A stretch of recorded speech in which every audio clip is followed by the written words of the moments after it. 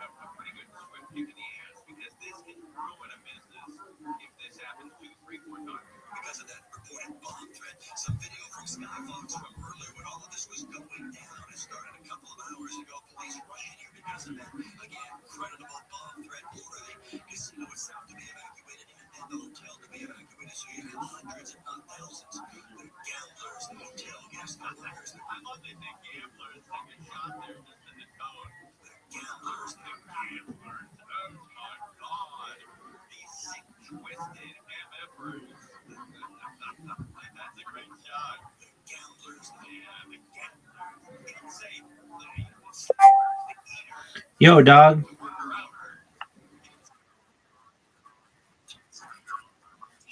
Did you know that that Zoot was just in here? Because I would just restart my computer. I didn't get a chance to say hi to him. Where the fuck were you? Okay, so why'd you leave?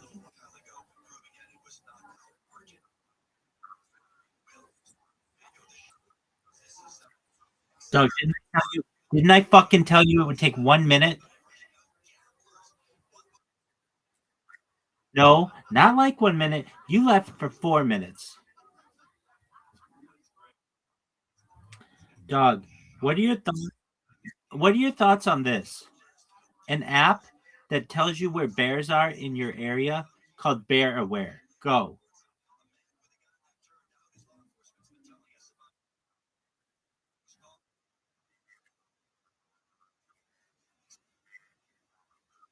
LiDAR, bitch.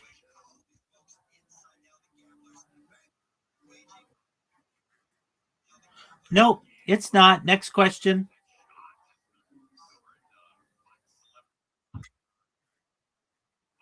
Do you know what LiDAR is, baby?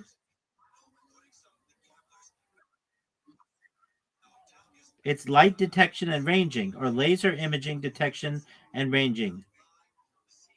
It's determine it's a method determining ranges for targeting an object or a surface with a laser and measuring the time for the reflected light to return to the receiver. Thermal sucks. What if there's a fire? You won't know that that's a bear. But with LiDAR, You'll know if it's a bear. You'll know if the bear's shitting in the woods. You'll know if the bear's fucking another bear. You'll know if it's a baby bear, a mama bear, or a papa bear. What are your thoughts?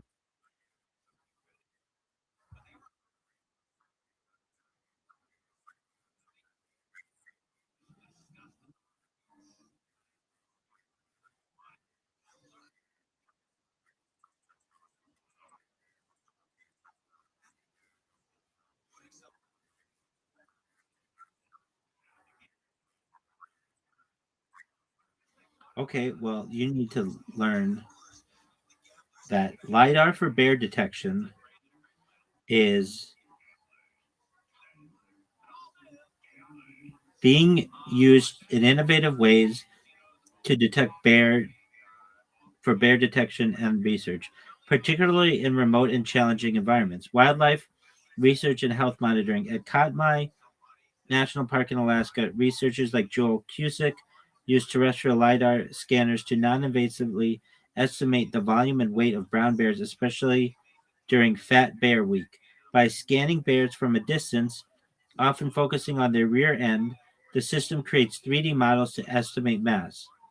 And then they have it for polar bear early warning systems in northern Canada and Alaska. BearDAR. Fuck. That's what it's got to be called. BearDAR. But this already exists. Fuck. No, they took my name, motherfucker.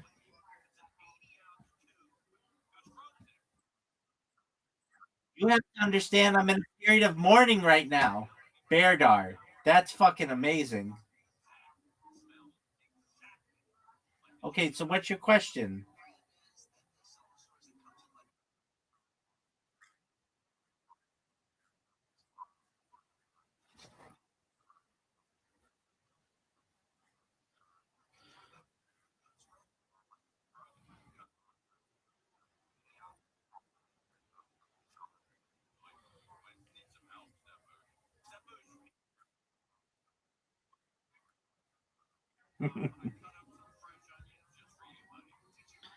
Ground based or airborne systems.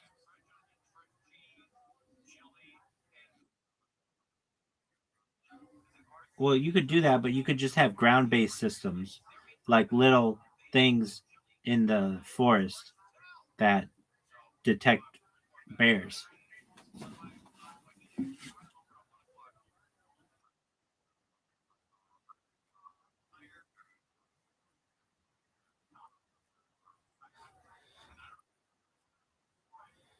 Dog, what about at the top of Dog, what about at the top of a mountain?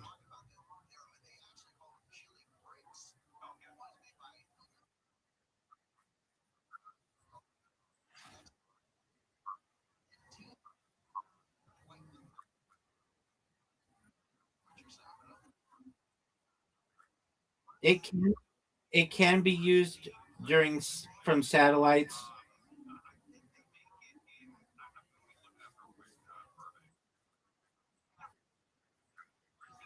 but it's rare.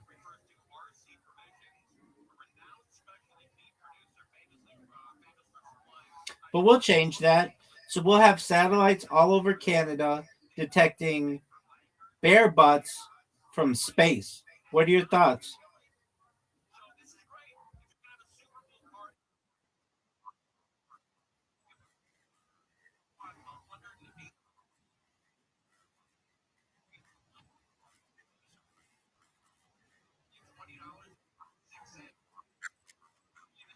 And do you know what we call it?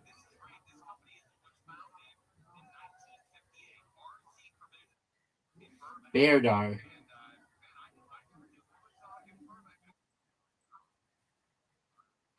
It's not trademark. That's just what they call it in the towns around it.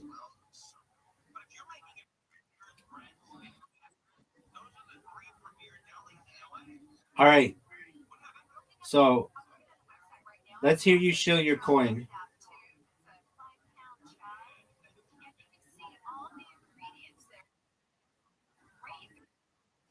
Dog, it's 4:15 in the afternoon.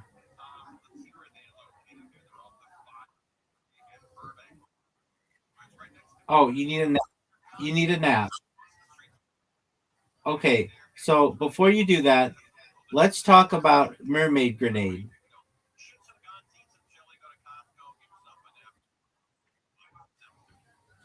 Why are you so anti mermaid?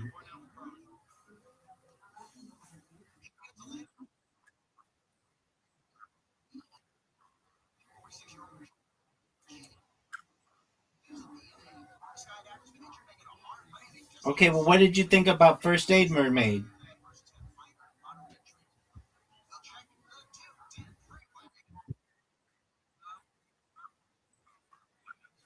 Okay, now I've got another question for you. This might be the most important question that you've ever been asked.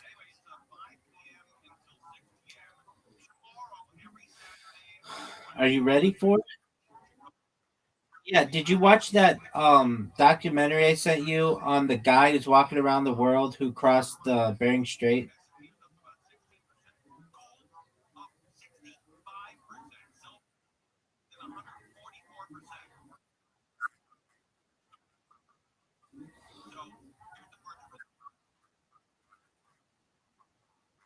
Yeah, and how he has to cross the Bering Strait, which is like all ice, or it's like ice on the ocean, and then he walks to Russia. Did you watch it?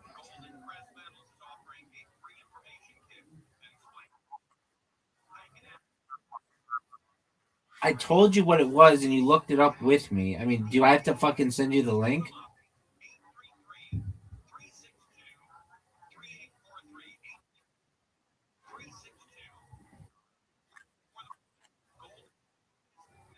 I'm just asking. Did you ever watch it?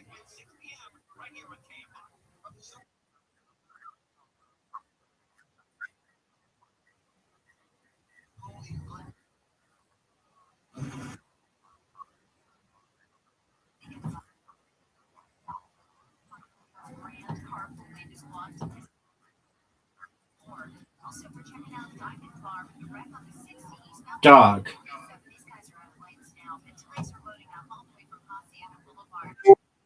Is that Zoot? No, it's some duck. What up, pimp? How are you? Kicking ass, taking names. Every day's a holiday, every meal's a feast. What's good in your neck of the woods, son?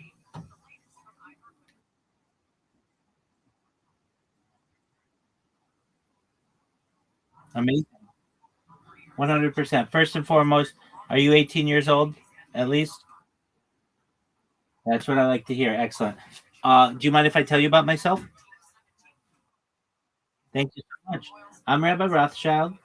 If you don't know who I am, you will. I stream my life 24 hours a day, 7 days a week, 365 days a year for world peace. I've been doing so for more than 4 years. My streams go back to the pandemic. We've seen the death of a queen, the birth of AI, the coronation of a king, and everything in between. Have you ever seen the movie The Truman Show or the television show Big Brother? Wonderful. Well, that's essentially what my life is. In the 1990s, Bill Gates coined the phrase content is king, and I'm making it true today. I'm king of the internet. This is the biggest event in global history, and here's why. In 2018, The Economist magazine stated that data had overtaken petroleum as Earth's number one resource, and I have more data archived on the internet than any person ever, which is making me a very influential person. I'm going viral, and when I do, I want to ensure you, your friends, your family are all made financially independent. If you're not already, I want to ensure that you have generational wealth if you don't already, and I want you to be able to start charities and philanthropic organizations of your own. How does that sound? Yes, it does. 100%.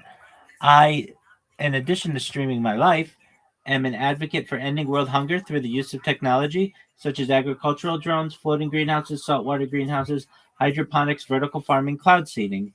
I want to help end world thirst. I'm sponsored by a cryptocurrency that's worth about $100 million. That's what all my merch is. That's what all the stuff that you see is.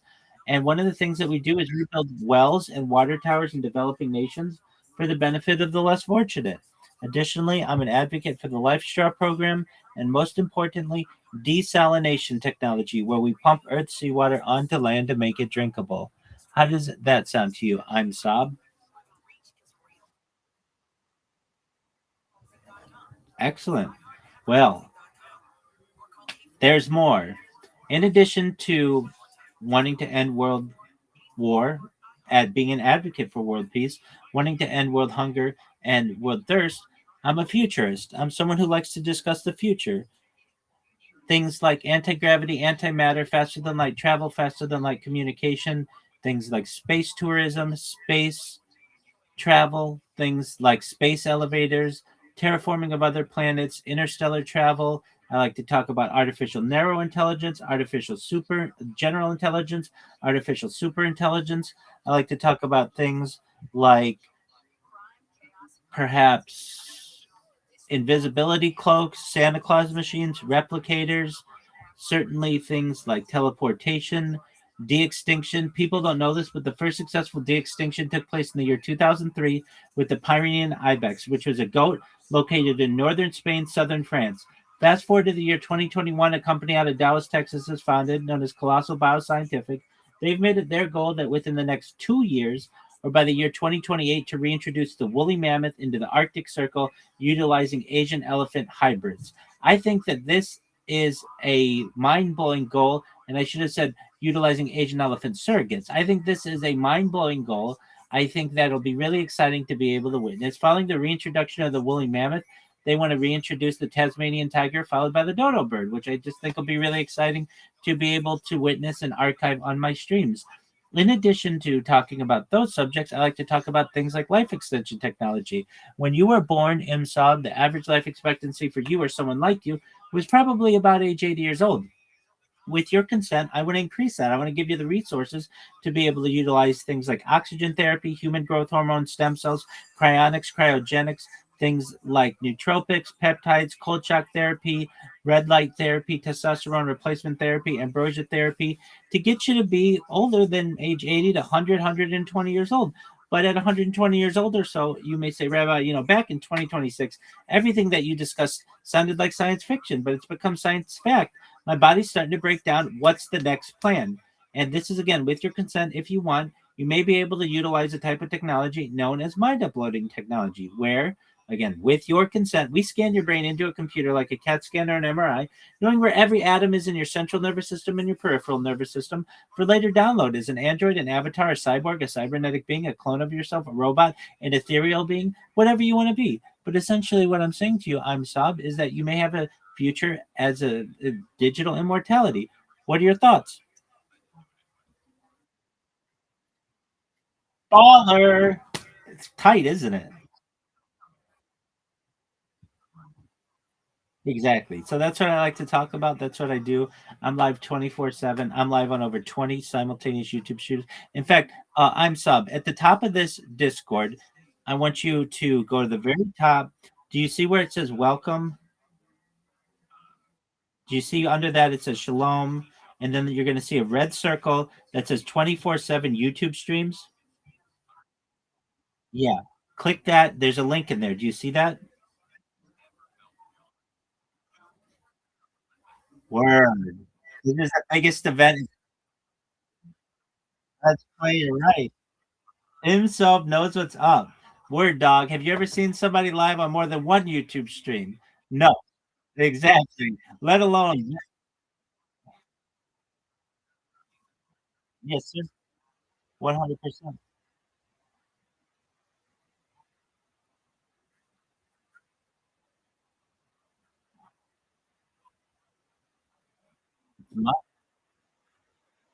That's what I'm here to do, baby. That's what I'm here to do.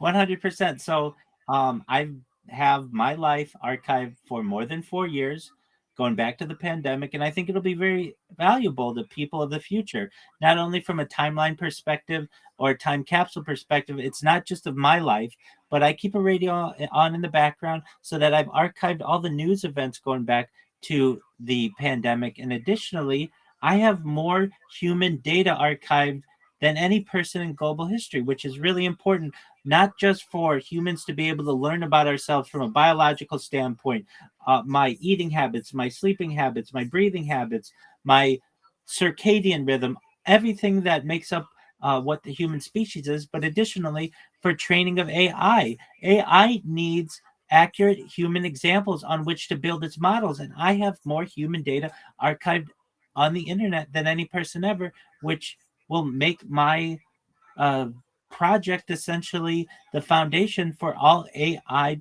human development in the future. I just think this is a really extremely exciting premise, and I'm going viral one of these days. And it's not like I just sit here and wait for people to come in. I actively promote myself on Twitter Spaces. I'm very well known, and it's just a matter of time until the right person hears what I'm saying. I was in a space today with a person who had over 220,000 followers. I was hosting a space today with over 10,000 followers. I personally, in the last 75 days on one account, have gained over 3,500 followers. So my message is being heard. People are learning about what I do, and it's just a matter of time. So that's what I do, ImSub. You like? Excellent, my friend. How about you? What do you like to do?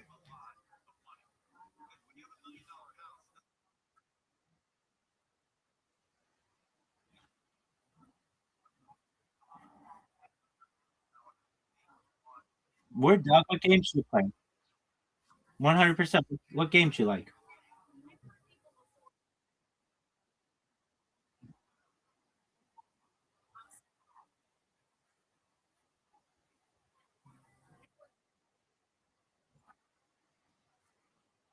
Okay, very well. Excellent. Well, you should know that you're always welcome in here whenever you want. I do have some people who live in here alongside me. I do get some people who just sleep in here alongside me. We always have interesting people who are coming in to have cool conversations and such. So you should know that mi casa is su casa. And if you ever need anything from me, I'm here for you. Okay. Absolutely. And so spread the word. Thanks, man. Take care, my friend. Riser, can you hear me? Riser, did you hear how sexy? Did you hear how sexy I was in that pitch?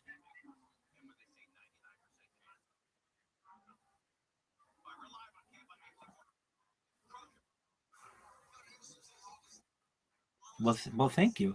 I'm gonna just put it to you this way: it's the most baller shit of all time, and um, I I was Riser. What topic to you is the most? What's your passion? Like, what do you like more than anything?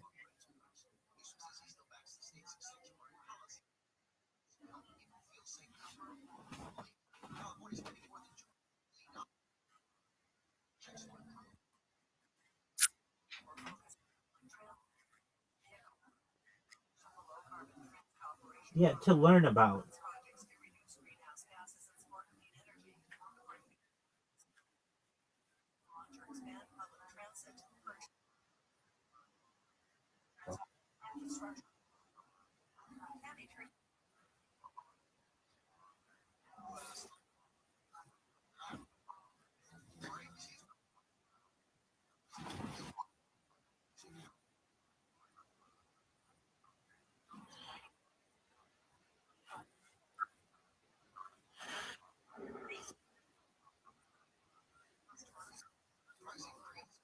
Okay, that's cool. Those are both respectable, and I'm glad that you have those interests. Do you want to know what the most? Oh, do you like interrupting people as well?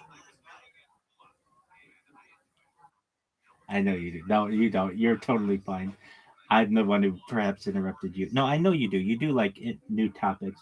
Do you want to know what the most baller shit of all time is?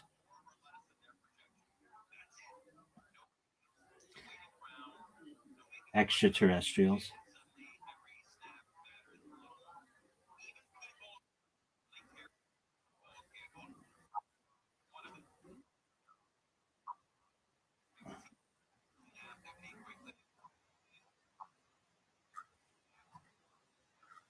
Yeah, dogs. Stoned ape theory.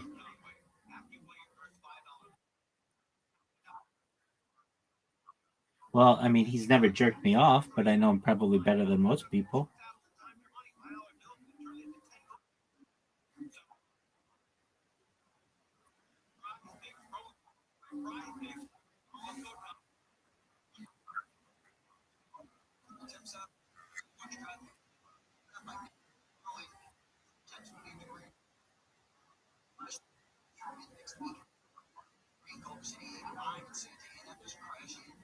That's separate, as I understand.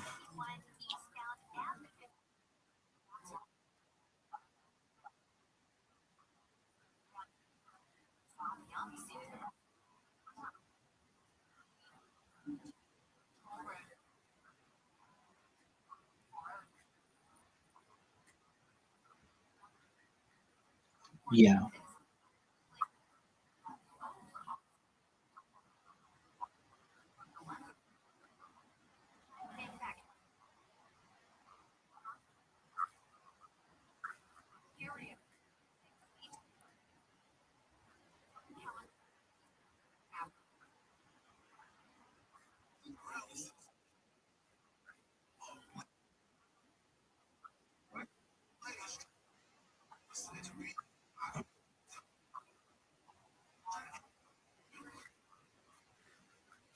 Oh, for I've macro dosed, I've micro dosed for decades. Yeah.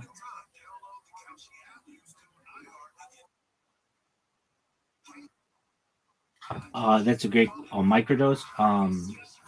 Like allegedly 5 years ago, and that was because I macrodosed really, really hard to the point where fucking I flooded the whole second floor of the house, and I went in and took a shower.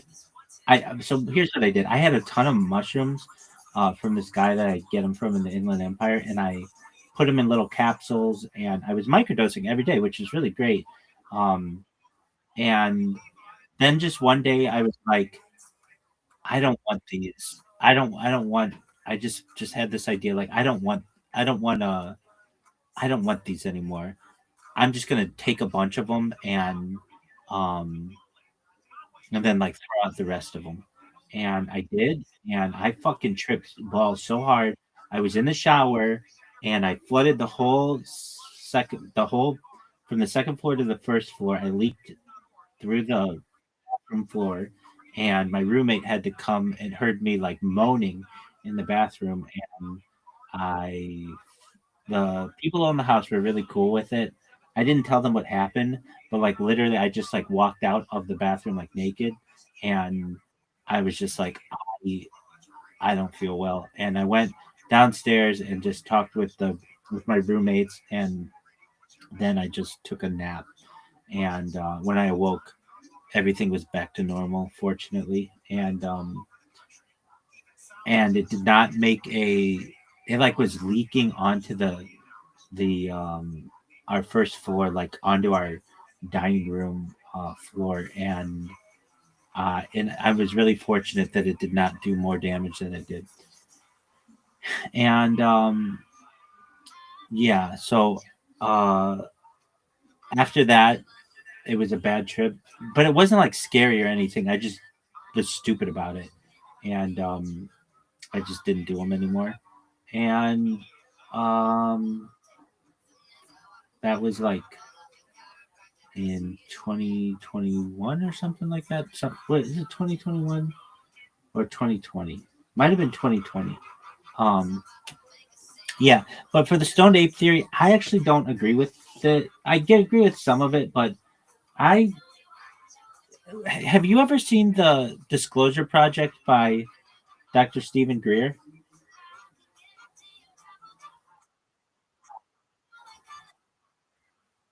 Dude, let's just watch it right now.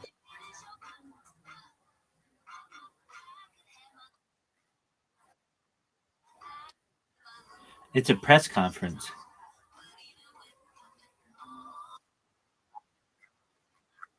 Yeah, I did, but Nevertheless, you should watch it. It's the thing that caused me to be a major detractor of the alien phenomenon to being the biggest advocate for it that I know personally. And I mean, like, I made a video this morning um, where I talked about it. I've been doing this thing where I every day for anywhere between 1 to 3 hours, um, I've been teaching classes, not to anyone in particular, though some people do watch them. I'm surprised. Either on Twitter, I get people who just watch me on Twitter and listen to what I'm saying. Uh, but what I do, is I pick a topic in Kabbalah, which is Jewish mysticism, and we learn about it. And what I do usually is review the topics in Jewish resources I have, or just encyclopedia entries in the Encyclopedia Judaica is a good one that we've been using, but also various apocryphal books within Judaism, and then we do that for the first like hour or so usually. And these things have been up to like 3 hours. Like, I'm really surprised how long I go, but and so we'll learn about Jewish mysticism basically, and then from there I review topics that are. I usually go through some like I'm it's one of my passions though. Extraterrestrials are really a big one, but I really love Jewish. I really love rabbinical biographies, and in fact I've compiled the largest rabbinical biography encyclopedia in global history. I did this in like 2019, 2018, um, where I just took every every Wikipedia article on every rabbi, Orthodox rabbi, from ancient times to the 20th century, and compiled them all in one document. It ends up being like 3,300 pages. And then also where there are some gaps on Wikipedia, um, I just enhanced it. And basically, I have the largest compendium of Jewish rabbinical biographies in global history. So anyway, we'll go through at least some of those and just learn about um, my favorite rabbis generally, but just really, even just, I mean, some that aren't my favorite, but um, maybe may be relevant to the given teaching that day. And then what I do, which is really cool, is I do this thing with AI where I take different rabbis from throughout history. So sometimes I say Moshe Rabbeinu, Moses, our teacher, like going back to Moses from the Bible, or and I'll take him, and I'll take like a rabbi during like the fall of the Second Temple, like Rabbi Akiva, and then I'll take a rabbi from medieval times, like Rambam, Maimonides, and then I'll take some Hasidic rabbis, and I'll take some perhaps secular Zionists. I might throw in Benjamin Netanyahu. I might throw in like some famous Chabad rabbis. Like basically, I get this group of rabbis and secular leaders or whatever, and in ChatGPT, and then I give us a topic and we debate it. And so we, like, yesterday's topic was the Jewish mysticism aspect of it was the golem, which is like a man-made clay figure from Jewish folklore, but it has a lot to do with robotics, and like Frankenstein, and then like I used that, and then the debate that we had yesterday was, are sex robots halakhically kosher, essentially, um, according to Jewish law. And so I would debate this, and like really, the topics emerged like the big issue is the wasting of seed. But there's an argument to be made that if this would ensure that you wouldn't hurt someone else, and that it would enhance your ability perhaps to love making with your spouse somehow, and could perhaps bring you joy without bringing pain to anyone else. And there were aspects of it as well, whether since it's a robot, you wouldn't have like adultery issues or incestual issues or any kind of non-permitted relationship with another human. Would this be allowed? And the consensus in the discussion that we had with all of these figures of Jewish history and myself was that it would be permitted. It's not ideal, but it would be permitted. And then there's like the other aspect of this. Well, can women use toys? And that's a much easier argument because there isn't a spilling of seed, and so that's really the big issue that prevents, or I shouldn't say prevents, but that causes challenges with the male use of robots and things like that. So, from a female perspective, it would be allowed as well, but it's much easier. And especially when you have a relationship between two people, would this be permitted? And it's, while not for the toy aspect, yes, especially if it enhances the marital relationship. But in terms of the sex robot, at least with these sages of history and our discussion, I know it's AI, but like it's very accurate. The AI is very accurate in their knowledge. We conclude that it would be allowed. Okay, so then we get into this topic on aliens. That was 2 days ago. I wanted to say, was it today's? I think it might have been today's as well, to some extent. Was it today's? No. It was 2 days ago, and um, the discussion. Oh, look, it's Zoot. All right, we'll pause on this, Riser. Zoot, how you living, pimp? Zoot, Zoot. Hello, Zoot. Hello, Zoot. Are you ready to lose? Riser, are you ready to lose? Riser, quit with your bullshit, man. Dude, I've been in here with you for 2 hours. Riser, I wrote an entire pitch for your cryptocurrency. The least you could do to pay me back is to play mini golf with Zoot.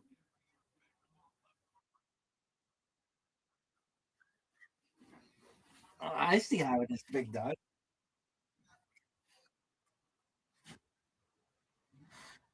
Zoot, I beat you like thousands of times in a row.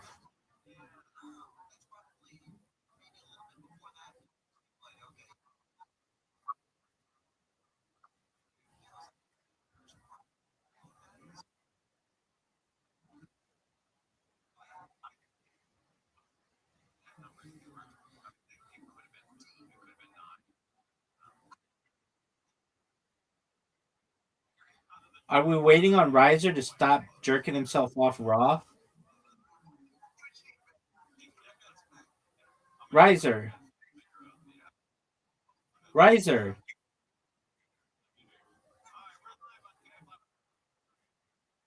Yeah, dude, I sent you an invite, my man.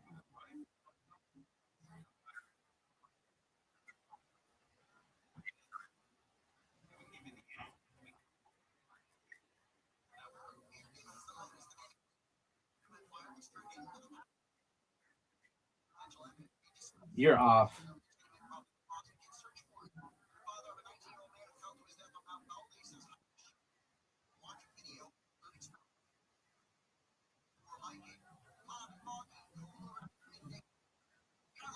That's a miss.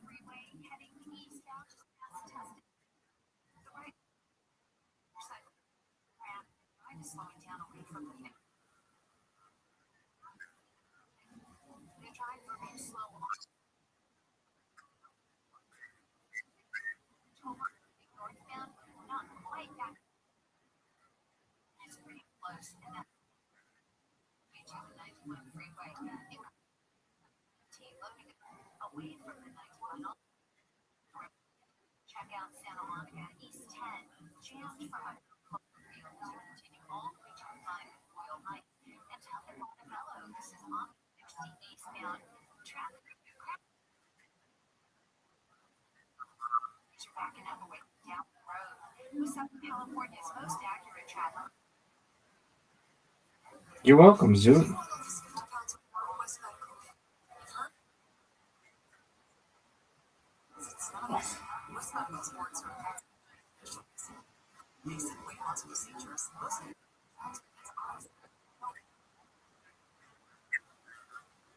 Because he used his iPad. Now he's using a phone. Oh, Zoot. Nice job. Riser, did you know you have 0 points?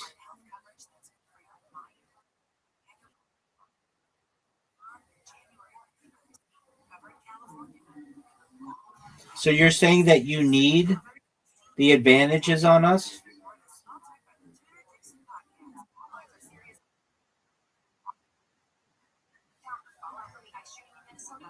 I mean, you're implying that the iPad gives you advantages, right?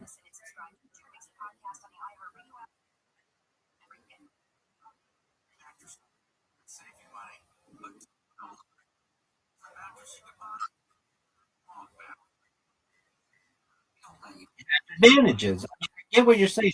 Why don't you just say iPad gives you advantages?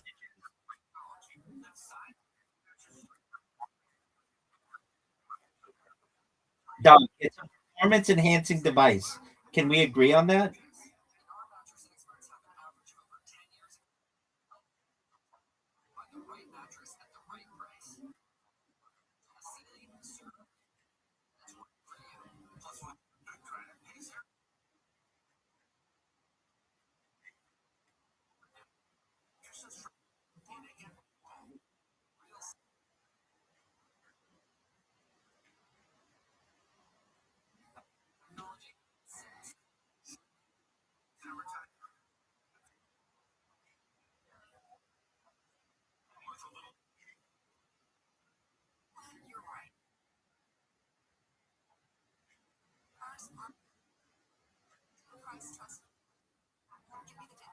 That's a cool story.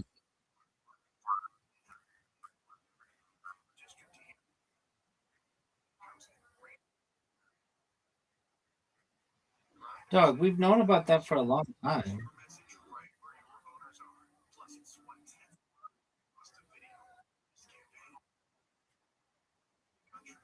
Okie doke.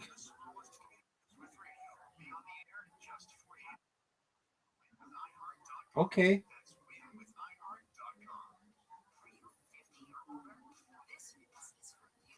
Are you fucking serious?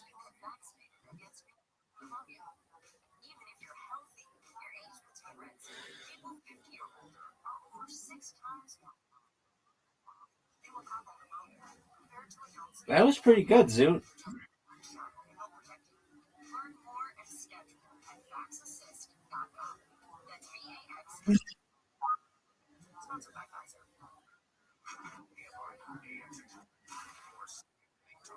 Thank you, gentlemen.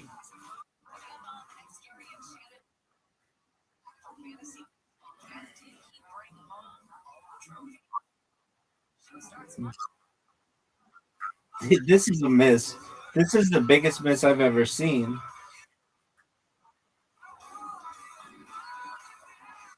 Fuck you, baby. Oh, you got fortunate.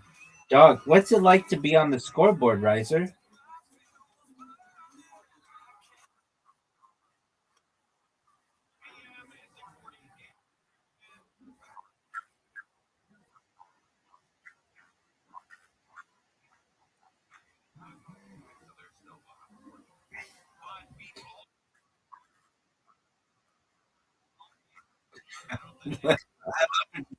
I love when you call the serious games the warm up games. I love that. I love that.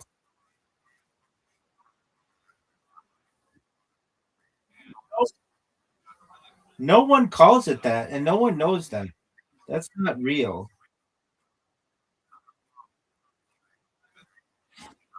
Because you always get rugged on the first fucking hole, first fucking round. Zoot, you're gonna win. Don't fuck around, Zoot. You're gonna beat Riser. Don't fuck around.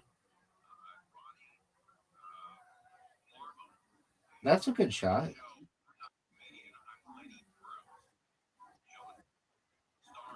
No, that's true.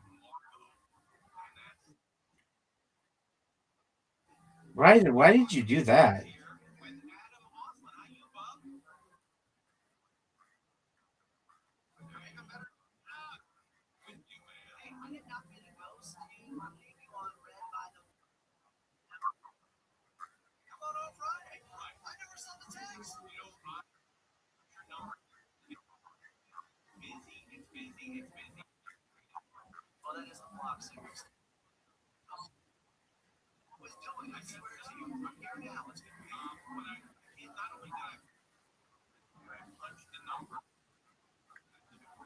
Zoot, put it in, big dog. Zoot, put it in. Too hard. Too hard. Absolutely perfect. Absolutely perfect. Get there. Get there. Oh, no, it's not.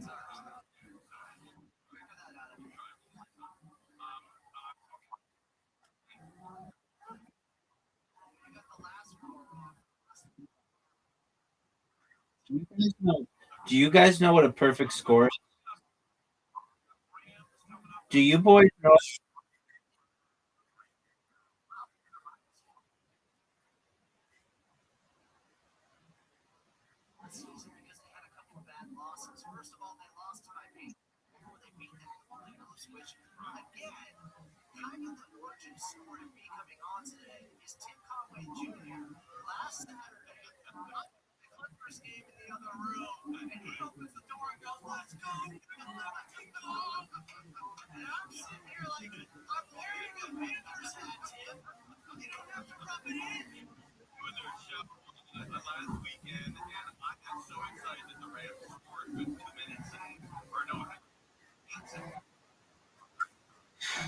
I would just consider it skillful.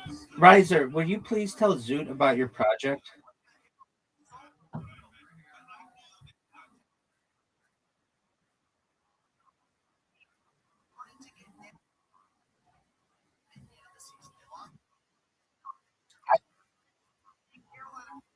I told him the name of it, and he said he could come up with a better name. And I was like, it's literally the oh fucking A, man. Did you see that? And he's like, I think I could come up with a better name. I'm like, it's the best name that you can have. He's like, I think I could have a better name. I'm like, okay, Zoot.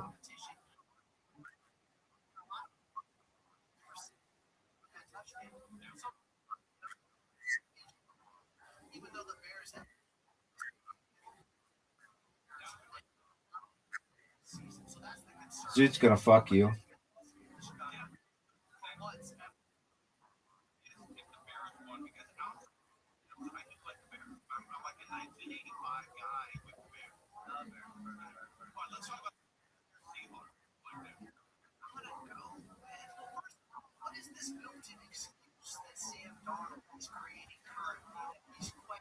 Where did Zoot go?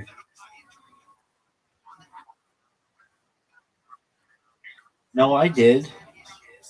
But why didn't he come back?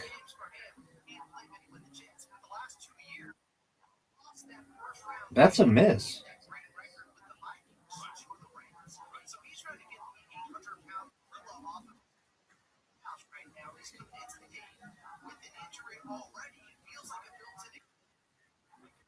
I mean, did it really matter?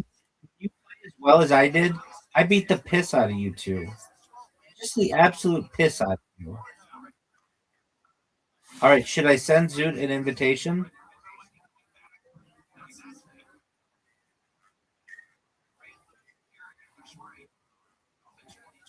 Zoot, what happened to you, big dog?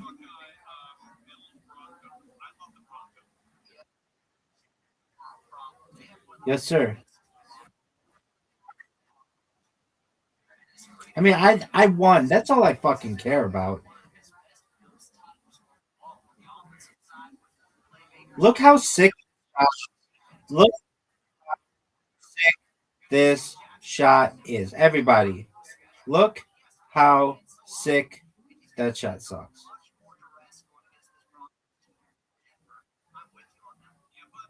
That shot sucks. So what do you think about Riser's project?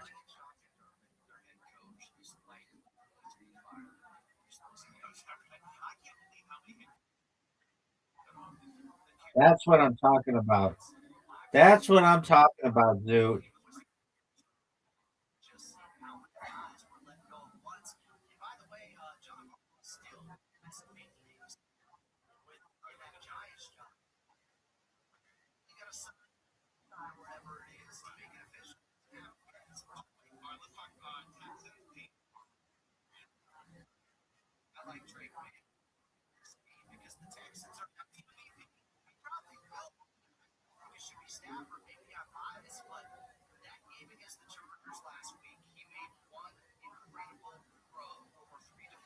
Gentlemen, gentlemen, gentlemen, what did you think of my shot? I'll let you guys decide who speaks.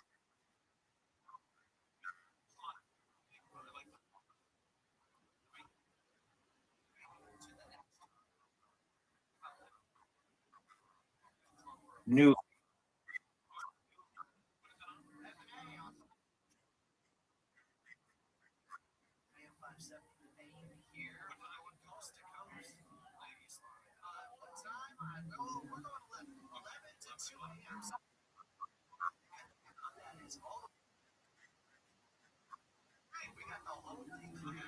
gentlemen. Oh, I hate this hole.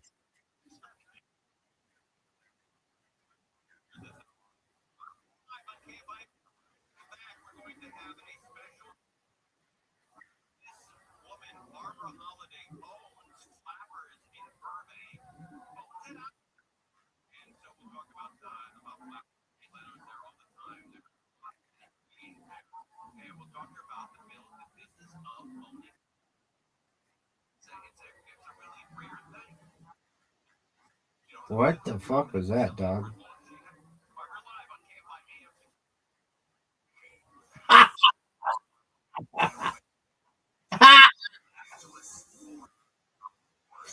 Dude, I don't think I've. I mean, I've gotten a hole in two on this hole, but not like that. That was beautiful. That was a thing of beauty. And Zoot's now going to take the lead on Riser. Make this. Make this. That's a miss. That's a huge miss. Just an ugly shot. One of the ugliest shots that we've ever seen. 4-2-1.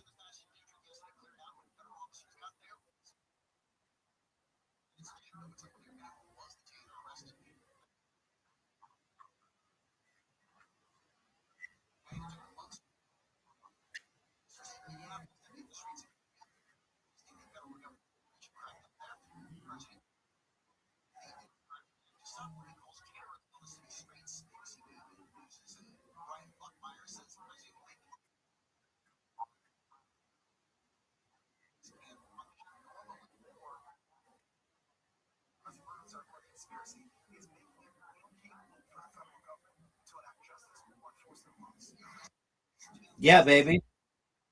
Yep. Yep. Now you fucked it. That was bad.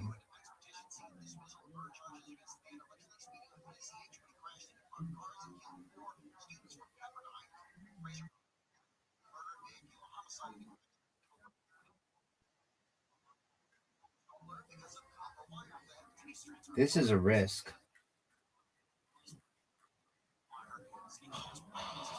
Are you fucking serious?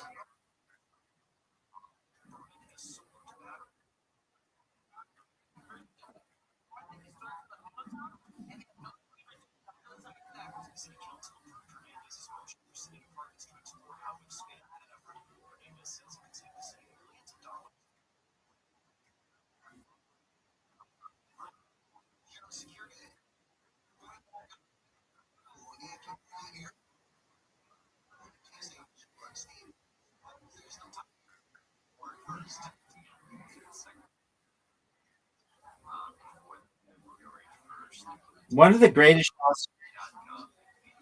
That sucks.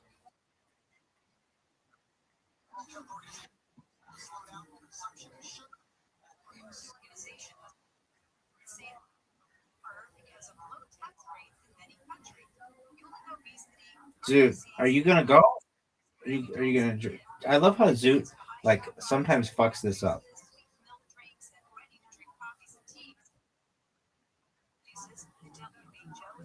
Black shit.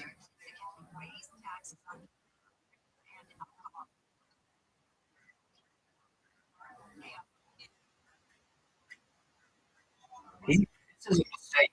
This is one of the biggest mistakes we've ever seen in this game, folks.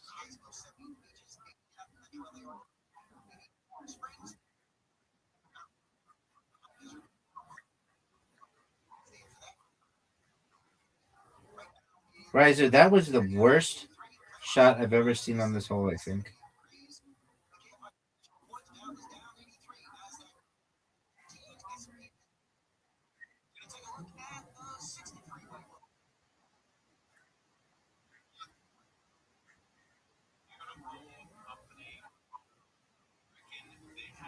No, it's not. Shit.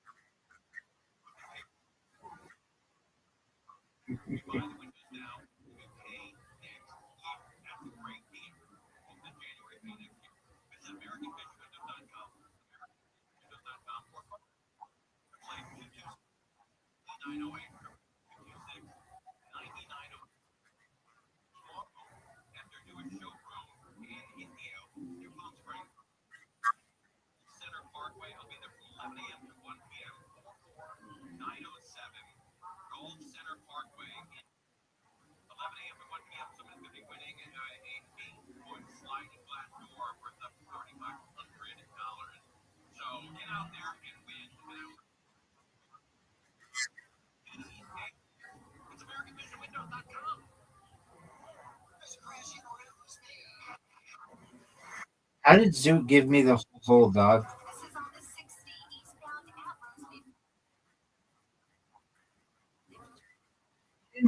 My ball.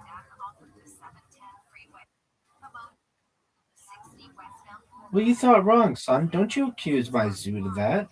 Zoot wouldn't help me without.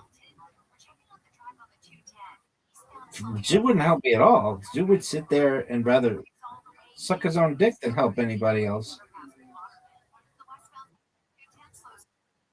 I know you would, big dog. It's known as autofellatio, and it's a dream of many people.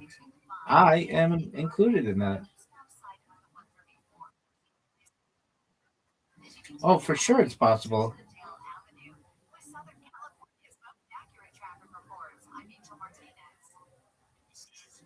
I one time, I one time spoke to a guy who could do it in Amaranth. If you know who she is, she's like a streamer, and she and I talked to this guy about it.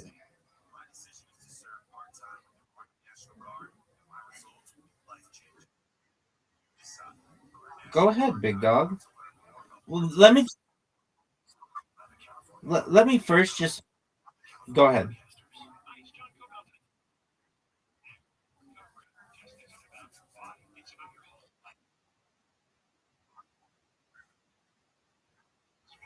All right, that's cool. All I know, gentlemen, do you see who won? Riser, what game was that? Was that a warm up game? Riser, I just asked a question. Dude, you're just full of bullshit. No, no, no. Do one more mini golf. Dog, come on. We're already in the game, dog. You should have told me beforehand. Mini golf. Get your fucking ass in here, man. We'll play that. We'll play that next. But we already have the invitation. We're waiting on you.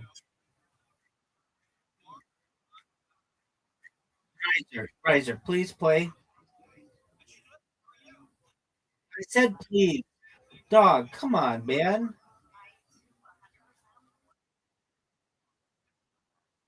Riser. I want you to understand me very carefully. I don't give a flying fuck. All I want you to do is get into this golf game and let's see if you can beat me.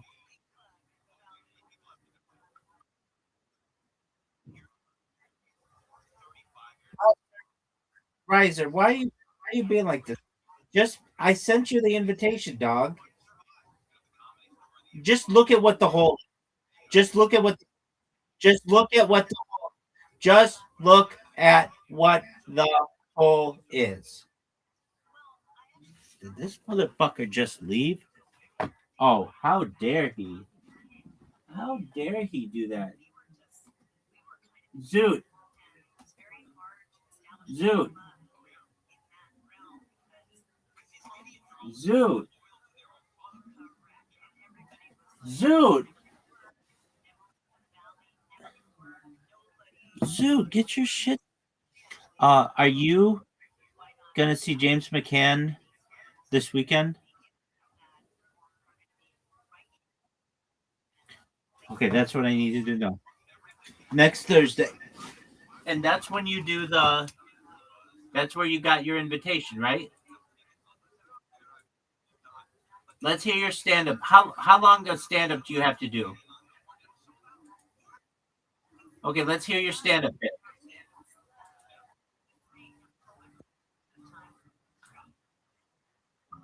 Okay, what is it?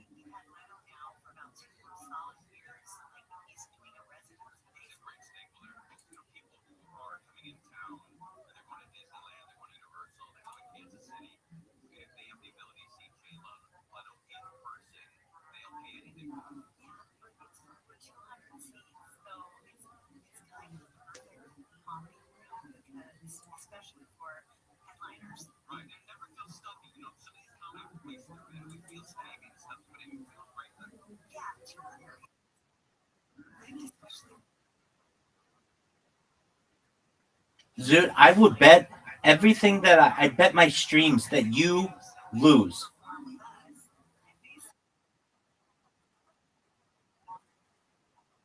That's the most serious thing I could bet. Because your shit isn't funny. Zoo, I'm going to be honest with you. You have some funny aspects of you, but you don't know what is funny. Mm, you take big swings. Dude, Zoot, you even. What'd you say, Pimp? Yeah, dog. But, like, don't you want to be subjective to a large group of people?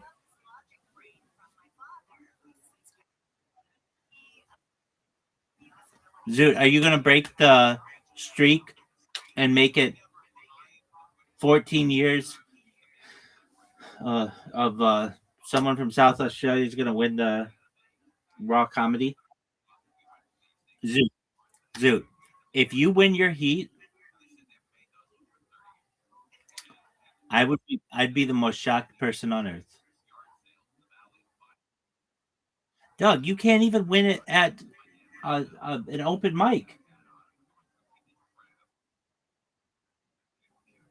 There are people at open mics that make people laugh more than you. How many people are in the heat?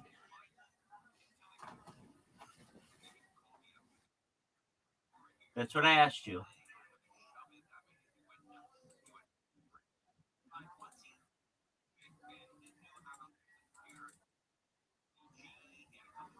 Oh yeah, you're definitely fucked.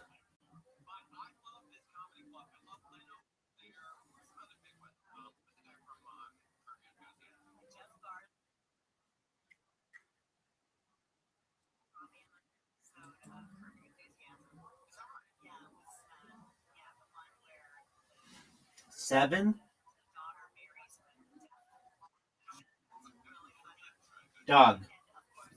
Do you think that you are going to be? You're funnier than 7. I bet you, dude. I could find 7 Australians off the street, and they're funnier than you are. How does that make you feel?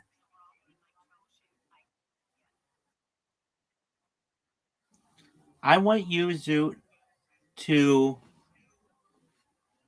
I really want you to win, but I just don't think that you that's what you'd say when people tell you you're not funny, isn't it? I'm going to tell you this. I'm going to tell you this.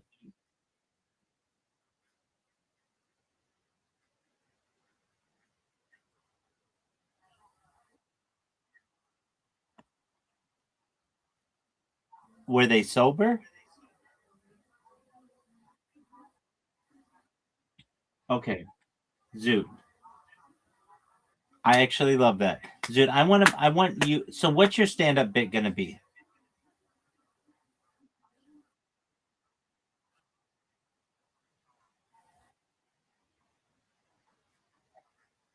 I have I think that funny shit is funny.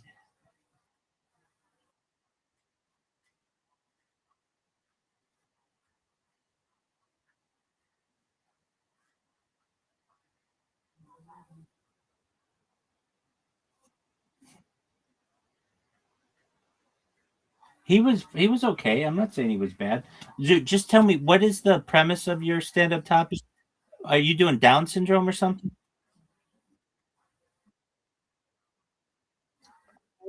All right, because more than James McCann?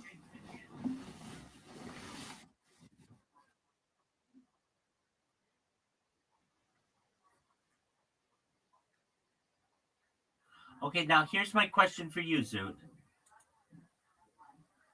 What is the topic of the stand-up routine that you plan on doing?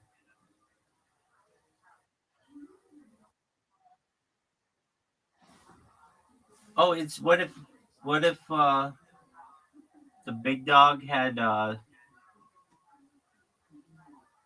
syndrome? All right.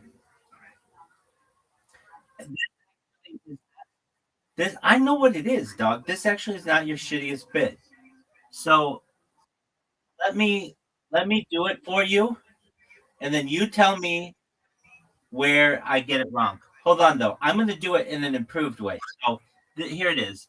Um, I was thinking about it the other day and thought, wouldn't it be interesting if God had Down syndrome? It would make a lot more sense that when you get to the pearly gates, God gives you a hug because whatever we've got going on this earth is not that. And it led me to believe that the God that's currently here might be autistic, which would make a lot more sense. That's your premise, isn't it?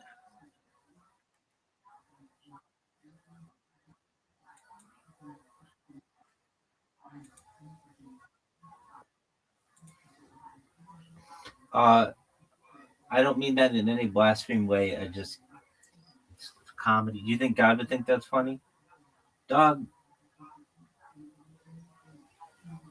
Spinoza's God. It depends what God. Spinoza's God. That was part of that joke. What about mainstream centrist orthodoxy?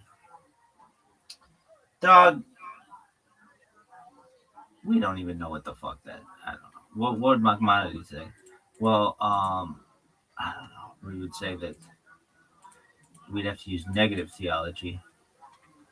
What would the Rebbe say? Um, he'd probably say we don't make those jokes. But I'd be like, have you met Zoot? And he'd say, I get it. Crime, chaos, and consequences. I'm Lisa Booth. This week, law enforcement analyst Paul talks Duro's arrest and Senator Marshall Blackburn brings Senator Bush to the old Indian Ashways and Minnesota fraudsters. Listen to the truth with Lisa Booth on the iHeartRadio app or wherever you hear podcasts. This report is sponsored by Allstate, which you can save on home insurance. With Allstate, you can easily save and get quality protection. Yep, it's a win-win. So what are you waiting for? Check Allstate first for a quote today. You're in good hands with Allstate. Morning LA and Real to LA, fighting for LA. Standing up for those who make it great. Number one in personal injury settlements, recovering over $2 billion for clients. Just like you. Accidents happen. You need a powerhouse team on your side. Free consultation. No fees unless you get paid. Call now 1-888-ABCDEFG. Wilshire Law Firm, one more top 100 personal injury settlements in 2024 than any other law firm in California. As reported by TopVerdict.com. Wilshire Law Firm is in LA. Misinformation and miscommunication surrounding health and science are almost laughable. So why not laugh about it? The toilet is like a refuge. The toilet is your only place where you can keep things safe. It's a new year, new start, and the hilarious podcast Health Stuff is taking a new look at health. This is a show about Dog, look at this athleticism. Dude, shout out to that one guy. Saab. That guy was nice.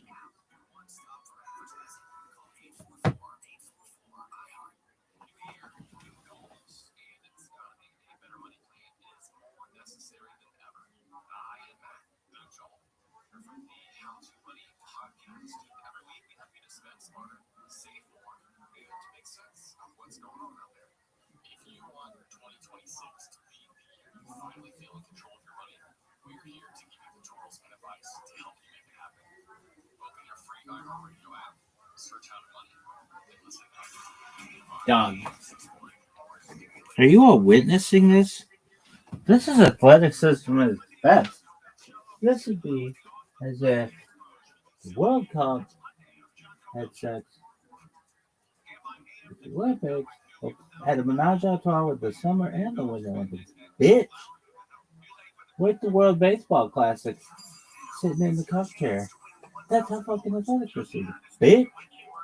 Why are you saying bitch after everything? Because it's a hilarious word. When's the first time you heard the word bitch? Bitch, I don't know. Really? Probably somebody saying, all this kid does is bitch and moan. Who knows? Dog. All I know, and this is all about which I give a shit in my heart, is that this is the biggest pimp of all time, and everybody knows it, and everybody shows it, and everybody loves how much of a pimp. The West Side Pimp, the East Side Gangster. Look at this athleticism, yo. What's the most athletic shit you've ever seen? Nadia Comaneci. Is it her perfect 10? Is that who did it? Nadia Comaneci? Yeah. When?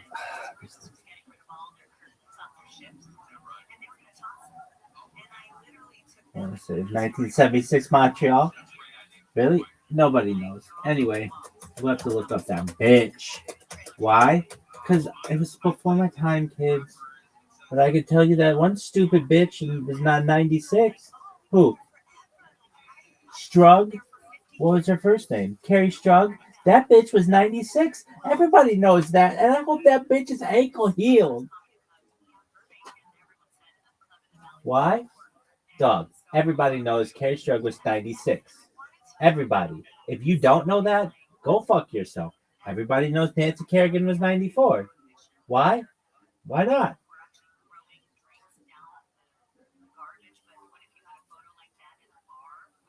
Who was 92? Who was the big story in 92? That was a dream team. All right. Well, what else was big that year? Just the dream team. That's it. Carl Lewis is 88. Really? Oh, fuck. Yeah, dog. All right. What was 84?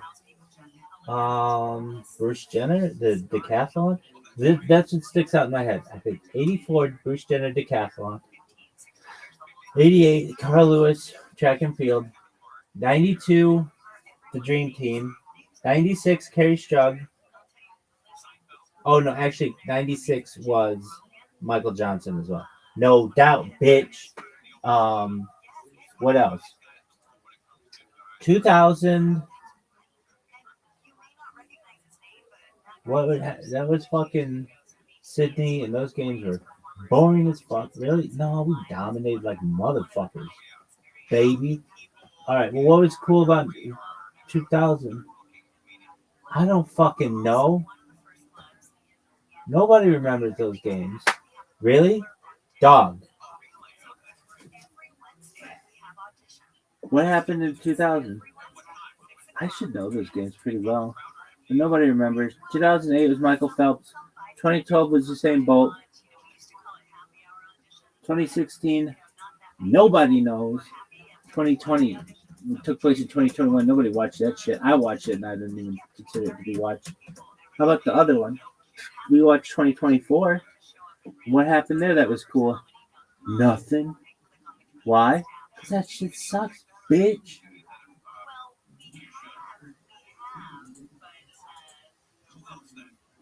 I don't know. They swam in the Seine, I guess. That shit sucks. Oh, there's that bitch. That fucking Australian. Stupid, bloody breakdancing cunt. Raygun. Fuck that bitch. Actually, his name's like Rachel something. Fuck that bitch. What is this bullshit? Dog. Are you fucking with me? Are you fucking with me? What is this bullshit? This shit sucks. This is the worst. Dog, why does this one take fucking forever? Dog.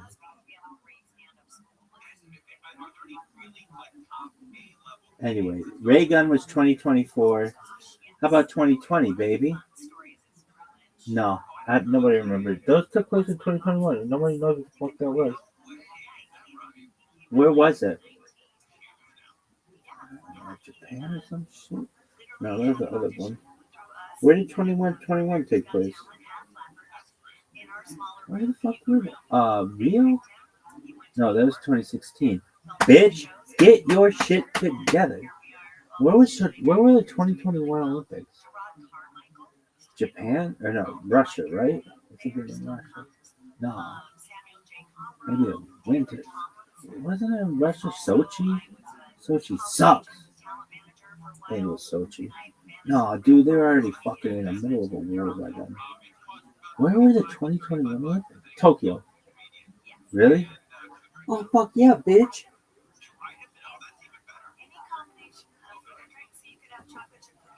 But they're supposed to be 2020. That's what was weird about that. All right, what else? This one time, it was just a random morning, and I was like, I'm gonna memorize what all the Olympics were, both winter and summer, and I did. And then I went out to lunch with my friend, and I was like, boom, and I just named them all. And he was like, "You're such a nerd." And I was like, "Fuck yeah, bitch!" But I can tell you.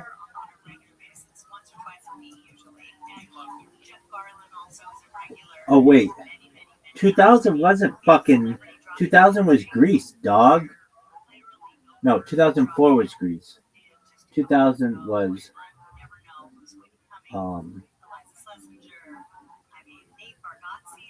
Australia, and it sucked. Did it? Do you hear me saying what cool shit happened then? What was the coolest thing that happened in the 80? Well, 80 was a Miracle on Ice. Everybody remembers that. I guess the argument could be made 76 was the fucking Russians in basketball. That's pretty sick of them. They fucking cheated on their last play, though. Everybody knows that. Dog, what about the...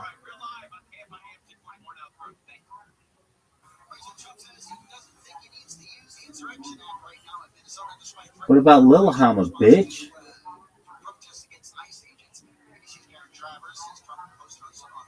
Dog, what is this bullshit? This shit needs to get its shit together, son.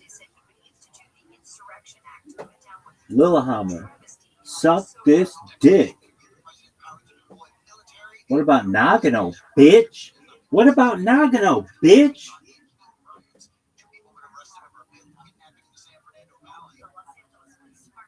Salt Lake sucks. Nagano, bitch. Sochi, this dick. Sochi. Nobody knows. Torino? Go fuck yourself. Turin. Dog. Torino? No one calls it that. Squaw Valley, motherfuckers. Which is like a racial term. Well, guess what? Squaw Valley, this dick, bitch. What's it called now? No one knows. I call this bitch papoose penis, bitch.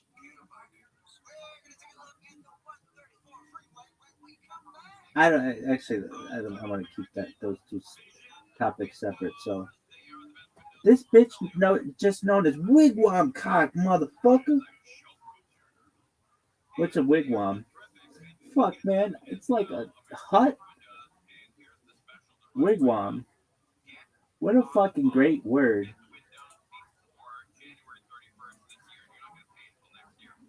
What do you call a lady who lives in a wigwam with kids? A wigwam mom. Hey-o. Yo, dog, is this shit done? Or are you just jerking yourself off raw? This shit...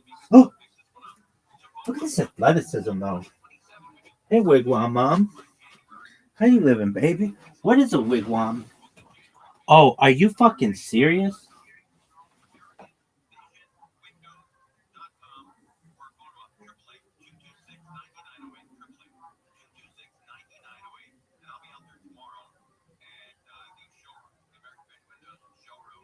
Are you fucking serious?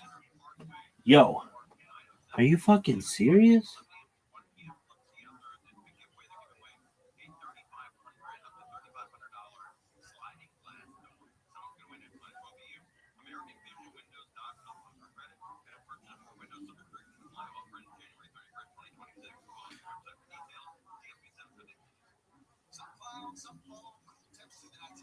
Dog. This guy sucks. And he has like 14 fucking zits on his face.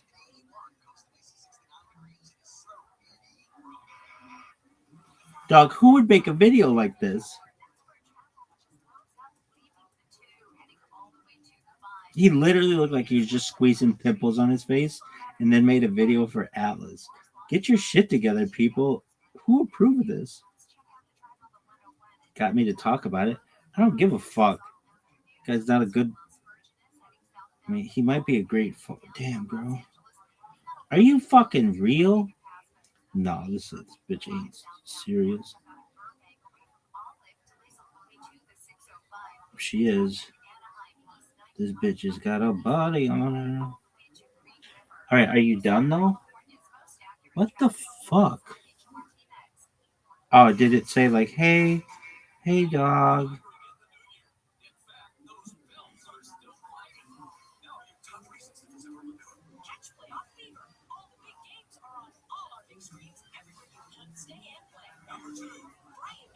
Yo, dog, what is this bullshit?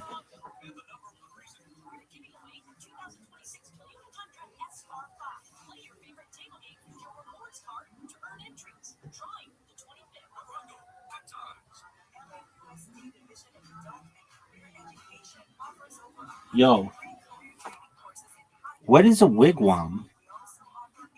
It's like a hut. Like Pizza Hut? Wigwam. What is a wigwam? It's like a yurt. What's a yurt? It's like a hut. What's a? It's like what's a wigwam? It's like a fucking teepee. Dog.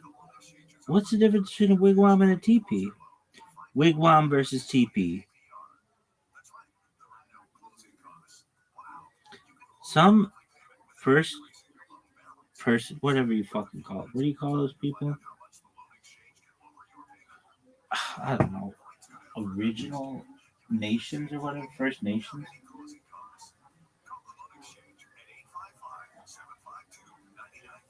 Have baller ass names for shit. Like what? Sioux Falls. That's not it. Lakota. Why? Why the fuck not, motherfucker? You have been removed from the space. Oh fuck, that's not what I meant to do. Dog. How do I undo that? Dog. Are you fucking serious? Dog, I didn't mean to do that. Worst space ever. Dog. What's the difference between a wigwam and a teepee? It could be just like different tribes call it different shit.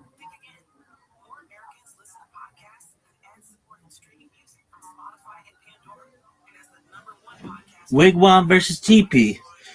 Structure and shape. Wigwam, dome-shaped or oval, with a frame of bent wood poles covered in bark, mats, or hides. Teepee, conical tent-like structure made of long poles covered with animal hides or canvas. Is that your favorite story of all time? The difference between nothing to see here yet? Hey, how about you shut the fuck up? I can't wait till I fucking lose this account. It's almost guaranteed.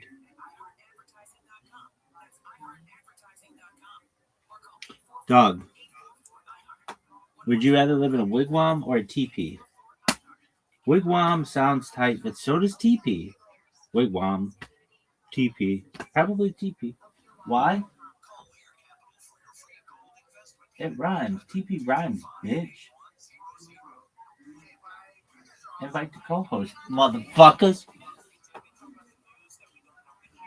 Oh, this bitch is co-hosting. Sickest motherfucker of all. Tizzy. That's our champion. Exactly. Oh, see? Oh yeah, she just won the belt. See? Wigwam Resort. And brands go, whoa. Yup. Look at this. They fucked this up. Are you fucking serious? This is the white version of a black woman at a movie. Don't go in there. That's what this is. You're doing the white version of it. This is great. I love it. I think that every sentence he said, I go, oh yeah, and I go, great take, and then I'm like, I wonder who decided that. You think the producers of the show were the ones that decided that? I bet Yeah, the UFC, because Dana White's a smart dude. He would never allow that. I think it was the Golden Globes. It's like, yeah, we'll get you in there, and then they fucking do this. I bet Paramount made them have some involvement, and then Golden Globes was like, they're not presenting. Like, we'll give them this. I feel like it was a negotiation and did something that would embarrass them, because definitely everybody in that room thinks UFC is just right wing and hates them. Yeah, they're correct. And Oh, really? That's why I'm not allowed in the movie. Oh, yeah. Oh, yeah. Wait, talk about this. Anyone who's tough, Chris? Hey, Chris, anybody who's worth anything who's tough is on the record. This is why. Oh, so you're actually saying it's true? Oh, yeah. Oh, yeah. His invitation got lost in the mail. I'm sorry. I was saying. Chris, you like the NFL? Hey, you like the NFL? Yeah. There ain't a woke guy on the field. If you want woke, go watch WNBA. Let me know how it goes for you. NBA He's great. Actually, I don't know about that. I think of some of those chicks in the WNBA. I think there's a few of them that I'm not. lean right. Okay, hold on though. This is so off the rails. Yeah. You fucking asked for it, man. No. Yeah, I understand that's what. It's not what I asked for. What I asked for, and I understand you. I understand how it could be have been taken that way. Yeah. What I'm asking for is, why? So you're saying the left thinks that about the right. So why does the left or anyone in that room think a tough person is on the right? And your answer is because they are. Well, okay. The other answer is, Dana White is very much. I understand that. Trump all the time, Sure, right? yes. So then they would just associate. Yeah, They would just associate yeah, that. there's that. But Yeah, also, even if Dana didn't have a relationship with him, most of your professional athletes who worked all their lives to make a living are going to be on the right. Yeah, I would say it seems like it swings that way for sure. Yeah. Okay. Oh, yeah. Your cops, the people that keep you safe. I can keep going. Yeah, I woke up. You asked for this. You asked for this. I'm not, and you know what, and dude, and I'm not Now disagreeing. your therapist, the people that groom your dog, they're going to be on the left. Right. And I'm not disagreeing with you. I'm not disagreeing with you. Generally, I understand that. There was something else I wanted to say, but who knows what the fuck it is at this point. That was, it's gone, dude. It's gone. And it was going to be interesting, too. My mom was always like, if you don't remember it, it wasn't important. Yeah. It was. You're just fucking, you came out, and you basically what it was, I was in a plane, it was crazy turbulence. And now I'm not thinking of what I was thinking before. And that's it. Yeah, the typhoon. I'm sorry. Yeah, no, it's okay. I'm sorry. Did you watch the Globe? You ran me up. You poked the bear. No, I did not watch the Globe. I didn't watch either. I watched some of the. I thought Nikki was funny again. Well, she's great, but He crushed it. Listen, I don't miss the Globes. Used to work the Globes for years. I love it. I watch the pre-shows, the post-shows. I love the Globes. Really? Oh, you just watched the clips. I was watching, so I remember what I was going to say, and then I forgot it again. Now I remember what I was going to say. So I think, because I had another person send this to me, that clip, not your clip, just that, what they were doing, and they were like, this is the cringiest shit I've seen in a long time. And I don't know if this is because I'm not really in that fight world or whatever, but I didn't find it cringy. I just found it really dumb. It was a little awkward, but it didn't make me feel cringy. And did it make you feel cringy? No. Yeah, but it did make you feel cringy. Because you're a fighter. Big time. Because you're a fighter, so maybe that had like another level. I just thought it was like I'm also a human with two eyes, but also I ain't it's making like, it seem like I'm an idiot. But go ahead. yeah, but it's like you got to remember how far the UFC has come. That's some old school shit. Yes. Not to remember if the fucking Golden Globes had a clue about it. Yeah, they don't. Like UFC fighters aren't these dumb jocks like we need extra security, and then you bring out the two gay guys from the HBO show. Right. It's just it's so off, dude. It's so off. Is that an HBO show, that hockey one? Yeah, where the guys are fucking each other in the butt. Steamy Yep. guy? Gay agenda, you gotta be aware of. The gay agenda is everywhere. Okay, and so now, okay, I'm going to ask you a question here, and you're going to jump down my throat. I'm not disagreeing with you. I'm simply asking you this question. So you don't have to attack me like I'm. I'll try my best. What is? Please understand. Treat this question like you found an envelope on the ground and opened it up, and it was just where you read it. Okay. This isn't coming from any side.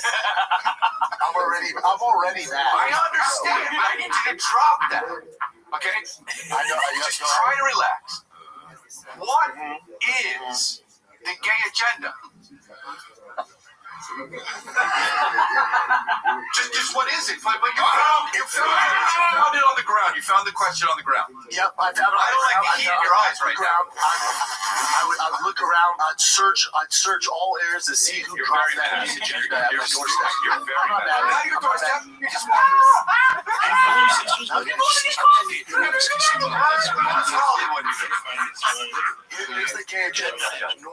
normalizing trans and the gay agenda, so it's part of everything. Right. Everything. Okay. So they're pushing it on everything. Stranger Things, really? The kid came out in the 80s and he was gay?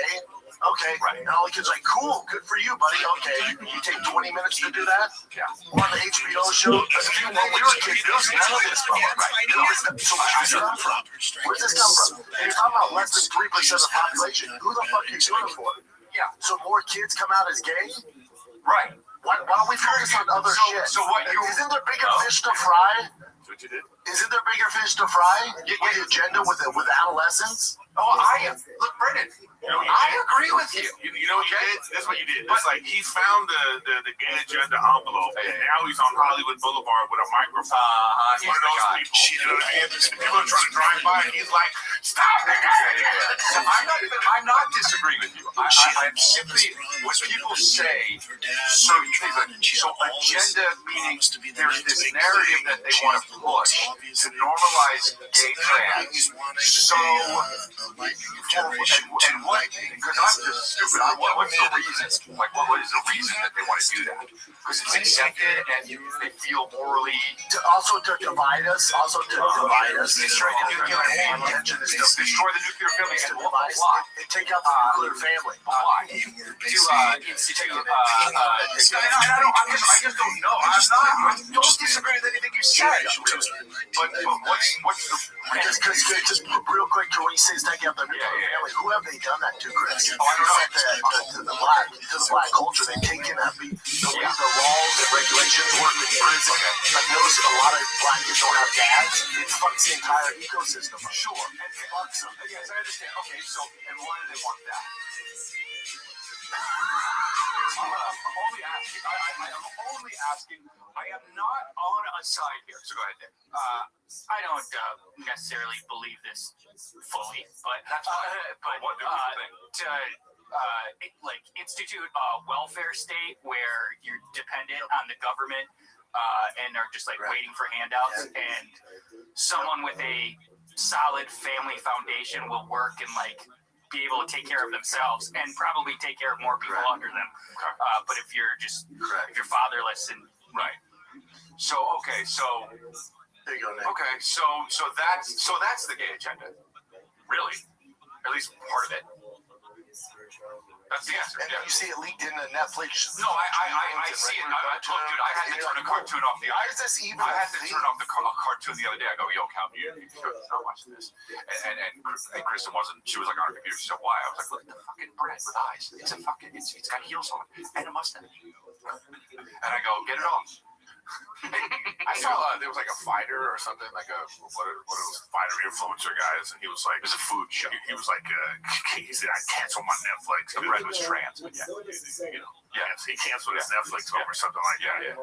But my thing about that is like, I just go, okay, so the gratuitous violence and sex, that's all over. Well, look, I'm saying, if you're gonna cancel because you're worried about your kids, No. cancel for all that shit. Well, you can cancel for whatever you want. Yeah, true.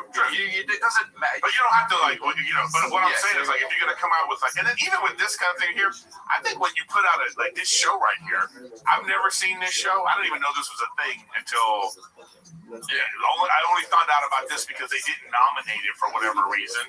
But like this is their most watched show. It's like their highest rated show. Not of all time, just in like the last. No Game of Thrones, but That's what I'm saying. I didn't say of all time. I don't Currently, their most highest But rated. what I wonder is, here's what I think. This is what I think. I think a lot of people, and I mean a lot, are secretly gay. Yeah, I think a lot of people are secretly gay. That's what I'm saying. What I'm saying is Like what percentage would you it'd say? be one thing if you have like Less than 10%. Less than 10%. Gay? A lot of people aren't gay. Less than 10%. I don't agree. And I'm not That's because saying. you've been in Hollywood too long. No. I'm in everywhere though. I see fucking gay motherfuckers. Nah, but you live there. It's like the Sixth Sense. I see gay people. Let's take a little break from chat with the boys. New year, colder days in Austin. It's freezing right now. This is the moment your winter wardrobe really has to deliver. You gotta look fly, but you gotta stay warm. All right. Start with pieces truly made to last Season after season, Quince brings you together premium materials, thoughtful designs, and enduring quality so you stay warm, but best of all, you look sharp while staying warm. We got you. Quince has everything you need. Men's, Magoo, and cashmere sweaters, wool coats, leather, and suede outerwear that actually hold up to the daily wear and still look damn good. We got you guys, man. There's all this classic styles you love that hold up year after year. We got you. I got my cashmere sweater. It's fantastic. I never take it off, man. I wear it at home watching TV. I wear it when I'm working on my cars. I wear it at my kids' football practice, baseball practice. Your boy stays warm. I look fly. So refresh your winter wardrobe with Quince. Go to quince.com/golden for free shipping on your order and 365-day returns. Now available in Canada too.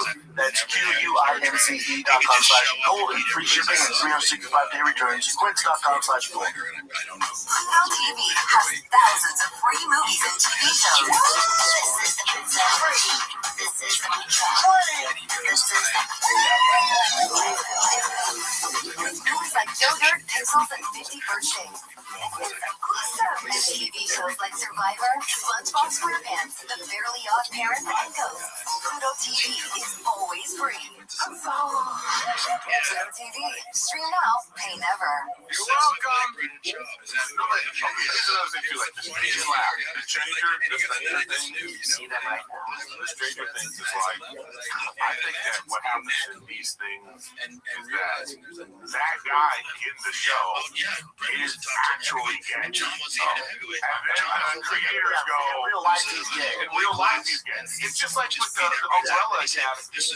Under my umbrella, when what's her face turned into a guy, and then they made that, they had this as a plot point. There's this plot point. And I just was like, I mean, I think sometimes, all I'm saying is, I think it's sometimes, if that's the case, you know, either you're going to address it in the show, If the actor was 6 when they started, they grow up and they're all like, "Hey guys, it's so strange these days." Then you gotta It's a legit. That's a good point by Chris. Like That's what I'm saying. Narrative, and the kid's 6. Yeah. He's 6. You write him as a gay character, and he's 6. No, I understand that might be a problem, and I get how you can see the problem in that. That's fucking weird. Why is his sexuality even coming into the fucking plot? Again, It's just funny. Like, remember School of Rock? Yeah, no, but what? Fancy Pants, I School of Rock? understand. No, but God damn it, dude. This isn't. Well, yes, I agree with you. There's no reason to make a fucking 5-year-old gay in a show or trans, whatever. Right? Now, if that actor is in a show for 15 years, and by the time he's 16, he goes from Goo Goo Gaga to, "Hi guys, I just ordered a pizza." You can't make that character straight unless the kid is a better actor. That's what I'm saying. Which is That's hilarious. exactly my exact point. Which is hilarious. The writer's just like, Yeah. "Fuck, we gotta make him gay." And how do you talk to him about, The like, kid's not over feminine. Like, I know. I don't see the gay. show. That's the Also, thing. he's an actor. He No, should no, play no, sense. wait. This doesn't make sense. I know, but wait, but I think the issue becomes when, because of social media, you know more about these people than you did before. True. Like, Yes. you know, Rock Hudson was gay. Nobody exactly. knew. Nobody knew. Nobody cared. So now, if you're on the Instagram, you follow this actor, you go, oh, well, maybe that would make him seem like a better actor if he's not acting like that. It might. Like, for instance, straight guys play gay guys all the time, and then that's good too. I think that's cool. I don't care. It doesn't matter what you are. Be an actor and do this fucking thing. Yeah. You know. Well, my point is, I'm just saying that I don't know if like the creators of Stranger Things got some memo from the thing. It's like, hey, Netflix do this. Yeah. But you also Yeah, but at the same time, they put out a Chappelle you're going to be up for awards. Right. You're going to be up for awards. Right. Golden Globes. Right. Like, people, oh my God, it's so brave. Right. Here's the thing, like, heated rivalry. If this gets nominated, that's crazy. You know it's bad. Look at the score. I know that's what. But wait. I don't think Netflix. I don't agree with that because they didn't take Chappelle's special off the air. No, they have the other stuff, but what they... No, but if they have the other stuff, they're not doing that. They're just saying, hey, you guys want to do this? Go ahead. What? We're going to put it on our platform. Make shows. We're going to put it on our platform. and we're not gonna. If people disagree with them, we're not gonna take it off because they disagree. That's great. Okay, so what I'm just saying is let's give them some. Yeah, Yes. No, that is great. And they shouldn't take it off. yeah. What I do think they do though is with their big shows, they try to figure out how to put gay characters in or trans characters. Correct. And with a lot of shows, even that are coming out. And that's what he's saying is the gay agenda. And That's the problem. And because Think of The Last of Us. The Last of Us was awesome. Then all of a sudden she's like, I want to suck on pussy. And she's beating up yeah, dudes. was that in the What video game? fuck happened? Was that in the video game? I don't think Was so. that in the video there? Then case in point, I don't care. Right there, then they made something that It wasn't totally gay takes the again. show. It totally And that's what he's saying is the gay agenda. And okay, You guys ever watch Hunting Wives? Lots of lesbian action in that. right. And then there was that other one. That's for me. And then there's another one. But there was the other one. Something about the way he said it. Even if the show was that, just the way he described it was a little. I jerked off so much of that. And so, but what was the other one with the? It's okay if it's a part of the story, you know. Like if there's a fucking like you want to make a show or a movie with a trans character or a gay character. If that's what it's about, then I don't really give a fuck. No, my thing is, don't make it an after-school special.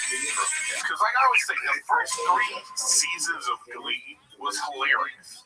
It was just funny because it was a funny show. And then the gay kid was funny.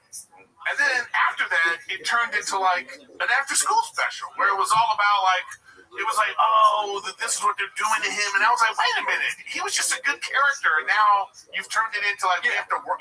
It's like, I think that's to me, that's the agenda thing. It's like when you're trying to control how people think about stuff. You know, this is what I loved Umbrella Academy. Yeah. And then they did this thing. And these people, this is what I like about it. These people are awful on the show to each other. Like, you know, they're always talking shit. They're doing the worst. So now this person went from a woman to a man, and they're not acting terrible to her. I thought that was out of character for those characters in that universe. Right. They wouldn't have done that. But then it's like, you know, so that's the kind of thing where you go, you kill that character. Because now you have to do all this stuff that's going to make everybody be like, what is this about? Yeah. What's going on? Why are they acting different? Why are they, so all of a sudden now they're accepting? It's a different show at that point. Right. You know what I mean? It's a Also, different show. the very strong alpha superheroes, according to Brent, will be super right wing. Well, Superman is America voted for Trump. Yeah, but the real Captain America. Oh, yeah. There's no way Captain America voted for fucking Biden. There's no way. You know, he's like, yes, I'll save everyone equally, but behind the scenes, he's like, yeah, what the fuck? Relax, you know.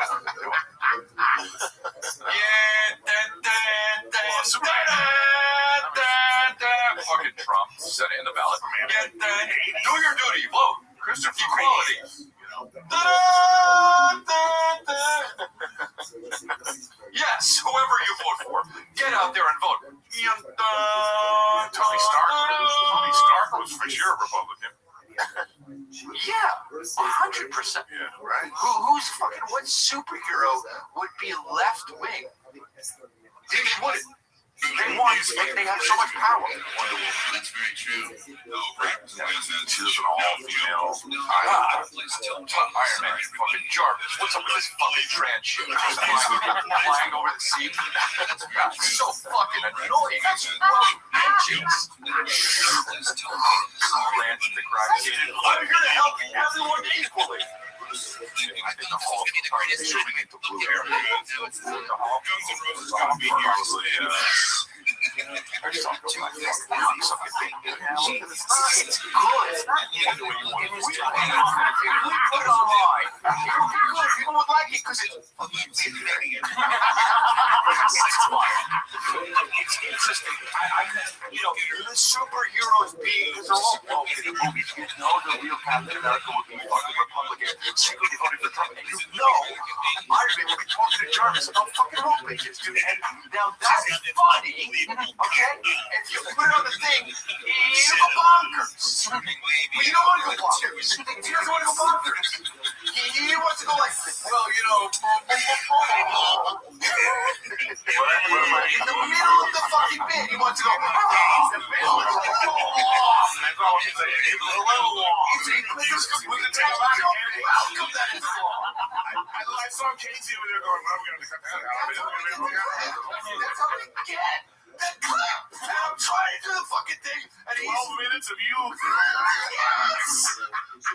I fucking really Who my ass off on this podcast. Of the X-Men, who's Republican go? Doesn't want to Republicans, dude. Wolverine, Cyclops, Professor X. You think he's out there in his mind? He's like, but secretly fuck these woke, white, liberal women. Killing them left and right, dude. With his brain. In that fucking Nebuchadnezzar, what the fuck it's called? What's that thing called? What, he just did a Matrix reference? Yeah, but what's the thing called? Where he goes in? What's the thing goes in? Where he goes in? Oh, the mind thing? You know what it's called? Yeah. What? Well, I want Eric to answer this. Remember? Nah, yeah, you do. Fucking dork. You knew what the Nebuchadnezzar was. Yeah, because that's the shit that that was Morpheus' shit. You're always fucking up Matrix stuff, I by the know. way. No, I'm not, dude. I am always No, not a dork. you're saying Professor X would put his thing on that he would just be like, you're not gay anymore. That's what he would do. Yep. Like he did to, what's her face? Guys fucking in Oklahoma somewhere.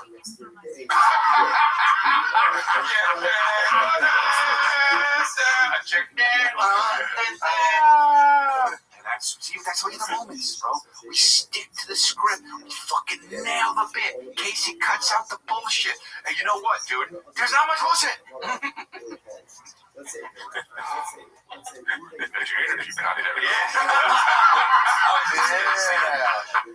Now the carbs are kicking in. Yeah, the carbs are kicking in, dude.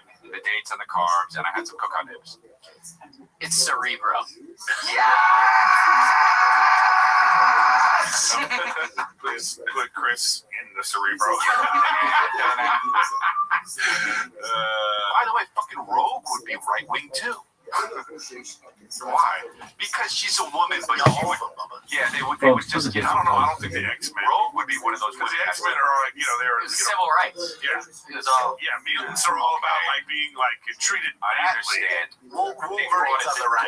Wolverine would be right wing. Well, yeah, for sure. He's like Larry Elder. Yeah. That's a good joke. Oh, big fuck didn't throw it down. No, don't get any response. Wait, He's delayed. No, that's actually perfect. Yeah. He's one of those self-hating. Yeah, man. All right, we did it. Okay. Well, Nick, Do you still 10 minutes, subscribe to 10 minutes. Netflix? I don't wait. You still have your Netflix subscription going, Brendan? Do I? Yeah, because for the That's what I'm saying. because with the gay shit, like the gay stuff with Stranger Things, all right, it's still a good series. I'll complain about that one episode, but overall, I'm cool with it. And then they just released His and Hers, one of the best shows I've seen in fucking 10 Oh, years. really? They still come out with fire ass shit. They just need a filter, like more than just age filter, right? You just have that. No, it just What, they needs had to a have gay like a gender rainbow filter? on it. okay, well, Oh, yeah. It needs to have like Oh, a right. rainbow. You know how there's like an up and down thumb? It just needs a rainbow in the middle. So you're like, okay, there's some gay shit. I'm going to show my kids. And then with the gay narrative, just leave it all out of the kids stuff. But for the grown-ups, dude, you're a grown-ass person. Like, I watched the fuck out of Interview with the Vampire. They were fucking, bro. yeah. Hell yeah, dude. Hell yeah. And I The vampires, you know Well, they that's fuck like dudes. that's a distinction that I agree with right there. But you know vampires fuck dudes because they've been around too long. They're tired with the pussy. You said this joke already. I've owned pussy. Yeah, they're like John Mayer. They're like They're like John They're Mayer. like John Mayer. They got vampire shit they on fuck glass so many tables and chicks. shit. They're like, fuck it. Get under that glass table. Watch this. You doing Sesame Street No, they don't shit, vampires? man. So I brought back to a kid show, so that's bad, yeah. Yeah. That's the only vampire that's Shit talking like on that. my face! They call it scatting in Germany. Put it on my chest. It smells awful, but it's so sexy. SEXY. You're not laughing, but I meant to click those numbers.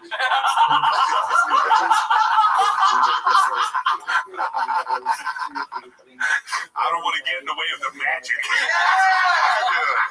Shit on my chest. Where is the cock chair?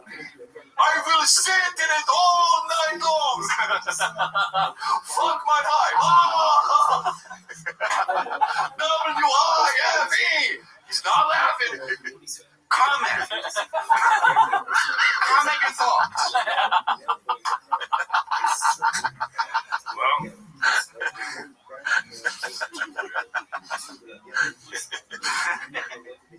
have you seen these videos of like they'll show like a dog trying to jump over a fence or something and it doesn't make it, and then it's a podcast now where it's like a gorilla talking to the coyote or whatever it is, like, what were you thinking? No,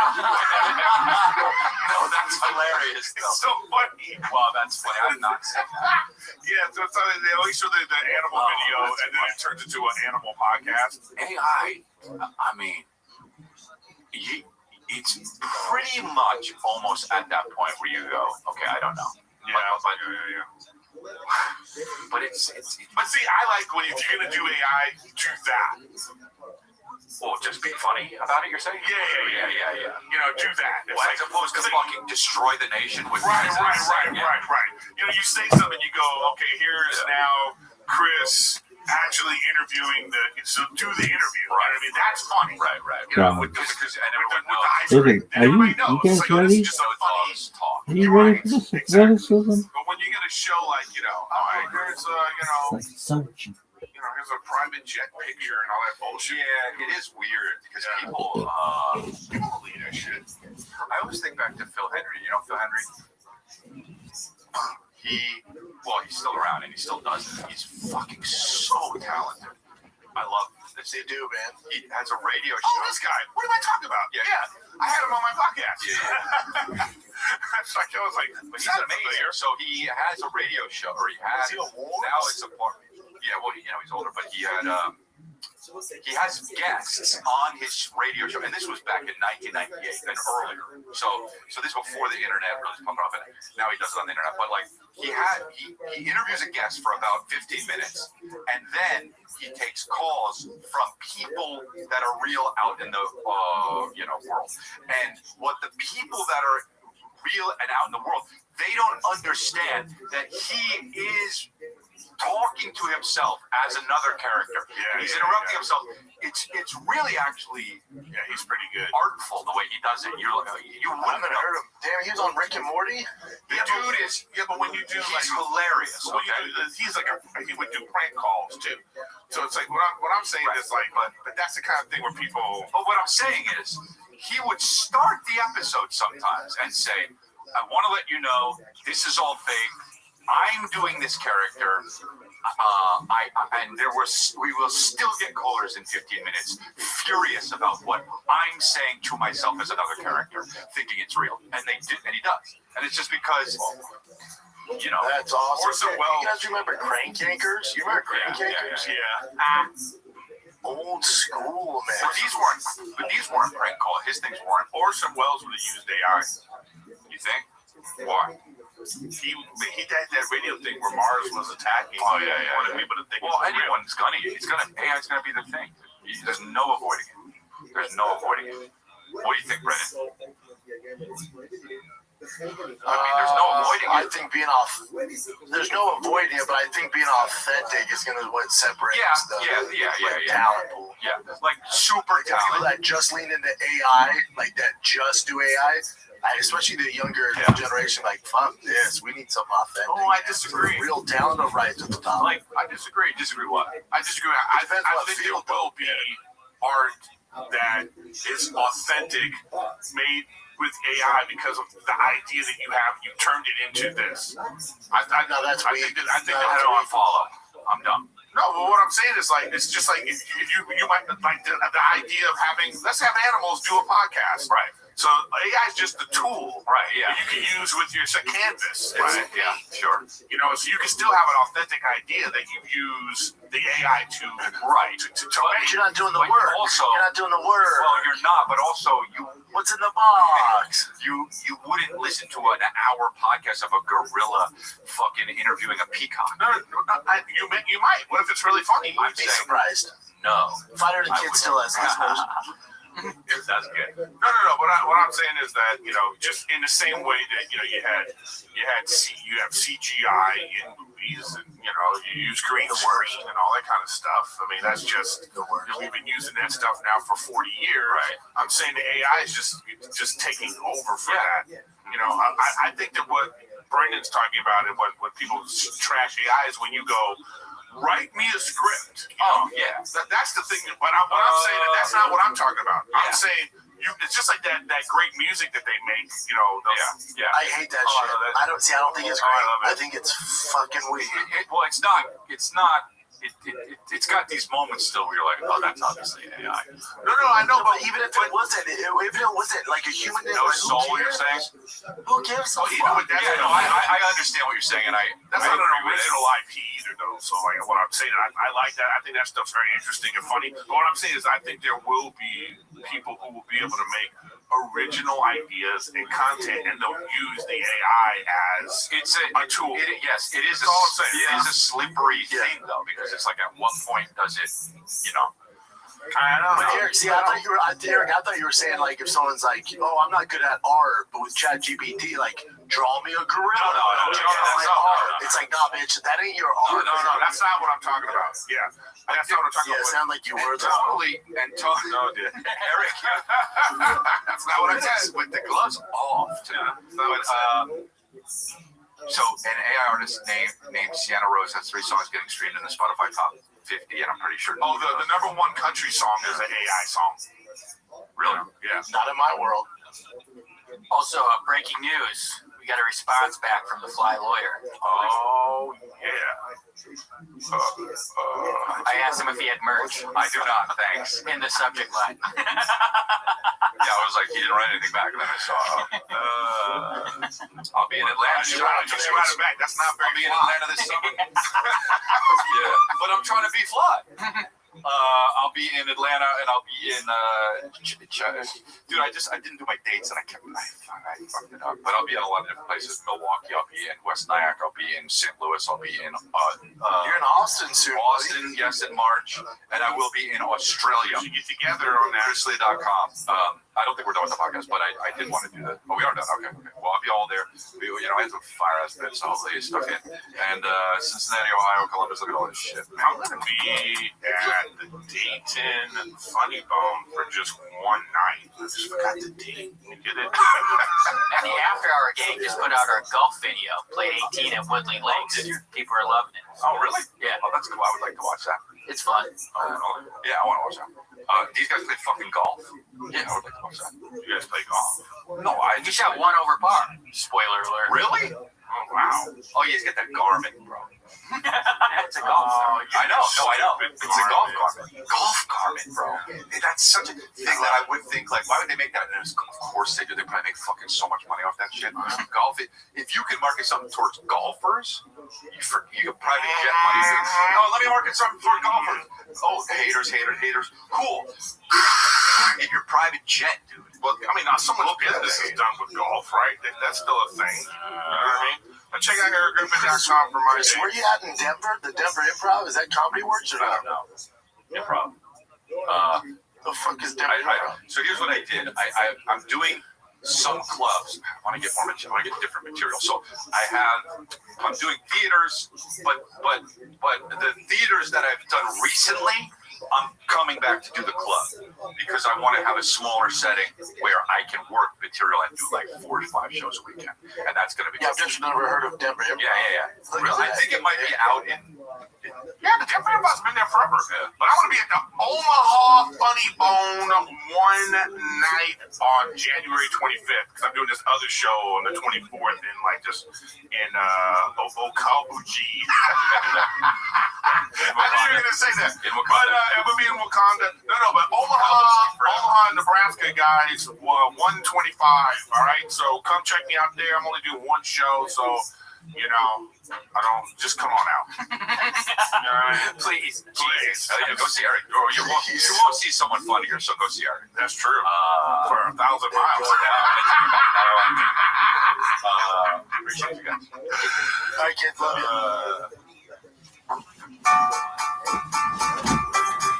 The Worst Podcast What's the worst? Is that worse? They're all bad. I can't tell you that one of them's better than the other. They're all terrible. Really? The worst.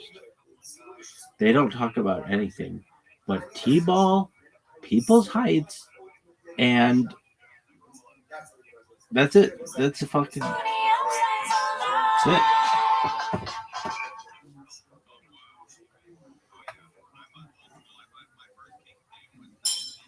Oh no shit! Hey, what's up? My 24 name is hours. Cowbell. I love this fucking thing. You already know what it is. Gringo Poppy live stream, bitch. Alright. I'm going to start off the stream real quick. I'm your favorite comedian, Cowbell. You all know me. I've been doing comedy for like 6 years, or actually 6 months of stand-up. I did it. I know how to do it. So I'm going to get right into the bit. Alright? Check this out. Some dudes be fucking like this. But you know how Cowbell be fucking like, oh shit. What's up? Cowbell's back, bitch. I'm in the house, ready to do some stand-up pre-shit before this 24-hour live stream of the Gringo Poppy, which is why you're here, you know what I'm saying? But, you know what I'm saying, you guys missed me, so I'm back. I got on this fly ass jersey, you know what I'm saying? What number is it, bruh? It's daddy's number. Some people got sports jerseys. Their number is like 5. But you know, Cowbell's got daddy's number. That's 66. Bruh, y'all so big up in this bitch. I only got the finest shit that I wear, bruh. And you know what I'm saying? Cowbell, I gotta address something real quick. I did get tricked into voting for Trump, all right? But I didn't think that Trump was going to be doing all that shit, all right? I'm saying, I didn't think Trump was going to. I got like, they tricked me, bro. I didn't know he was going to fuck up my whole shit, right? I'm saying, like, some people vote like Trump like this. Cowbell voted for Trump like, yeah, motherfucker, what's up? All right, bro, but big surprise, though, all right? Because we're going to start off the stream right now, okay? We're going to get live with the Gringo Poppy. We got guests on the show. We got Gerardo. Gerardo. Okay, we got Gerardo in the house. Now I'm saying we got American condoms for everybody. Now I'm saying, Mark, why don't you go ahead and grab a coffee for yourself? Oh, hell yeah. Hey, that Mark Harley was like, What's the motherfucking big deal? Mark off camera. Oh, no, he's on camera. These most comedy companies are going to split all of you in 24 hours. It's just you. You're like, I'm in. All right, I'm stopping with you. All right, you say you're I'm going to set everything on. Go for it. What's up?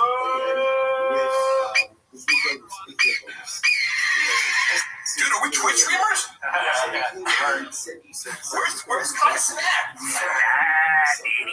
Yeah, dude. We are Twitch streamers. You know what I think about with Rest streaming is like, is you're in a generation where you're just like, hey, film yourself every day of your life for every minute. Like, when does the self-reflection happen? I don't know. Like, you guys have developed your creative skills by being like, I sit alone in a room and write jokes. You know? That's not going to happen. So millions of kids, you know, they're just like, I'm paying attention to a chat, you know, as if I'm looking in the mirror or flexing or something, which of course I'm familiar with, but, you know, try to do less and less of his nature.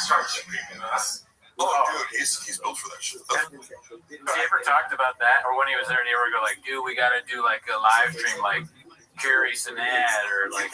You know what one of the funniest lines ever was? When he goes on Logan Paul, they just completely disrespected him. They're like, what's up? Yeah. It was like a 40-minute episode. They're like, oh, we have to go to dinner. It was like, oh my God, you're parking, Brendan. Like, why did you even have him on? You know? Also, at the same time, you know, it's an acknowledgement to, like, we don't actually give a fuck about you. This is a favor, but it was awkward. Oh, yeah, they like shit on him. And what's the guy's name? Mike. He goes, oh, you're a YouTuber now? That was the best line of it. He's like, we're sitting on YouTube. Then Brendan pretended the whole time. He's like, oh, you had a bunch of offers. I'm like, no, you didn't. That's crazy because you told me how you were like, yeah, you gotta lie sometimes. which Oh man. the business sharkiest element of Brendan's personality is the fact that he's willing to lie in negotiations. When he says that, like, oh, you gotta lie sometimes, is that something that he's coming up with himself? Like he says his own Brendan 48 laws of, or 55 laws of power? Yes. Or is it like somebody told him that? I think it's in any facet, it's a facet of his personality.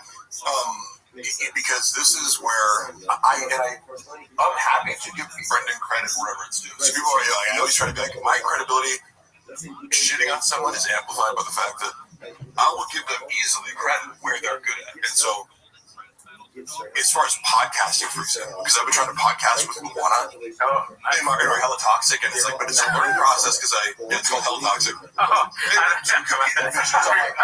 if you do this like organized, like true crime podcast? I'm like, you haven't watched any podcasts that are just like comedians talking. So I go, she's walked off the podcast multiple times, and we filmed a bunch of episodes. And every time she ends up like, fuck this, like I hate this. Oh shit! But it's funny. I go, Luana, this is the entertainment. Like us fighting is the entertainment. You know, that's true. But she, in her mind, because she watches these true crime podcasts, she's like, it has to be structured and it has to like tell a story. I go, no, that's a totally different genre.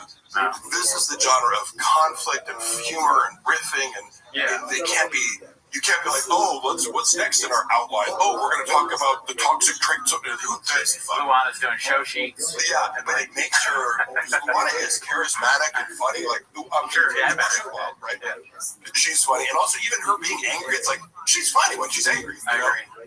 If you're on the picture, I've heard sometimes I'm yelling at her, I'm like, you're good, you know, like you do a good rant. Sure. If you put somebody in front of a camera, and I know the first time I ever podcasted as a solo podcaster, you freeze up or a little bit, right? You have to learn the art of being like, I'm going to blab nonsense, which is kind of an improv skill. It's like you have to release. It's not so much learning to talk, because Juana can talk for days. It's learning to release the inner critic. Yeah, sometimes you gotta just be like, puto, cabron, listen, dude, and you just like forget about it. I'm like, Brendan Schaub is the master of that. He doesn't give a fuck about anything that comes out of his mouth, whether it's true or false, or his opinion or someone else's that he's copying.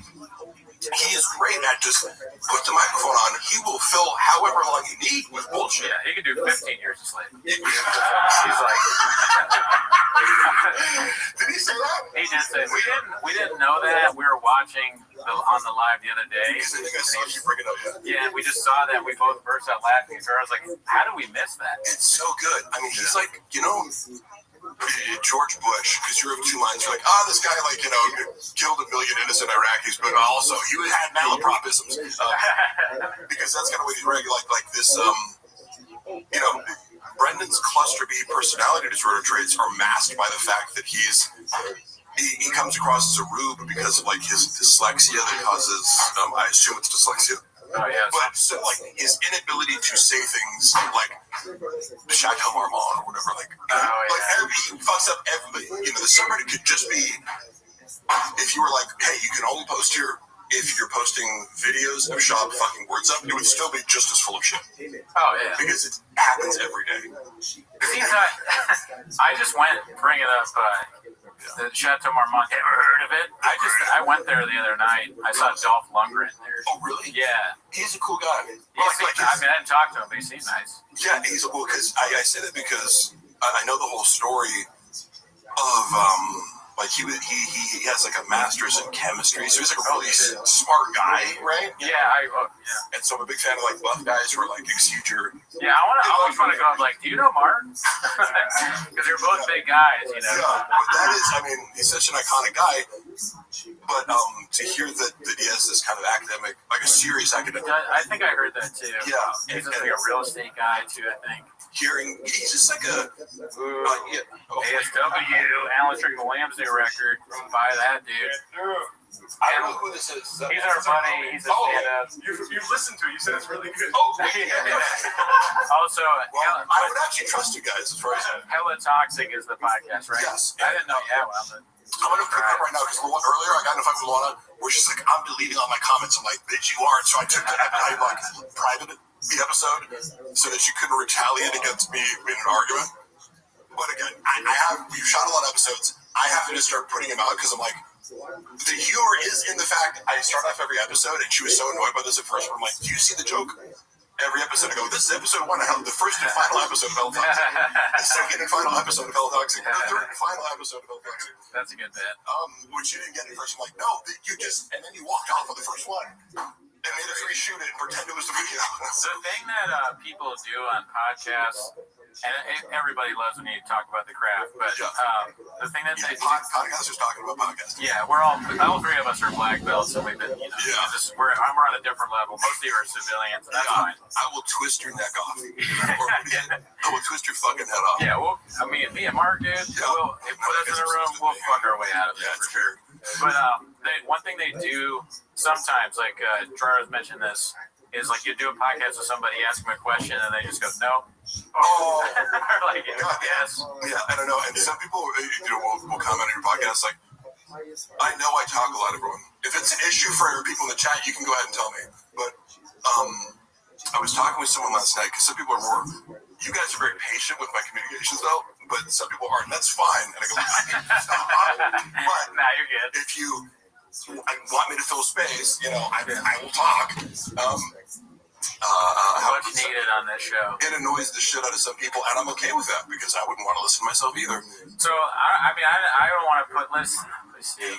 I just want to. No, I can't. I don't know. I was gonna put a poll in the chat, but I'm reviewing evidence from my labor board law suit, by the way.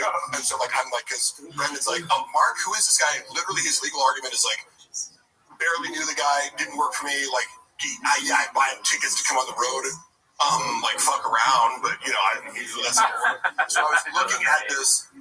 I'm like, oh, that's crazy because I have 12 hours of you taking photos and doing social media stuff, and you text me to do so it's like you realize I have the most devastating arguments. But it's like, Brendan, no, if you're watching this, I don't have anything on you, and keep telling your lawyers total bullshit that's gonna lose you. Do you want to be?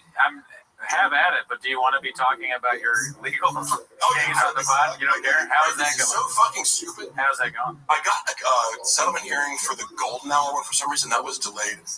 They combined some of them, but I actually, he's a beast of a lawyer. My friend Rob, who I went to college with, shout out Rob Pebble, a brilliant attorney, and he's like, I don't say this lightly when I say people are geniuses, Yeah. He's so smart that I can barely understand what he's saying sometimes because I'm like, he'll start going off on how he's using AI to create a structure, a whole, basically a service that replaces paralegals, using AI. And he'll call me from a bar and start going in it. And I'm like, I'm not smart enough to understand what you're saying, but I love it. Yeah. If I can get 10% of it, but this is who I had. It's like he's an animal when it comes to legal shit. Just because he's so highly organized, he created a database for me to upload and categorize every bit of the thousands of pieces of evidence I have to just destroy Brendan Shaw. And it's like he has no idea what's coming for him because he didn't see Rob before. Yeah. He was guiding me to file the case in the first place because I went to him. I'm like, hey, just quick advice. Am I allowed to ask for the $16K that you owe me? And he's like, ask me a series of questions. He's like, were there pay stubs? Were there meal breaks? Were there all these normal business practices? And I'm like, no. That's hilarious. And so he's like, he's going to owe you a lot more than that if you're willing to fill out this paperwork. Oh, yeah, he calculated your damages, B. Yeah, and it's like, that's interesting. But it also was a lesson in Brendan doesn't do anything correctly. You open a business, you would think, you just go, there's labor laws that you have to, none of that. Yeah, none of that. Doesn't surprise me. None of it, but I'm sensitive to that because I go, I'm being berated about hey, you didn't show up at 11 p.m. on Saturday night for didn't stay through the whole live stream. I'm like, am I an employee or not? Yeah, how are you berating me in front of a group of people and telling me that everyone, including the talent Frank Grillo, is upset? Which is an actual text message I have where I was like, oh, the talent is mad at me too for leaving 30 minutes early to go edit. I was like, are you stupid? And I told you the other one going to a minute, y'all. The other example where he's like, guys, you're fucking up. We need to up the engagement. And then I realized he's like, what do you think engagement means in social media terminology? He's like, replying to comments. I'm like, Are you sure that's what it means, Brendan? I was as diplomatic as that. Replying to comments And is it his answer? escalated to the point where he's That's like crazy. berating me private. Like, it was like one group chat and then started another group chat with this new expert, and I'm asking her basic questions, and I'm like, I quickly exposed her as a fraud because that's my specialty. Of is asking, Socratic method. Like, I'm gonna ask you 5 questions, and if you can't answer them, and you're melting down, it means you don't know what the fuck you're talking about, right? You're not the expert you thought you was. Because I'm like, hey, look, I'm Mark Carley. I don't know anything. So just tell me, where are these strikes that you're referring to that prove these shadow banned? One example? No, so how Strike for the shadow throughout ban. this game, He's one got like a example. sheet where he's like, no, we got a bunch of strikes here. We're Evidence of evidence, yeah. we got 10 strikes. So that's why we're shadow banned. Because yesterday, I looked at now you locked me out without telling me to give this bitch access to the whole account, and you're claiming that a collaboration with Teddy Swims means that the non-follower engagement has been fixed, but where were I looked yesterday at the strikes, he has no strikes. Where are these? He had a collaboration with Teddy Swims. I swear to God. So, you know how he buys a bunch of bots? The main thing that I was trying to fix, which was super frustrating, he's like, we need to do better. I'm like, bro, I've given you so many ideas and different techniques and posts, blah. Your non-follower reach doesn't exceed 1 to maybe 3%. But it was like, yes, too much. How are you 1% non-followers? It doesn't make any sense when you look at analytics. Oh yeah. Because the Fake Boy Network page with like 25,000 followers, it's hit or miss, but you're at least getting 20%. And if it goes viral, it's like 90% non-followers or whatever. But I was like, every single time you're getting 1% non-followers. Like, I couldn't figure it out. And I'm trying everything to break it. And so he brings in this expert. It's like the creative director he used to work from. Right. Refer to these people as the magic bean salesman. The new magic bean salesman here is, to get Brendan. Another person tricking him, yeah. When like a revolving door of like fraudsters. Yeah. And my specialty is kind of being like, without any expertise, I can prove that this person is wrong just by a series of like Socratic questions, which again, I'm bad at everything but 2 things. Yeah, it's funny that he pushes you out when you're like, it sounds kind of like you're giving him advice. You're like in his corner. You're one of his guys. Yeah, and he's like, no. The Magic Beans guy wants to tell me about CBD. He helps kids with cirrhosis of the liver. Speaking of experts, Mark, what do you think about this right here? Oh yeah, that's forum. Great forum. Yeah, that's perfect. Yeah. Fuck yeah. How many can you do? You're approaching 10, I think. I wasn't that close to the time, but... Oh my God. That's Charles good. is a numbers guy. Okay, do more. If you do 10 more, you can have a cookie Go or to failure on your a cheese Great. roll. You're at a great point right now to do some hypertrophy. That's awesome. Seriously. See, we told you Jarno's on the kiwi diet. He's fucking shit up right now. Yeah. During the pandemic, the podcast is switching. Jarno's getting fat. So, you can, in fact, get super jacked doing push-ups. Oh, yeah, I love it. Yeah. It's just it's more time consuming. Because you have to do more. Stream's over. That's all I want. Dude, you were mentioning, I have like it reminded me, the Frank Grillo thing reminded me of, I remember that interview where he was, because we watched a bunch of clips from it, and I saw him, I went to this movie premiere that he was in, and he was dressed like very like Metro, kind of tight, like V shit. Was he, you said he got mad at you? I always wondered what he was like after that. He didn't get mad at me. I didn't make this up. What's funny is, so this is, again, as I collect my evidence, one of the things is, it's like, I have to prove the hours that I claimed, which was like, around the clock is what I really work for. So, when Brendan started smearing me privately, like, I'm not super vindicative. I just go, look, give me the fucking money, you and me, I'll walk away. The only reason I even started, and I didn't leak his DMs, that was actually somebody else. Somebody who I sent them to, who was an interested party, as like one of his long-term side pieces, but I was like, I intentionally tried to go, I'm going to focus on Brendan's treatment of me as an employer, that's it. Sure. In retaliation for, you didn't pay me like the severance or the additional things that I'm owed, and so now I feel justified in talking about this. People are like, oh, he's bitter. I didn't want to work there. And one actually gets mad at me. He's like, you weren't fired. We sat in the car and we orchestrated this because he was berating you for like not, like, I told him I couldn't come in the morning, and he like gave me the biggest guilt trip imaginable, and I didn't even realize I've been kicked off the thick boy payroll already. So he's like, because I got paid for video things, and I'm like, wait, I wasn't even on the payroll. I can't. How can I miss work if I'm not employed by you for this show, the shop show? But then also, how did I miss work if at 6 p.m. I'm expected to still be on call and doing work for editing reels? So I didn't respond to him. As I'm driving, right, but I'm with Luana, and we talked about it, and I was like, should I just not respond to him?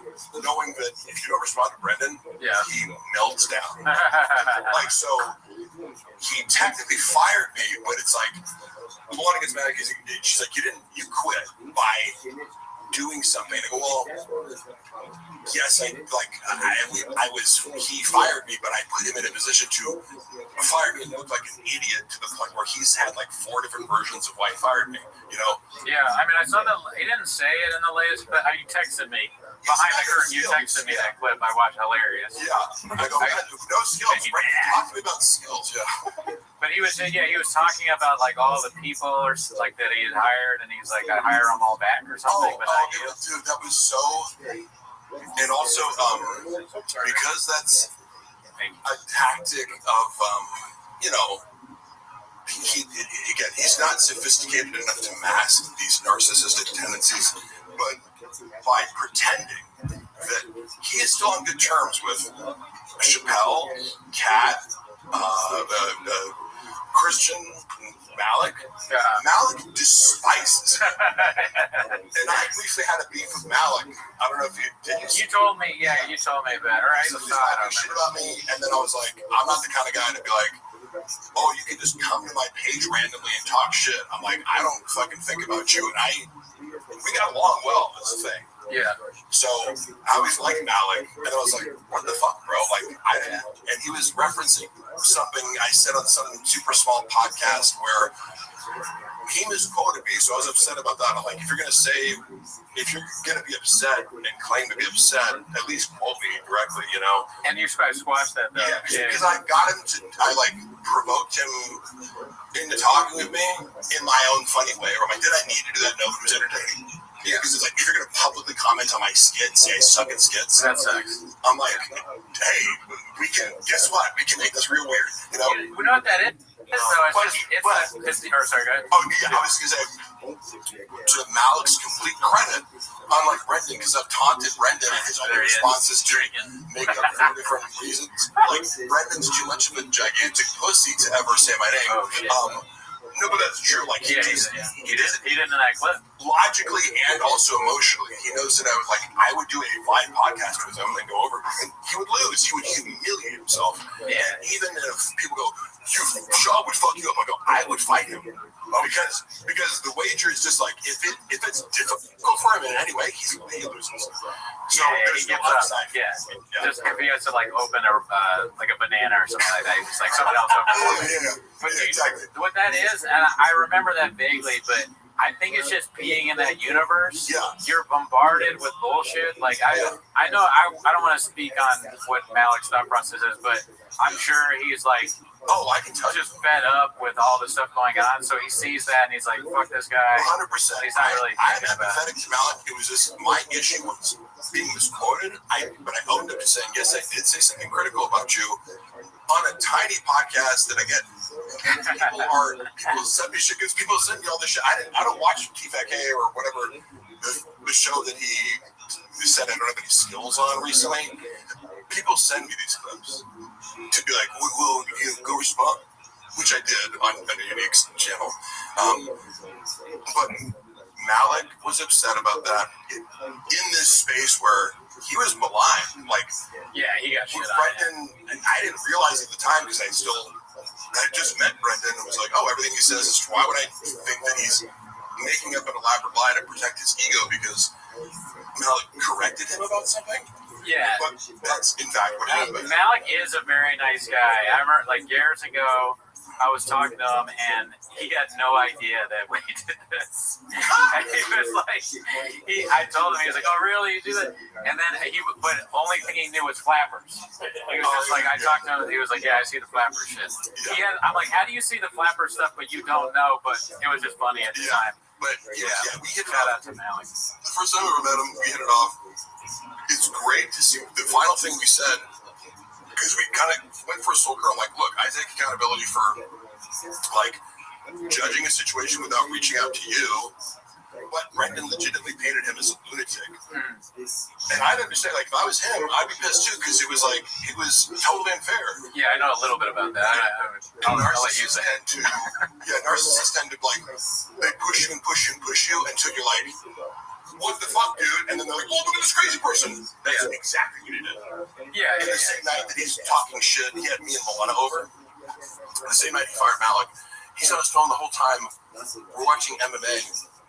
He's on his phone the whole time, conferring with Chanel, walking in and out, making this huge dramatic deal. And I'm trying to keep it light with Moana, like, oh, how much do you think this guy weighs? Oh, what do you think about that guy? Like, who's going to win? The black guy, the white guy?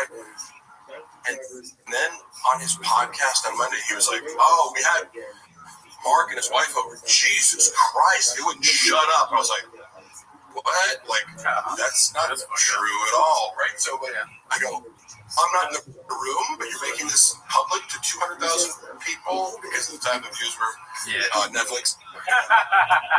But I was the first moment, in retrospect, I'm like, I was almost going to text him a joke about it, but then I decided not to because I felt that it would have been uncomfortable because he makes people uncomfortable for, like, correcting him. The reality was, I'm like, we did not talk a lot. We talked a normal amount, and you were on your phone because he said, oh, we couldn't even watch the fights because he's got a narrative. Yeah.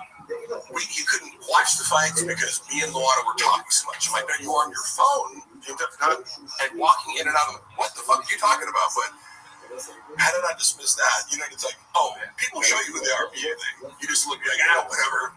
Yeah. I'll give you that chance. It's like, oh, you're doing the same thing 30 times in a row. But you know, so right? Dude, which one is this? I'm sorry, which one is it? I can't. Which one is this one? When he does this?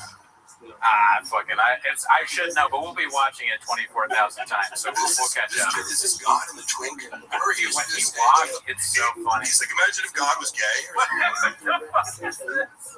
It's almost better when you can't hear the audio. Yes, it is. Like this. But I used to know his act by heart, and it's funny because he's kicking things, an hour and was editing shooting stuff. Like, I would have loved to be a fly on the wall in the editing room. Dude, he's Pagliacci, man. He's a fucking idiot. Yeah, I can hear it. He's gonna go viral. It's gonna be lit as fuck. I can't wait, man. They're gonna go viral, man. That's crazy. I don't even remember this part now. I've watched it 1,000 times. My girl's like, go to bed. Oh, there it is. Puto Brown. It's crazy that you can just land on that. Taquitos, bitch. His poor mother-in-law, who you met, said was nice and can speak. But that's what he does to people. No, she's the sweetest. I'm like, you're hot. You're gorgeous. You're like, you look like this, guilt goddess, like, But she's been reduced to this, like, you picture some like little Pueblo dwelling. Guatemala woman. I wonder if that's just how Strauss sees anybody who has even a hint of Mexican heritage. He has, his ability to convey anything with nuance or originality. Because it's like, this is an entire special. Like, everything's wrong with it. Look how fat he is. Like, wouldn't you maybe I should lose 20 pounds before I shoot my special? When also, his agents at CIA were like, don't shoot the special. And he's like, fuck you. I swear to God. He was like, man, the agents think that I've been doing this material for so long. Okay, cool. You can tell the same shitty fight for 10 years as many comics do, right? Yeah. Doesn't mean it's because you got better at it, Yeah. CIA is saying it's not good enough. Maybe listen. Wait, who said it's not good enough? His agents at CIA. His own agent. Oh, They were like, he's not quite ready. They were more diplomatic about it. That's crazy that he was part of that. I guess he was. I mean, he's big, so it makes sense. But Yeah. it's just funny that CIA. Who's the agent that signed him? I picked him because that guy should be, or woman should be talked to. They should be celebrated. But then he made them a lot of money. It's like, you know, he was a cash cow. Like, he earned a lot of money. Let me ask you a question about that, because I know nothing about the business. All right. So he made them a lot of money, and that's enough to be like, all right, good job, even though they're not repping him anymore, I'm assuming. I don't know, You don't know. what his current representation is. Yeah. However, yeah, I know some of the numbers. I wouldn't know everything, but like, What's the blowback? Is my question. Is there any blowback for Gringo Poppy or the Showtime thing? that's a good question. Showtime execs, are they in a gulag somewhere that greenlit this, or what's going on? The main thing that I remember was because cluster B types always have to look outwards to deflect, project. It's this person's fault, right? Right. There's no reflection, therefore no accountability, therefore no ability to shift course or change or, you know, even get better. Like, versus I'm good friends with Chipotle. He looks at his material every single night that he performs and scrutinizes it, you know. So that's art, right? Yeah. But Pretty good. Sounds good. he was under the impression that like his agents weren't doing a good enough job. Like, I'm not getting more opportunities because my agents are pitching me for the wrong things. And it's like, well, what do you do? Are you a host? You can't even speak English, you know? And it's seemingly he burned every bridge. You know, it's like if you worked for Bravo or whatever. And this is funny because I remember the Ariel Hawani beef started because they were like, he said something about how everyone hates Ariel. Do you hear that? No. Oh, sorry. It's like speech music, but don't worry about it. I turned it off. But sorry. I welcome the speech music, you know. He's looking at speech. I thought it was the hawk noise. This one is hawk. Yeah, that's not. Yeah. So. He was always convinced. He's like, man, and he like getting arguments over like, yeah, technically they book in my deals. He used the phrase, I eat what I kill, because he didn't want to give a percentage to. Thanks, Jake. The stand-up weekends, agents when they just kind of like booked the show that he could have done in his own or whatever. So he's. They have a question for you, Jake. Billy Gates. 3 to 4 30-milligram tabs. I would only know the exact order to me. I'm like, you went through that many in this short a time, you know? Mark, we got some regulars here. We got Janae, Bud Deasy, Man Lehman, and Elizabeth Marson. Pissed myself laughing. This is, by the way, your community is by far the most supportive community. Oh, there you go, guys. Like versus, I revisited some Revenge of the Sis thing before, because like from years ago when I did the AMA, and I mentioned them, and they were like, "Oh, he knows about us," and they attributed some opinion of like, they're like, "Oh, he's repeating." I'm like, no, that was just the logical conclusion of it was like anybody could have that thought or analysis. They were convinced, and I was like taking their ideas, watching their content, and also I remember being like, because in this episode they were like, "Oh, let's extend it all over. Sure, you're a douche and an idiot and blah blah," but I'm like, do you think I'm the idiot? You guys took this whole clip of me like doing a bit where I was being sarcastic. No, literally. Because if you watch something where someone's being sarcastic and you mock them as if they're being serious, who's the idiot? Can I be honest with you though? You fucked up. You read the comments. No. Don't ever read the comments. I never read the comments. But let me just shout out 2 more people. Successful, like this dude goes viral in our Reddit. So you gotta talk to Margo, go viral on his podcast. Okay. What's up to Ryan, Patreon member? All right, shout out to the Patreon. Thank you, Ryan Hardy, for being a Patreon member. Sorry, I got to cut you off. No, go ahead. You should not read comments. As he did with my lady girlfriend's cars. Oh, drug flip. When I saw that video recently, I'm probably gonna take it down because it actually affects my fucking job too. That's but whatever. What was that? I was arguing with Luana about the angle that I was like, you were backing me up into like this wall. She's like, no, it wasn't. We were having a logistical argument about like what position her car was in when she was backing up into me. So I was like literally debating her. She was gonna run you over with the car, is what you're saying? You can't. It's hard to see in the video, but she was reversing it. Oh man! But the whole thing is taken out of context. Yeah. She's acting. She posted it and let people believe that she's Cassie fleeing from the P Diddy party. No, you heard my shit. Your car was about to leave for like a, it was a whole day of arguments, and then she has my keys and I'm locked out. Right? She asked you to wear a mask, and you were just doing what you needed to do. Actually, during COVID, we had so many arguments because she's neurotic. I don't know how you guys feel about COVID, but a major divide just on a personality trait level is like super low neuroticism. Something falls on the ground like I'm not scared about things that are worry. And I don't falter because the media made it seem like COVID was the most dangerous thing. But if I went to work out in the park, she'd like, sanitize my whole body. It was like, come in and like, she loved you.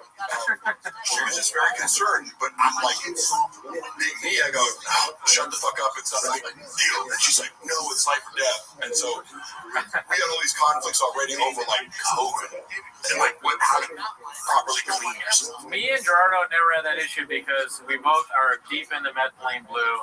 We both done double placebo blind tests. You better drink that scorpion venom now. Is one of the best fucking put that in that fucking clips thing. where Brian, I like how Brian has gradually regained power in this dynamic. And now that he fully doesn't give a fuck, because of the power dynamic, which Brendan exploited for many years when he knew that Brian couldn't leave no matter how bad he could. And that's also the test of like, if you're somebody who enjoys sadistic survival, you're either a sociopath or a narcissist. I would watch him enjoy like torturing and humiliating Brian in a way where like I am viscerally uncomfortable with how you're treating this person. I've never witnessed something like this in a podcast.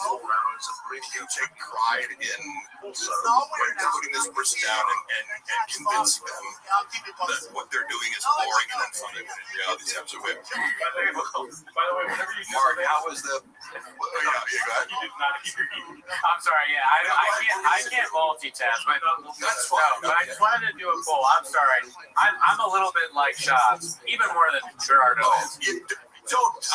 But I assume people mostly don't listen. I want to listen to everything you're saying, but I can't multitask. I just did a poll: which is best, doctor's advice, methylene blue, scorpion venom, or double blind placebo range? I got a scorpion dick with Gills. Brendan literally told the whole job. That's so funny. I want to also make that public because I was looking at my text messages.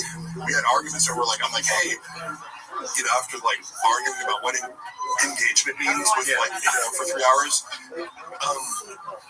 And I ended at like 11 p.m. I'm like, hey, it's weird. Like, can I just tell you I've been feeling increasingly disrespected over the past few months. I'm like crazy, or can you acknowledge this? And he's like, how? And I'm like, I literally listed off like 30 fucking things, And I'm like, one of those was, I've now had to hear this joke about how I sent shitty dick pics as the opening of your joke. Oh, yeah. Your whole set. Like, that you could name anybody's name, but like for some reason it's, I just don't, I get, it's like locker room talk and roasting each other, but I go, I'm not on stage. I can't get you back. I can't light you up. No, yeah, you have no comeback. Yeah, so it's like, I'm forced to be in the audience doing social media stuff, so it's like, are you hazing me? Like, what is going on here? Or whatever. And the fact that he said, I wouldn't hire Mark, he has no skills, and he's obsessed with me. I'm like, I'm sorry, was I doing a joke in 80 different cities about your dick? Dude, thanks, Sam. It looks like they're asking a question, actually. Mark, if you were around when Baba Fox was around, how did you keep that lost playing the team? I was not around there, but I mean, Brendan's ability to do mental gymnastics is, of course, incredible. However, privately, like, he will front as if something doesn't bother him until he needs to play the victim in order to make you feel bad about setting a boundary, right? Which I have many examples of this, but he is not. He likes to pretend that nothing bothers him. Of course, the comments that bother me. Travis getting the shit beaten out of the boyfriend of a girl that you used to date who's way bigger and more successful than you. Oh, Rondo, yeah. Ultimate narcissistic injury for someone like Brendan. Like, he can pretend whatever he wants, but getting your ass beaten by a guy in a title, right? Because it was like, that was an important fight in his career. So, all right, there's a bunch of questions for you, it looks like. So, and yes, I am using a straw. I need it for the straw. The conspiracy theories are entertaining on the land mooning, but you know what I always think about? I go, why? There's a motive for why people would fake the moon landing, but it seems like a lot of work. But that conspiracy doesn't interest me. Any other? How hard was the baddie wrangling? The worst part of the job was baddie wrangling because this was like the job that never ended. You're dealing with a sex addict who's constantly asking you to be the intermediary of arranging sex acts. And it's constant attention and validation. So this is the part of the job that made it 24/7 was he's constantly texting me any baddies. And I have to go to his Instagram and check screenshots of any new messages. And then he'd type out instead of, because like, look, I can write to bitches. I can dumb it down to sound like Brendan. Like I can chat GPT Brendan's voice easily. He says 4 things. They're all retarded. He says thanka, right? Instead of thank ya. Thanka, like it's a Native American term. Oh, like thank or think, like got me thinking. Yeah, kind of like he says notoriously known. It's like the word notorious implies known. Yeah, he says learning lesson. The term lesson implies learning. Yeah. It's just one of these things where he picked up along the way and it's wrong, and he doesn't realize that it makes him sound like an idiot, but he says it constantly. So I would have to copy and paste these stupid things he would say, then reply to a girl, wait for a response, then reply back. So it was like move the rock over here, move it over here, and move it over here. So that was the stupidest use of my time ever. Yeah. But I was expected to do that in order for him to gaslight his wife into thinking it was a cheating, because I don't even have Instagram on my phone. I'm just messaging Mark all the time. That was hours a day. What? Oh, that's not right. That's like English money or something? But thank you. Mark, how much is the Super Bowl commercial bit? Quite a bit so far. Probably like, it's coming in. It was like, for the session, I flew out to Madrid. It was like $10,000 for the week, but then the real pay is residual, so it'll probably be like $100,000 over the course of a year and a half. They're counting on me for English money. All right, come on. That was a joke, okay? That was a joke, okay? Bob Burger, actually. This is fun, huh? This is live. Thank God. These fucking visuals says people always comment on the fact that I say like. Yes, I do. This is how I think you talk. Take it as, I know it's going. Take it as a sign of sincerity that I'm not trying to be charismatic. It's like my I'm aware of this tick. I don't care enough to give it up. If you want to give me a speech without Mark, what's the story behind the bean cheese? Poor joke writing, I would say. Yeah. As I said before, if Brendan gets a single laugh from a joke, it's cemented as a funny joke in his mind. It doesn't evolve. And like I've said before, there are so many different angles that you could explore with the Mexican culture that could be totally original. I had more material just growing up and or working as a substitute teacher in my observations of Latino kids at Latino schools in LA. Because you go, like, one day you're working in some private all-girls Jewish school in Beverly Hills. The next day you're in Coima, teaching a bunch of Latino kids, and they talk a certain way. right? Yeah. Like the German whatevers, right? Whatever. Hey, whatever. Like we can go out. Hey, I fucking love the gringo pop, whatever. Just like whatever. But I love these kids. They always responded well to me, but I was like, there's even if you just knew Mexican teenagers, you'd have more mature. Oh yeah, I mean he knows nothing, almost less than nothing. Like, how do you not say no mames? Like, in this whole thing, how do you not agree with no mames? Yeah. I first learned working at Round Table Pizza as a teenager. You know, I would hear these Mexican guys go, no mames, don't suck. You're cool. Is the actual translation? Yeah. Like, we can dissect that. Yeah. Right?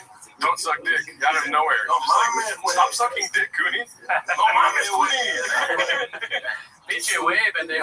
Yeah, cabrón. I will give it to him. Puto cabrón. Hilarious, dude. Yes, but that just didn't happen. Yeah. You don't have to be literal, but it's like, well, you're being not funny and not reflective of reality, and you're transgressing all these boundaries. So people they push back on me going, this isn't reality. I go, well, none of it is directed towards himself. It's all directed at other people and just like character assassinating other humans. You know, to fit stereotypes rather than exploring who they actually are. Everyone's dissect like their eccentricities. That made me think of this. Okay, so Gringo Poppy, when we originally met, we did the whole thing about gentrifying the language, and that was amazing. I think honestly, that is maybe my favorite thing that's ever happened on the show. That was amazing. You did that was really good, and you deserve credit for that. No, because I was like, colonized, yeah. I was like, you just can't use the word, like, you can't put that together word. No, it's very funny. Didn't you say you colonized it? Yeah, both of you then. It's a very astute observation from the Did you ever see the How many hours did Mark on? I fucking took 8 before I came. Oh, shit. What were you Did you ever see the Chris D'Elia special? The one that he dropped? Not recent, but I saw his hour where he talked about being canceled when he first came back. Okay. And I gotta give it to Chris. Like, again, as you do all, when I saw that hour in person, I was like, he crushed it, and I was like, that's a great special. Yeah. I don't know how trans is. I didn't watch it on video because like I've seen it. He has a bit where his dad's all depressed and stuff, and then he goes, oh no, that's the latest one. I didn't watch that. I watched that. And then he goes, I did that. And he's slamming his chest. Yeah. But okay, my question, the thing I thought of was, that's a whole sentence. Okay, his comeback special. Yeah. So what made me think of this. So we talked about the Gringo Poppy. That's an assault on Mexican heritage and Latino culture. It would be much worse, and don't gadoosh yourself here, fellas, Asian Poppy. Oh, okay, yeah. What if he did something like that? That would just be, wouldn't that be more racist? Yeah, I'll cut that part out. All right, we don't need to go into that. It's a world for him to do stupid stereotypes. Yeah. The Jamal Poppy. He did a little bit of that. And then a little bit. I never saw his first special until later. Like, because when you meet someone, you're like, and they're like, look, I had a bunch of crazy haters. And I totally get why, because in normal life, there's a certain percentage of people that project like the absolute worst interpretation of what it looked like onto my personality. But being associated with Brendan, it was like, oh, he is a narcissist, so everyone perceives me to be equally narcissistic when they don't get that I'm like, I'm more autistic than fucking narcissistic, you know. Like, I'm awkward, I'm not fucking exploitative, I'm not whatever. Sure. I have a million character flaws, not in the same direction that Brenda does. We all have flaws, Pete. Yeah. Like, no, I'll come to everything. I'll steel man your argument that I am a narcissist, but it would have to rely on taking things out of context. So, I don't know too much about I want you to see this question. Mark should start a podcast about loser comedy / podcast culture. No one even semi in Rogan's orbit is funny. Yeah. I kind of don't. I'm not a big hater, like, because it's like a trend for podcasters. It's like, everyone who's on Rogan is not funny. I like Ari Shaffir's special. Yeah, we liked Ari. Yeah. Shane Gillis is amazing. Yeah, Shane's great. I like Mark Norman a lot. So this idea of I mean, listen. I don't want to hate on Mark, but he's not for me. Yeah. I understand he's a comedian. He's a murderer, a tactician. Yeah, he is. But he's kind of like a classic late night comedian, right? Yeah. His jokes. So I appreciate like the genre that he's in, he does that well, and also in real time, his quips, he's incredibly quick. Right. He can give these. You know what else is quick though? Stage 4 cancer. It's also you die right away from that. Dude, that was you write that down. That was really good, dude. That was Mark Norman level. He said silver hack about Joe Rogan. That was one of my funniest. Oh yeah, I mean those are great clips. I'm not Mark. And in no way am I saying I'm funny or better. Obviously, Yeah, no, he's a very he's a very good. I like his lead guessing. Yeah, but I just don't. I don't enjoy it at all. Yeah. In any way. In any way. and I also think that like people don't realize. I look at comedy like genres. It's like, do you not like this song or do you not like country? You know, like country. That's or a good rap way or of whatever. putting it. Yeah. You know, all comedians are different styles and genres. So Yeah. I find Mark Norman laughable and trite. That's what Jeff Dye said. So Jeff Dye is the worst ever. But Yeah. so Mark Norman, like, by the way, Jeff Dye is the nicest person in person. I could see. Yeah, he was nice to me in person, so I feel very bad about saying that. And like, he's been out of the whole group that I met there. He's the one person who like checks up on me. Yeah. Who'll be like, I miss somebody. Who'll meet up with me. Like, so.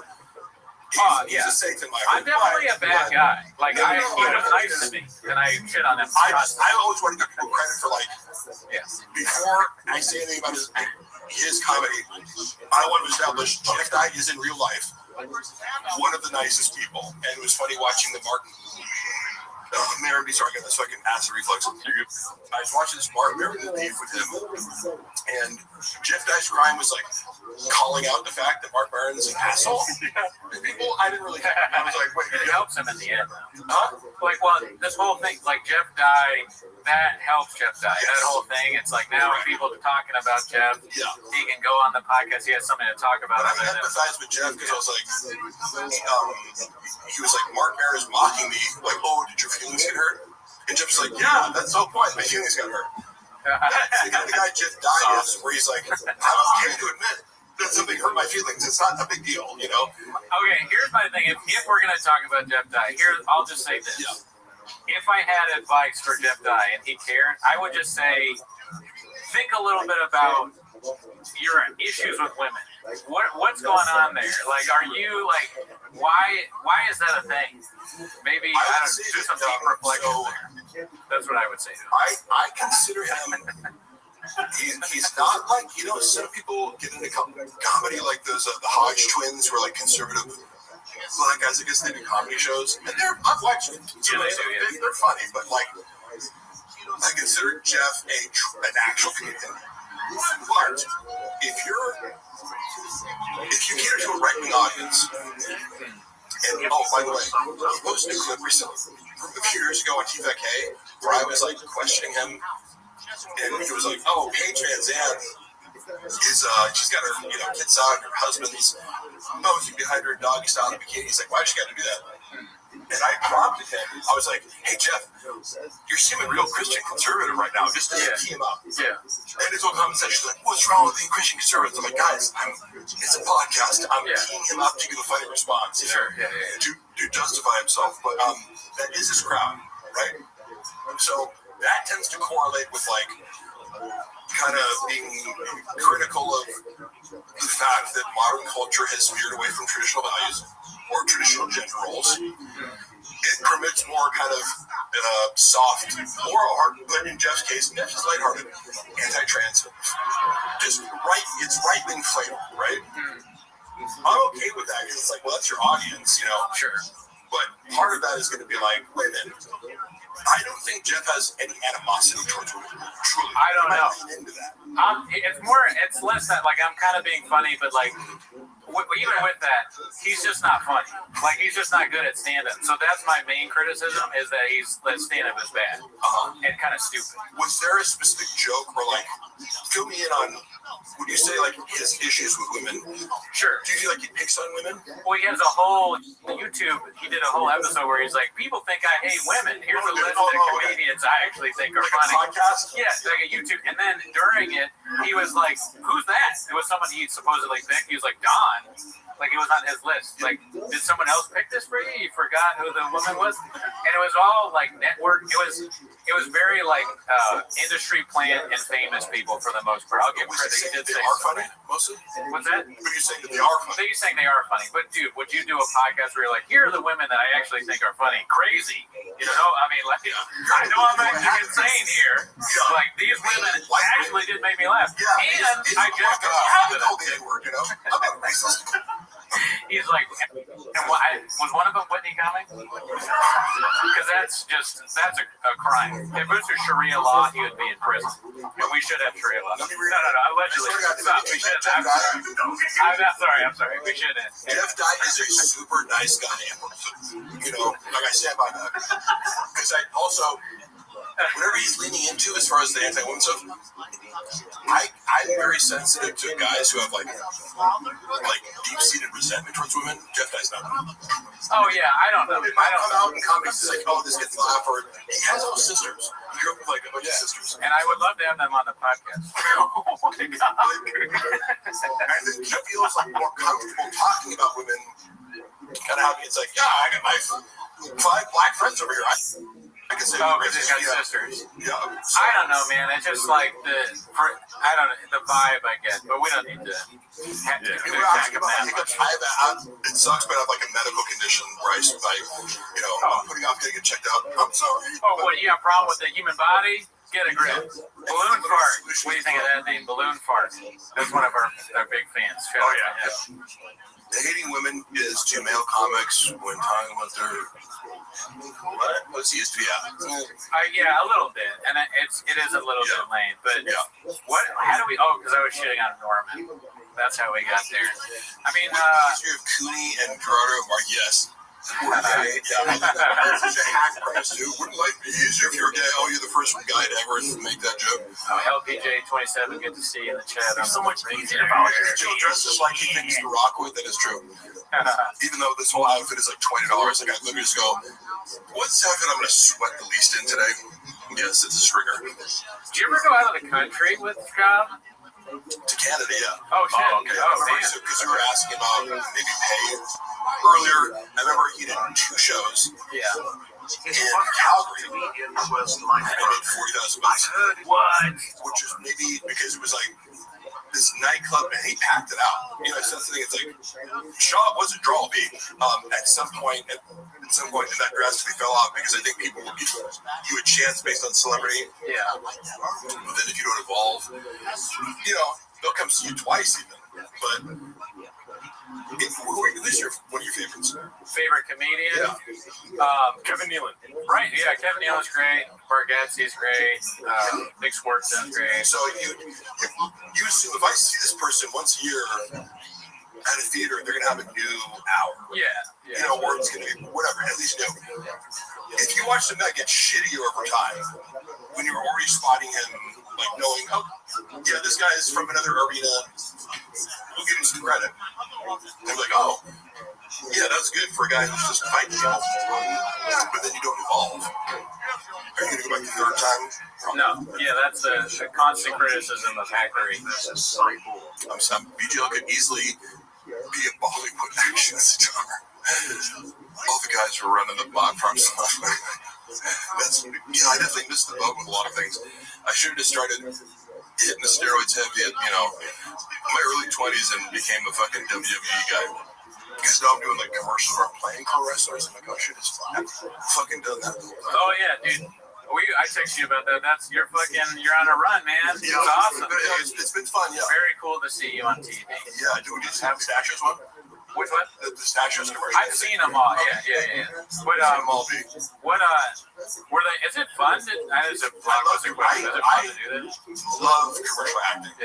Yeah. And some of the days, the first Bosch commercial I did where I played Macho Man, we shot in Canada before the Super Bowl one. And they hired me for the Super Bowl after this one. It was like a 17-hour day, whatever. It was so packed and but it's just my element. I hate doing so many jobs and I work so many different shitty jobs. Acting, even when you're actually busy and the focus of everything, and I'm standing in a singlet, it's cold outside, and I'm not doing each his commercial have to be perfect. So it's like that 30 seconds does take the whole day because every single second of it has to be perfect. You know, I'm like the cinematographer is an Academy Award winner, so. But I love doing that shit. It's such great. I've never done it, but I consider a lot of the work we do with Rain, like when I have Rain on the podcast, kind of like a commercial for Rain. We're trying to get a deal with Sure Shot, Magic Mind. I just bought some of these the other day. There used to be a fridge that thick. I fucking lived off these. Like, I would have like 6 a fucking day. You know? That's crazy. Running on no sleep, fucking, you know, batty ringlet all night, and then waking up and You fucking. need it. You gotta message girls. You're not gonna just do that without Does Rain. Mark do nicotine pouches? Yes. No, I just started to. Somebody sent me a bunch. I'm like, I don't really do nicotine, but it's kind of nice. Oh yeah. Oh, he loves it. Oh yeah. Yeah, I was worried about getting nauseous because I'm like sensitive to it. Oh So you know, people, it's like, oh, here, take this. It's like, Sean was taking like 18 milligrams at the time. That shit would make me nauseous. Yes, but you know, I take 2 back to back. I start hiccuping like crazy. When you get commercials on TV, what's funny that happens to me, making it about myself, is that I get like 6 or 7, maybe more texts from other people being like, "Mark's on TV," and we both get messages on Discord, Reddit, and they post it. My breath is burning Cooney's nose. Could be, yeah. Oh, because of the energy drink? Or just I have bad breath. Listen. That would be very embarrassing. If you find out you have bad breath, I'm like, oh, shit. No, you know? I don't know how to know this, and Cooney won't volunteer this information, but he broke both of his wrists playing basketball once. Wow, yeah. Do you see the scars? See the scars being? Yes. Surgical scars. He got crossed up. Yeah. I guess it crossed him up. Allen Iverson? Oh, but check this out, though. I was pulling plants the other day, and I re-hurt my wrist. But look at the difference between this one and that one. Do you see it? Can you show me a little bit Like that? See how this is kind of swollen up still? Nobody sees anything. Right? No, Mark just said, yeah. Shut up, Gerardo. See how it's like way bigger than the other one? Yeah. You don't see it? Yes. So, it's 2 months. I think what happened There's an is indent right there. it's like some torn ligament or something, maybe. Yeah. Or like a cyst or something. You're enabling him, Mark. I got an orthopedist appointment. It's got to be something. All right, but I'm sure it's fine. I don't think it's going to need surgery or anything. But my doctor told me, he was like, "But you'll live. That's a Cooney." No, all right. I didn't mean to do that, actually. I'm sorry. Let's just forget that I did that. His first special, and when I found out that Brendan added a stereotypical Asian voice to a handsome, professional Asian doctor who has a flat West Coast American accent, I was like, did no one ever teach you that it's bad to be racist? Hold on. All right, so Mark, this is my best friend back home, Osman Boucher. He's asking you a question. Does Mark have any insight on Barn Door's fake BJJ black belt? Is that what it is? Or cauliflower? Oh, yeah. He's because I believe all the stories about him faking it, that is something Brendan would do because he fakes everything. Like, I couldn't think of 10 different things where it's like, he wanted something, he's like, I want more followers, I buy them. I want more views on Gringo Poppy, I buy them. Now, does he have grappling skills? Of course, but I'm not educated enough in this world of black belts and what the real experts consider black belt, but his story was like he didn't have it, and his son was like, "But where's your black belt?" He's like, "Oh, well, it's technically, to me it doesn't really matter because it's like, you'll see guys who are submitting people all the time, and it's like, oh, but he's only a brown belt." Like Mighty Mouse is a brown belt. He's submitted it's like a big so many dudes and with crazy submissions that like technically he's a brown belt, but it's like he's the best to ever do it. Like to incorporate BJJ into MMA. So any belt is impressive to me. We're except for podcasting where we're black belts. Yeah, I think like Brendan's. I don't doubt Brendan's grappling skills. I assume they were better than his striking skills because of his lack of coordination, and speed. He doesn't look very fast. Like that's powerful, but just not like do you know Ilya Chapuria? Yes. Like so, I watch him. Like, his boxing is so crisp and precise. And then we watch Brendan strike. Like he looks like I would want to get caught with one of his haymakers. But Yeah. it's sloppy. It's a sloppy striker. Yeah. You can get away with it. I wonder if you were gonna stick on belts, like what kind of belt, like English language for Brendan, probably white belt. Acting ability, probably white. He's probably a white belt in most of this thing. But actually, I want to ask you a question. Acting ability, white belt for sure. With sticking on the ear thing, I don't really know much about that controversy, but what I heard was like what guys were doing is like they cut up their ear, right? Is that what it was? Pliers. Beaches out here sounding like RFK. Fuck, that's accurate. Really? You don't want to go to we have Mark Hartley in the house. Ashkenazi boots. We should do that for like a retarded bullfrog. I'm gonna mess up my ear for the pod. But you don't think he did all pliers? these are very accurate too. What are they? I'm sorry. What did they roast you on? Somebody said Beaches. Oh, you're sounding like RFK, which is accurate. Okay. I love accurate roast. Like, and again, I was talking to my friend. But they're also saying your mama black belt so people big. take it too far, and it's like you're literally just trying to be mean, but it's out of touch with reality. If you roast me accurately, I will laugh along with you. Okay. Yeah, they say I fuck squirrels. I got small teeth, big gums, ball. It's like, how many things are you gonna say? Do you think I don't know how I look, motherfucker? Like, Somebody said that he broke his wrist coughing. black belt, ballpark. How much Bob will lose on Tiger Thick? I don't know. All I know is I got fired from running the social media, which I brought up over 10,000 followers in a couple months and was posting every day. I came up with a creative strategy that I hated, but I'm like, this works. Which was, I came up with a little lingo where like Tiger Burn after like hated the shit. He hated when I did this shit. I took him to the second IG account and started talking to the haters in the subreddit language, and it was like, oh, notice how this post has 4,000 comments now? Yeah. Because I'm trolling these people? Yeah. And then also making it indistinguishable between, if everyone's using this language, then nobody knows who's a hater. We're all using it. He got so freaked out, though, because I was shocked first and asked permission later. I didn't tell him I was going to do this, but I'm like, clearly, if you're a rational person, you go, did you notice how this post got 10 times more engagement? Yeah. On a page that's making followers every day. Oh, but you want to stick with exactly what you need. Cool. Okay, great. So, the same thing with Tiger Thick, where I was like, I came up with just some catchphrases and things, and immediately was like, I'm like, this is working because you don't know how social media engagement works. We're like, what drives engagement when you have no money is like making a community. Yeah. And interacting and being unpredictable or whatever. And everyone is like, oh, my investors, it's really him. Oh, yeah. Just being like, I don't like this. But you'd be like, oh, the team or the investors don't want it. I'm like, yeah, you're just the pussy. Because he was like, his directive was, It truly is like a child's empire. and what's the Rock's tequila? The Rock has tequila? I didn't know Yes, that. yeah. Like, he wanted to base the market. It's called Moana or something like that. Yeah, I'm like, cool, give me $20,000 for a photo shoot. If it was called that, It's like, you're I'm like, all right, Hollywood is fucked up at that point. Like they're naming a Disney movie the tequila brand. We gotta shut this thing down so we can figure out what's going on. That's actually shot logic. Because remember he thought that Dana White stole fucking Friday or fucking Wednesday or whatever. Oh yeah. He goes, Dana stole my fucking idea for this thing. I'm like, you said it 1 week, and Dana's been doing the show for the past 3 years. Yeah. And then you convinced yourself that he stole your the term to make a show out of it. It was crazy. Yeah. You just can't say anything. You're like, yeah, for sure.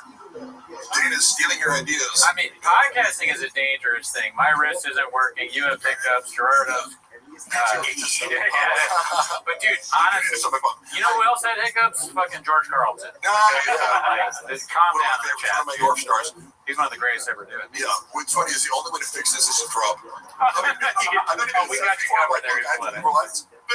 We've been throw up thing that we do on the pod. Drink a rain and you'll throw up. If you Who's want. the most famous person on Mark's phone contacts? Who? I don't know, a guy named Antonio Banderas. Oh shit, dude. I'm gonna put the hot boys for that. Yeah. Antonio Banderas. He was super cool about from the commercial. He FaceTimed Luana. Luana's like a huge fan, and I was like, hey, dude, first of all, he was super gracious and complimentary. He was like amazing to work with. He's so cool. Then I was like, hey, I have a little favor. In full Macho Man Randy Savage commentary, like FaceTiming the one. I'm like, hey, what's up, in Madrid. Guess who's here? And she was like, oh my god, like so. That's so nice of you him. know, I like that. I these like people that. don't have to do that shit. Yeah. He's a very cool guy. Desperado. How would Shop say Antonio Banderas? That's a good question. He would fuck it up somehow. Banderas. Yeah. Antonio Banderas. He would, let's drop a syllable. Banderos. Banderas is good. He was in that the last movie that I saw that he was in was that movie Baby Girl, which kind of sounds like something that Shop I would saw say. it too. His performance was amazing. Yeah, that movie. I really like that movie a lot. Water threw it on, and I was like, kind of like doing some other shit. My phone was compelling. Oh yeah, that's great. Yeah, Great and film. his performance Never was seen because the emotional. And we get some more English. Oh yeah. I'm trying to. I want to read the chat. No, yeah, reading. You guys have Also, a great chat. Nabjot. If I'm saying that wrong, I do pronunciation. But go ahead. Bob have until he runs out of everything and becomes a drug addict. It's well, he's already been through it. No, it's English. Yeah. Okay. So I'm curious too. Much people speculate on this, like it's the slow train wreck. Yeah. Because he's impervious to like. And by the way, me coming out to like talk shit about him or like my work experience there, that was not an attempt to like cancel him. That was an attempt to preempt the fact that I knew he was going to go on a smear campaign, which he did probably. But like I just seen him do it a bunch of other places. So it's hard to like. You can't ruin his career. He's too established to be like. If Chris D'Elia can sell out fucking theaters, like after that controversy, like there's no controversy that would like end Chop. But the trickle of like the trickle down is the funny part. Yeah. At what speed is this declining? Miss Aquarius. But it is not doing stand up because some tickets more right material. Yeah. Miss Aquarius. Miss Aquarius. Yes, ma'am. How are you? I'm well. Wow, what happened to your throat? Oh, okay, that'll do it. Alrighty, ma'am. I'm sending you an. Yes, ma'am. Thank you for your patience, Miss. How was your day?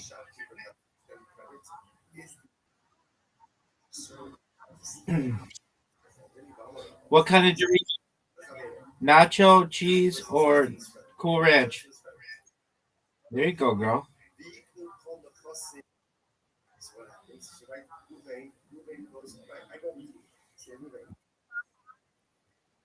That happens.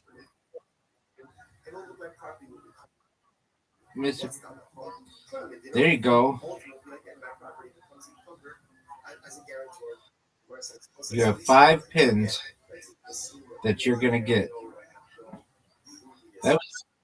That was beautiful. You're welcome.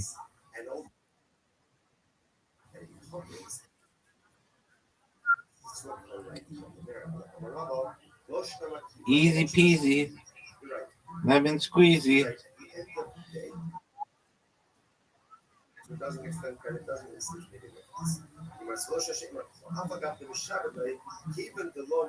This Aquarius just coming through with the quick. Oh, for sure. No doubt. That's right. Get another one. But you've got these two.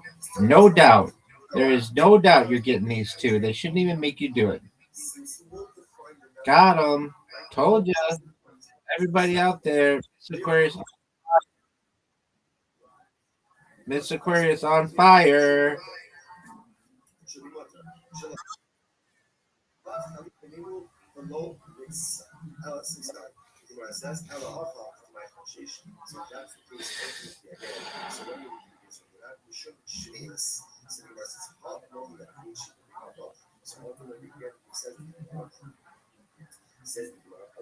Ooh, all but one.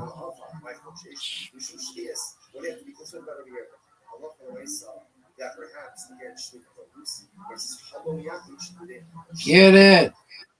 And she did. She kissed it at the end.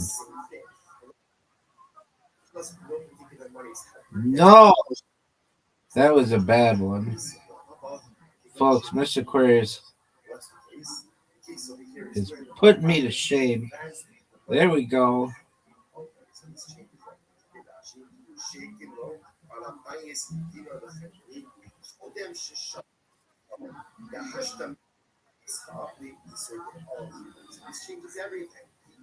All but one. Go to the country, go to the shopkeeper, eat, drink, whatever you want. It's on me. The cases the money to the shopkeeper. Oh, folks. Are you witnessing this? Now that makes sense. It's hateful already. Get a strike. Oh, 99, 97.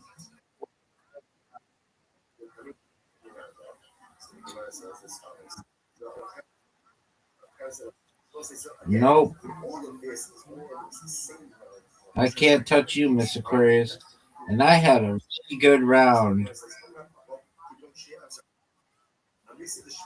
But nobody's touching you. Miss Aquarius, 97 and 94. She's 11 away, folks. Miss Aquarius, that was, I think, our combined highest game. That was really good. And you, yeah. I never would think that I'm going to score 94, which is a good score for anybody, and lose.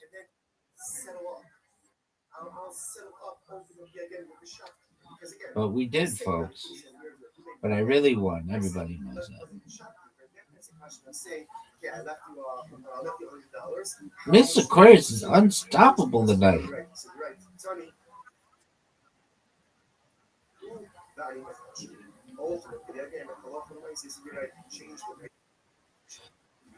Yeah, but nobody's touching. This girl is on fire. This girl is... Get these 4, 3.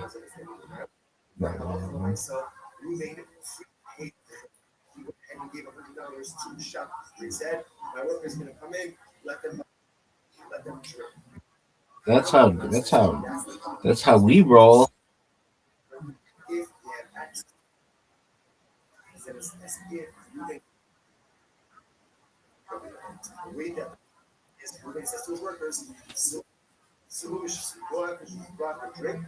Get it.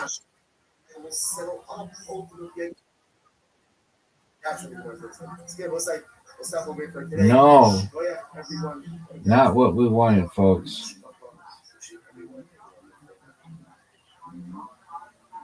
That is.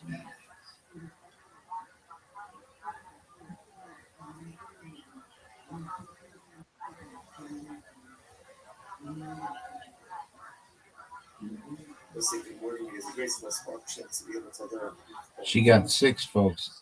She's going to get 4 here. No doubt. Oh, come on.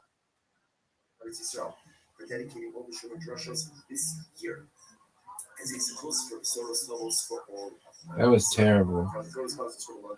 It's a split. Let's just get the 3 or maybe 2. I don't know. All right. It all comes down to this, Miss Aquarius. That's you, girl. Comeback time. She... Get it. No doubt.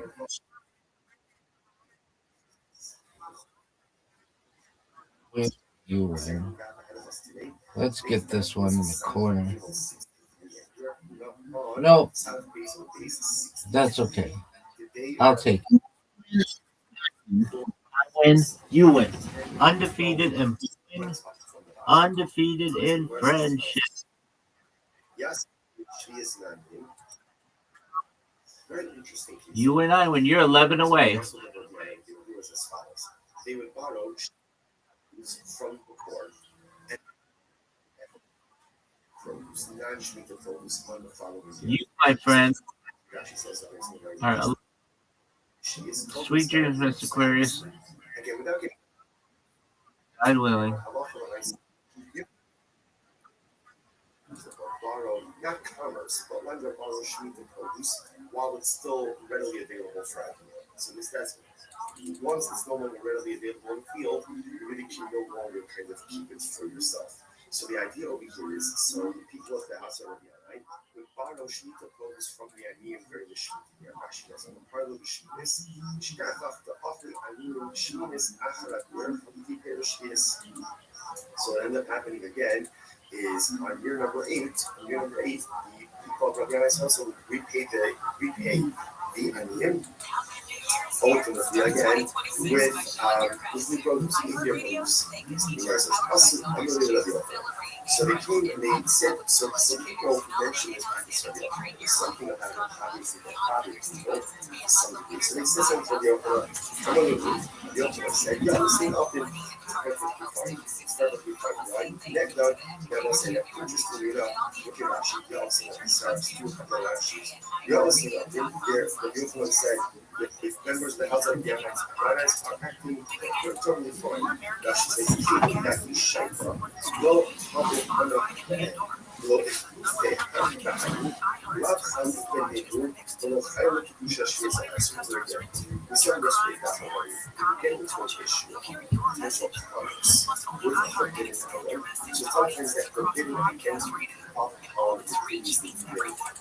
so, for example, the concern over here is business that was transacted with achieve the produce, then even the 8-year produce should ultimately have a percentage with the prohibition. But the overall said it's not going to be a problem. Why? Because there's not a recipe, there's not immediacy. I would say there's no immediate reciprocity. Because the produce is going to take advantage of it, and only being bought for the during your age, because there's no immediate reciprocity, therefore this does not look like you're doing commerce with Shemitah produce, and therefore no Shemitah prohibition involves some kind of the 8-year produce. That's the idea. Therefore, you have a lot of myself, and therefore, again, Shemitah sanctity will not be all of them. This is very interesting. It's connected to Esna. And interestingly enough, similar piece, they come up with Esna. Esna is really the person goes to a seminar, and he gives her something for her services. Right? Obviously, he pays her money, but he gives her an object. That object is called like an Esna, so the thing is called olive, and cannot be used for any type of sacrificial purposes. Makes sense. Since it is the sign of, versus the corresponding piece based on what's the case, the signs of this. Bryce says, no some level of Allah. Let's say Ruben goes to Rachel. Rachel's a sultan.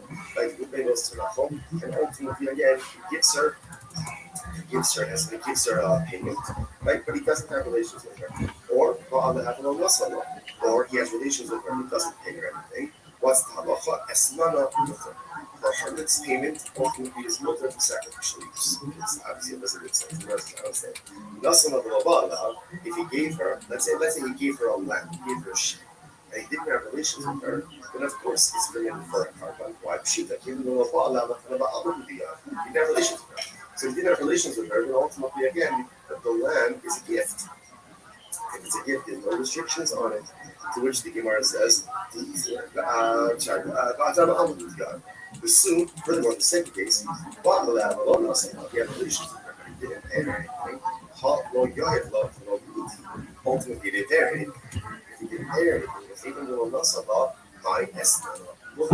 if he didn't pay her anything, what's the meaning of the statement of the rights of excellence that come up from the rights of the Esna is mutter? Doesn't make any sense. To which the Gemara says, Allah, Hakikah, God, this is what it means to say. Listen to this. If he gave her, let's say he gave her the sheep, and then only afterwards, in other words, let me take this outside. So he was going to say that this. When does something become an Esna, and Esna is on its payment? When there's transactional immediacy. Pays her relations, right? Or relations pay her. In other words, when there's immediacy, that's when it's an Esna. If there is a lack of transactional immediacy, then the payment does not take on the status of Esna sold. And what that means practically is that it can be used ultimately again, let's say for some kind of sacrificial or temple use. So watch this. So what's Elikar? No, if you give her the sheep, the Acharkach Bala. Now what does it mean, the Acharkach Bala? Rashi says, Achshav Ella La'achras. He doesn't have relations with her now. Rather, again, sometime later. Now, of course, how exactly go ahead and translate the idiocy? I think there's some level of common sense. You know, the Beijing today has relations with her in 3 hours. Or tomorrow, again, as opposed to end relations. Oh, or for that matter, he has relations with her. And in this case, her, in both of these cases, again, the Esnam is going to be. However, Nasala, the Acharkach, so therefore, what says what we're saying is as follows: that essentially, in order for something to be categorized as an Esnam, so there has to be transaction. Once the transaction is in other words, payment relations, then the line the payment has the status of the again of its payment. Now, again, keep track of what's going on. So remember, the household of Orgiana, they would model shoot the homes from the door, pay it, ultimately again with the homes. People came to the opera because they felt, I don't know, maybe it's like a institution's practice, you transact business with shoot the homes. It's like, oh, it's fine. Why? Same idea. There's no transactional immediacy. So because of transactional immediacy, we don't view that your produce as an exchange, right? Or as somehow like a payment, ultimately again, 7-year produce, 8-year produce, and therefore the 8-year produce remains totally fine. Now the more questions a little bit this estimate is. So again, let's go through this, right? Let's say he goes ahead and he pays for it. Hey, even these one, he gives her a sheep, just using the sheep because it's the easiest example of right? So he pays her a sheep, right? And then let's say he pays her a sheep on Tuesday. And then on Wednesday he has the sheep. So again, based on what we just said before, that sheep does not have the status of a harvest period, and therefore it's not forbidden from us in any time. Right? There's a lax transaction in this. Because I understand, when he bought, but when he does have relations with her, let's say on Wednesday, right? He gave the sheep on Tuesday. He has relations with her on Wednesday. So why we say that when he does have relations with her, top of September, Lechol Allah is certainly not afraid. Obviously, okay, I understand. Usually the sheep can't be labeled as estimates. So he has relations with her on Wednesday. But when he doesn't have relations with her on Wednesday, then retroactively the designation of the sheep as a harvest payment should evolve upon the sheep retroactively. And therefore the sheep should be categorized as an estimate only as of Tuesday. Rabbi Rothschild says very interesting. What's the case? It's very interesting. What happened? Zona, right? Zona got the sheep on Tuesday. She got the sheep on Tuesday. Now, relations didn't happen until Wednesday. So we were saying that when they have relations on Wednesday, retroactive, the sheep should be categorized as a harvest. Oh, what's the case? She offered it up as a carbon on Tuesday. She offered up as a carbon on Tuesday. A pious harvest, a pious zona. And let's say you can say this she's a zona, and she's offering up carbons. Listen, it's incredibly this many kinds of things. So it's incredibly sticking all of the inconsistencies. And more you look at having contradictions, even in certain respects, in certain respects, and there are things that I like, or things that I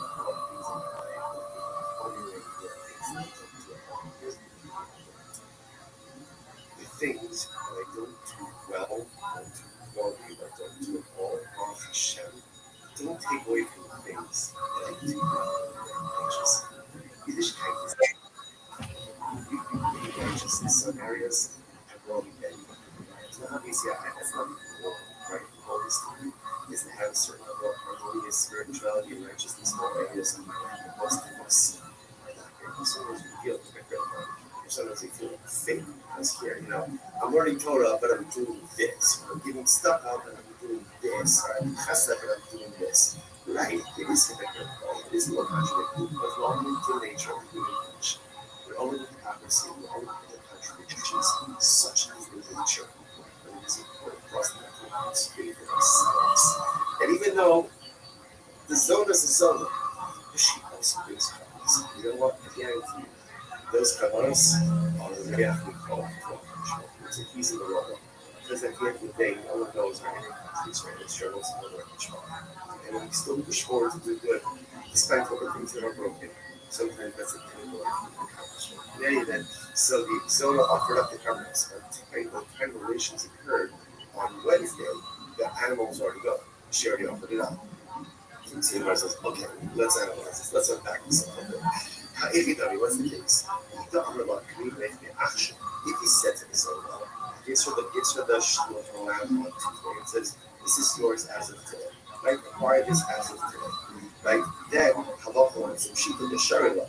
Right? The halasa, the shaspira, or whatever, so then obviously it's multiple, right? She has title to it. It can't be categorized as an escrow on Tuesday because they did combination to that. So essentially, gave her a gift, and therefore she has every right to offer it up. However, the law of the community, the action is not the card. It's very interesting. But he did not give her permission to acquire it as a gift, right? He was not explicitly saying it. He can say to her, this is your animal as of then, as of Tuesday, right? They're scheduled for relations on Wednesday. So what does it mean to say? He gives it to her, he gives it to her today, and we're going to have relations tomorrow. If that's the case, if he doesn't tell her to acquire it, it's not hers. It's not hers. And if it's not hers, if he wants to have a shop for them as a partner, after all, the issue is based on what the Shulchan says. If a person will consecrate his home, this is talking about an error, an evaluation. I will go ahead and consecrate his home. I'm not more about these other shoes, so just like your home, you own it. As home, your shoes are so to the home, you consecrate, whether it's consecrate or whether it's offered up, is something that you know. In other words, so if she doesn't own it on Tuesday, then how could you offer them as a part of us? It's not way it's really consecrated. So, you can only do backdish something that is yours. Which means, in the realm of personal growth, Akadosh Baruch Hu only asks of us what we're able to do. We're sometimes making a mistake of measuring ourselves against other people. And that's not necessarily the right thing to do. It's good to have role models. It's definitely good to have people who aspire to do that. But a lot of times we can compare ourselves to others, and then we're frustrated when we don't measure up. But who says you can measure up to someone else? You don't know if this person's focus or their abilities are. The ownership of only asks you to accomplish that which you own. You only have to consecrate, or you only can consecrate that which you own. You can't consecrate, and it doesn't belong to you. We so often we forget that the prophet only expects of us what we're able to do. He doesn't expect that we will see someone else do. He doesn't expect that we see someone else's accomplishments. What he does expect of me is to take a personalistic inventory on all the spiritual tools that I possess. Be honest about what I possess, because we possess a lot more than honestly. And then utilize those in the pursuit of personalistic holiness. You can only be makdish that which belongs to you.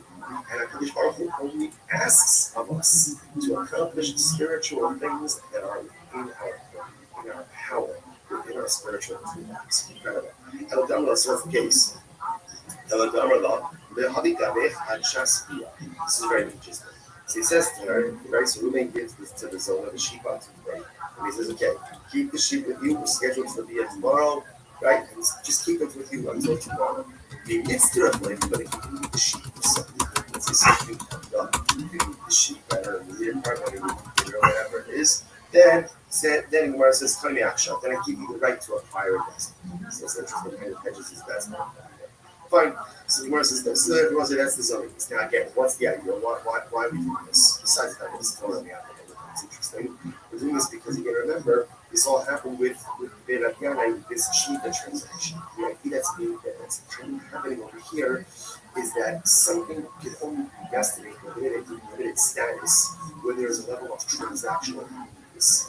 So now we see that by the Shemitah case, and ultimately we see it by the Eslo zone and by the Harlot case as well. I think where it just gets a little bit into its Harlot case. So by the Rothschild, how about making Shas on that? Very interesting. So let's say, same thing, moving gives Rachel, moving gives Zona, the sheep. He is scheduled for Wednesday. On Tuesday, she knows that she's much she concentrates on she didn't offer that as a problem, but she's not efficient. So what's the status of the even the Ramar, Russell is above his Russell. Demand that to Russell. She didn't say that essentially making something heckish is the equivalent of offering it. Whereas earlier the Gemara says that verbally pledging something to heckish is the equivalent of giving it over to a regular person. So therefore, we can say ultimately again that the act of going ahead and command the shit verbally is the equivalent of offering it. Although not Ashton, that's a very specific. In other words, God was all made up, but the message was going, again, was going. The message ultimately again is the present. So she had to put the message. Again, because I say, you heard the Shiloh, in the case where she offered it up on Tuesday, by the time the year occurs, obviously, again, it's going. It's going, right? So it can't be public as things so long because it was no longer in existence when the year occurred. In this case over here, she's not Wednesday, the year occurs. And what you decide to target it as well. The object is still here. So now the shadow is because the object is going to still so or not. So let's say we take Shem and Rabbi Eliezer. There's Rabbi Eliezer. So let's say going back to Rabbi Eliezer, what's after that? Right? You know, so Rabbi Eliezer, Shekhatla Beheki Basa. So remember again, the way Rabbi Eliezer understood the case of the right? This where she went ahead and she already offered it. Right? She offered it up already by the time the year occurred. That's Beheki Basa. So that's because she offered it up as no longer existence. He shut so long. For the Eliezer statement here, that if she was not efficient, the animal is still in existence at the time that the year occurred. Perhaps the animal would now be over. Just because it's the Eliezer fake required. She is this actually this Shiloh is not just Shiloh the Eliezer himself. So the verse 9. Mission she did the Eliezer that we must have now just so no that we said Shastia. Because you will also say that the only time it doesn't even ask is when the animal is offered up for the dia. But by the time the dia occurs, the animal is no longer here. But perhaps again, if she was just not for she was consequent, the animal is still in existence at the time of the dia. In which case, halacha l'maisa, the animal is recategorized as an estem zona. Although, if you also shoot a leg, if you shot some sap, maybe obviously she offered it up, but it's going to of course, it's not going to be categorized as an estem zona. But in case she just consecrated it, we're not sure. Which the Gemara says, so we're really not sure. So interesting enough, I will say, what comes out in this case over here is, first of all, so important lesson of life. We're not finished with this zone. What we do understand is that when the first thing categorized as how this payment is transactional, which means payment via. If that order is not followed either, payment and delayed via, or via and then payment, ultimately again it is not considered to be an exchange. So if he deposited the animal with her payments, now the deal doesn't occur until later on. Assuming she has rights to that animal, therefore she goes in and she offers it up to the part of it. If she's not dished, she consequently. So the animal still exists at the end of the next day. What's the status of that animal? That's the thing. Okay, that's on the last one. Well, I copy also last one. So right here, what's like the second case over here was, let's see, has relation with her. And then afterwards, the case here, so ultimately again, the payment is mutter. And say it's mutter, it means used for purposes, or immediate, where is the cash? I don't understand this. What it says, or immediate. Well, the as even the kind of showing us the us. So regardless, right? So it says the payment has relations with the same. And then he pays her even 3 years late. 3 years late, so people pay all of the bills late. Right, so he pays her late, right? 3 years later, it's still called a harvest payment, and it's still the answer. And I'm not going to stop this stuff. What cash is supposed to be accounted to was important. The rights that we maybe call a celebration with 62 said that if there's relations and then payment, that's not an estimate for transactional use. Here, the Gemara says that there's relations with the inclusion of the years number, ultimately it is still awesome. I'm not going to stop what is still a cash. Not a contradiction. Hada Amar is Ba'ali Li, is Ba'ali Li, Italasa. Hada Amar is Ba'ali Li, Italasa. So I said this is very interesting. Ultimately, again, one case is another case where he says, have relations with me for this sheep, and he identified the sheep, versus have relations with me for a sheep, here Rashi, they tell us that, so ultimately, again, versus what they identify the sheep, it's as if there's a transaction over this. What he doesn't go ahead and identify the sheep, then ultimately, again, there is no transaction. So let's analyze it a little bit. The only tell us that my hobby constant. So let's analyze this, right? So now it's Wednesday. Everything goes up to Rock. He says, have relations with me towards his own. He says, have relations with me for this sheep. Now, again, he doesn't care for 3 years. 3 years, the local is, oh, it has a status of how it's paid. It's the transaction needs. Just because you identify the sheep doesn't make it hers. In order for it to be hers, what has to happen? In order to say, sheep follow. So I'm going to tell us about how you know, sheep follow. Right? Remember, livestock, animals are part of the sheep or part of the possession, which is so now, let's go probably go on time with the sheep. Okay? So apparently it's actually interesting that ultimately we didn't have the sheep was only given by humans. So American again, by analogy, they don't lead the sheep into a sponsor. Minnesota, realizing one of us is the old of his own Israeli stars talking about the Charlie. When you go, you claim that that's it. Or interestingly enough, the sheep standard in the cluster. Which means, again, ultimately there's plus she requires exactly. You can claim that that's it. I understand. If it's in her chutzah, then she acquires it. In order to get relations with her, and then ultimately, again, starting in her chutzah, starting acquired it. In other words, she acquired it before. So this is like the paradigmatic case of Esther. Because she's acquired the sheep even before the Biyah, if the sheep is standing in her chutzah. Which was most involved, the Shaki and the very interesting. Now, here's the case. So when it comes to Rafa, I'm going to place this. And I here, this sheep is not going to yet the Lord says to her, I'm going to pay you.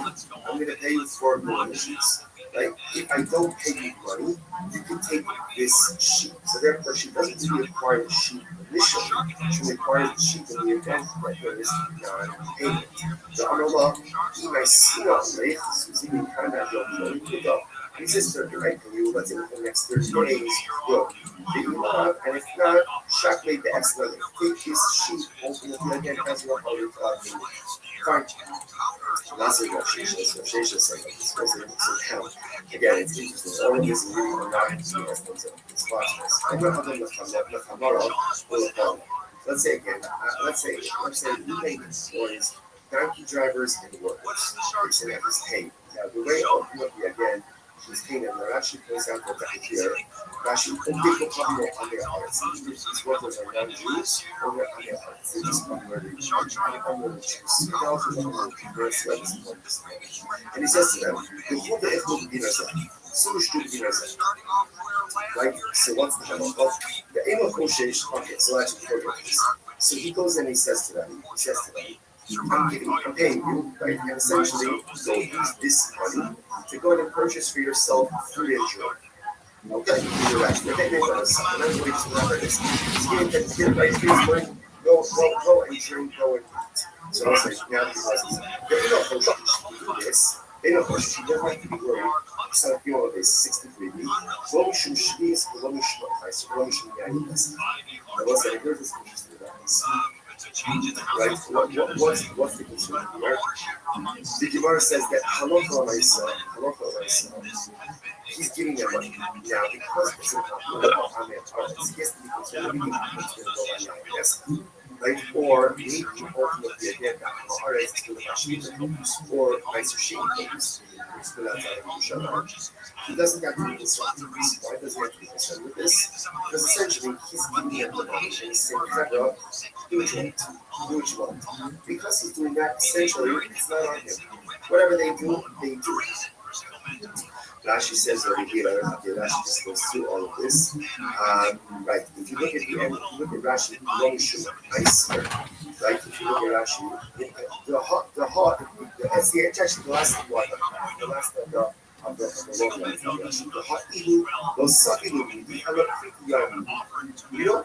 Ruvain is not the one giving it. He's giving them money. It's covered up here. This is for your food. This is for your drink. What they choose to do with that afterwards, essentially, is not unmoving. Not unmoving. So therefore, again, no life. Contrast other qualities. Some feel they see working like our life. Sense. So the effort that you solution says to the workers, like taxi drivers, go and eat, go and drink it, okay, you got to have all. Now this is a habit.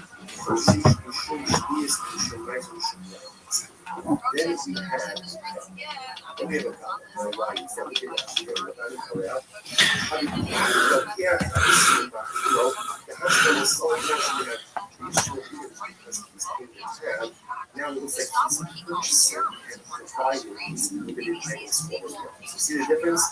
If they just says, here's $100 for your food and drink, whatever they buy, Or is honesty and self-reflection?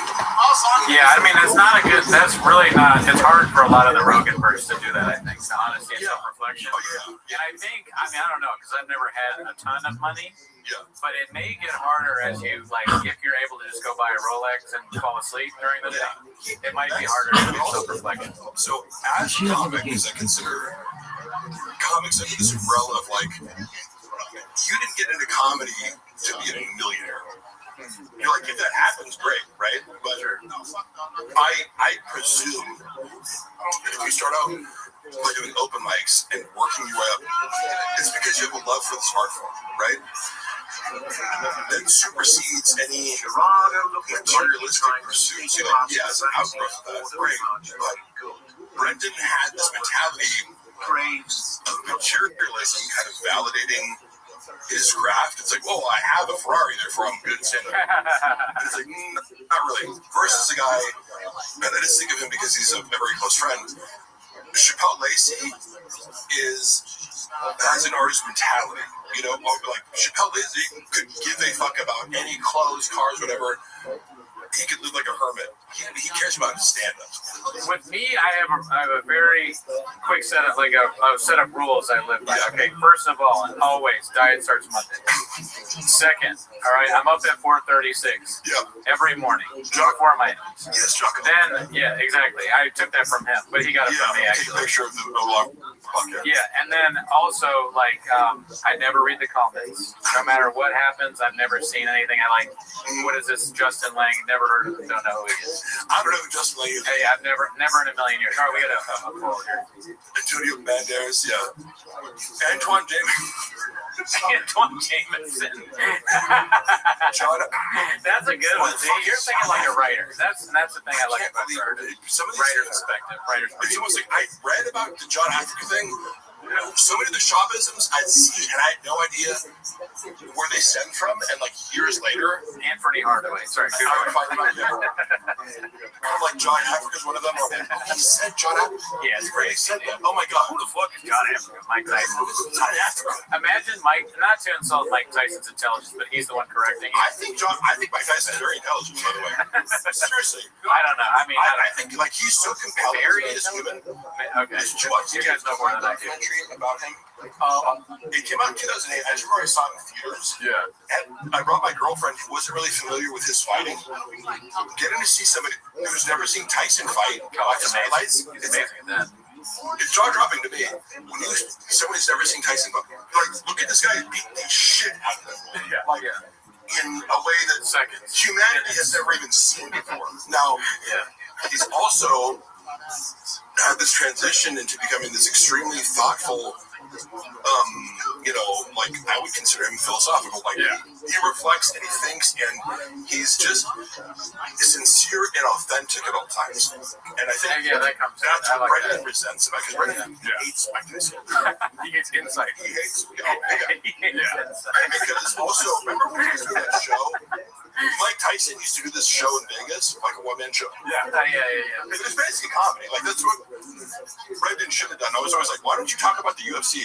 He was like, no, I don't want to. I'm like, major mistake. Blind spot? I get it. You know, it's like people do this thing with like, oh, I don't want to talk about the August. I'm like, that is actually your best bet. To at least make one special where you involve it. But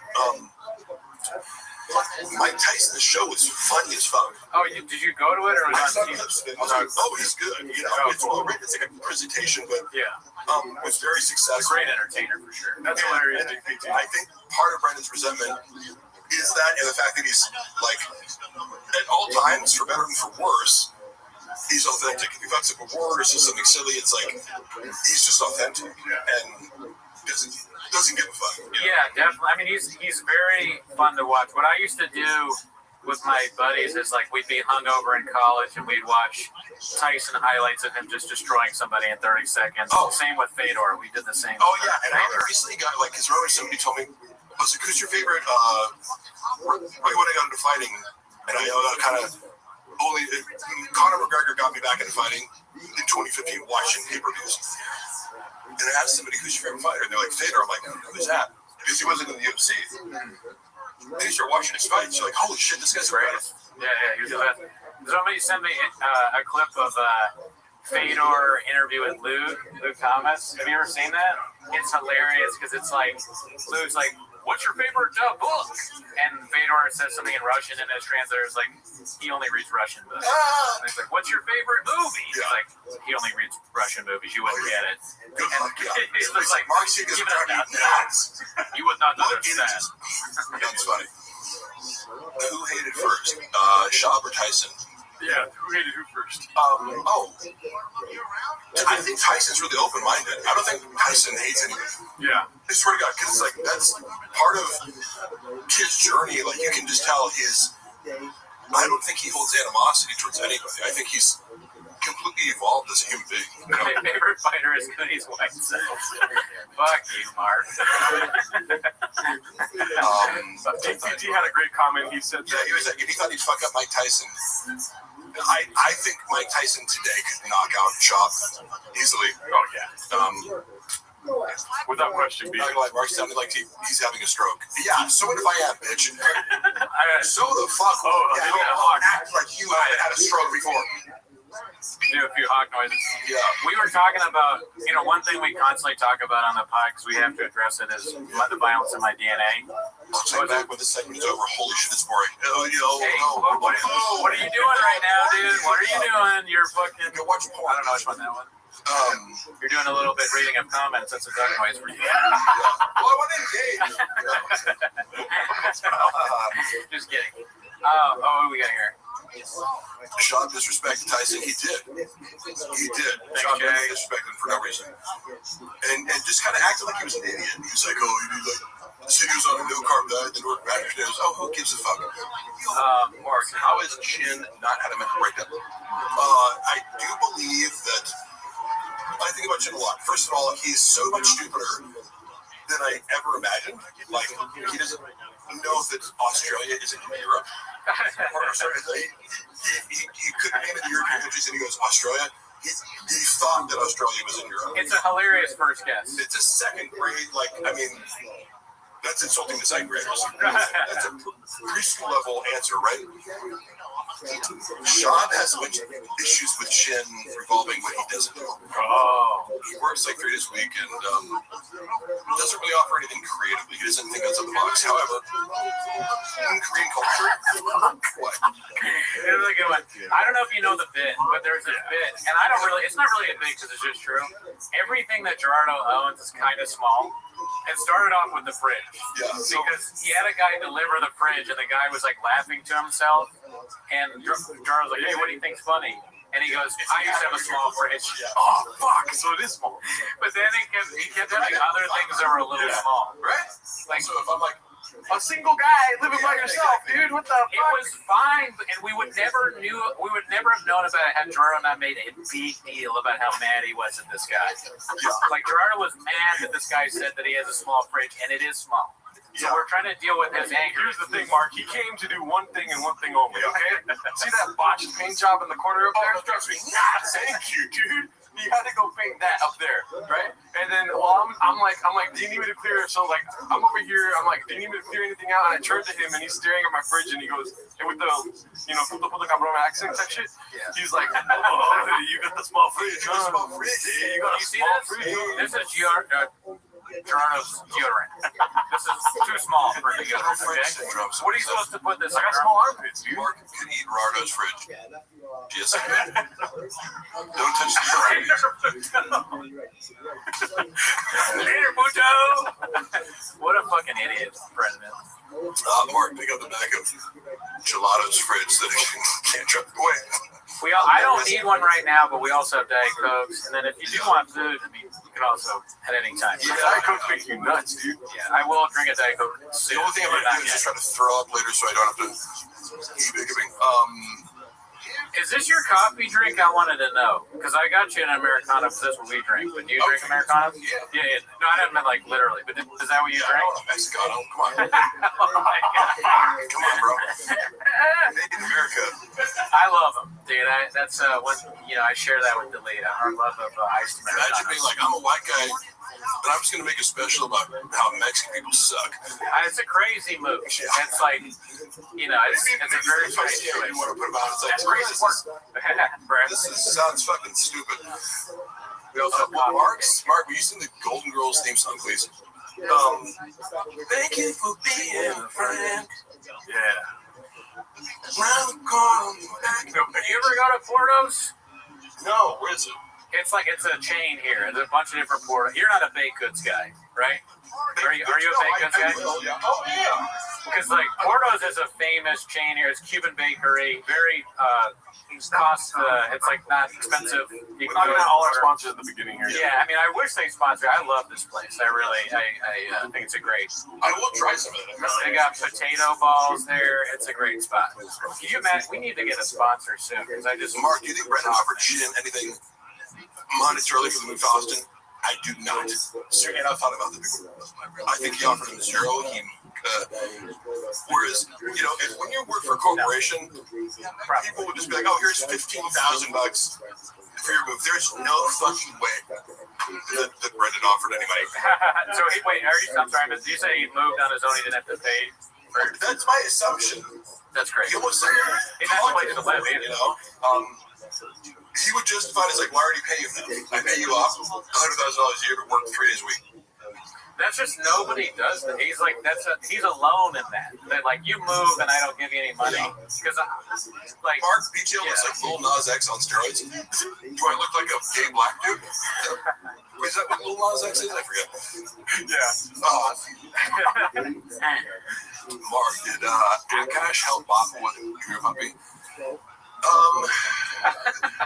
Well, no, I remember meeting Akash. I thought he was super cool.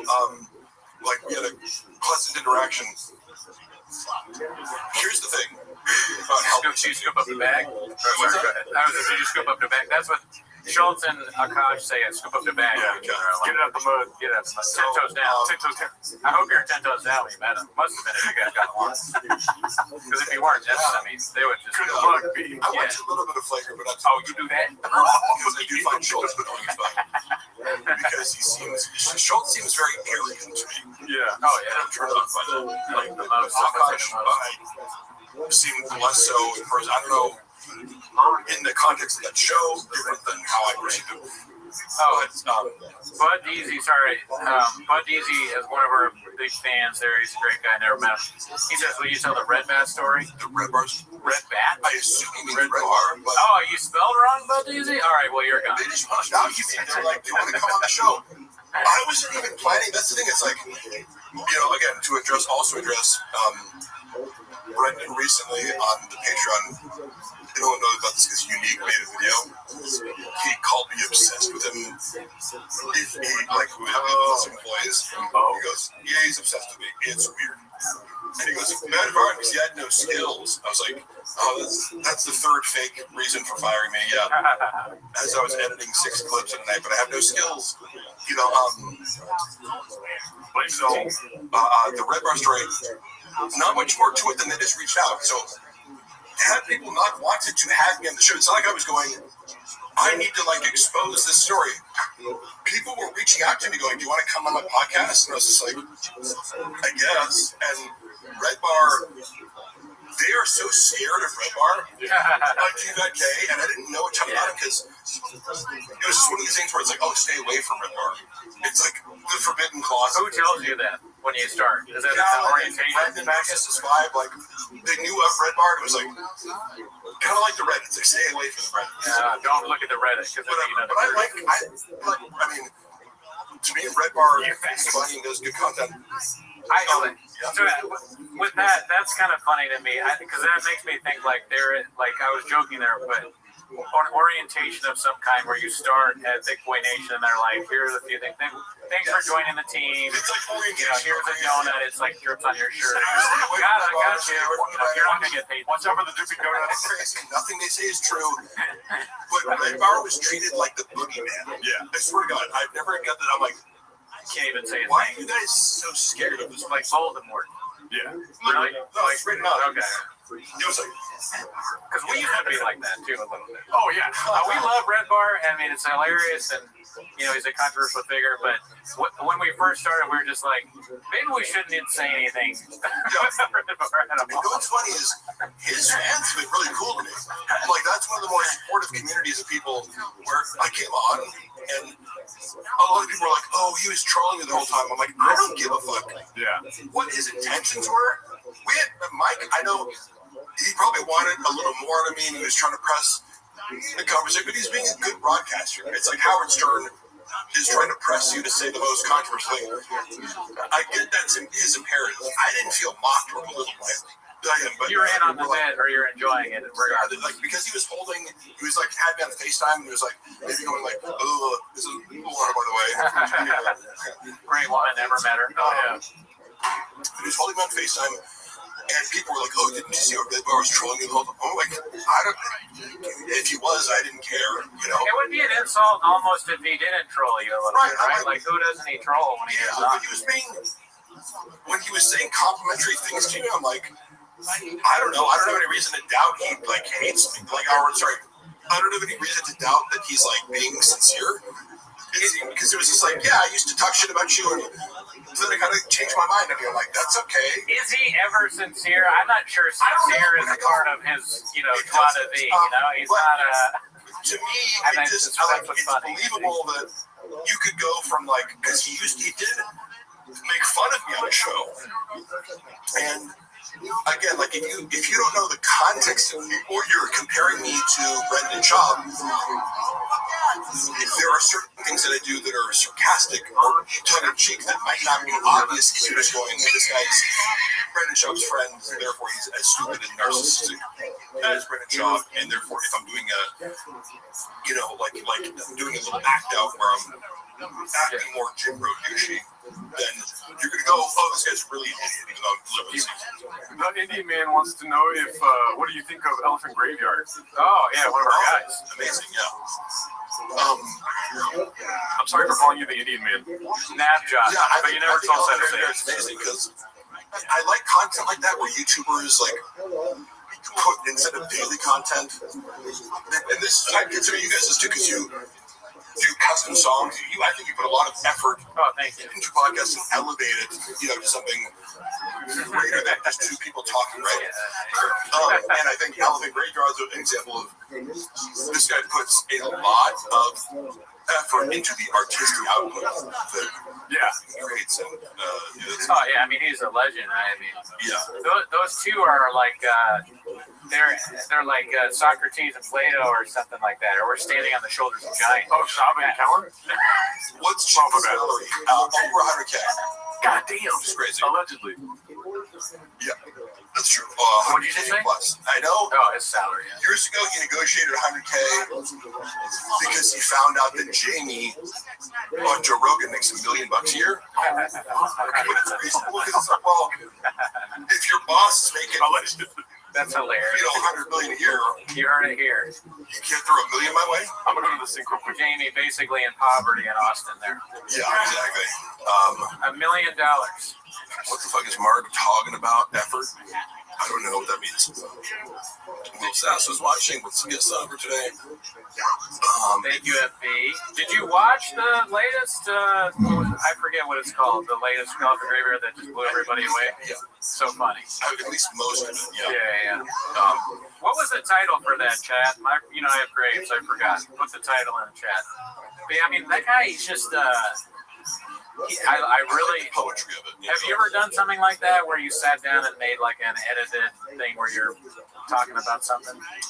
No, but I would I do enough basic editing, or here's the main thing that I'm looking at. The visuals are great.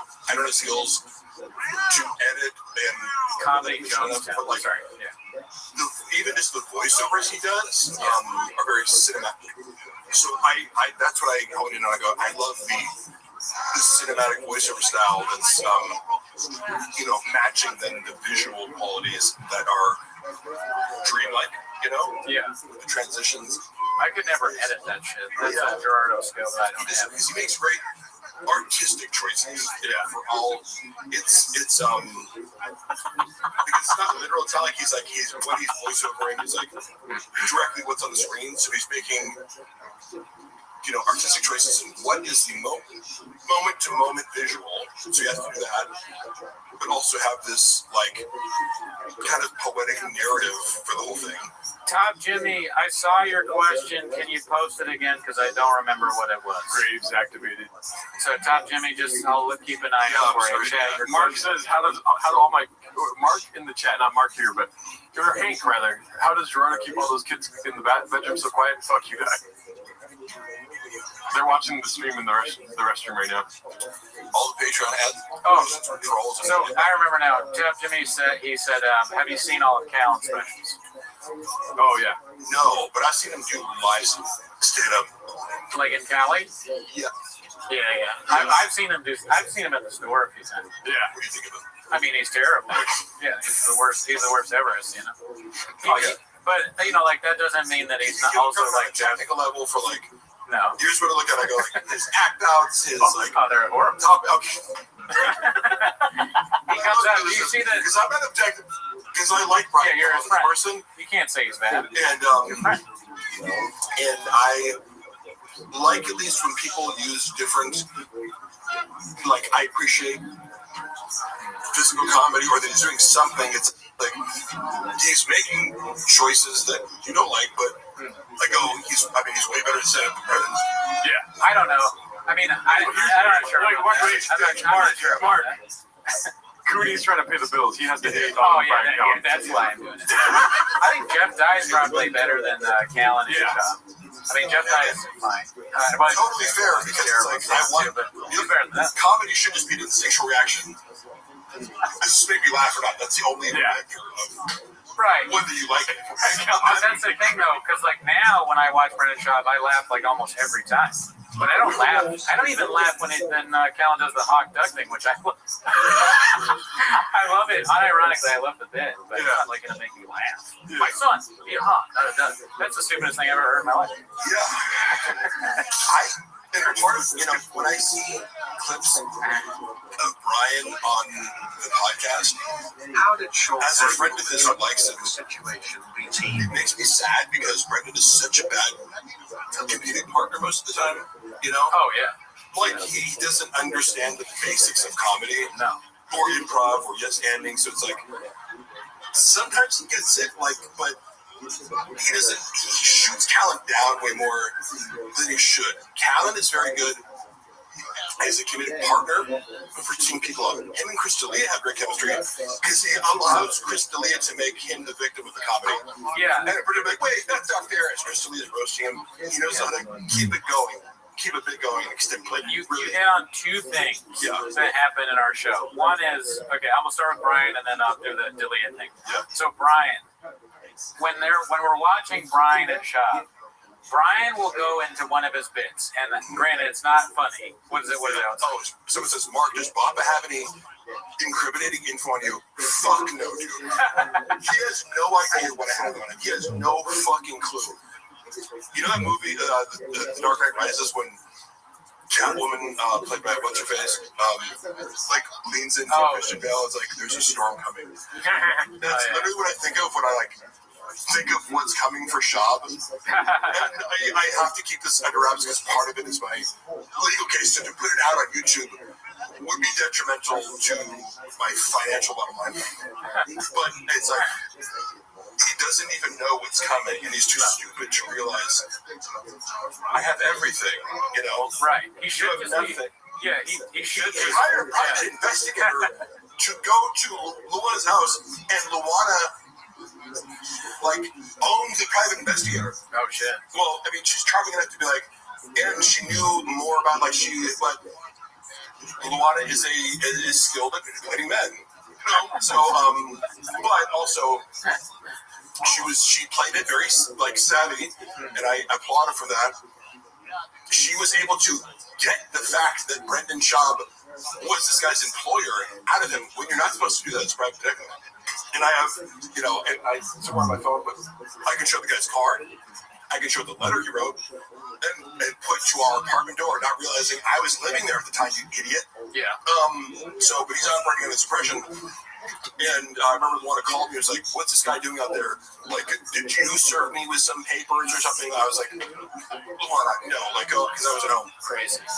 I say, go look at what he wrote. He wrote this note, put a number on there. He was still in the area, so just call him up, see what's up.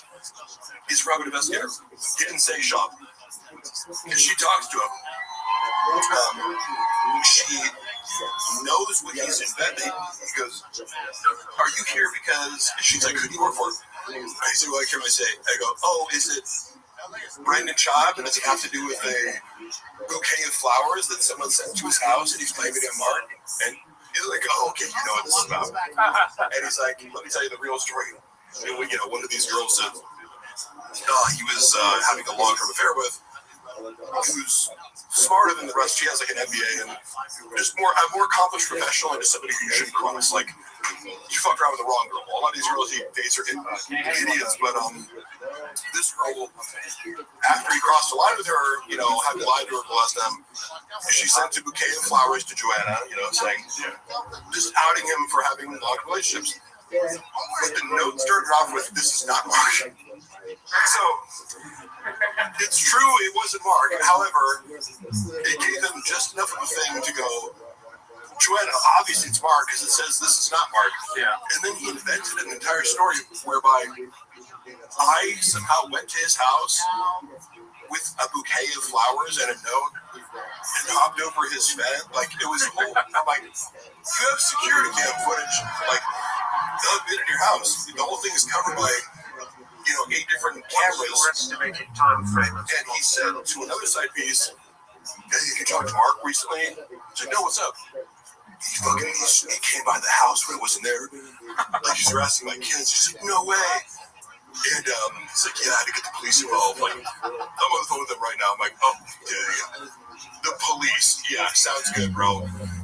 With the security cam footage of a worker from Joanna's favorite florist delivering, you know.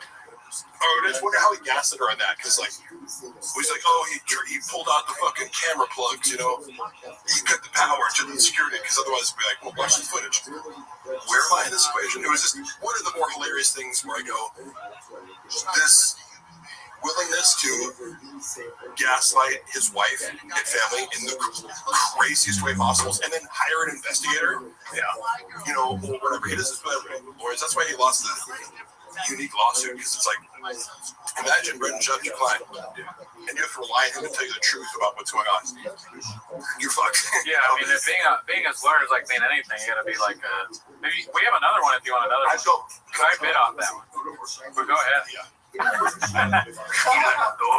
Dude, this shit is amazing. I just tried. It's the first time having a coffee cake from Porto's. Surprising, I know. Cinnamon coffee cake. Wow. I mean, listen, I would fuck my way into the room to get this. I'll eat those. Yeah. Yeah,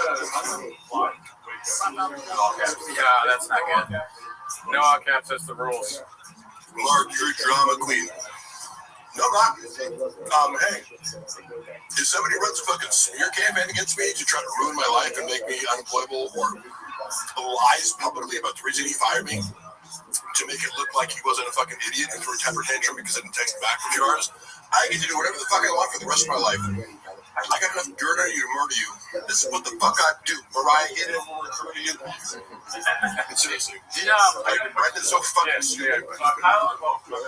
Kyle Samuel wants to know, and you probably have already answered this before, but how did Shab handle the truck walk situation behind the scenes?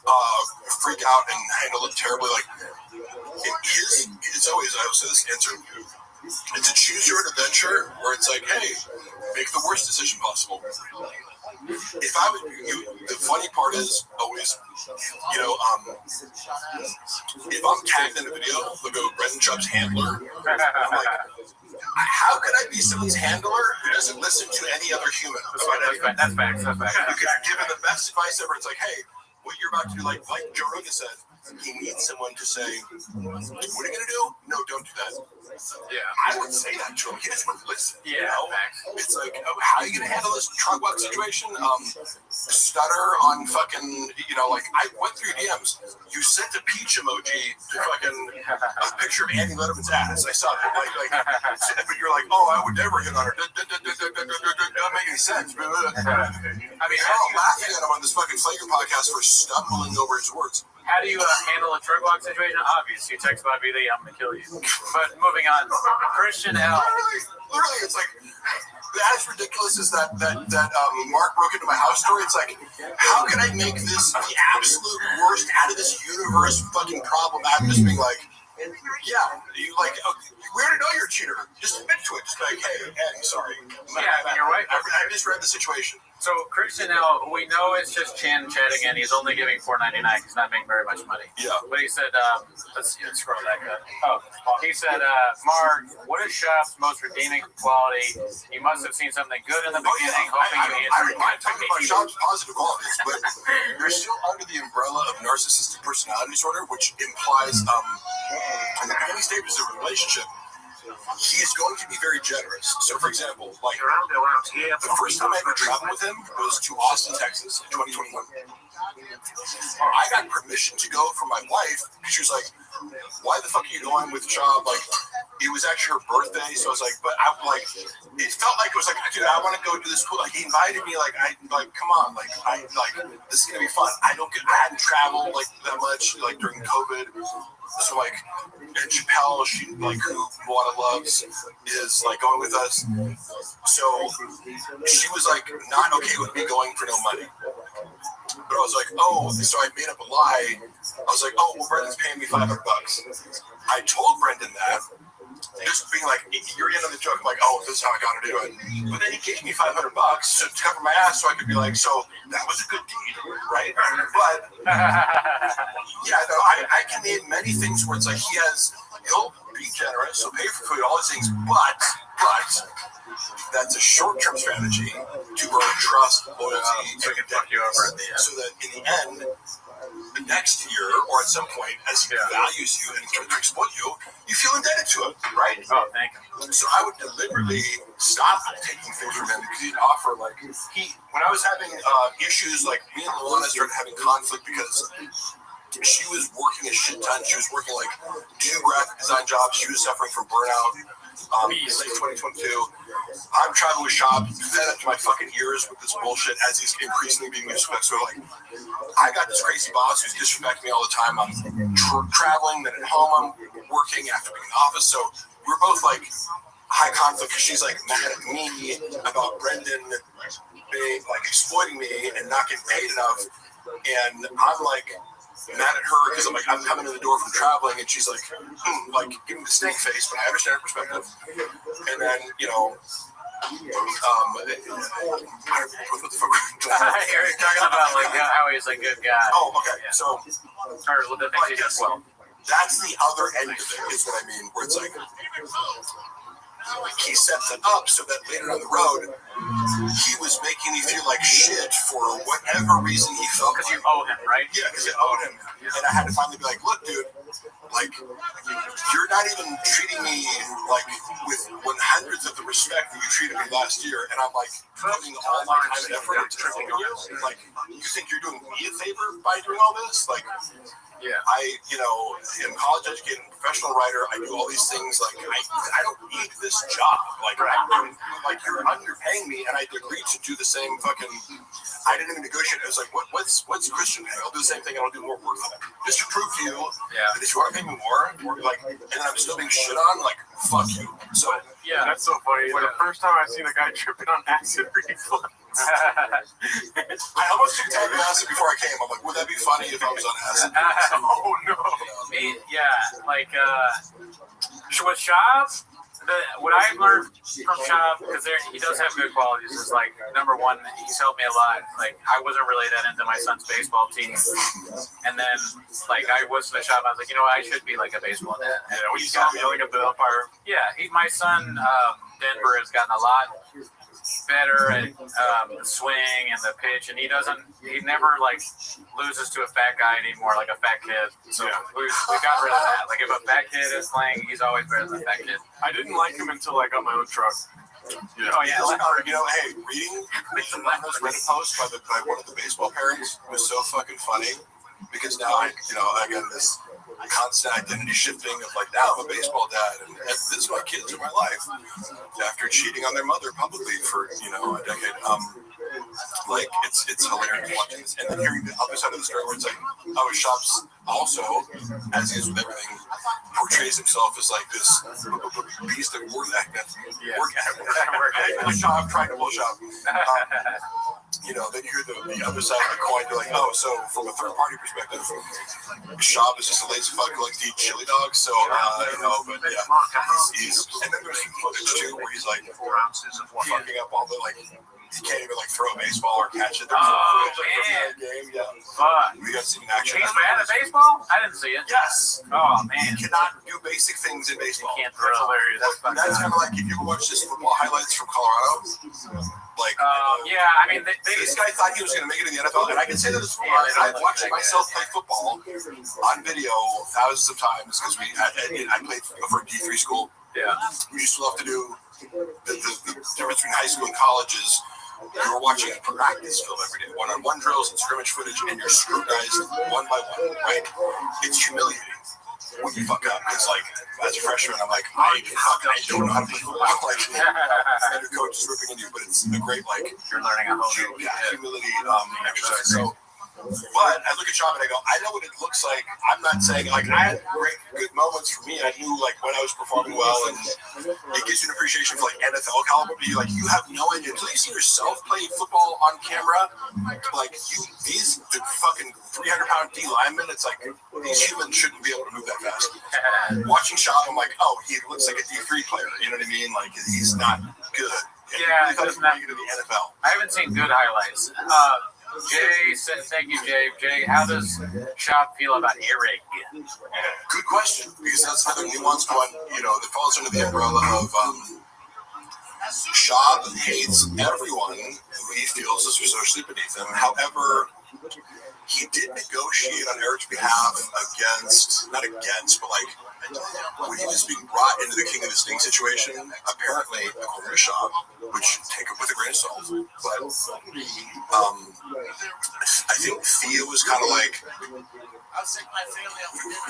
making it more difficult for him to kind of be an equal partner in this like dynamic or something like that, where it's like, because they were inviting him on as a guest, and I'd be like, we'll throw you this much change per week, and he was kind of like, hey man, like, if I'm going to keep myself available every week, which is totally fair, it's like, and am I going to be on call or am I going to be part of this thing? He was asking very fair questions. Sean advocated for him to be a more fairly paid kind of, we're splitting in this kind of thing. And I think it was Theo was kind of going, I don't want that, but also but part of this pie was the fact that like, King of the Sting is what it is because of Theo Vaughn. Sure. Theo Vaughn is the draw here. Theo Vaughn does a solo podcasting. It's a million hits. So, like, obviously, in a business sense, you could realistically go, what's your value to this? Like, what you add? In a friend sense or a very fair sense, you go, if we're doing a podcast together, and I said that I need you, let's all get paid the same.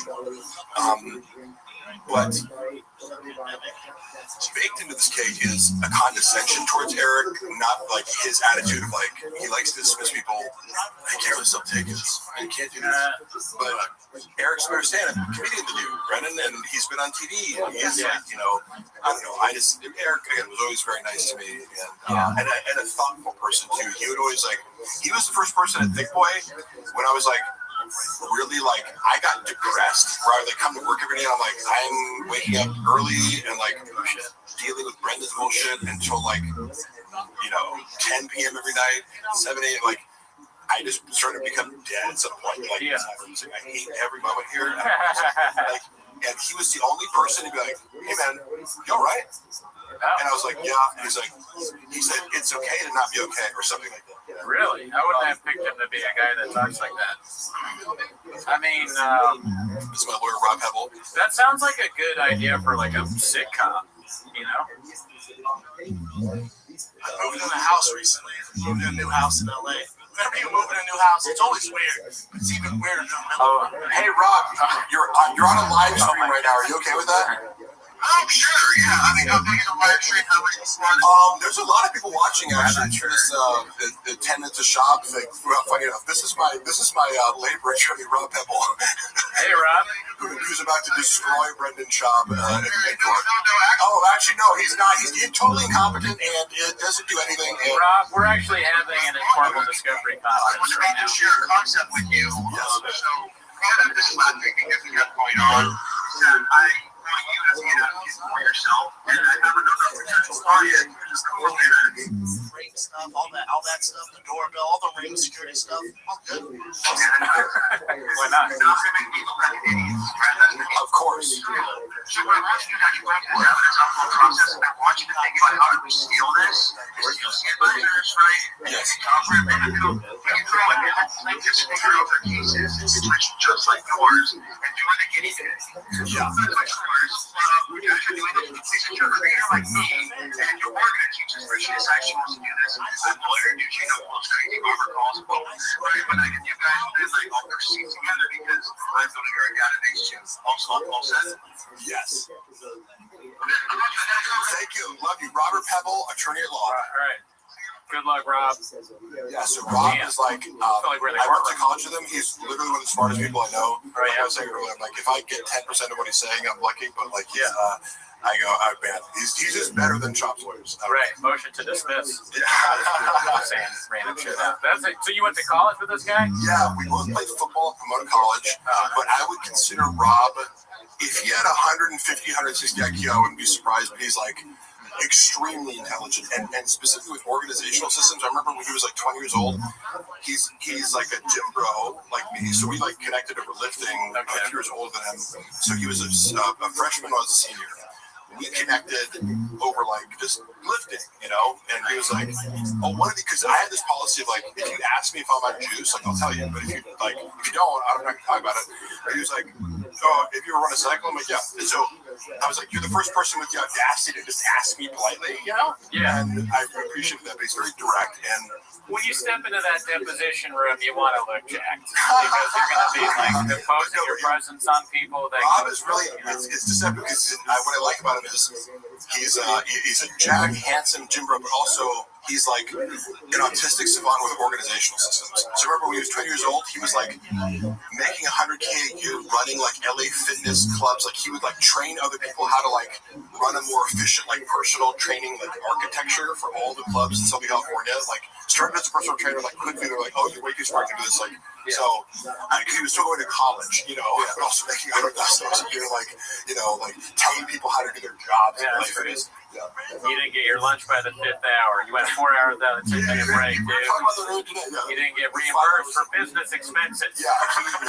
We worked off the clock. Yeah. And he's also very moral, too, which you don't meet a lot with lawyers. Like, you know, because some of these guys, you know, whoever's representing Schaub, it's like, obviously, you realize this guy's an idiot, pathological liar who has no case. It's kind of like whoever's representing Blake Lively, Ryan Reynolds. So, like, you know this person has no case whatsoever, and you can charge these clients millions of dollars and draw this process, but you know you're going to lose in the end. right? But Rob Pebble is It's a extremely. good, actually, you know what? Now has a lot of integrity. that is a good advertisement. I mean, he's a lawyer doing wage and hour stuff in California, And so he'll fire clients if Get you're a not broad ethical. Yeah, if he's like, you have a case or you're misrepresenting something, he'll fire he clients. fired me the other day, trying to sue Gerardo. Had to fire some people. Not enough Diet Cokes. But we fixed that problem, didn't we? Yeah. You know when I drink a Diet Coke, what happens? Me head lawyer doing whatever. What could go wrong? No, seriously, Rob is one of the best labor attorneys in the state. There you go. It's hard. It's a hard concept for people to understand that you can have muscles and also be good at a job. But it turns out Actually there's helps, exceptions. It helps. Muscles help everything. Yeah. So I say. Mark is Rob, the sharpest tool in the shed. I know, literally one of the smartest people I know. He's designing a service, like an AI-based platform that he invented and programmed that essentially does the job of a paralegal. So sorry to all paralegals out there, but Rob is designing a product to sell to law firms that like automates all these different things using AI. And I'm doing an AI platform that watches shop content too. That will also be part of our Patreon. Yes. Have you seen Brendan tossing his diggity pouches on the ground? I know that's a meme. Of course, he's not conscientious, so he's the type of person who would just throw trash on the ground and expect someone else to pick it up. So, of course, that's fucked up. The couch is picking up PF Chang's. I love it. We ate it. Yeah, that was a great time. Pretty fire, dude. Anything else? Any other questions? You guys played Sega NHLPA Hockey 93. This would be the exact same from Swingers. Well, I love that because I love that movie and I love that game. You've seen Swingers, right? One of the greatest films ever made. I played it in high school. Yeah. Did you ever play that hockey game on was it Super Nintendo? Yeah, no, I don't think so. Dude, that game was the best. All you had to do was you go around the goal and then you click and then you can get a goal every time. And then you could also fight in these. Super Mario was fun. I must have played Mario Bros. On it. Super Mario's on there. That was a good game on there. I fell off of video games because I realized, so my older brother is I'm happy to recognize, my place in the world as far as intellect because somebody like Rob is so much smarter than me, or my brother Eric is an applied mathematics PhD. So I've met real smart people. It's also funny when people try to pass themselves off in LA as I'm smart. I'm have you met smart people? And go to Austin, Texas. Yeah, dude, that's where the philosophers are. Yeah. That's comedians can't be really smart, but it's if you get a room full of PhD, applied math and computer science PhD students in the room, it's going to be an odd bunch. But their IQs are off the charts. Yeah, they won't stand at all compared to Joey Coco Diaz and Bert Kreischer did. Shirt off. You have a PhD? I don't have a shirt. And it's funny, Bert Kreischer, he's an interesting guy to me because he was very nice to me. So I got to say, I'm not going to try to trash him, but he doesn't seem to be good at being funny. I don't know. Oh no, his stand-up is trash. Also, he's taken Chappelle Lacey to arenas with him, so it's I don't mean to hate on him, but it is. You're right. Funny He does use people. That's true. It is. He brings a bunch of people around. People that can help him for a little bit. Yeah, that's for sure. He does that. I'll say The Machine. I enjoyed the movie. I might watch it. Yeah, I like it. Great movie. Love It Exists. Never seen it. Sting. That's another guy I like. I don't know. There was another question that we didn't answer from the fan funding. Yeah. What is the estimated time of Shab's downfall? That's what I was alluding to before.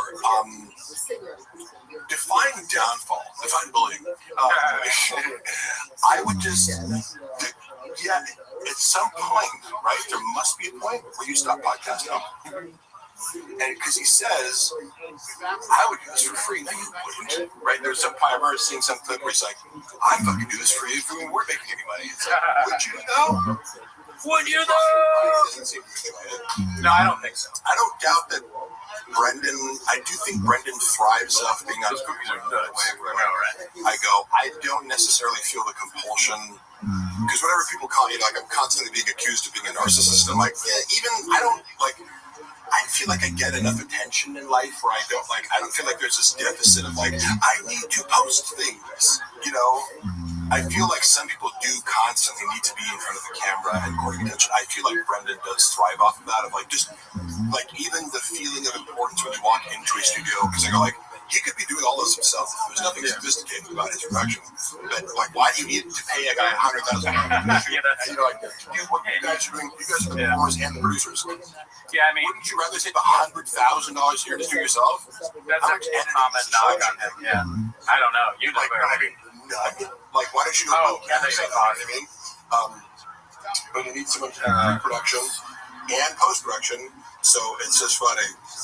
Like, you know, the shit that he wastes money on. He's like, space and be like, there's a bunch of people here, and I'm the center of attention. let's check. Nope. Okay. It's Brendan's Crazy Ex. I like that people go like Crazy Ex.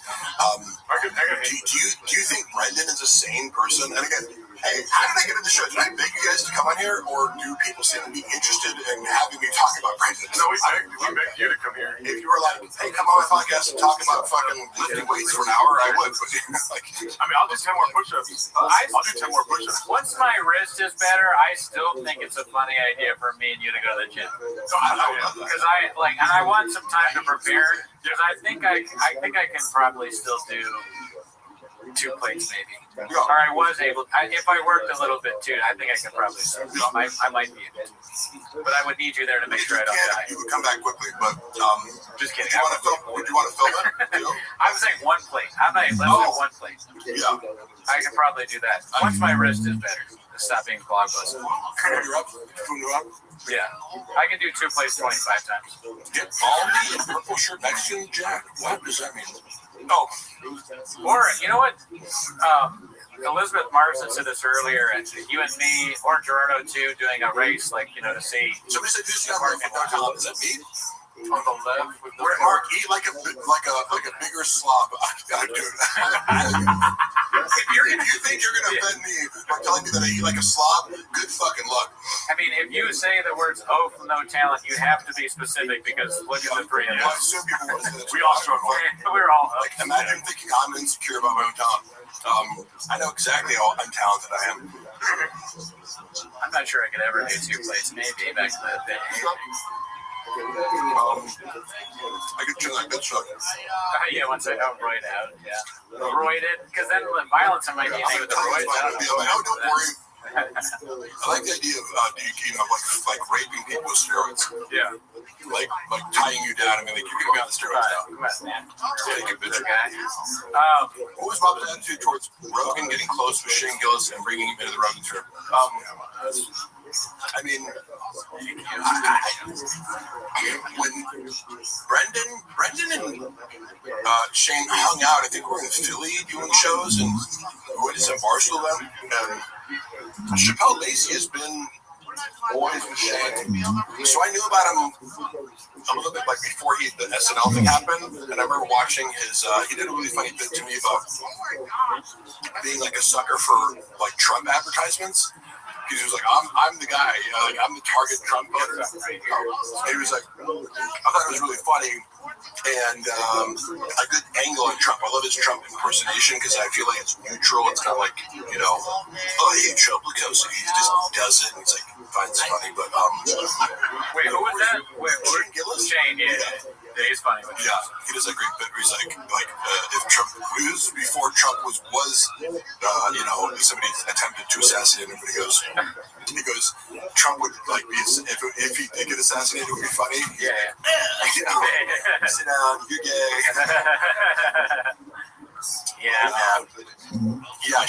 I'm sure that Brendan resents the shit out of Shane Gillis.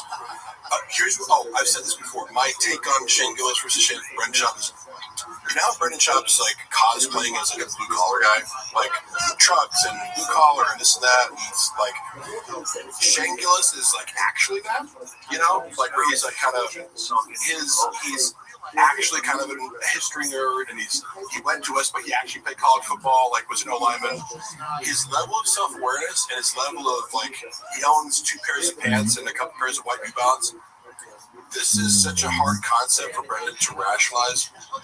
He used to look at me and be like, oh, you like don't care about materialistic shit. I'm like, yeah, because I'm not rich. Like, why would I buy expensive shit and try to look like wealthy if I'm not, you know? But it was like, I saw his mind spin. It was like, like how are you not totally obsessed with material wealth? Sean's girl for sure cheats on him too. LOL. Tim. That's kind of funny to me because it looks like it's maybe his girlfriend's profile and he's commenting from that and clarifying that it's him. Yeah. Mark, is that nail in your face or you just walk Bob into his truck? Hilarious. I don't know. But who is? Do I still have Brendan's comment on my face? Remember YouTube speak, don't get. Oh, yeah. I'm looking. I like the idea of people raping people. Hey, don't clip that. You're taking it out of context. This is a bit because I always tell people like, oh yeah, for sure. I'll like, yeah, you don't want to take juice. Well, if it's if I do it for you and you don't know and you're asleep, then are you taking steroids? Oh my god. What? If you don't know about it? 100% B. Yeah. I don't even know what you're saying. Let me see here. Mark, are you still working with Jim Stepani? Yes, I am. Dude, so Shab and Snaz, bro. I cannot give any updates on Snaz right now, but holy fuck. Oh no. Holy fuck. I have been instructed to not say what I know about this for the time being, but Jesus Christ. Jesus Christ. That's all I have to say. Do you have a favorite joke from the Gringo Poppy?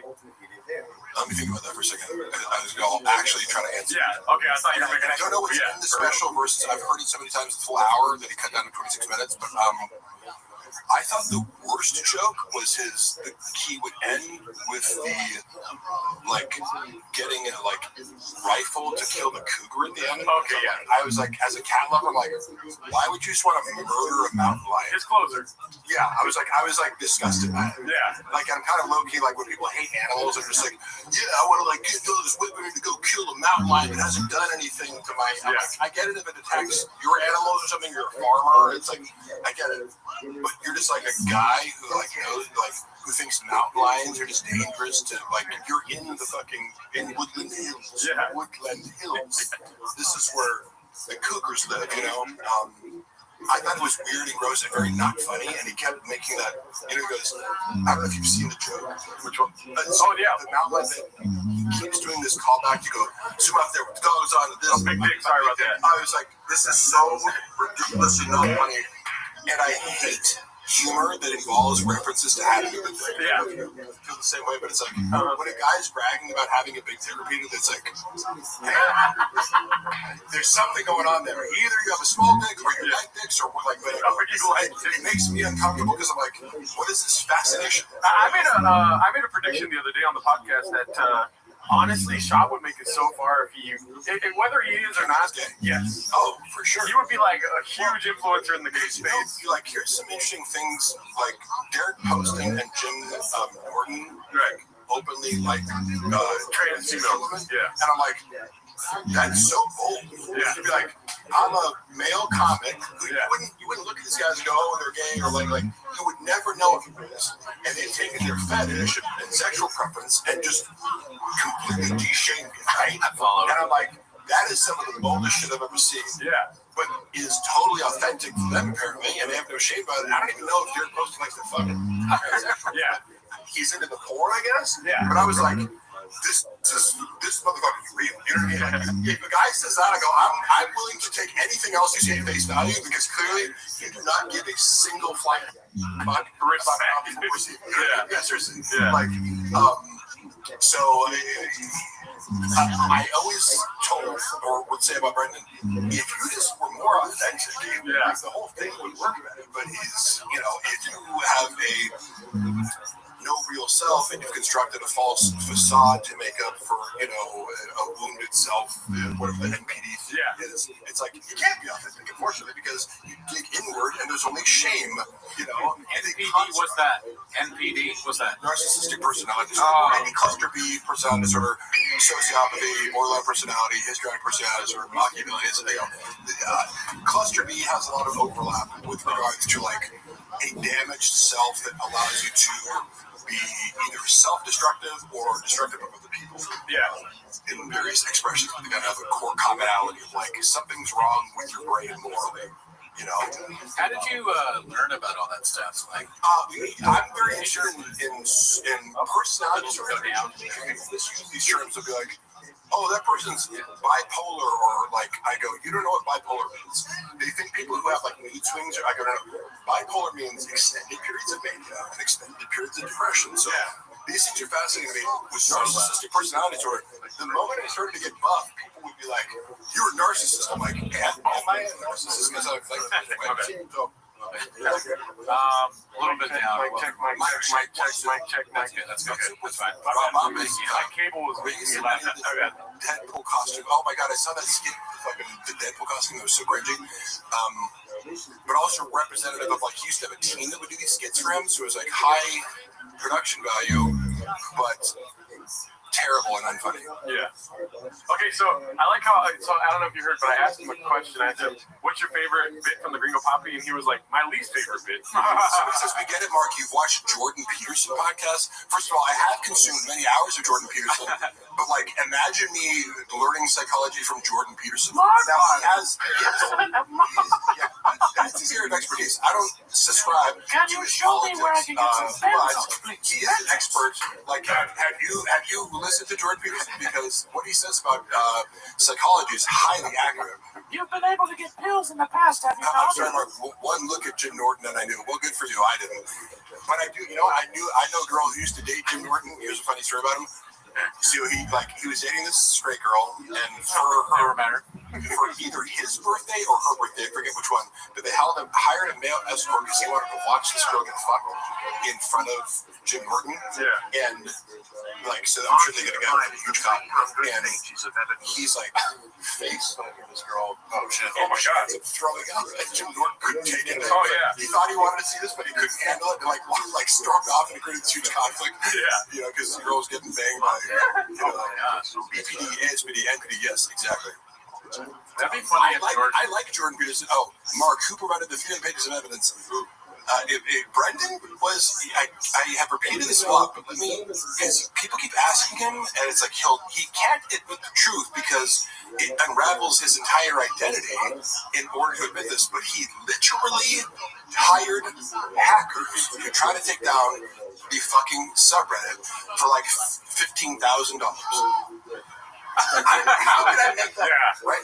I mean, it'd be funny, like, Jordan Peterson, if he wants someone else. Jordan Peterson on crack. Thank you. I like DPT's comment. Does BGL cry like Peterson when talking about men not having sex? Yes. I have no shame in crying. Yeah, if you don't give me sex for a little while, I might fucking cry. Okay? That's if you want to hurt me, you got me, brother. You know, deprive me of sex for a week, and I might get really emotional. Yeah, I mean, not right. How can I give me sex? Hopefully, no one ever tries to Hogan you. You know, when they're doing have sex with my wife. Has anyone ever tried to Hogan you? Asking for a friend, where they're like, have sex with my wife. I feel like Jordan Peterson might do that. Like a red bar once he withdrew the sword from the stone. I don't know what that means. Beetle is steamrolling this life. I'm sorry if I'm steamrolling. No, you're good. I'm sorry. We got 24 hours of this. It's a long time. People don't realize how long we've been at the podcast. 24 hours. I have the benefit of being like, I can leave whenever I want to. Don't use surname, but did Sheraton Brendan do it? Agreed. Marcus Devon, no, you know what I did take? I took a microdose of mushrooms before I came. I had a coffee, fucking energy drink. Drink one of the range, yeah. That's pretty good, dude. And you guys are like, okay. So, the last time I went to your show, I know you guys like had a work day, were tired. Like, I took pre-workout before I came. It doesn't take much to get me going. Yeah. But I was, but hey, that's me. If you don't want me in a podcast talking, way too much, then find somebody who talks to that. I want you to talk to Jordan Peterson. I would love that. That would be so fucking cool. You could probably figure that out, right? I would like to talk to him. You know what Yeah. was he went on Jim Jeffries, and this is a rare moment where a political pundit, Jim Jeffries asked him a kind of gotcha question, and normally pundits get very defensive because he like made a point. He's like, so would you say that this? And Jordan Peterson goes, yeah, you're right. I was like, what? Yeah. Did Jordan Peterson just admit that he was like wrong about something? So I respect him for that because he like thought about the question. I was wrong. You don't have to. I don't know if you know, but Cooney is known more for his Peterson impression than his shop commentary. Yeah. I mean, I do the Peterson impression on the show a bunch, and people request it, but I'm not convinced it's any good. Go for it. Oh yeah, I've been doing it. Mark, I've heard that you at one point could attain pills. Is that still the case? Maybe I thought about working with a Canadian. Yeah, his pitch for sure. Benzos. He's ridiculously high pitched. Mark, you're goddamn out and give me benzos. Yeah. My daughter has plastic surgery on her face. Have you seen it?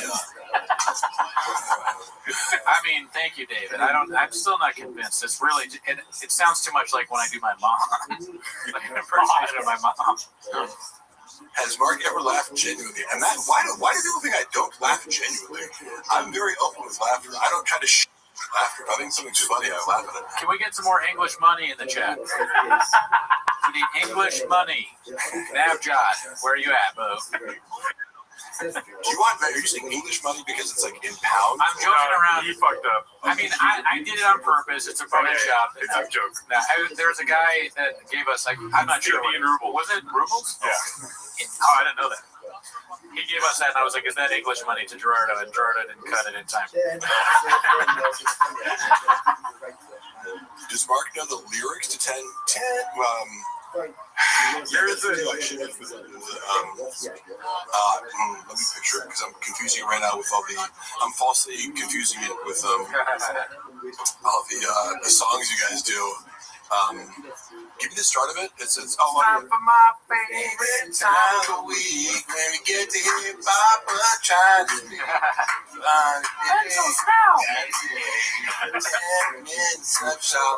Yeah, thank you. Oh man, Dagestan, never heard of it. I want to see BGL and Miguel have a race when I get the treat. Do you know Miguel? No, probably not. I don't know Miguel. He's our friend that used to do the show, but he hates the show now. He sounds fast. Wait, he sounds fast. Oh, he hates the show? He hates the show. Well, he hates our fans because they were making fun of him a lot. Probably because of what we just said. Yeah. What do people expect to go to live stream and not get made fun of? What? Yeah, take that, Miguel. Everyone's on here and everyone's like, look how cool Mark is. I mean, are you guys trolling me? No. Like, did you make a bunch of like bots to be like, oh, no, we actually made a decision. Thanks for bringing that up, Mark. We made a decision. We don't want any more bots watching us or yeah, commenting. dude. I know. Flexi bicep, biceps. Yeah, vote on the bicep. Damn, well, you can see a real big horn view right here, dude. Look at that horn. For real, no. Look at. So wait. Actually, you can see it. Is it coming back? Wait, look that one coming back. Look that way. No, too much. There, what? Just go like back and forth right there. Oh, like can you see it now though? No, I used to have a horn. I have a thing. Oh, nice. Dude, Horn Brothers, bro. Give me that. Yeah. Horn Brothers. My shoulder into my bicep. Look how cool Mark is. Thank you, finally. But one thing we do need to be clear about, we get a lot of bots. All of the 100% of the negative comments are bots. We know this. Yeah. Every time someone criticizes us in any way, it's just another one of those bots. Yeah, we actually a lot of bots. We do believe saying something that recently is like, oh, the haters of the bots. It's like, yeah, people are paying for negative comments. What? They're doing that to us. Go ahead and make sure they get. Mark, what is your favorite TV show? The 80s bots. Well, actually, my favorite TV show might be Barry on HBO. Here's some English money, brother. Oh, thank him, Top Jimmy. Appreciate it. You're not a bot. That would require athletic power. You're not a bot. I can tell when someone's a bot because if they say something negative, it's a bot. 100%. Want to be shirtless, so he would not be a pro wrestler. Hey, Mark, what happens to his chug giveaway? I don't really know how giveaways work. Like, I've been trying to follow that story, but I'm just like, I assume whatever shop is doing is fraudulent. Like, obviously, but that's my presumption is. Yeah. If you tell me that it looks fraudulent, and you know more about it. I believe it because why would Chop do anything that doesn't benefit him financially, or involve some sort of misrepresentation of reality in order to benefit him? The only giveaways I do are facts. Mark never catches snacks. I saw Brendan piss in the sink literally every day. And the creative director at the time pulled him aside and was like, I have one request. Could you just not piss in the sink? Holy shit. And Brendan, I think, agreed. He's like, oh, yeah. What a stupid thing to ask for. I would never ask somebody for that because I just assume they're gonna piss in the sink. It's like, why would you ask about that? It's like, duh. If someone comes to your house, it makes sense for them to piss in the sink if they have to piss.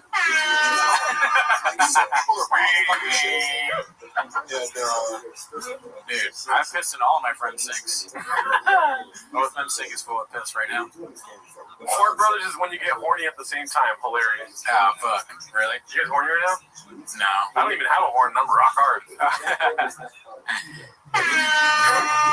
If y'all are wearing hats inside, please, it's cringe. Listen. Doesn't matter. That counts. That's a bot comment. We found a bot comment. We found a bot. We found a bot. But I'll take my hat off. Mark, is it going to donate some cheeks? Did you ever call Brendan out for gripping the soles of his dirty shoes while sitting on a podcast? I noticed he had a lot of weird mannerisms. Like he does like self-soothing activities, like he rubs his legs a lot, you know? Yeah. Like he's very tactile. So this is a neutral observation, just because certain personality types, I think, do like rubbing behaviors or like, but he's always doing this on his knees. Yeah. You know, he's like, what is it called? Stimming? Yeah. It's like self-soothing. Yeah. But he would constantly. Oh, yeah. He does that all the time. I self-soothe once a night. Like compulsively to the point where Some would say the most. I have my own compulsions, but then if people make you aware of them, you become self-conscious. Yeah. I don't know if my compulsions are. Oh, I used to play with my beard all. I still do. Yeah, you play that. They would talk about that on the pod. Like they're like, "Oh, Cooney's at his beard again. Tell him to stop." Yeah. Good luck with that. Mark, did you hook up with? What's that? Okay, go ahead. What's that? Mark, did you hook up with? No, you don't need to read that. No. You don't need to. Read Jamal. Let's see.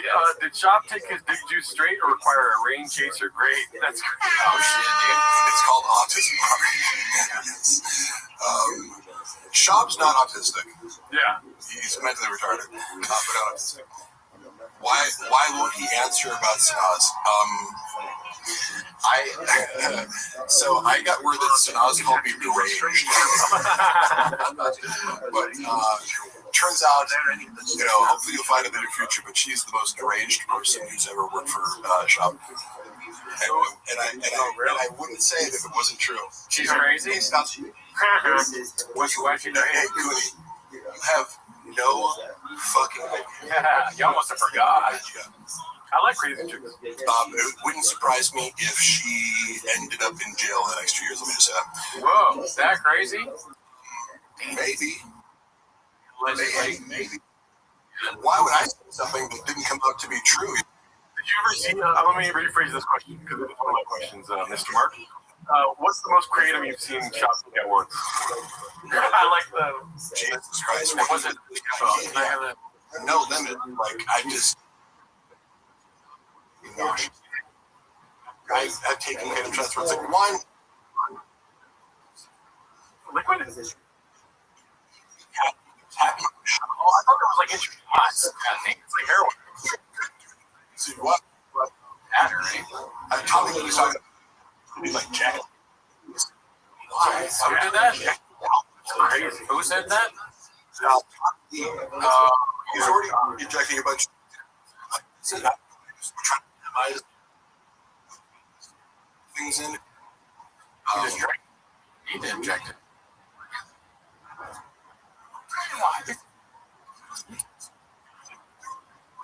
Look at all the people that are. I used to inject benzos directly into my penis. Oh my God. That's not even when it was really bad. Benzo. That's good. I probably got Christian, you're blocked. You know what? What I know about bots didn't have sex. Right. From what? I'm not slut shaming anybody, or like I'm not one of these like about her.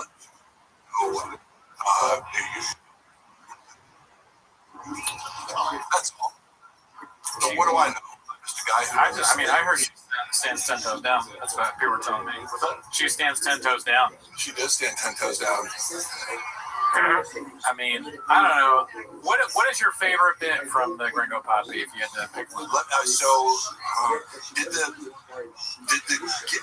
it be cool if I was gay? You think it's like, it was just like bros, like COVID with the bros. Yeah. Just everyone was gay. Yeah, the night we fuck each other, yeah. It's a good one. It drove me like, ugh, like, it's just so hacky. I don't know. It's just like, what's your favorite bit? I'm confusing my favorite bit with just kind of like what I thought about the most, like watching him do it and like do a twink act out, or like, what if God had a little twink assistant? It's funny how he works gayness into everything he does. Like it has to be. Because like playing high school football or whatever, it's like you're always making gay jokes. Oh, you're gay. This guy's gay. But when you see like a 40-year-old man constantly making gay jokes, you're like, what's going on there, bud? Yeah, it's bad. What's going on with fascination with penis? Where every single episode you have to talk about dicks and being gay. I don't even believe that he plays video games, right? Because you know in the bit he's like, we play video games with each other. Like, what video game does he play? None. Right? So that's just like, he's like a non-human trying to relate to humans. We're at the podcast. He doesn't have a fucking console. He's too stupid to play. There's another abstract thing where he's like, guys play video games, right? I can pass it off as something that I do that's normal. He's probably bad at every single video game. Video games? Yeah, because video games are.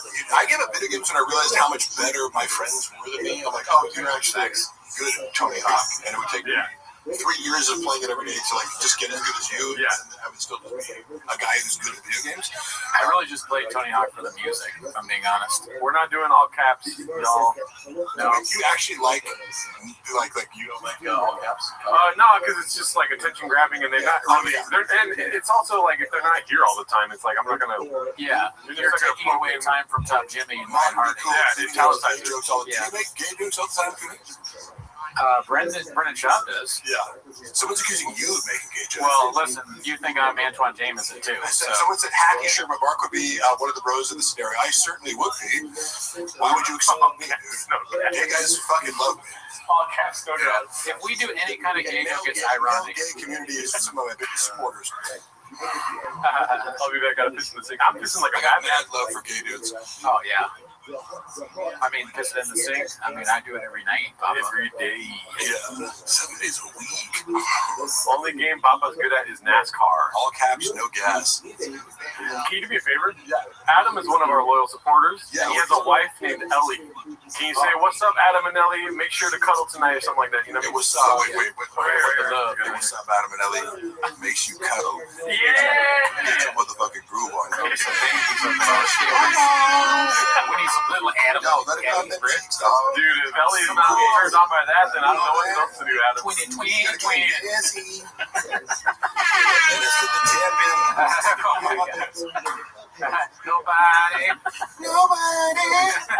Nobody, baby. Nobody, Ellie.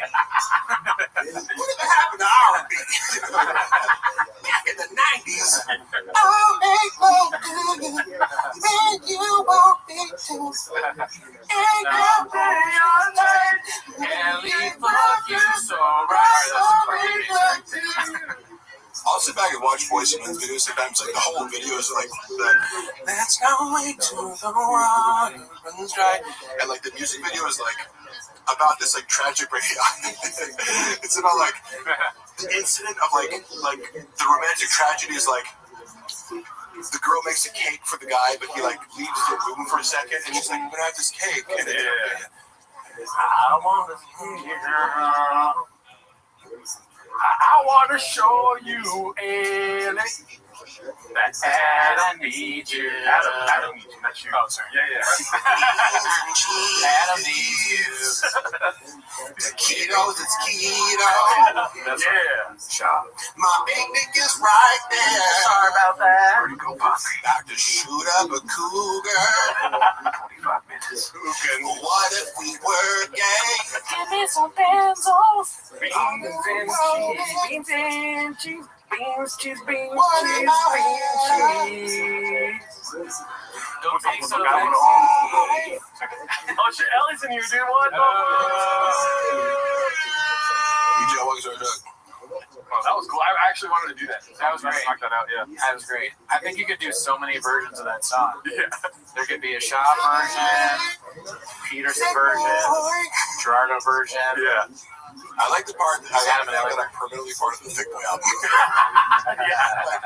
Shop took down all the episodes where I appeared as a guest on The Five and the Kid from the video, but there's still like clips of me from the episodes on the Clips channel. Yeah. And you can still get the audio version, but like this was like to spite me, you know? It was like, oh, like even though I appeared in like 100 episodes after that, like in Cat's Chair or whatever, but I'm like, you got me to get the 5 episodes that I'm on as a guest. That's fucking good. You said you're still on the record?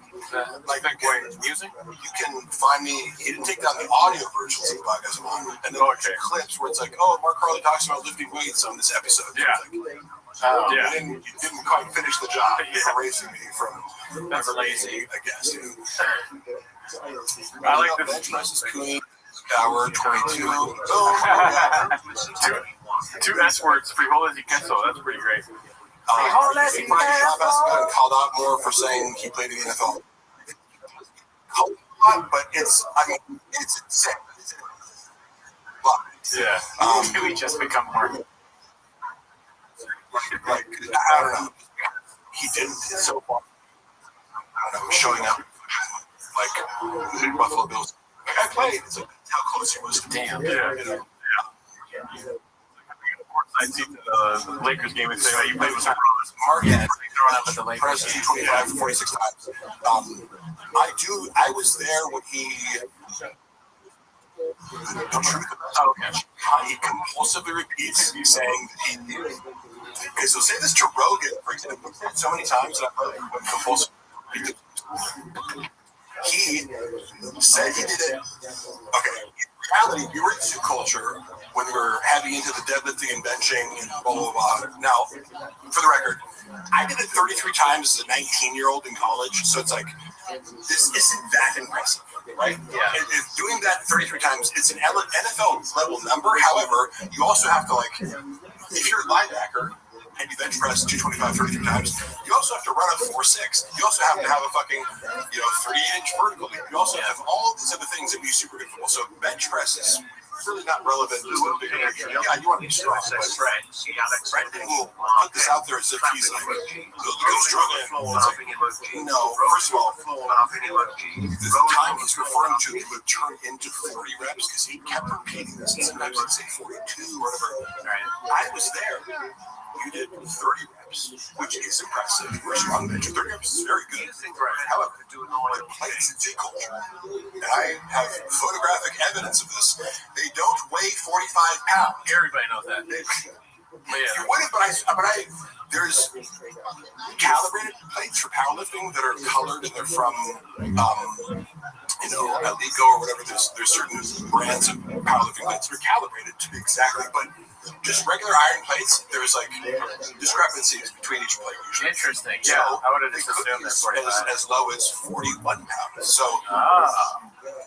it's possible if you take 3 pounds off each plate, all of a sudden you're dealing with 12 less pounds, which is significant. So that's much less. 212 pounds for 30 reps, and you're bouncing it off your chest and not locking out, which may not count in a combine situation. And then you're lying about it and turning it into 40, despite I'm the eyewitness here. You were there. Why would he tell you something different than you saw? Yeah, just classic pathological lying where he's relying on other people. I'm like, hey, I was there. You didn't do 40, you did 30. And then because he kept saying it, like, and Rogan's impressed by it because he wasn't there, so why would you lie about it? Right. You should know better. Because, again, I've seen shop and bench press 4 plates. Like, you don't need to lie about that. What do you need to exaggerate? The other thing was impressive enough. Yeah. So, but then were you aware he's posting for a while? Like, because people would always tell me this. They're like, oh, look, he posted himself doing the bench press. Yeah. At first, you would just post, like, a picture of the bench press. And it's like, well, 25 times. Just do 225 this many. It's like, cool, but show you us doing it. Why Cool would you? story, bro. You know, it's like, oh yeah, just did 700 pounds. Here's a picture of 700 pounds on the deadlift. Yeah. Why don't you just film yourself lifting it? So then he posted a video and was like, but you did 26 reps. What happened to the 40? You know, like in his mind, he was like, see? I'm like, but no, we don't. It's less, yeah. Way less. He's like, what do you believe, me or the guy that sent a dick pic to my stepmom? See how? Yeah, I can do 100 reps. You know, I just did 20. Obviously, I did 100. This is a great question. Do you think Brendan can do an oil change? No. Question. Is there any truth? It's so funny. Is there any evidence of him performing an oil change? I don't see any online. It seems like he barely put gasoline in his car. That's the Diet Coke talking. 6'5", bench pressing 225, done count. Yeah, I do. Okay, so what the done count thing was really funny because we were looking, and I think I maybe present this video when I was doing current events, but I showed a video, and maybe it was Ryan's opener is this really buff guy. Oh yeah, that guy. He seems like a cool guy. I think I'll DM'd them because we were referencing this. I was like, dude, Sean's so ridiculous for like trying to mock you. Yeah, because he's got the short arms. 20-pound dumbbells, you know, which is in most commercial gyms 120 pounds to lift. That's a lot, right? And he shoulder presses them with a full range of motion, like 9 times or something, which is a shit ton. Yeah, he's a big dude. But he had like, so if you do a wrist wrap, it's just for wrist support. It's so your ribs doesn't like collapse. I need that. It doesn't help you with strength, right? Yeah. Like, if you put an elbow wrap on, that creates an elastic advantage where it's like there's a rebound. Oh yeah. Going here, so you can add weight. I definitely need that. It's just for support. Shab looks at it and goes, he's wearing wrist wraps. He doesn't count. It's like, what? It doesn't help you lift more weight. It helps your wrist not break. Yeah, he probably doesn't. He either is lying or he doesn't know it. But it was he's just his logic for everything is what's the thing I can use to dismiss the person who's doing better than me? Yeah. Because so we have to say it doesn't even count. But what do wrist straps do exactly? Do they help you lift more weights? Oh, I don't know. He like hates anybody that does anything. You know, when the question like, it's true. No, truly. Can you either saying can Shab do a oil change, and then someone else, I think it was Mark Mayer said can Shab change a tire. The real question is can Shab change a light bulb?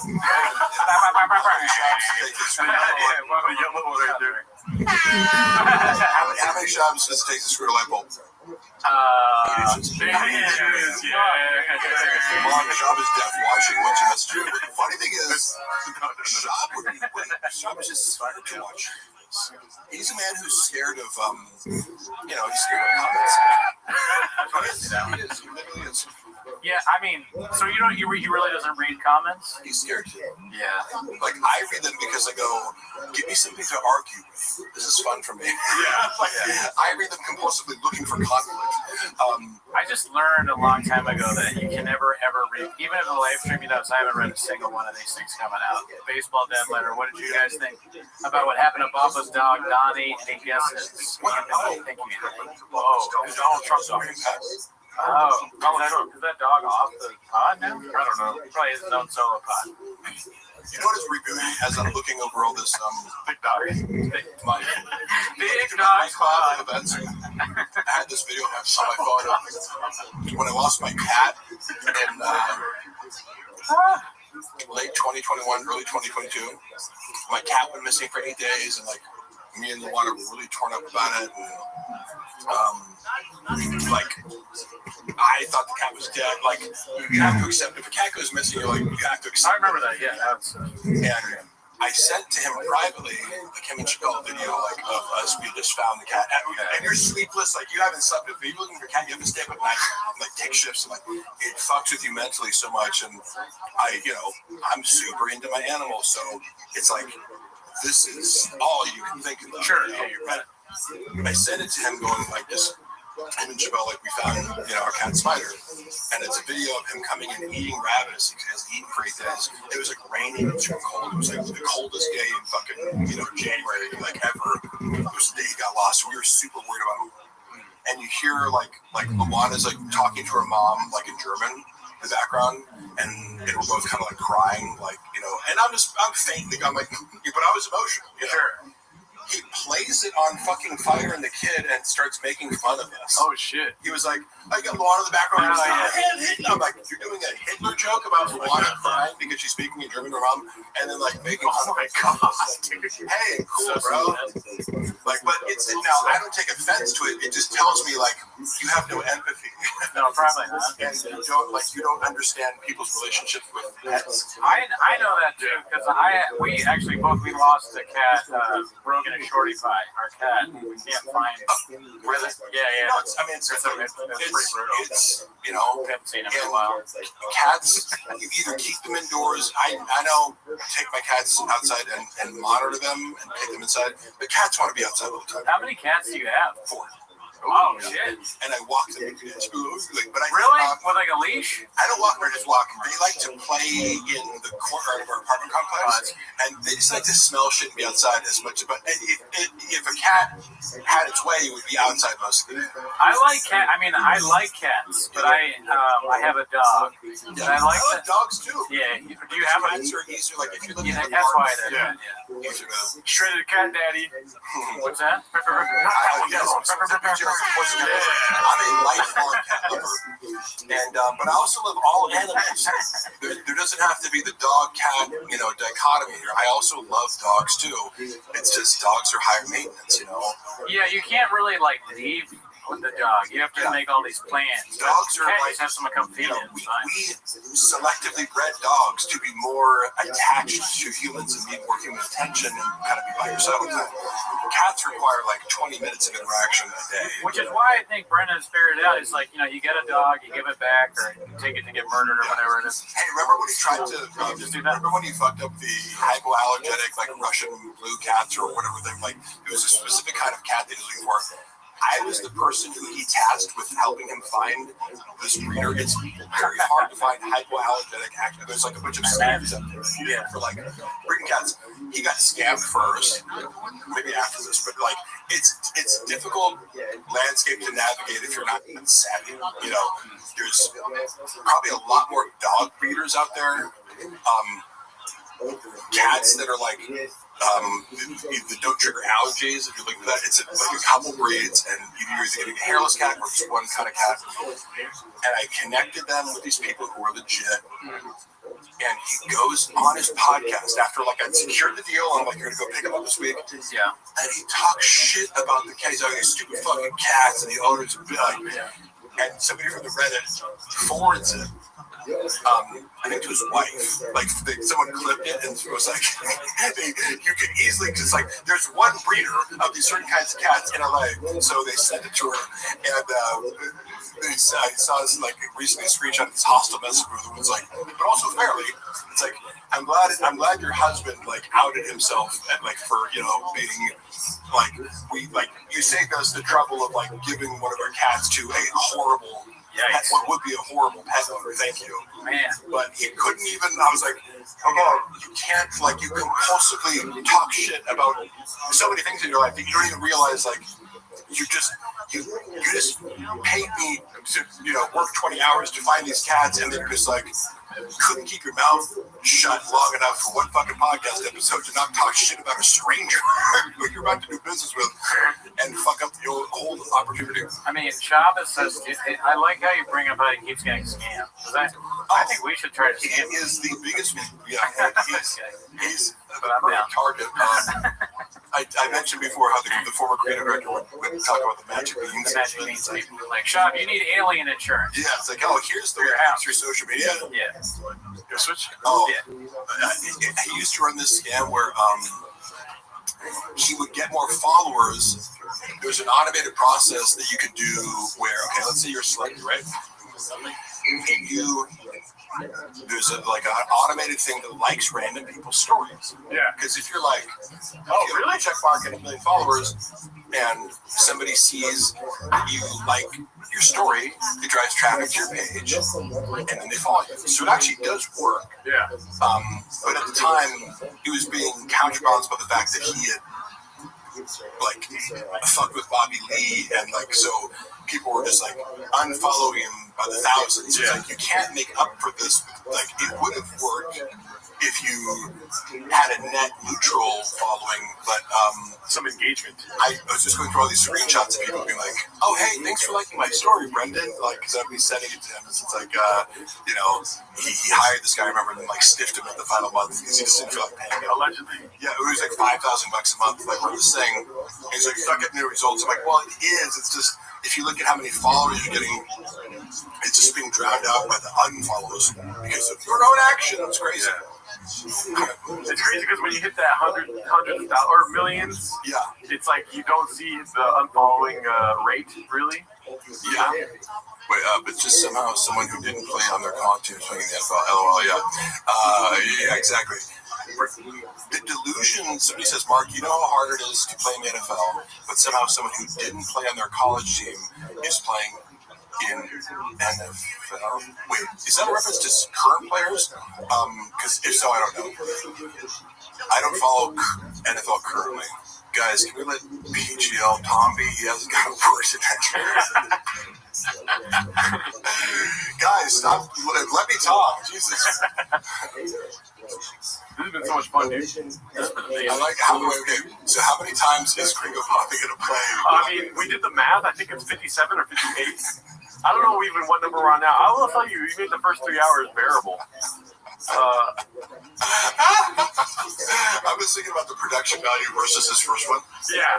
Like, it's like the first one looks amazing. It's in the theater and the lights and everything's so perfect. And it was like, this looks like it was shot in someone's like basement. Super 8 camera. Yeah. My favorite joke is actually on the first one of Shops. Which one?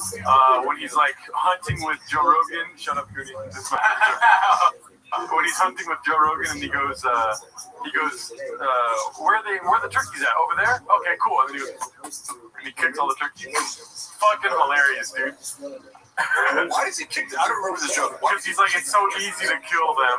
You know, you don't need a gun. You can just kick the turkeys. He's like, where are they at? Over there? Okay. Oh, yeah, for sure.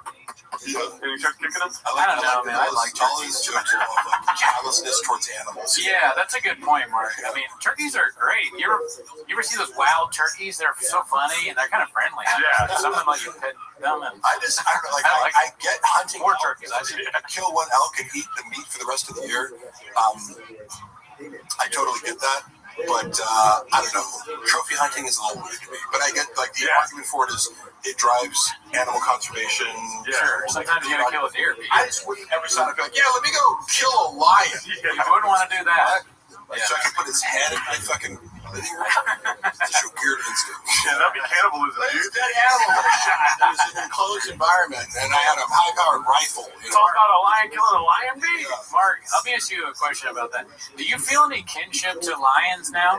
Yeah, that's a ridiculous I always question. have. You always have? I remember as a child, I saw this guy, an article about a guy like who somehow had like he had a pet lion, but there was some like he might have been South Africa, like he lived in a place where there would be more like an actual lion in the wild. Yeah. But he like befriended a large cat, and there are these people you can see them on the internet where they like that one famous South African guy who like he kind of has his like herd of lions. And he also does it with hyenas. He knows all their behaviors.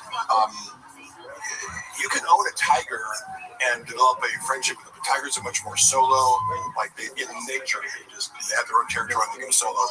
But lions are highly social. They're the most social big cats, right? So I've always thought it would be so cool to fucking have a big cat, you know, because they act just like regular cats, just bigger. Yeah. You know, and they could instead of like, oh, it like scratch my arm, it's like you'd be dead, but you know. This question I wanted to ask you next right here. I think it got lost in the sauce here. Oh, what? We're already on another take of the Gringo Poppy? God damn, dude, not enough, man. Did he delete it? It was a great question. Oh, here we go. This is it right here. Do you think Brendan has ever read an entire book without pictures? No. Such a quick no. He only reads picture books. He hasn't read like Hemingway or Jane Austen. Shakespeare. Jane Austen. Do you guys remember, like, Little Women? Never heard How do I say this? Harry Kennedy was also Jeff Dye has a read Little person, the guys with that, but I have a little Tim Kennedy story. Indirectly about Tim Kennedy. But he was in the Food Truck Diaries when I was working there, and he came in again. Tim was very gracious to me. I also get that he seems to have told some ridiculous sociopathic lies that I'm like, what the fuck? Like, again, isn't it enough to be a Green Beret who, like, was a great MMA fighter? Yeah. You have to, like, invent, you know, that you did more crimes in order to see people. Like, you know, Yeah. and no one's checking that for you and being like, hey, bad idea, buddy. Who's surrounding you, you know? What was your upbringing like? Yeah. There's still this deficit of attention. Did you have a bad childhood with the Vita Vice? Yeah. He got Tim Kennedy's like, yeah, I was in Glendale the other day and I was just shooting all these Armenians. Because he was looking at that, like, Not even looking at what it was funny watching Callan try to explain. Yeah. His job always has these, like, broad stroke, like, oh, I got it. So, okay, look, Kennedy's a good guy. And Callan's like, no, precisely what the argument is whether or not he had the Bronze Star would be good. Yeah. Specific shit that I don't know about. The Callan researched into it and had an understanding of, like, why it's a big deal to like even go from this star to something with a, you know. But and he actually looked into it and showed, yeah, he's a good guy. Like, dude, we're not fucking. You have to be. You know, this is a very nuanced debate here. Yeah. Military people are talking about the technicalities of medals that they get, and it's in that world. It's very important to be highly specific and not misrepresent yourself. Well, that's the thing about that world is that he's not Superman, but you're gonna find out he's Batman. You know what I mean? What the fuck does that kind of mean? I was like, huh? You know? Yeah. I like that sometimes the physical kind of like because we're just watching the physical component of this, you know. Yeah. But like what he perceives as like this is gonna be fun. I like donuts. Well, I'm glad that we have a lion in here with the gate fights. That's a bit. His name is Gerbaldo Adderton. I'm just like, you just gagooshed me. But no, so well, I'm a guy with this fucking squirrels device, so. My big friend Tim Kennedy, by the way, was the morning that Tim Kennedy was coming on the show. Yeah. From Chuck Norris, he's promoting his book. Yeah. Guess what? I get at 8 in the morning.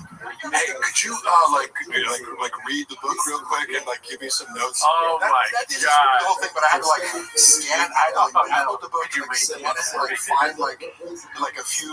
You know, it's like give me like a book report by an hour. You know, so I had to like feed Shop questions so that he could pretend as if he had read it. That's why, right? And I'm like, why not just say you didn't read it? Who gives a fuck? Nobody thinks you're a reader. Yeah. And then you go, so I didn't read the book, but tell me about it. Yeah. Yeah. And allow Tim to talk. Yeah. Right? He can tell you about the Why does everything have to be predicated on a lie? Yeah. Make yourself, you know, because that worked. Because like he asked the questions that I told him to set up because it was just thematic. It was like, oh, so you talk about this in the book, you know.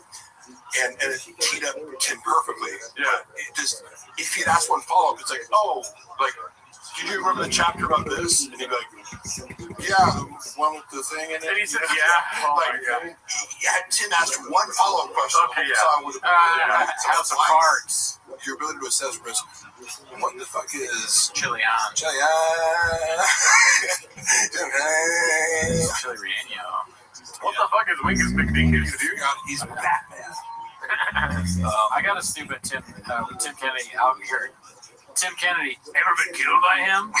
Sorry, Mark, did Brennan, after that video of everyone congratulating him for his Ring of Poppy special, or did Chin actually come up with that on his own unprompted? It was planned unprompted, but here, let me say this.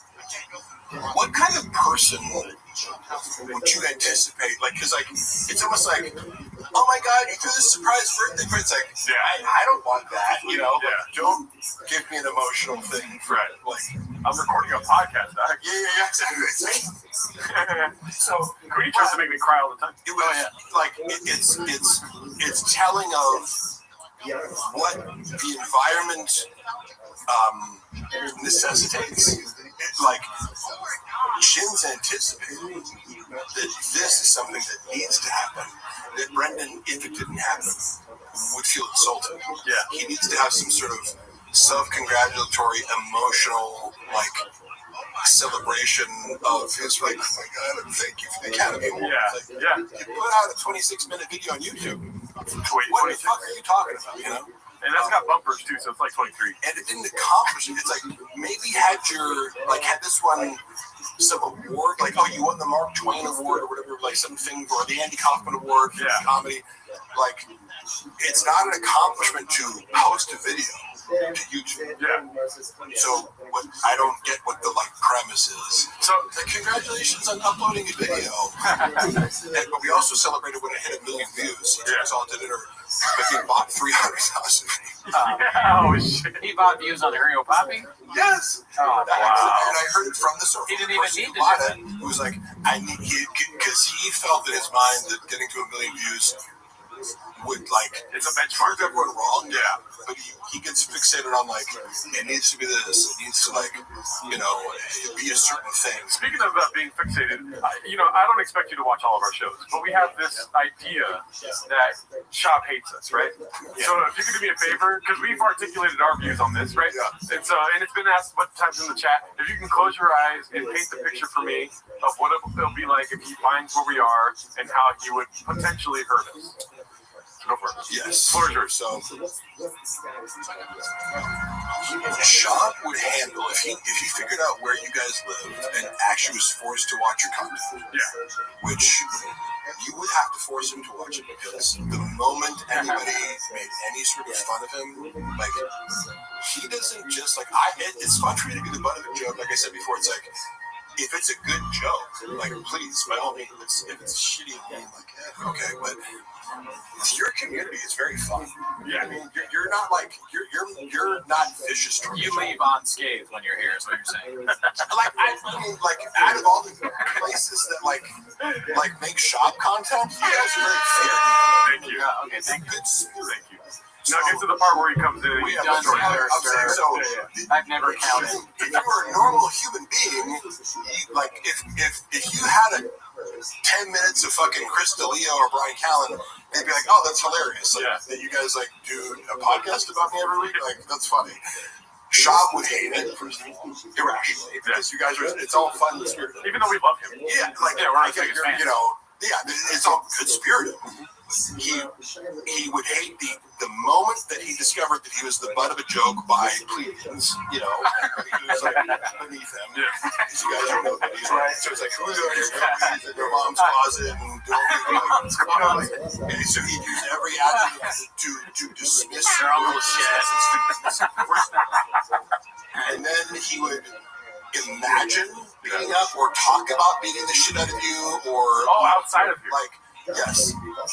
Shop would never confront you face to face, because he has an aversion to face conflict, because I'm not saying he's scared to fight. Obviously, he fought in the UFC, but he was paid to do it, and I assume he has more nerves than some people are less bothered by it. It's like, you think Khabib or Magomedov gets nervous to fight? Yeah. I think that's the coldest motherfucker. You're right. No, you know what I mean?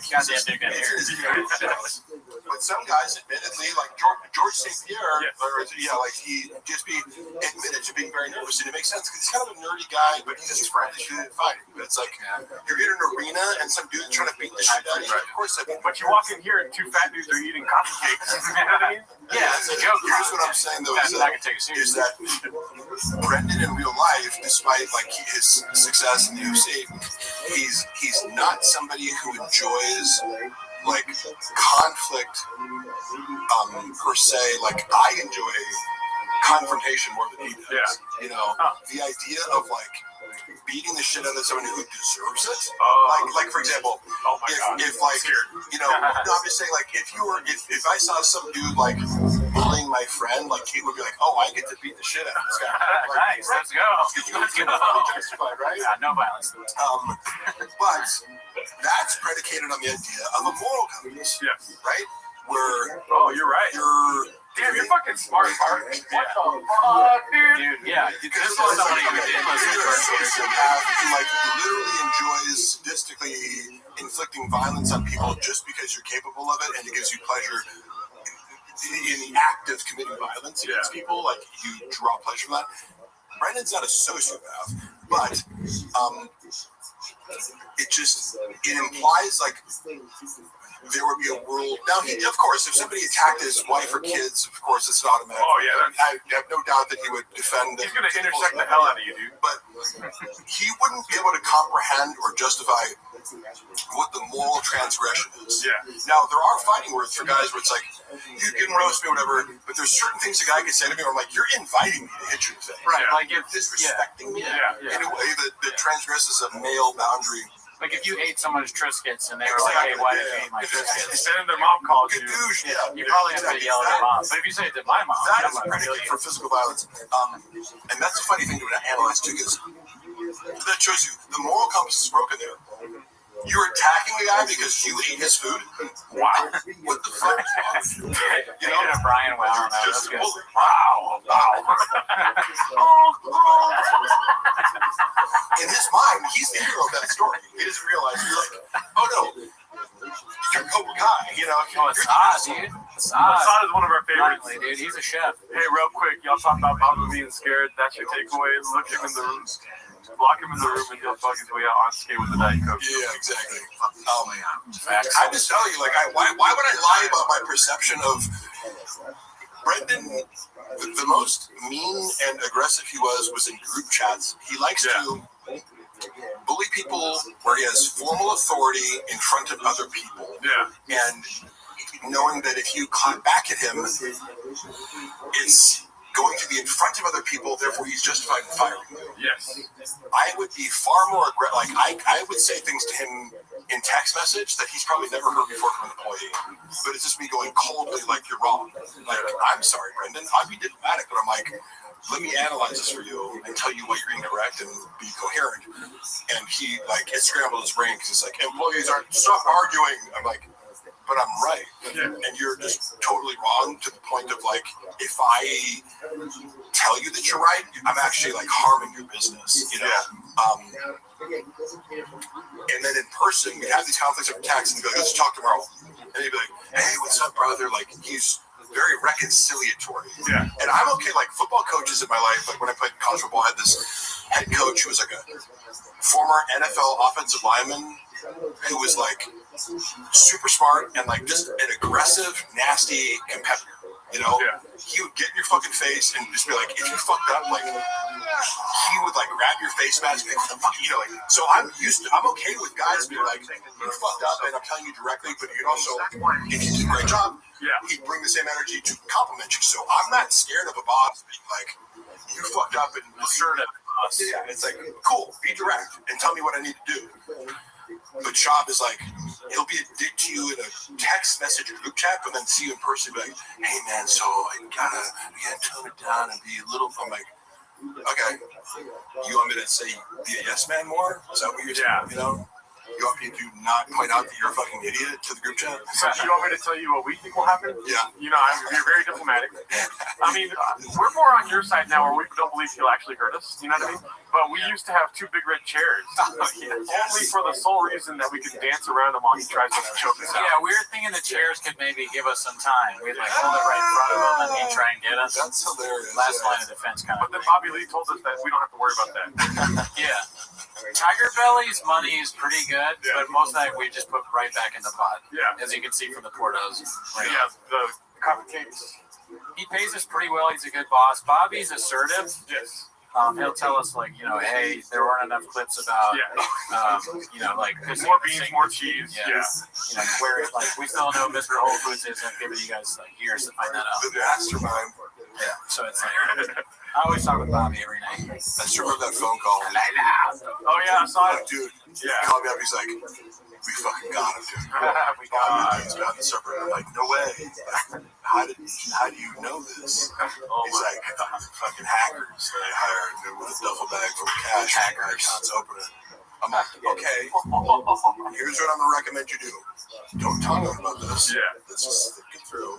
Yeah. try to maybe gather some more information to Wrong. ensure that what they're saying Stupid is suggestion by you. this email address that these anonymous people gave you that might be Bobby Lee's email, but maybe not, because you don't have to verify your email to make it like, right?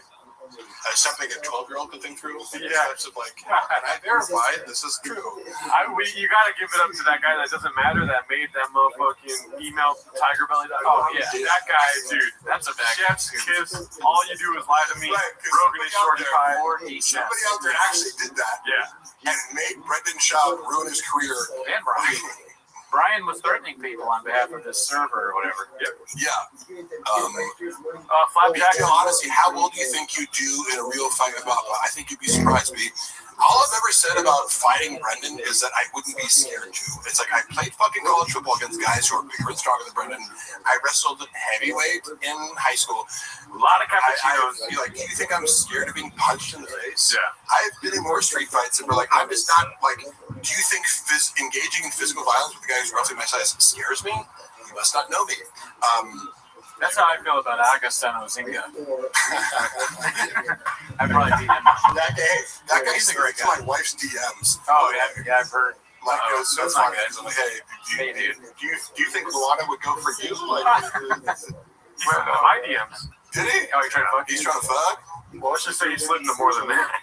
He said, give me devil face emoji. Did he say that? No, he was actually kind of polite. I mean, hey, shoot or shoot. But Yeah. he was like, you know, hey, if you're ever in London, like, come through. But it was polite, but like he was hitting on it. If you have any London blood, come on through. We see you crash out, Big Joe. You didn't give him this comment. What the fuck are you talking about? Crash out. When did I crash out? When you know my wife was hiking I crash out every night. cell phone away to Sequoia National Forest after locking the other apartment out. Truck flip asked this a little earlier. Has Brian taken loans or something from Bob? Is that we saw? No. He needs money for alimony, dude. Mark, when Brendan was drinking, how much alcohol was he downing? A lot. Because I remember keeping track of this, and I remember I've been looking through some of the photos that I have on my phone that I take at Shop Show at 9 a.m. Yeah. You have fucking large, like, cup of whiskey, you know? Yeah. Like at 9 in the morning, and then he just keep drinking. You can see his face, you know, where he looks bloated. It's like, well, you're drinking whiskey all throughout the day. Cheeked up from the chin up. And then he would do, I remember I tried to calculate how much whiskey he was drinking based on, like, he would take a large, like a glass this big, where they do the comedy clubs, where you serve like a Diet Coke in with whiskey and ice. And I was trying to be like, okay, you need about like 6 shots, like to fill us up with the ice. You'd have one of those, maybe more on stage. So he was drinking at least 12 shots of whiskey at night over the course of 2 shows. And then Little less than Cootie.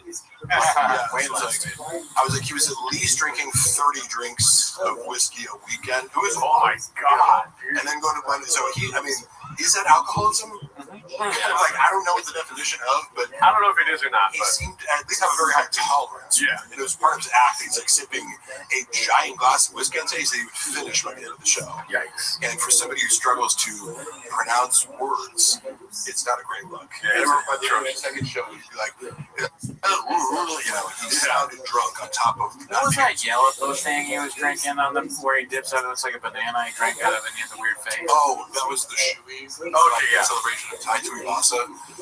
That I think drinking that even one time makes you an alcoholic. How dumb were the baddies that hooked up with Bappa during his comedy days? Were they just naive? Because a lot of them were, but a couple of them were very intelligent and like.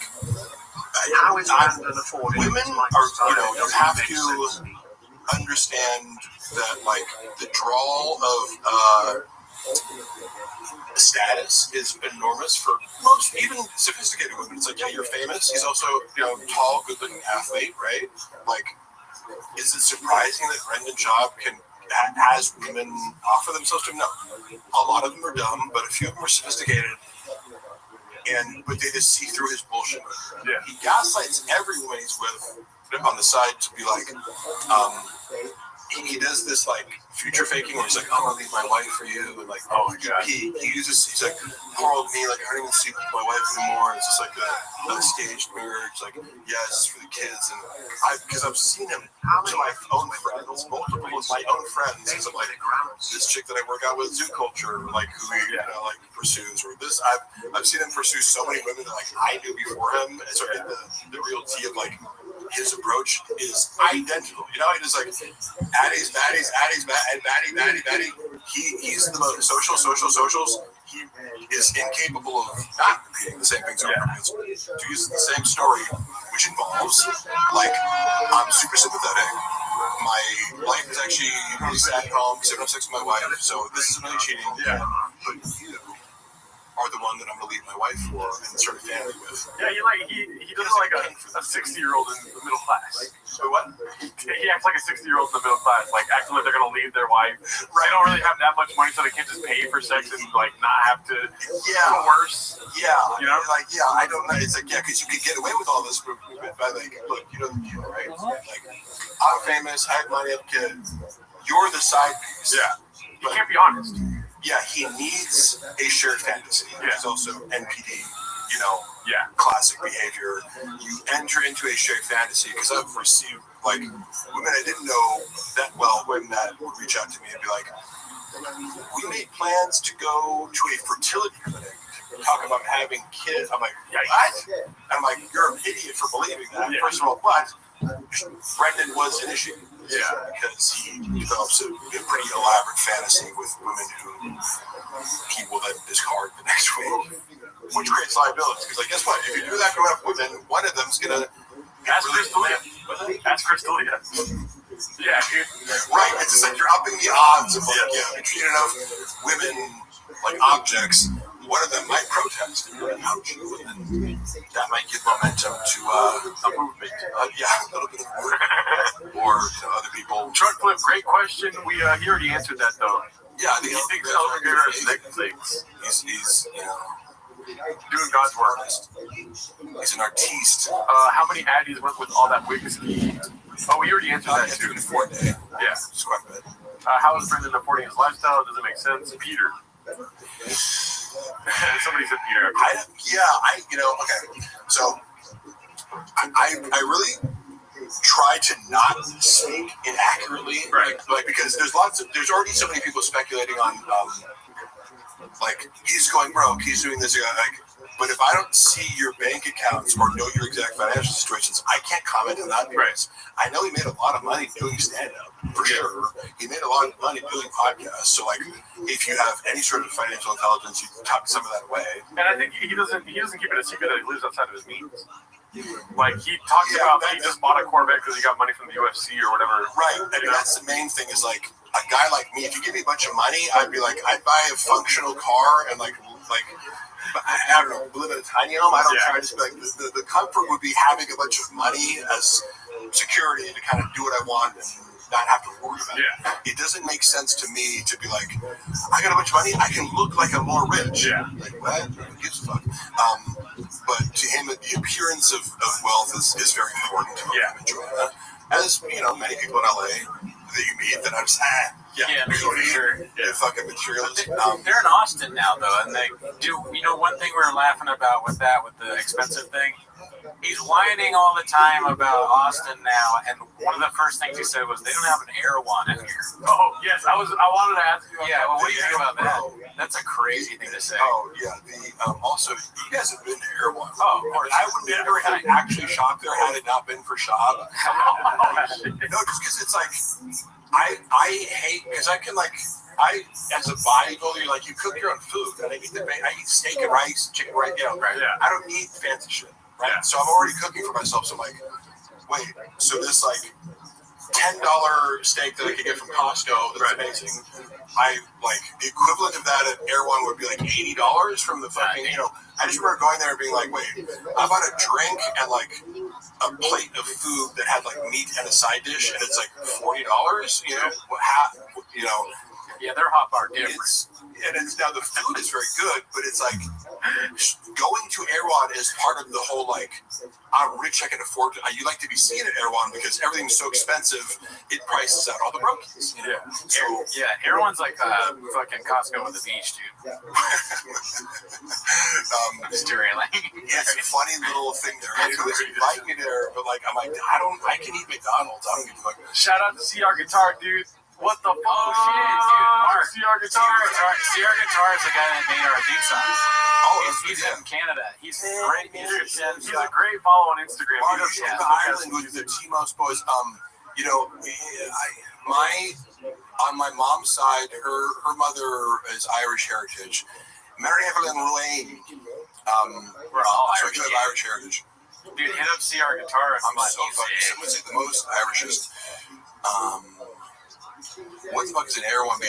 Erewhon it's like EREWHON. It's like more expensive Whole Foods. Yeah. The hot. It's like a grocery store where everything is like 3 times the price of a normal grocery store. Literally, like it's like, oh, here's this small thing of strawberries. It's $18. Yeah. I've never bought food. Well, I've never grocery shopped there. I have gotten a smoothie or two. It's expensive as I remember $30 smoothie. You guys know about the protein pony nickname? 40. That meme, like 16. At least on the Reddit. Which one? So Theo Vaughn referred to me as Protein Pony when I was out of the room. Oh wow! And it became this like little moment That's where Sean got mad at me. Yeah. Because here's what happened. I had never met Theo before. He was flying in and out. So like the first time I met him was when he came in for King of the Sting one episode early on in my tenure working there when I started to help with King of the Sting. I met him, said, what's up? We're cool. And he had just got off the plane, and you could tell he didn't want to be there. You know, like the whole energy and the whole theory of like, he really wanted to, he made some vague reference to like, you know, man, we're just doing stuff like this kind of, you know, your heart's not in it, whatever he said, but like he was obviously referring to King of the Sting. But you don't blame him because even just traveling across the country to do a podcast sounds horrible. Sounds like the worst flight of all time. Yeah. Like when you're already traveling for stand-up, it's like, why would you want to do that for? And I'm sure it was lucrative. There's some amount of money, but it's like, you don't. If you're thinking about, you don't need it. I could just be my living room. Correct. Yeah. If I was making enough money, you could not pay me enough to like take another flight across the country. But then again, podcasts are so powerful that sometimes you watch the Gringo Hop for 24 hours. Hey, Mark, Bob and Chappelle have a falling out. There is certainly a reason that they do not associate with one another. I'm not going to go into the specifics of it, but just know that Chappelle's one of my closest friends. He is a person with the utmost integrity as a human being, and those kinds of people tend to not last very long with Brendan Shaw. Yeah. Right? So I'm not going to go into details. I'm just saying that you apply this to anybody who looks like a good person, they're not going to last very long with Brendan Shaw. Chappelle's also like Sanaz. Sanaz and Chappelle are like the polar opposite of humanity. I just want to say, the drug addicted whore, and the other one's, you know, an incredible artist who's an introvert and doesn't give a fuck about, you know, attention so much as, you know, he's just good at comedy and gymnastics and other things. Like, Chappelle's a very talented human being and also, you know, is a committed artist and just a likable, down-to-earth person. Shout out to Truckfully Crab asking all these questions. That has been a question throughout the chat is thoughts on Kalila. You don't have to go too far into it. Oh, yeah. I mean, am I honest? Not, even though she's our boss. She's one of our bosses. Be careful. Yeah, exactly. Yeah. She's our... You want to say anything about her before? She's our Jules. I mean, she's a great person. Bad about my boss? Next. Yeah, little story, bro. 2 words, Mark. Blank check. Okay? So, I mean, I gotta go back to I don't do Baja mode, dude. Yeah, I did a bit on, what's that show called? Well, it was a podcast that's no longer, but it was like with Richie the Clown. There's a clip I know that has some views on the internet of me mocking Kalila and doing her Filipino accent. But I do believe she has psychopathic tendencies, as evidenced by her poetry. Oh yeah, I heard the unearthed her poetry, and it's extremely dark. And if it's any sort of accurate representation of her thought process, it seems to be highly exploitative, manipulative, like fantasies of, you know, wealth, power, celebrity, like sadistic behavior towards men. Like, if you found someone's journal and you saw this shit, you'd be like, this person writes like a psychopath. You know what I mean? I wonder. Yeah, I do. So that's my evidence for that. And then also, in person, she seems to be performatively, emotionally intelligent, right? So it's the whole like, when we considered being mindful of the things that we talk, so Right. Great she's box, but yeah. misdirecting you with a calm, deliberate. She's articulate and smart enough to misdirect away from the fact that she's calculated, vindictive, sadistic. Right? If you look at enough clips of Tiger Belly, you'll see evidence of her being.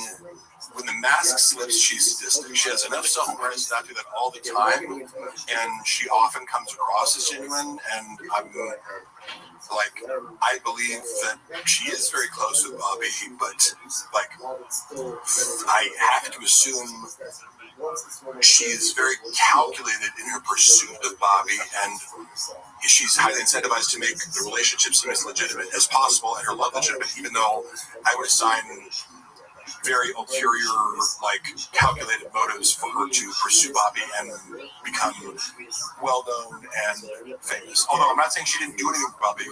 I'm not saying she doesn't have talent. It's kind of like a manager for him, almost, you know? Right, to like set him up and kind of like, in a sense, exploit him, but benefits him, but also benefits her way more. You know, mutually beneficial. Her writing poetry to me is interesting in of itself, being in this world of like Rogan and comedians, like diaries and poetry. Like, I'd love to read, like, I don't know. I mean, obviously Shop's diary, but he doesn't write. But like Rogan, what's in Rogan's diary? He spits facts. Jeff Dye, does he write poetry? Like women, that's a haiku about how women are whores. I don't know how to do haikus, but it would be like something about. Listen, I'm as horny as Brendan's forehead. All right. So, all right, sorry. Yeah, come on, that was good. Mark makes Baba look like a photographer when it comes to having the best brains for the arts. Yeah. And lock this. That's a great little word salad. Don't even know if it's being insulted or complimented. Everyone says Bobby Lee is so real. Why doesn't he make jokes about how being forced into cuckoldry? Was he forced into cuckoldry? Like, technically, I know people throw around the term cuck a lot as like, if a girl that you're dating fucks someone else, but it's like, does it imply watching? I don't know. I don't get it, because like Bappa does say that quite a bit. He called Marin a cook. Yeah, and like I feel like it's an overused word these days. It's like it was a liberal cock. It's like, yeah. I said that I heard from a girl that you fucked that you like to hear. You know, you got off on her describing. This is from the girl's mouth. He would get. During sex, he would say, "Describe the biggest black dicks you've ever had." Oh my god! I was like, I can't unhear that. This is shop sexual fetish. Wait, women tell people that? Huh? Like the Leah thing? You know, like finding out. Wait, women say what you tell them to say during sex? Snapchat has a shit! Yeah. Hold on, we gotta stop the pod. I need to call. Ari, that's a slow joke being the most superficial person. Can you get Rob back on the phone? Get your lawyer. I need to threaten some lawsuits.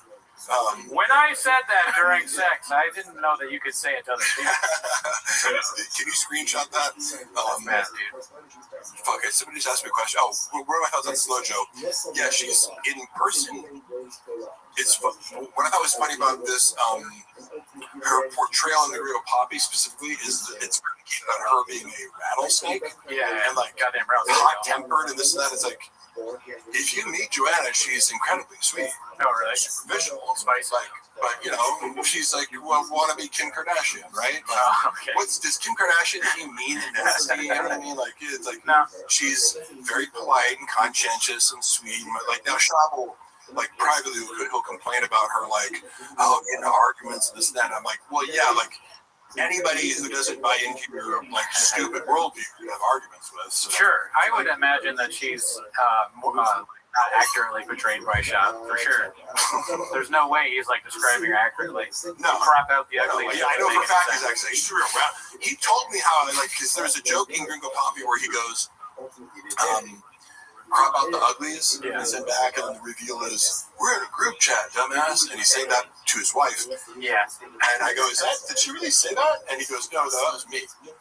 I was like, Oh yeah, well, you told us this before. Oh, it was the opposite. there's always a swapping going on, right? There's always a projection or a like reversing of the victim and the offender. I'm fast. I'm sorry. Let's call it what it is. Dark 40 chess. Oh yeah, he's playing 40 chess. 4D chess, 5D chess. Thank you, Like, some people, Timothy. like 3D chess is enough. Keep up at 40. Like he's playing 80. What is 8D chess? Yeah, 10. Yeah, that's what we're on right now. What's the 8th dimension? Well, it's 40, like 40. Oh yeah, not 40. 40. CT. I mean, Some people are just giving money. I know it's very nice. Thank you, Tim. They're just giving. I think it's because like you're already spitting facts as it is. They don't really have a question. They don't question the facts that Mark Harley spits. Somebody said honest thoughts on Brian Calm. Okay, love you, Brian. You want to hear something funny that I learned recently? Oh yeah, of course. Okay. I don't think you. I mean, I don't know. I don't give a shit. Who cares? I know somebody who was flying him around in his private jet, going back and forth between Austin and LA. Because for a time period, he was flying to LA. Right. So I know the wealthy individual who I'm personal friends with, Jamie. who I introduced. Did he ever try anything with cats? Who was using, and Brian loves rich people. Brian's favorite people are rich people. He also likes people in cow costumes. Saying underwear Lopez. I don't know what that fucking story is about the Lopez. I don't know. I've seen it out of context, and I'm like, what the fuck was he doing? He certainly was glitching. So it's funny. This guy who is ushering Callan back and forth, he told me some stories about how he is the most ridiculously and astoundingly unpunctual person I've ever heard of. Damn. He, like him and Time and Brendan were like, no, he would sometimes come late. I remember Brendan being annoyed by him because he'd be like, oh, I'm running late to the studio, there's a lot of traffic. Yeah. And we'd like check the traffic, like race over, I'm like, there's no fucking traffic. So, but it's like, oh, big deal. You're like, 30 minutes late for your podcast you've been doing 800 million times. Like, who cares? But Right. And I know, but Brendan did seem annoyed by it, fairly so, because like for the most part, Brendan's on time and kind of considers that like his big win. That it's like I just show up, and it's like, well, okay, you suck at your job, but yes, you did technically come on time. Brian apparently has a more difficult relationship with time, and I get that as like an ADD symptom, like time management, time distortion are problems. However, the details of some of the stories I've heard, I was like, Brian is 8 years old when it comes to time. I heard like 10 different stories from this guy. It's like I hung out with him for a month, and he fucked up so many times for his own shows. Middling for like big, like Tony Hinchcliffe's headlining, and like Kim Congdon is like opening, and you're the middle, and you're like 30 minutes late. Like not even like where you're supposed to be there, just for the show. So like somebody has to come on and like kill. It was like not 2 minutes or whatever. Like shit runs on the tight schedule. But there's stand up like. Kim Congdon does not have 30 extra minutes. Right. I go home and up, just not alone. But then he was like, wait, dinners. It would be like, oh hey, let's meet up for dinner at 7, and it's like, hey, I'm outside the restaurant, and like, they don't come till 9 p.m. or something like that. It was like so many stories where I'm like, that is like so. But it's a representation of. He's talked about it before. His entitlement. Remember he was like, I used to think of myself as like one of the chosen ones. He is self-aware of his own entitlement. Doesn't mean it fixes it, just being self-aware. But he's references, so that's why I feel safe kind of like saying that. It's no secret. Like, but he feels entitled because he'd be late for shit. Or he'd be like, oh, come over at 6, we're having dinner. And the guy would show up and it's like, I'm here at 6. He's like, oh, we're still at the grocery store. Getting the ingredients for the dinner, motherfucker? Like, what do you do? Like, why would you do that? Hurry up, David. Yeah. Just forget about shit. We're just, like, it's to such a degree where he goes, I literally have to stop hanging out with him because he's, like, so late. It's annoying. I really hate that shit. My friend Cutter Hodier is a piece of shit. He's late to everything. He's a director. He's just like, why would you want to work with someone like that? He sucks ass. Yeah, do you know people like that? It's They're just late all the time. Well, no, not to that extreme, but cut them out of your life. You can get away with it more. The more status you have, like, because you hear about celebrities where it's like, for example, I don't know if you're following the Blake Lively, Justin Baldoni lawsuit, but like, a little bit. You hear a lot about like actors holding shit up on set, like The Rock and Vin Diesel. Like they would talk about how like Vin Diesel would like hold up production. If you're an A-list actor and you want to have a temper tantrum, there's not much you can do to like force Vin Diesel out of his trailer if he doesn't want to show up. Right. It's gonna cost money, but what are you gonna do? Fire him? Like there's no like mechanism in place to like punish you for not showing up on time. Yeah, what are you gonna do? Volume punch me? Yeah, so I was like, I know there's something there. I was like, what did he say? Thank God. 3 hits. Yeah, exactly. Figure it out. Truck wants to know Tony Hinchcliffe. Go. Oh yeah. Tony Hinchcliffe. Did you guys have thoughts on Tony Hinchcliffe? Oh yeah, we do. Yeah. Go for it. He's terrible. Really? Oh. No, I'm like, I don't want. He's absolutely horrendous at stand-up. Yeah. You know he's another guy that was actually nice to me, kind of not of like Yeah. Jeff Dye when I met him, but his stand-up is just very bad.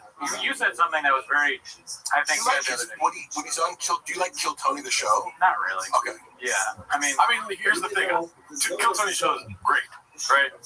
But he's only a part of it by name. What I said the other day was that he's a open micer that got his way. Like the fantasies of an open micer, Tony Hinchcliffe for some reason can just achieve all those. Yeah. And without really the talent. To corroborate that, because I also met him. It was really nice to meet him. He made a funny joke about me. He called me like half man, half centaur, or some funny joke that I was like, oh, that's funny. A funny roast, you know. That it wasn't mean. And my buddy, who is a comic in LA, seemed to have an issue. Like, I brought him up once, and he was like, that fucking guy walks around the comedy store like he's the fucking king of the universe. So apparently he does rub people the wrong if you interact. people say that. People have said that about him a lot. I mean, the only interaction I've had with him is I did kill Tony once. He was nice to me on that, and then after the roast battle, he gave me some compliments. Yeah. So, like, both times I was like, and he didn't need to be nice. He could have slammed me because I bombed. So, both times I was like, all right, well, this guy's a nice guy. But that was before. So I do still feel bad about clowning him. Yeah. But my thing is, I want to be as honest as possible. His stand-up is god awful. We watched One Shot, and you can't even find it online because it's They took it down, right? They took it down. I have seen him actually do that in person. The thing where he's like acting like a big deal. Yeah. I told the story in the pod before, but I was at the roast battle once, and he tried to make fun of this random open micer in the crowd. Yeah. And this open micer, I like the guy. Yeah. But again, I'm going to be honest. He is not fun. He is not going to stand up. He's somebody who actually might kill me. So I love the guy. I love him. But he at least at the time, he wasn't very good at stand up. He said something back to Tony, and then Tony tried to slam him, and it didn't go that well. But then the open micer was like, your special One Shot, it's terrible. No one liked it. And he got a big pop, right? Yeah. And then Tony tried to come back at him, and it bombed. And then the open micer went back, but he was like, too. When I remember, there's been some moments in my life. I remember we used to roast each other in my fraternity. We'd like, as part of the initiation, you could like anonymously roast people. You would tell one of the pledges to like, you'd write a roast. And I was like, they tell the same Cootie, like, until you would know about Cootie. You guys know Cootie and small T that bitch. Cootie, is it not true that you're fucking you didn't write some roast, right? Yeah. So you would know where it's coming from. So it was very fun. One dude, like, who we like, he was, I think, closeted gay, but because he was also like really in your face, like narcissistic and like overcompensating straight, that was what made it like, you don't want to just out a gay dude, right? But like, he was a dick and a douche and like a narcissist. Right? So the final joke of the entire evening, somebody goes up to him and goes like, sir, whatever, you're gay and no one likes you. And it was just like, boom, like, people laugh. It was like sad. And then I remember he's like, did you fucking say that joke? I'm like, no, dude, why would I? That's so mean. That's a great, you can feel but you can feel it's that. one of those things that Brian said, you just go like, say your special sucked. Yeah. And it's like, if it did, and you just have to say that, and it gets a laugh, like, what are you going to do? Yeah, it was so much worse. It was so much worse than that because he kept trying to thank you. Oh, yeah, and then you're trying to one-up it. Yeah. And it's not working. It got worse and worse, and the crowd started chanting the open micer's name, and like, Coney sucks, Coney sucks. Yeah, it was insane. I said this on the podcast, and actually more than two people, they messaged me about it, about other times that exact same thing happened. So this has happened to Tony 3 times at least. Yeah. Random open mic. Somebody said, Mark should sign up for Kill Tony, and if he gets pulled, do some shopping. That's actually a fucking brilliant idea. I would go up and do my own, the dick joke that he did about me, where I send terrible dick pics out. Like, and I'd be like, confront him about it. I'm like, hey, could you like maybe, I didn't tell him not to do it. I'm like, you understand how people might perceive that as being disrespectful, right? Like, you're like opening your entire act with like Mark Harley is bad at everything he does and sends shitty dick pics, and is also a moron who's bad at like security and is going to get me killed. And, Yeah, you shouldn't do that for an employee or a friend. Yeah, I was like, okay, that's what you want to do with Mark? I'm a hungry wolf. That's what he's telling me. Yeah, you fucking young. They gave a hungry wolf a fucking chance. Spill the beans on these What I do like about, because I know David Lucas personally, and I consider him a friend.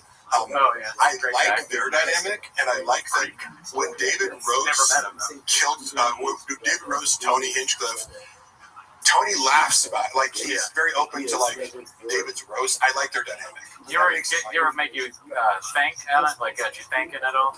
You ever think on? He's got me thinking. Thinking. The elephant graveyard mentioned that a lot of times David Lucas makes you think on things. Yeah. You leave the show here and you start thinking. David Lucas said to me, he said, "This motherfucker looked like a muscular bobcat." I was like, "That's pretty good."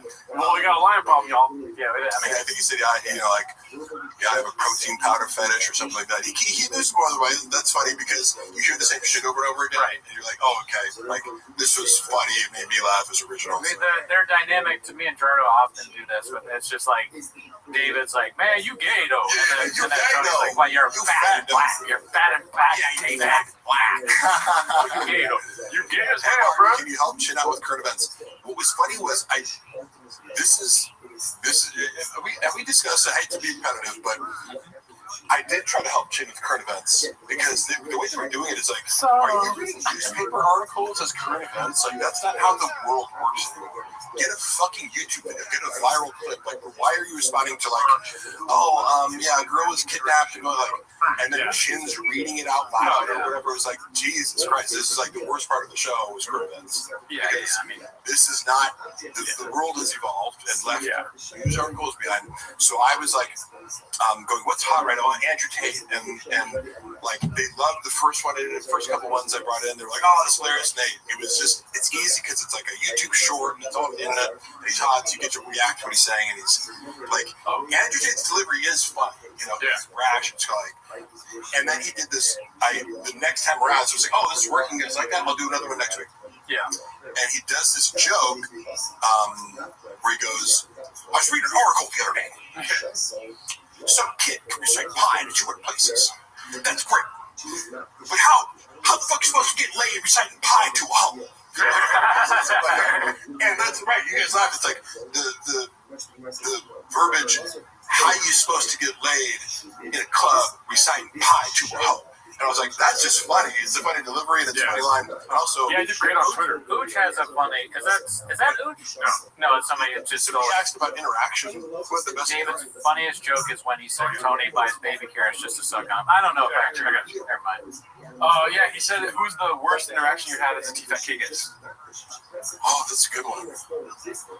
Fuck, there's no real bad interactions. I would say, but on Food Truck Diaries, Jamal Hill was like high as fuck and super awkward, and like we were talking about skits before where he like I was kind of like the liaison for Food Truck Diaries for the MMA players. So like when they weren't involved in the shot, I was like tasked with like talking to them. Yeah. So I had a lot of great conversations with guys like Alexander Volkanovski is super smart, and Michael Chandler's easy to talk to. There's all these guys that are like really smart and easy to talk to in the MMA world.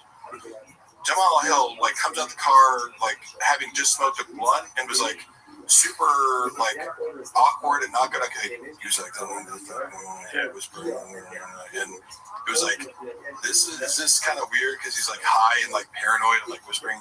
But before the episode shot, we were like, "Oh, I see you do like skits online." And he was like voiceovers and this and that. We're talking skits, and then like I asked him to like shoot a skit afterwards for like the Oak and Stone Clothing Company, and like, and by the way, a bunch of people have done this for me. I was like, oh, like, who's the, I hate that I blank out her name with this.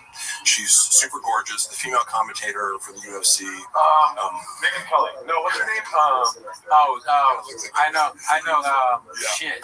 Lauren Senko? Lauren Senko, yeah. Lauren Senko is a sailor on the human being. She's super gorgeous, and like, I was like, you see her, and it's like, this woman is beyond gorgeous in person. And she like agreed to do like this little like walk through, like I'm doing an Oak and Stone pitch, and she like walks by by and says one thing. Yeah. So, after a whole day's work, sometimes I'd ask him, be like, hey, do you mind for 10 seconds if you do this thing for me? And after I'd already discussed comedy and this thing, I came up with a skit idea. I'm like, you come up to him and be like, I like that shirt, let me get it. And he takes it off me. He believes me to give it to him. I was like, would you mind it? He's like, and he got super awkward about it. Because I'm like, you can say no, that's not an issue. But he's like, so what are you compensating me for? I'm like, I don't really make, I could give you realistically $150. And he laughed at it. I was like, I'm sorry. He just kind of humiliated me when it's he's like, because I've asked him for Volkanovski. I was like, do you mind taking a picture with this? My buddy has a supplement company. He's like, yeah, I just can't post it publicly, but I'll take a picture with it to send him. This is a cool thing. Most people are pretty cool. You're under no obligation to help me out. But the way he did it, I was like, all right, cool, no big deal. But he made this huge deal about it. I was about to give him $5,000 for being in a social media video. After we we were talking about comedy earlier or whatever, and you should just get. Which again, it's totally his right. If it would have ended there, I wouldn't be talking about it. But then I get a call from Brendan. He's like, "Did you fucking try to get Jamal Hill to do a promo?" I'm like, "How did that get back to you?" He's like, his manager called me. I'm like, "Did he? Yeah. His manager? Jamal complained to his manager, talk to you?" Or there was a woman there who came with Jamal Hill and it was this obvious social climbing bimbo later that was disappeared to the fucking she came over and it's hey, what, you guys are conducting business in the King of the Stay room for 2 hours, cool. But she was there. I think Shop had left and she was still there. I think she must have used it as a predicate to reach out to Shop. She's like, just Mark made Jamal really uncomfortable, as a way to kind of be I'm just looking out for your best interest. But why am I being reprimanded about asking a simple question to a guest? We're in a production studio. Yeah. He just was he paid for this whole episode? It was just because again, I'm totally open being said no, but. Brendan even considered it was this was the worst episode of Food Truck Diaries ever, and I don't disagree. Yeah. And that again, he doesn't know maybe they would have left that salty taste in my mouth because I'm just you could have not been a dick about it.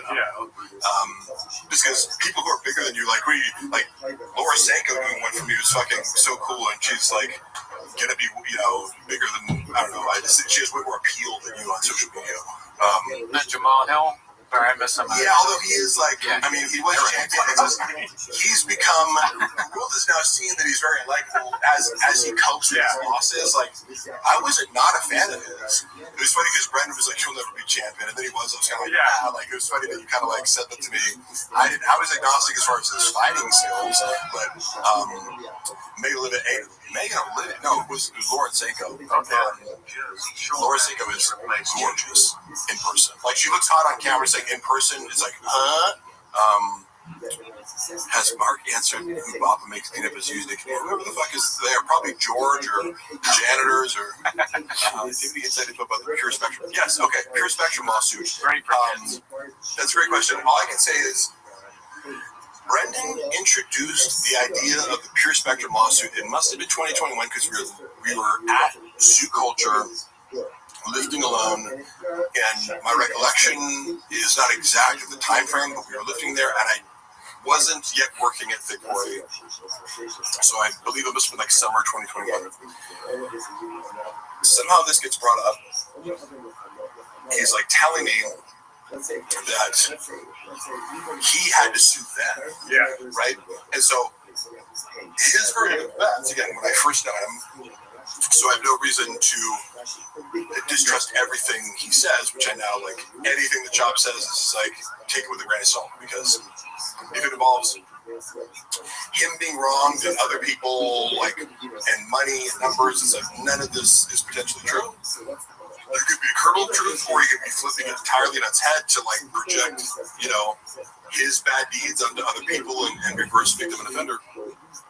But he told me what is literally an upside down version of the story. It's on record, which is he said this. I was working for the CBD company. I got an ownership stake in it. They came to me and offered me this. and he presented it as I'm getting like I own a portion of the business and it's like paying some sort of dividends each month and everything's going great, and then slowly that starts to dwindle down to the point where I'm going like, what's going on here? And I'm condensing this, but it's like the accusation that Shaw was making is I'm being fraudulently, like, kind of my stock in the company's being diluted or something like that, or I'm being, like,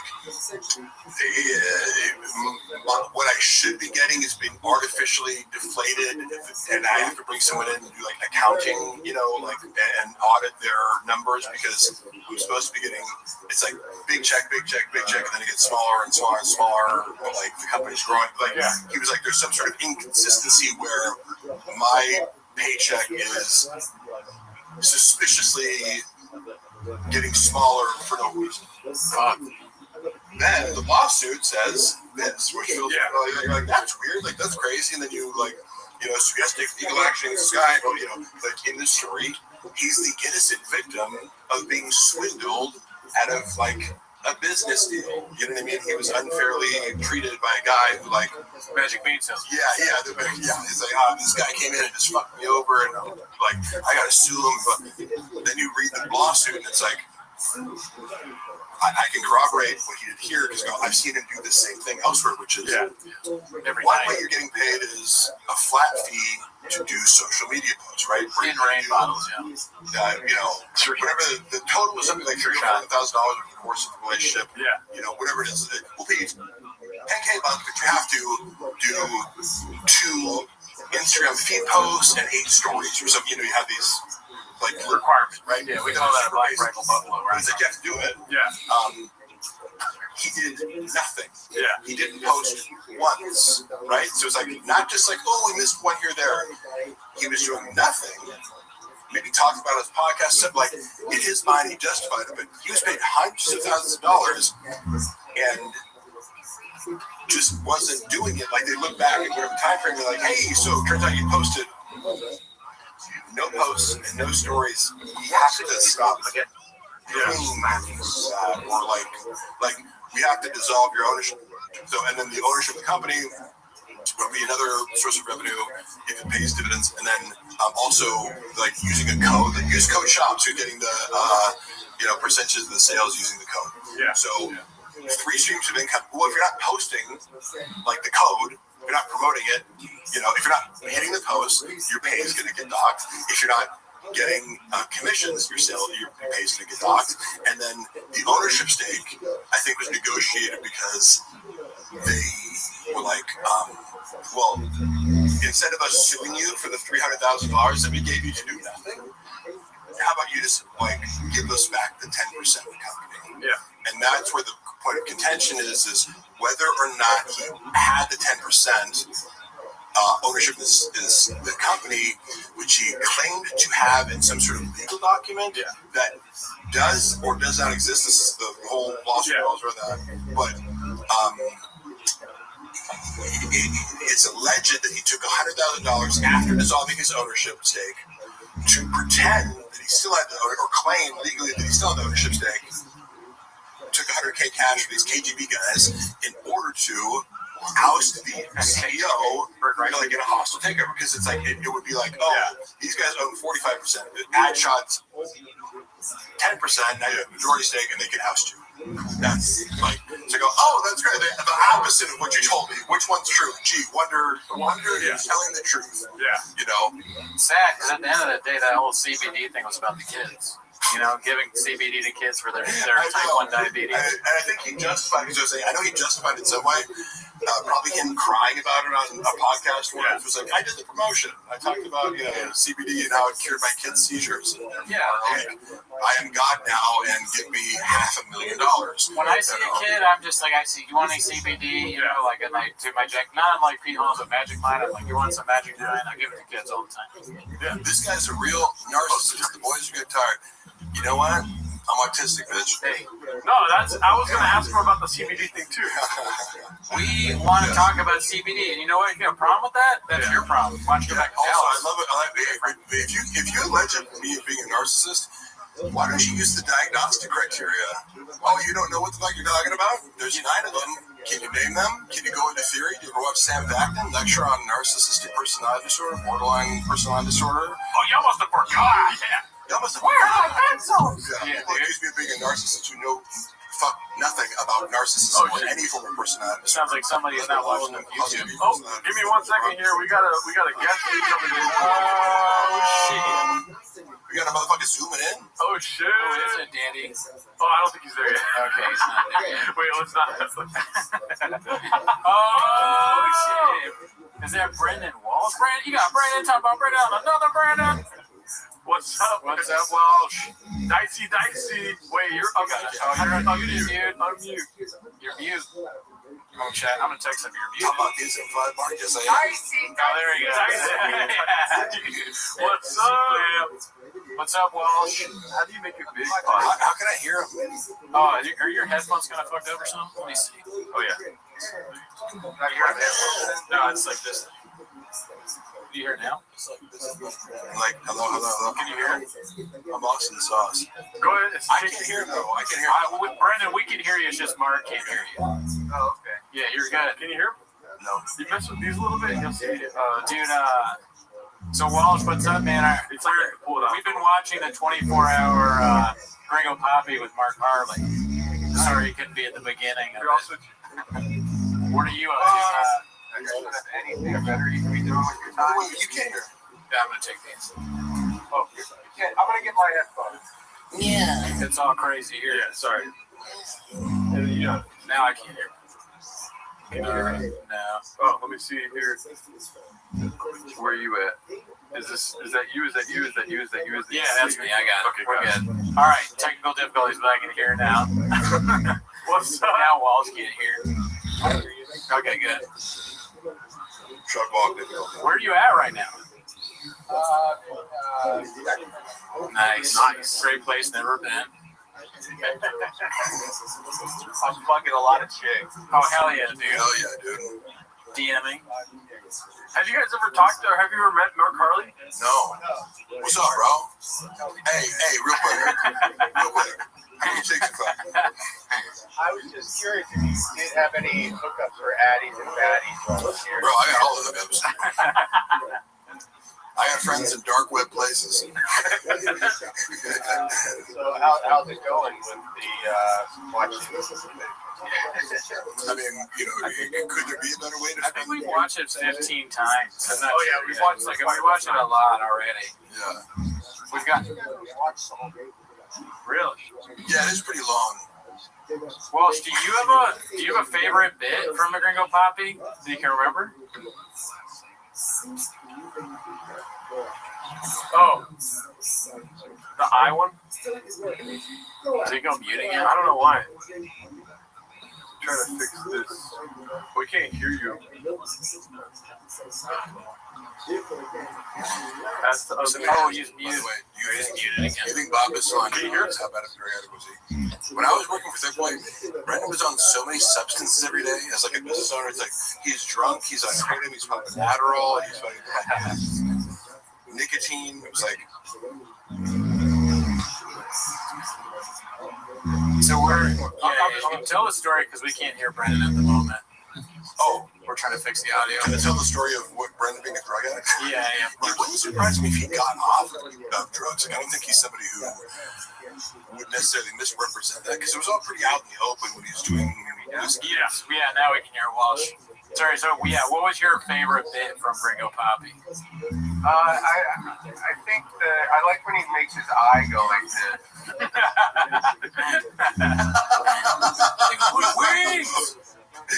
Yeah, the COVID stuff is good. You do stand up? Yeah. Oh, yeah. That's Well, really good. mostly I am the head coach for my son's team. I don't know how. Yes, that's right. Is that why you're in Sacramento? You're doing some T-ball stuff there, D? Yeah, travel ball. Oh man, that's brutal, dude. You got to do a lot of time with travel ball. I'm surprised you could do this. Thank you. Well, it is funny. I mean, I texted you this, Cootie, but it's like it is weird. know, like we dip in and out of the. I feel like it is an unhealthy. What? No. Get the fuck out of here.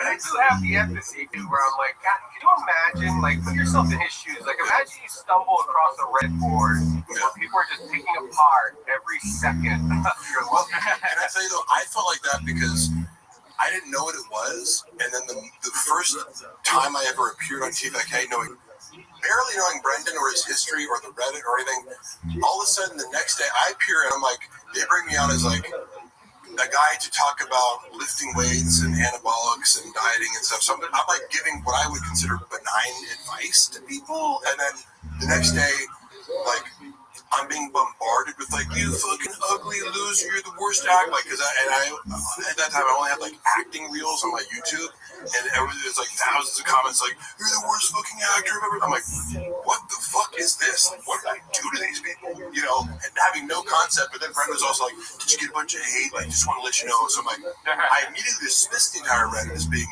crazy people. But then you have to, so I was like, oh, okay, yeah, they're just lunatics. But then you go back and go, well, Brendan has been, you know, a public narcissist who like compulsively lies on air for like a decade before this. So there's a reason for it, you know, because he repeatedly makes these mistakes, even just, you know, pronouncing words. He's a lolcow, like, but yes, it would be scary. However, if I was him, like, my best advice would be like, if you could go back in the time machine, lean the fuck into it, dude. Like, own the community or participate, or if it bothers you deeply, pretend like it doesn't. Otherwise, it's going to get bigger and eat your life, you know? Well, I'm just curious how he does process all of this. Yeah. Yeah. He's aware of it. I mean, it's brutal. Everything in his go-to coping mechanism is anyone who's criticizing me is coming from a place of jealousy, which dismisses any criticism as legitimate because you're going, I'm superior to you. Over 100,000 people consistently. Yeah. And honestly, it's illogical. That's what winds up sucking me back in, because, like, you know, I'll tell Toonie this too, where I'm like, you know, I have better things to do with my time. I can't fucking do this shit anymore. And then, you know, I'll step away for, you know, a month or two or three, and it'll just, you know, be one of those things. Like, late at night, I'm fucking, you know, everybody's in bed, kiddos are asleep. My girl, that's the thing too. You know, my name's Brendan. I'm a failed comedian. I'm a failed podcaster. And I watch sometimes because it's like, close, you know. My wife's name is Johanna. Wait, is it really? Taco Bell. Taco Bell Mexican. Right. I mean, you can relate. That's part of what brings it in. See, the thing, what I would say, you asked, like, how tough is it to be in Brendan's shoes? But if you're in Brendan's shoes, your feet are going to be wet, remember? He drinks out of his shoes, so you can't do that. But you know, that's what sucks me back in, though, because it'll be late at night or whatever. For whatever reason, I'll be online just fucking wasting time, and I'll be like, I'll click on the, you know, I'll go seek it out, because I muted the TFK Reddit, so I don't even get any suggestions, so I don't even know. When do you go on Reddit? Because again, I think Reddit's amazing. You know what I mean? For a lot of, like, as a social media app, if you want to call that. But I'll get away from it, and then I dip in for a second, and then it's like the guy. I mean, it's just nonstop hits. Like, I'm like, what the fuck? What? That was one time when I left, and I came back, and it's when he got the fucking Chompy tattoo. Oh yeah. And I'm just like, the hits don't stop. As you're saying, he keeps outdoing himself. And then he starts scrolling back and people making references of shit where I'm like, well, wait, what does that even mean? What are they talking about there? And then you don't even find another jam. I remember finding out Best Brains for the Arts. Oh, fuck, yeah. The clip was him attempting to discredit a group of black MMA commentators. Yeah. And you're just like, oh my god, you're like openly racist. Yeah, that was just legitimately a racist thing to say. Yeah. It made no sense. And it didn't make Oh, sense. I didn't even know what that. I didn't know where best brain came from. It was like, come on, these aren't the best ratings because we're like a black panel.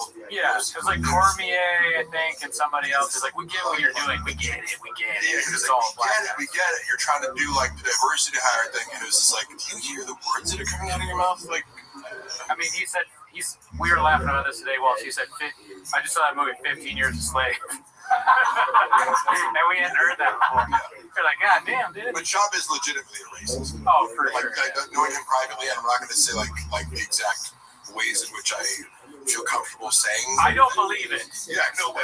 Like, The Aldo Poppy guy, no chance. I've seen various shades of racism expressed in, like, depending on the circumstance. If we're completely alone and there's no one around, he's going to express racism in a certain way and more subtly in other ways, and it kind of slips out, you know, even when he's on fucking camera and he knows everyone's watching him, he still can't help but be racist. But there's some sort of, I mean, yeah, simpletons are racists, right? But, like, I always feel like, were you raised this way? Like, is your dad racist? Because I get empathy towards people. I go, look, if you were raised with certain terminology or attitudes towards other races because your father or parent, you know, like, or your community acted that way and it's normalized, like, I met people from South Africa sometimes were like, the way that they talk about black people, like, you know, that sounds really racist in America. Harold Shaw was born in South Africa, staff.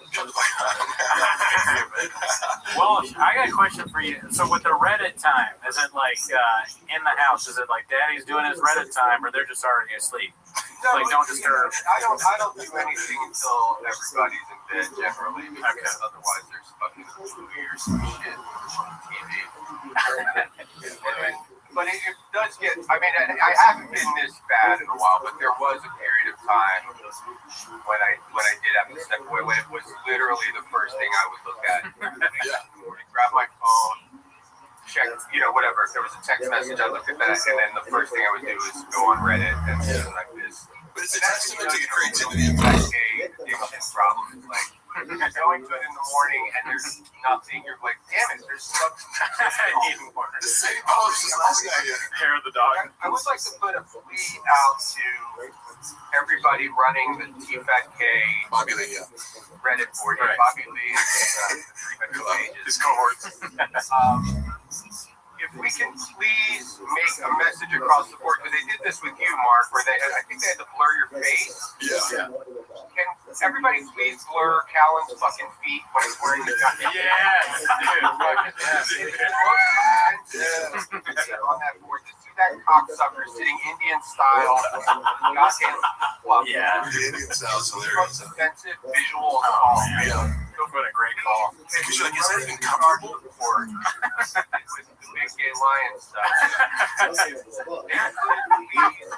Please make it mandatory. If there's any clip showcasing Callan's feet, You heard it here. delete the clip until his feet are pixelated. Well, it sounds like you're running for office here, dude. I mean, like, you're going to be on the cabinet. Brian Campbell, watch out. We got a new guy. Like, Strong action. Skids and Bits party, dude.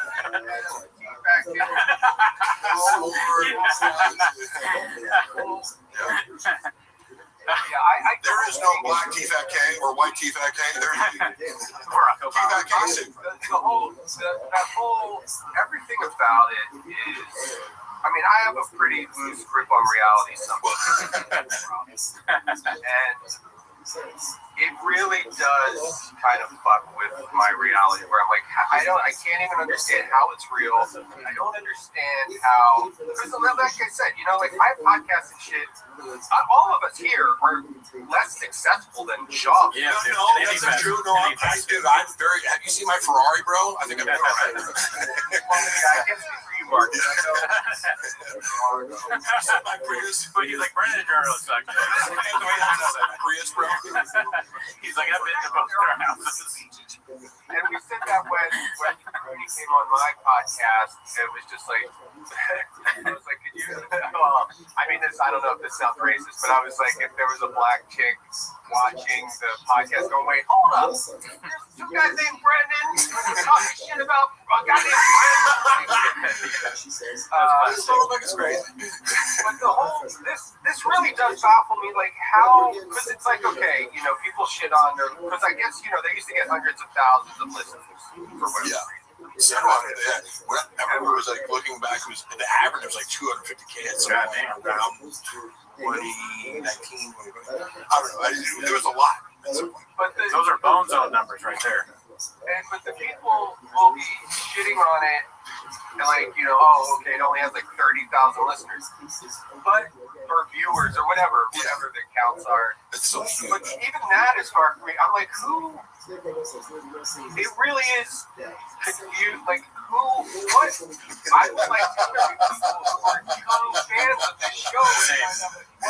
Getting like, and it's just from a fascination standpoint. I mean, that's where all of my interest in this is. Like, I don't even revel in, like, you know, mocking him, or I don't take any pleasure in you know, his failures or whatever. I mean, it's truly like a Jane Goodall style.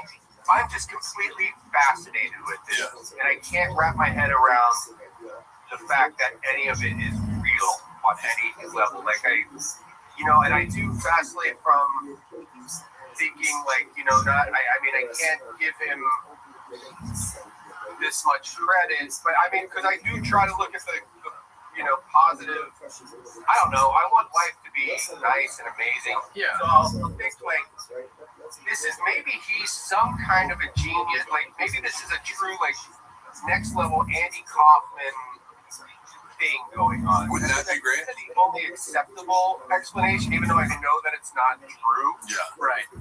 But that would be amazing. What if it is? He masked off Pagliacci. We talked about this before, but I think it's fascinating too, and I think it's something that, like, it's evergreen. It keeps going because he has all these hits, like you said, and he is fascinating in a moronic way. Either way, yeah. I mean, it's like every time, and I don't check in on it every day now. One of the funniest things he said recently was that I have no skills, which is like so ridiculous. I was like, everyone agrees, like, like everyone like this, like the funniest, like, I don't even. So that's probably what you're thinking of. That was his 1 minute. Yeah.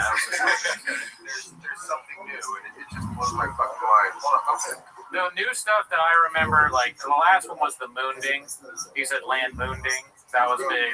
Yeah, because even just, as I said, the malapropisms and dyslexia based, I don't know enough about dyslexia to say this, but it's the most innocent form of what he does, because you're mocking somebody with like a speech impediment and some sort of what would you classify dyslexia as? Like a learning disorder? Yeah, learning disorder. Right? So, but sometimes people will stop at that and go, "Oh, that's not funny." It is funny, but it's like you could go like, "Don't be a bully," but it's like, wait.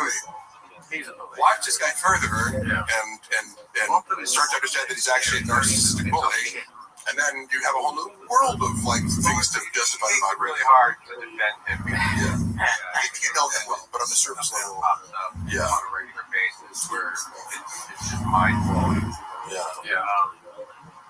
And then what else has he done recently? We've got a poll in the chat, and I just wanted to check in on the viewers. And I asked him, because, you know, Walsh was talking about the hair of the dog checking the Changs in the morning. How long do you spend on Changs? And the winner is 8 inches. Of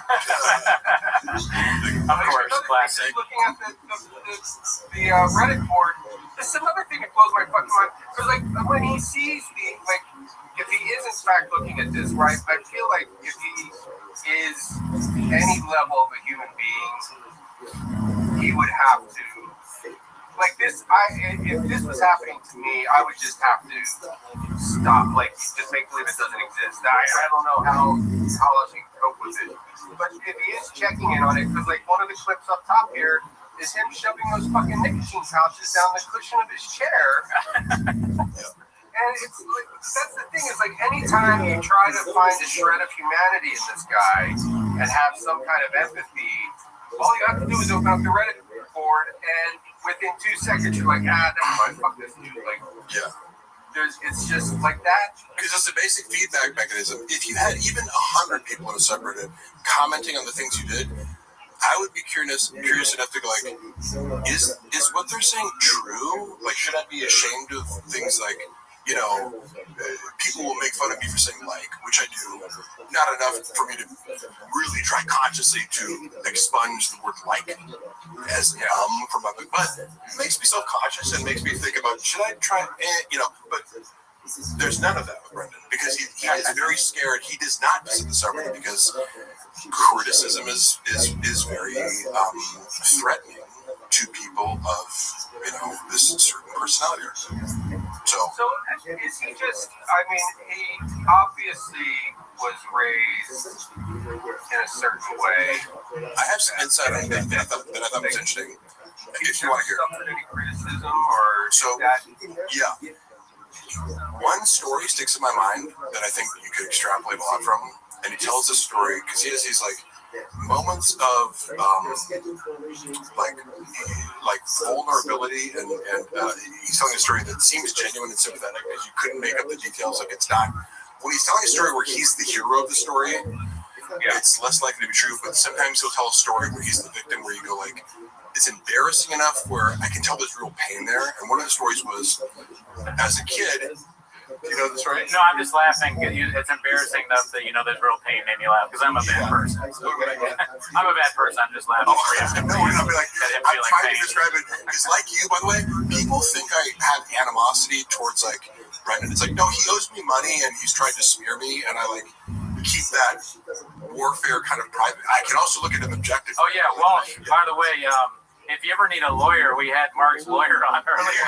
I know you have Frank Cum. He might rival Frank Cum though. He's Rob. What's his name? Rob Pebble. Rob Pebble. It sounds fake. Like I get it. Doesn't sound Robert Pebble. He would have like a crazy. Shaw has no fucking idea. His name is Danny San Francisco. Shaw is banking like because I did the settlement conference that went totally sideways because they were like, oh, here's on paper you're owed $150,000. We'll offer you 2.5K. I was like, suck my fucking dick, bitch. Like, but my lawyer wasn't there. So they think I'm like, I don't have a lawyer. And I heard like basically what their defense is going to be because I heard the lawyers regurgitate what Brendan told them. I'm like, oh my God, like you have no idea that he can't back up anything that he's saying here. But go ahead, believe that. I'm sorry, I derailed you.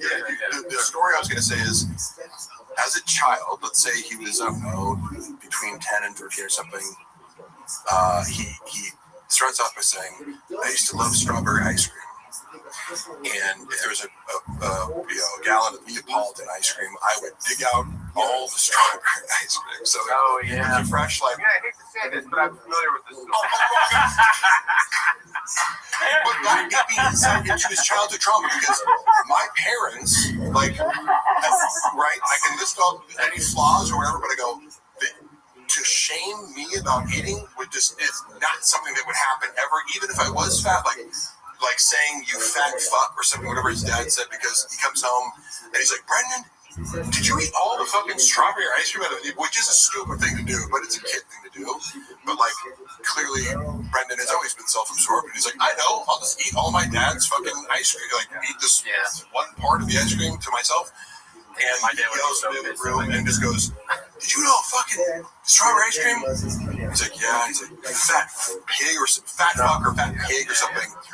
And his response, remember what his response was? He was like, oh, fuck, it was like a dagger through my heart. So that was the moment where I'm like, oh, your dad hurt you. And trauma aside, though, is, like, the fact that he has managed to go this far in life with just, never really learning anything. I mean, I assume his dad is his dad funds everything he does. Like, he doesn't, like this. His dad made actual success, actually made like the Pentium chip or something like that. He did something where it was, the diamond mines are pretty profitable. The Emerald, he says the Emerald Empire. He actually built a business, rather than CT freakout. you know. I mean, I think I'm surprised that there hasn't been like an actual. I mean, I guess there's like the, those YouTube channels like the Beige Frequency and Healthy Graveyard and shit. I mean, he's such a fascinating guy. Like to have a real, true documentary made about this guy. Oh yeah. But I guess you can't really keep up with it because by the time you're done editing, they're going to be like, he did 70,000 fucking crazy things since you. That's facts. That's your facts. documentary. Yeah. So there has to be like an ongoing like reality show. Like I don't know. Like a reality show would just be like a fucking. That's actually very useful because it's like hive minding. It's like who's gonna watch all this shit and come up with find the footage that matches him contradicting himself and previous things.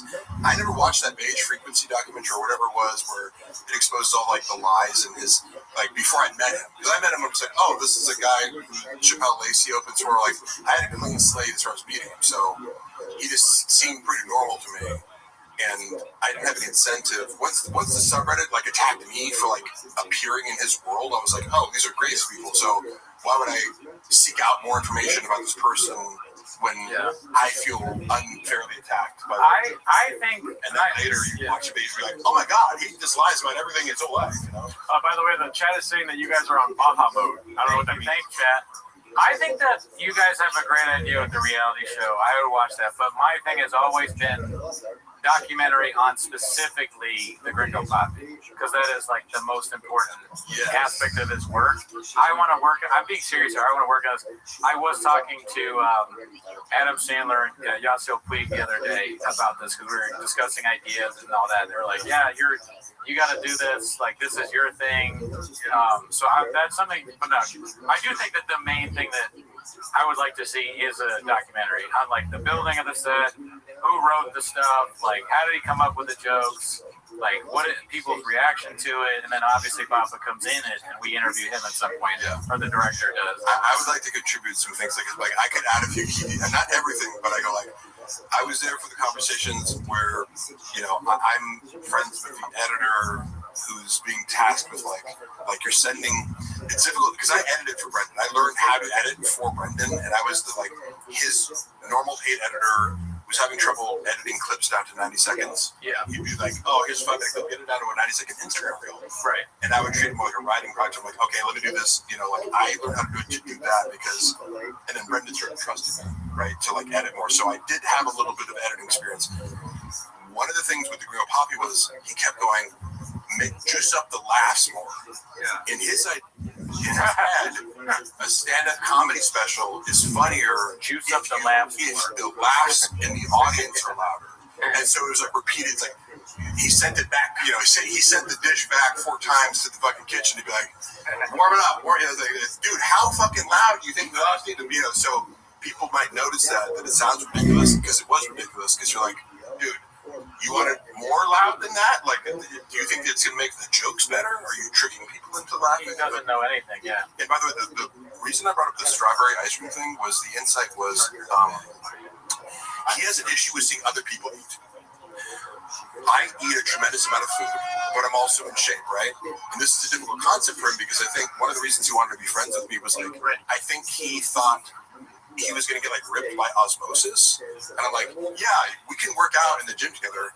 I also run 6 miles a day, and I also eat a strict diet. And if you want to get ripped, you have to live the lifestyle, which I don't always. But if you want to get to 9% body fat, you have to do a lot of things, right?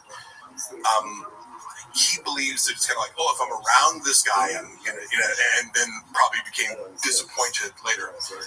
He has a very strange relationship with food in that, he hates when other people are eating around him and he can't be eating because he publicly presents a facade that he's on a carnivore diet or he's on this diet, which means if he's around other people, he has to keep pretending that he's on carnivore or he's not eating or he's doing this. But then it's keto, man. I had enough insight to be he's yeah, I stuck to the carnivore diet today, but then I had a pint of Ben and Jerry's. You're not on carnivore. That's not a carnivore.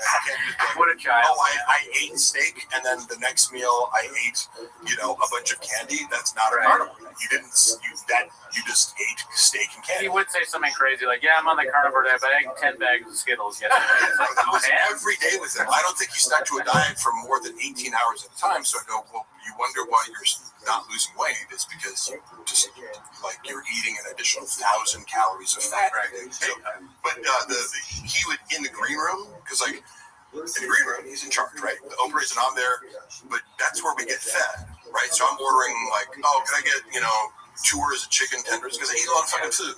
And if it's Saturday, yeah, I eat good all week. I'm gonna have some fucking chocolate cake or something because it's free at the Improv or He hated it. He'd be like, Jesus Christ, Mark. Like, do you think you can shame me for eating a lot? Like, that's not how that works, but it's like, it sees your joy. Yeah, I'm gonna rather eat these in front of you and have no shame. You have shame over eating, and that's your problem. But I see you trying to shame me the same way your dad shamed you.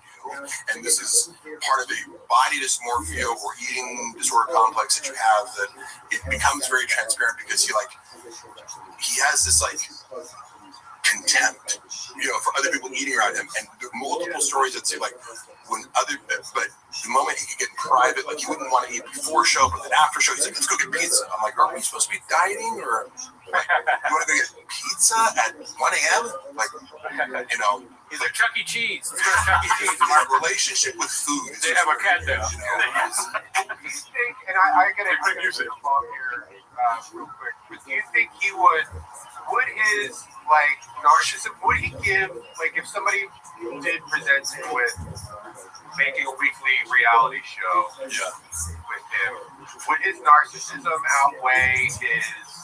Do you think he would allow that? Like, would he allow a camera crew to film him and his family? If it was, yes. If you pitched it to him as this is something that's going to glorify you and humanize you, which I when I came into his world, I was like, because I'm a writer, I go, and a student of storytelling, I go, the best thing you can do is to counter the narrative from the subreddit, which they've co-opted your life story, right? And they're telling it for you because you don't want to tell it yourself accurately.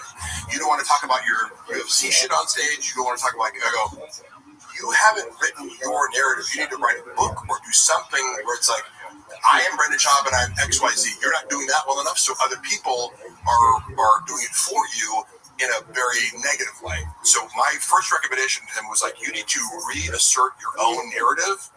Hire a ghostwriter, hire me, hire whatever. But what you're not doing, like from a publicist standpoint, is framing your narrative correctly. And you're ignoring the fact that other people are doing it for you, thinking that helps you. It doesn't help you. You have to combat that other narrative that makes you look like shit.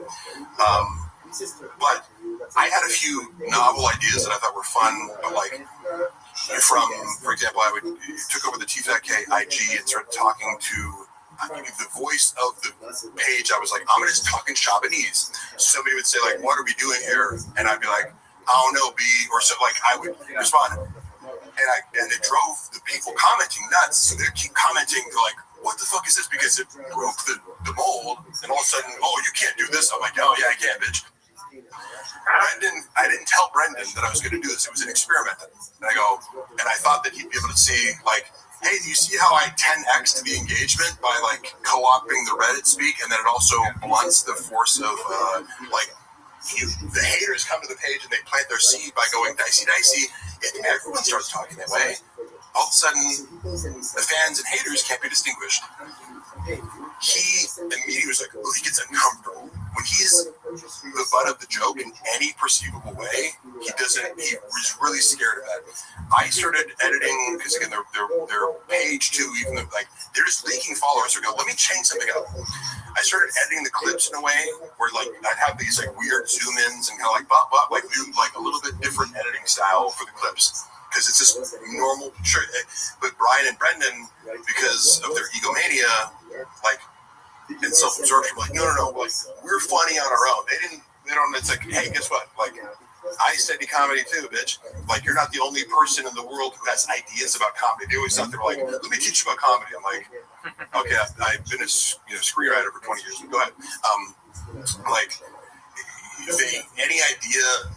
This put them at the butt of the joke because the clips, by zooming in on certain things that Brendan would say where he's like stuttering or something like that, it was funnier, but it made him the butt of the joke rather than we're telling a funny story. But if like if you do something like that, and I'd be like, I edit it in such a way that zoomed in his mouth as So you were editing that to show that? and they hated it. And I have a couple examples of what I did that I can show. Like there's probably still up there, but they were like, they also, again, I was taking Who's they? Brendan and Brian. Okay. And the creative director at the time, because Creative director. no, this guy, he's actually very talented and quit. Right. He quit, and I heard the conversation, and I was the only person in the studio, and the next day Brendan goes, I had to fire this guy. I'm like, you didn't fire him, he quit. And he told you you were the worst boss he'd ever had. Like, I was, what? I was there, I heard the phone call. Like how are you instantly turning this into something that's the complete opposite of what happened? But he had to explain to Brendan, because he tells me, he's like,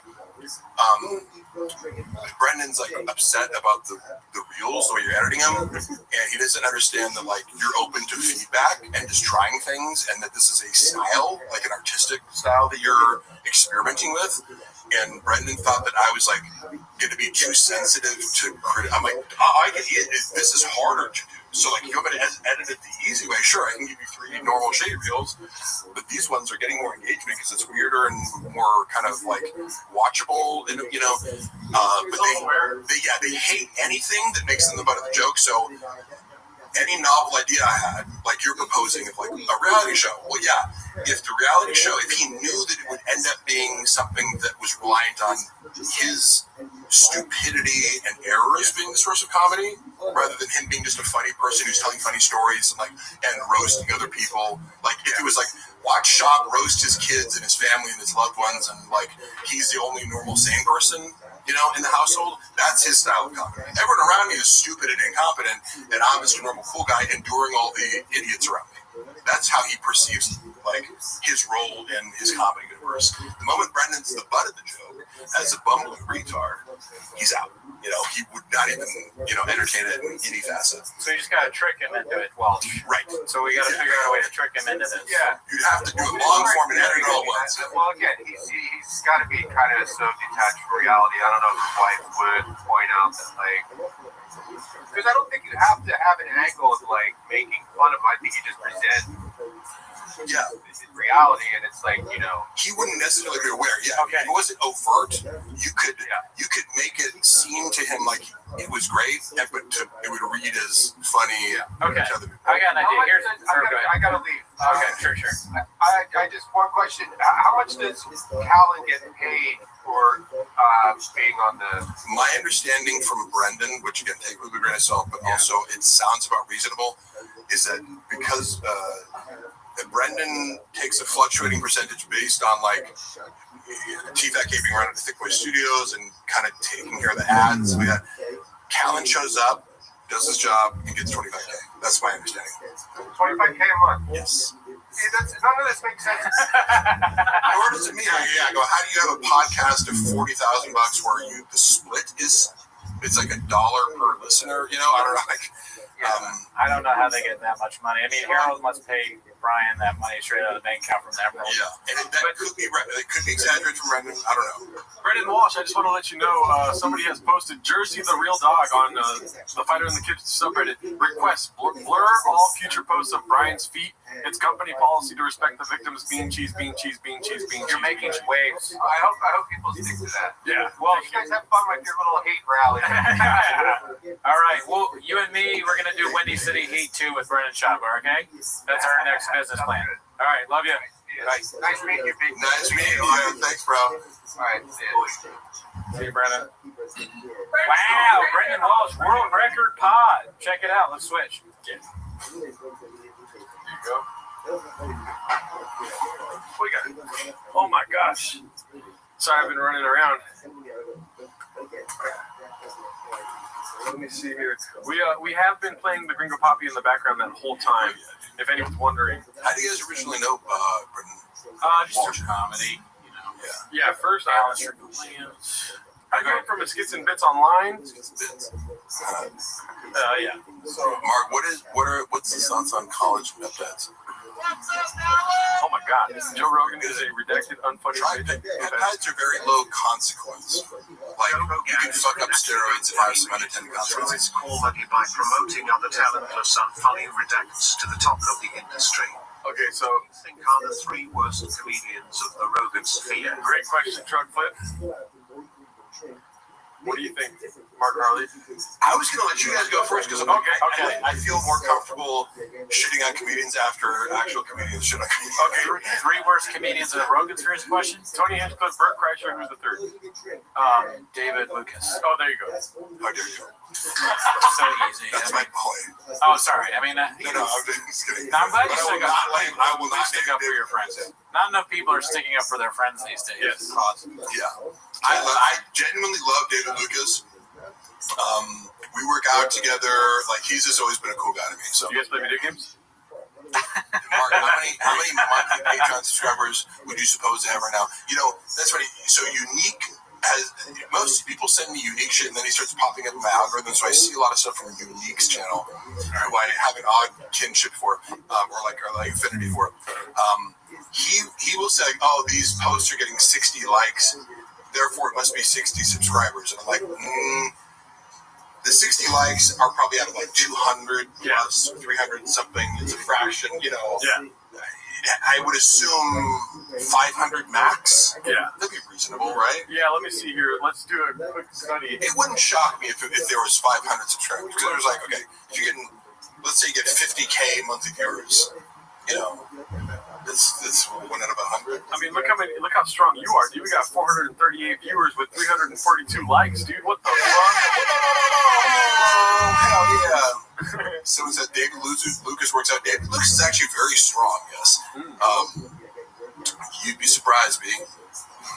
He will twist your neck off. Walksboss has a lot of stuff to say. Walksboss, first of all, let's put all your comments into one comment next time, yeah? Did Shop farting loudly during the business meeting really ruin the sale of Tiger Thick? I've never heard that before. But whatever. It's when you can say shit like that, I go, I wouldn't put it past him. Yeah. You know? How could you, like... Is he a gassy guy? Not particularly, but like, it's one of these things where it's, like, you can see him doing it because he lacks self-awareness and self-consciousness. Yeah. He would rip someone else for farting and then turn around and fart somewhere else. Like, that's the thing. He just has no principles where it's like, the same rules apply to me and you. So you're disgusting for eating, but I'm not disgusting for eating. So there's this weird mix of like shame and projection with archetypes like this. Let's see here. I'm gonna make this a little. Can you make me more tan? Do you naturally tan? I go to tanning beds and I also run it. Like if I hate to admit it, but it's like I look for my auditions that I usually get. It's like if you're looking for I get like the bodybuilder. We're just gonna. It's like I've gone long periods without tanning. It's like when an audition comes up, they typically for the roles that I get, it's better to be tan. So either if I'm not tan from running outside, I'll go to a tanning bed. Like I wasn't, but I love donuts. You know. Oh, what is that? The Shop. Wait. When he talks about his mom and like getting a vaccine because she likes donuts. Oh, right. There's some free donuts or something. I'll stop the Shop. Oh, no, I don't know. Because you triggered something of a memory of like, giving out free donuts for vaccine. Yeah. Yeah, I remember that bit that he did. he was kind of obsessed with vaccines there for a little bit. Yeah, let's see what he has to say about vaccines here. This is the. Oh, yeah. He's like, what did you get to Johnson and Johnson? Yeah. There's always one guy. No fucking way.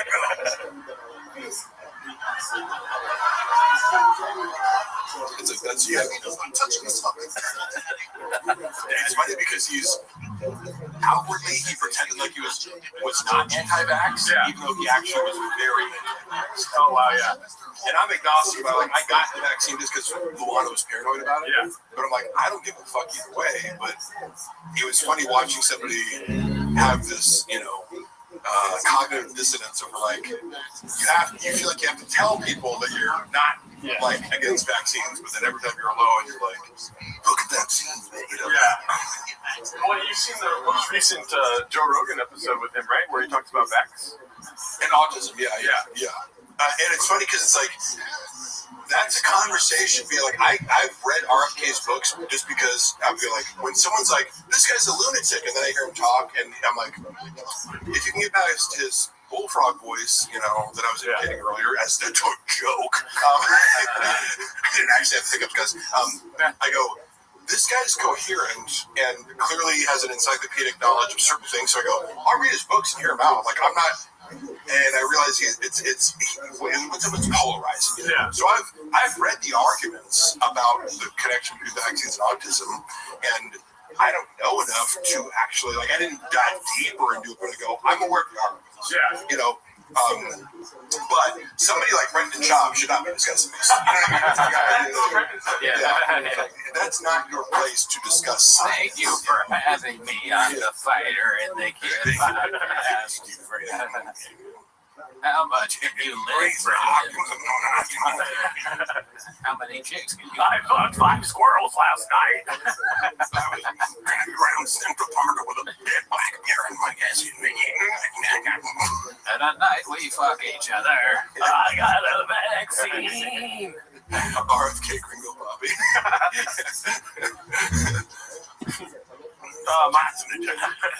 I transferred the comments over to here just so we could have a Oh, post. nice. Yeah. That's good. BGL is like Bradley Martin with a beach.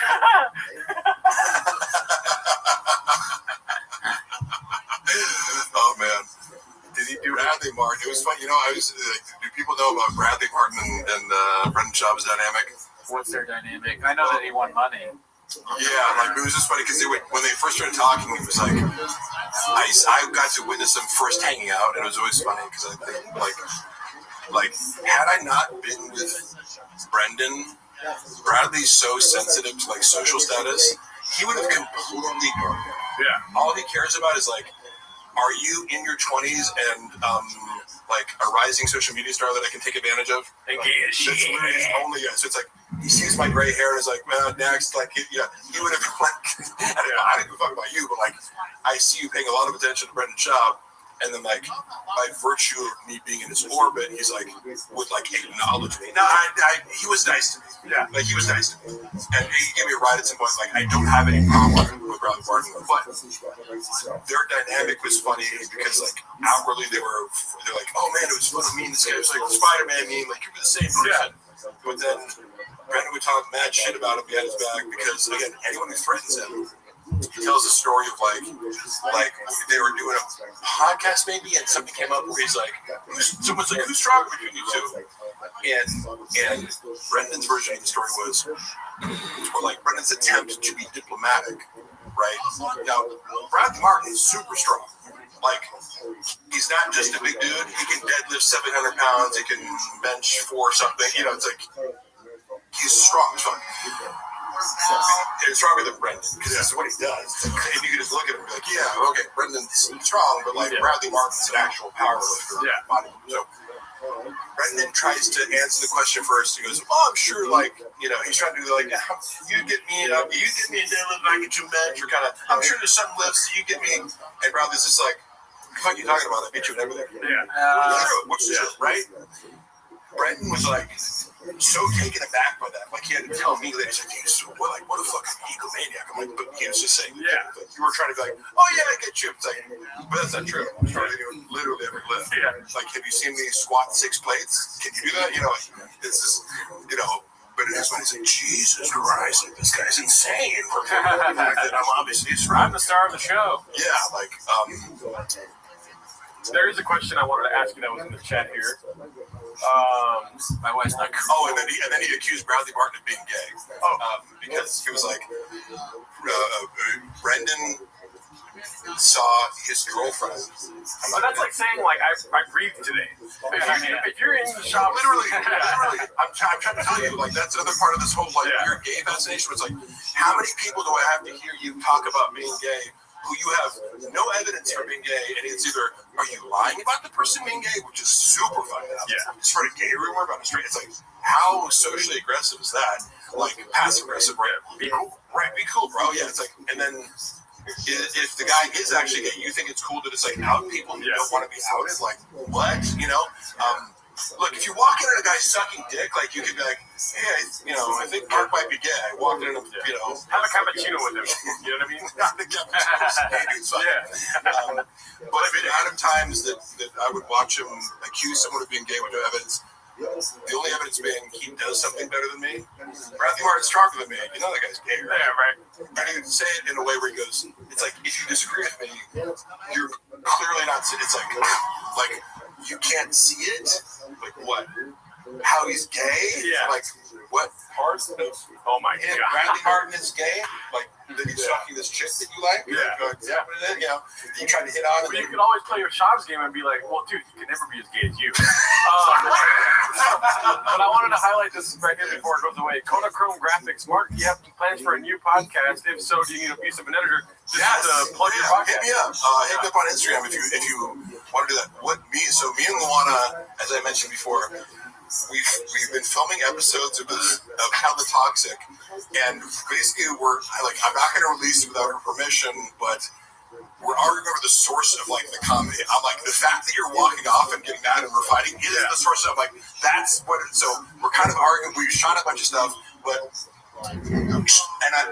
empathy for Luana, which is she doesn't have experience podcasting, and I am a little bit impatient. I go, I could be more gentle. However, it's as I'm setting everything up, and it's hot outside, and I turn off the AC. I'm sitting there sweating buckets, and she's getting pretty. I'm like, hey, could you could you wait a little bit? You were just not be in a bad mood when I'm I'm doing all the work over here, I'm sweating my ass off, and then you're I need to be You're Luana. I'm Luana.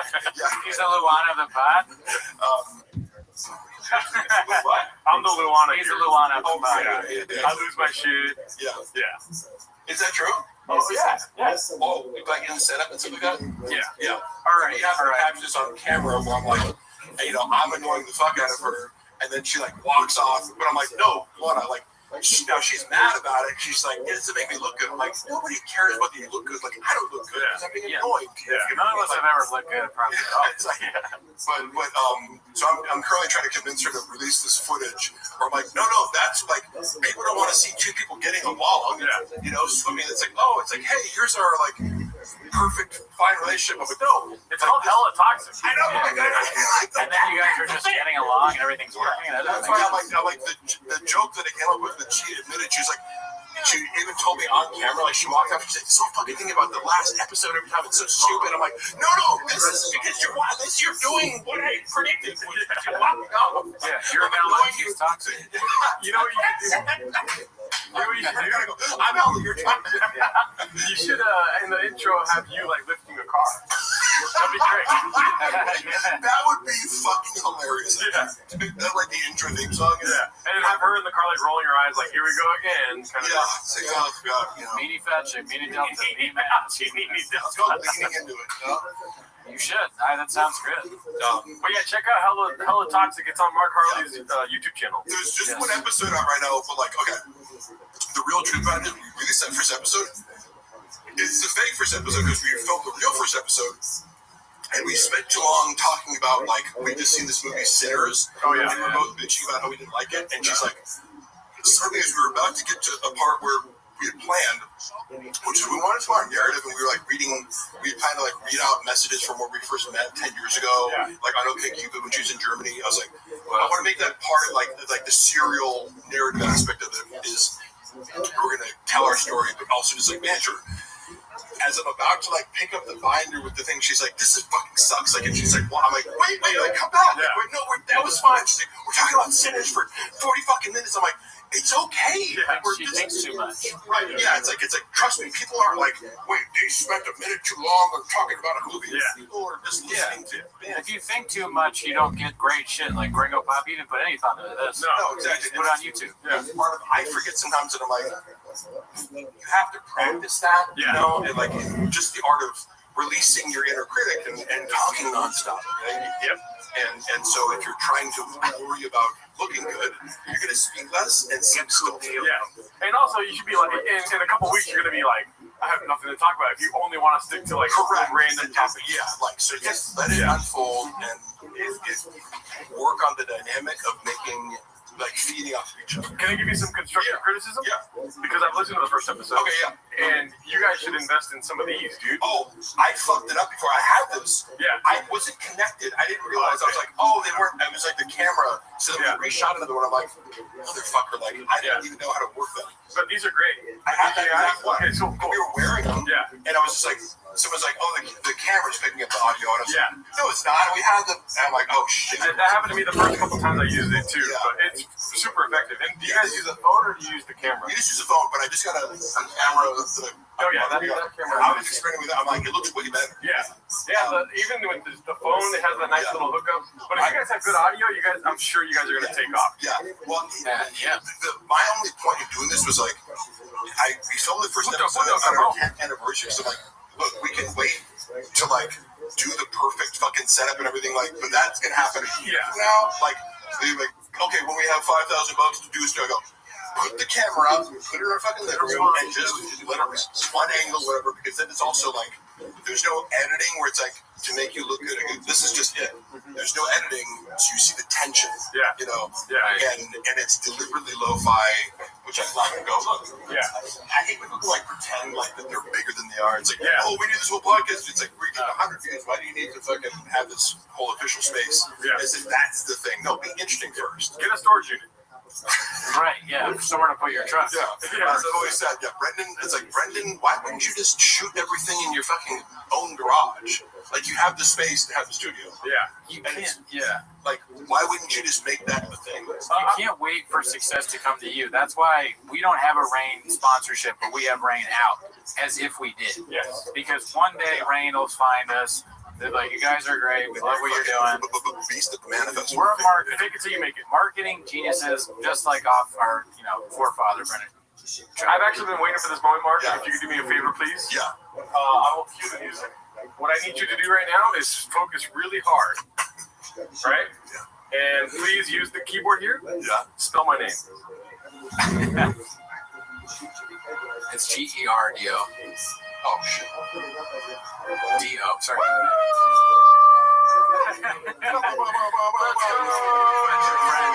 That's a good guy right there. Most people spell it with an F.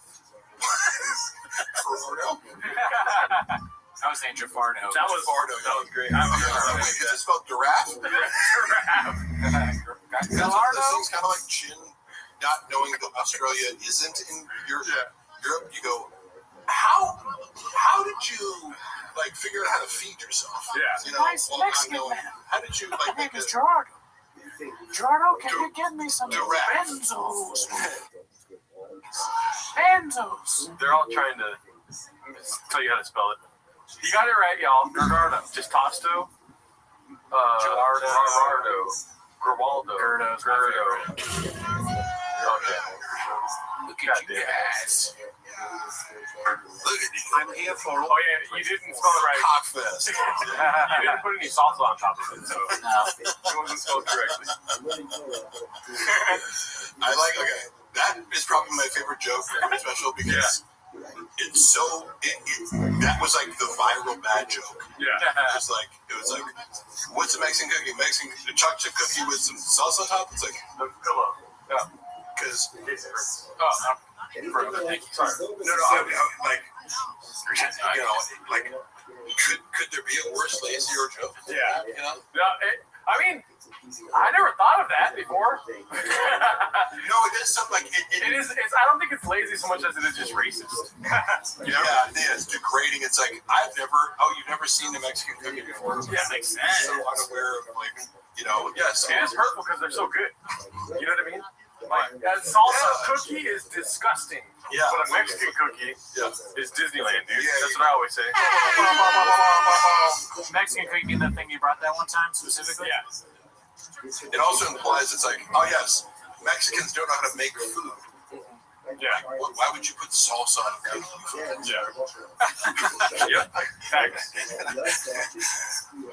Everyone knows Mexicans don't know how to make confections, you know? They're really upset. They're saying my name is Sharpie. I don't know what that means. Jafardo, Gerdo, Greg Giraldo. Oh, I'm sorry I can't spell your fucking name, dude. I didn't sign up for a spelling bee. I signed up for a 24-hour fucking podcast starring BGL, dude. The flyer you sent me said BGL 24 hours. We're not going to talk. Be careful, BGL. My car is very heavy, okay? So,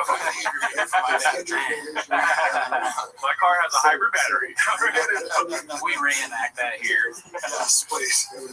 That would be crazy. If we could water down the footage of what's actually out there, it'd be great. But this is what I do all the time. Hey, to have BGL lift your car. It's like a carnival act. Yeah, this is just a stunt that I do. It's my thing. He's the world's strongest threatening man. Oh, I'm sorry, I abused a fucking car one time. Christ, yeah. I apologize to the car. Yeah. The car's in court. The car got a temporary restraining order against me. You know, you couldn't do that to a truck though. Hey, Mark, please confirm if Baba ever told you that he had baddie hour time with Whitney Cummings. Yeah. All the time. What? You're saying that Shab had sex with Whitney Cummings all the time? I mean, I'm just saying, it's my honest perception of it. Oh my God. I have actual confirmation of it, and my inference from, I'm not making a stretch, I'm not guessing. It's like my impression based on what he told me was that they had casual sex as friends over the course of several years. Yeah. So, Oh my God. I mean, according to him. Like, I got it. So that explains, like, you know, you brought I up. don't know why he'd lie about it. It's not like he's like, oh, my big flex is like, I'm fucking with you. I just had their friends. You know? Yeah, this is like you brought up Sinners. It's like that explains why Whitney Cummings lost her funny and Brendan Schaub got really funny. You know what I mean? He sucked it out like a vampire from Whitney Cummings. He took her comedic ability through sex. Yeah, that was one of the things about Sinners where I'm like, wait, so you become a vampire and all of a sudden you're really good at playing the fiddle? Yeah. It was like, this is confusing me. I didn't like Sinners because the rules of the vampires were clear. I'm like, what is the... Okay. I'm like, you're introducing the vampire rules too late. Suspending your disbelief was like running over hurdles. It's like, I gotta suspend it. Yes. Well, it was... And then it's like Whitney Cummings is like Sinners because she's a vampire skank. I gotta say, hey, you know what? I don't know what you guys think about this. I'm an interesting topic. Maybe we talk about it. When Whitney Cummings went on Flagrant, do you remember this episode? It kind of became, I think, a little bit viral for the fact, like, my perception, I think other people's perceptions too, was they were like kind of ganging up on her and being a dick. And I was watching it, I'm kind of like, I try to not go out of my way, women and you're bullying. It's like, hey, you're a female comedian, you can fucking hang. Yeah. It was like, are you guys going? It seemed like they're going out of their way to like be a dick to her, and it made me uncomfortable. Well, now you're talking about the hierarchy of suck, which is like, where is Whitney Cummings compared to Flagrant? You know what I mean? Well, Like, I'm not even commenting on her comedy. I'm just like, why do you have someone on to be a dick to them? Yeah. You know what I mean? Like, I watch porn, but I'm not gonna watch shit fuck shit. You know what I mean? If it's actually mean, it's probably lame. I mean, you could poke fun, I guess. I didn't see it, but she's better than they are. Like, I'm gonna say this: Whitney Cummings, funnier. Who wants the 60 Kimmy? Whitney Cummings is funnier than Akash and Andrew Schultz and those goons on the couch. Yeah. Like I know that people ripped one of her specials, and I didn't watch. I was just like, oh, people really was bad. I won't watch. Like I'm not gonna. People are like, oh, burn your boat sucks. I don't really feel the need to watch shitty stand-up specials. Yeah. Right. But like, do you watch it every week? Like I've seen Whitney.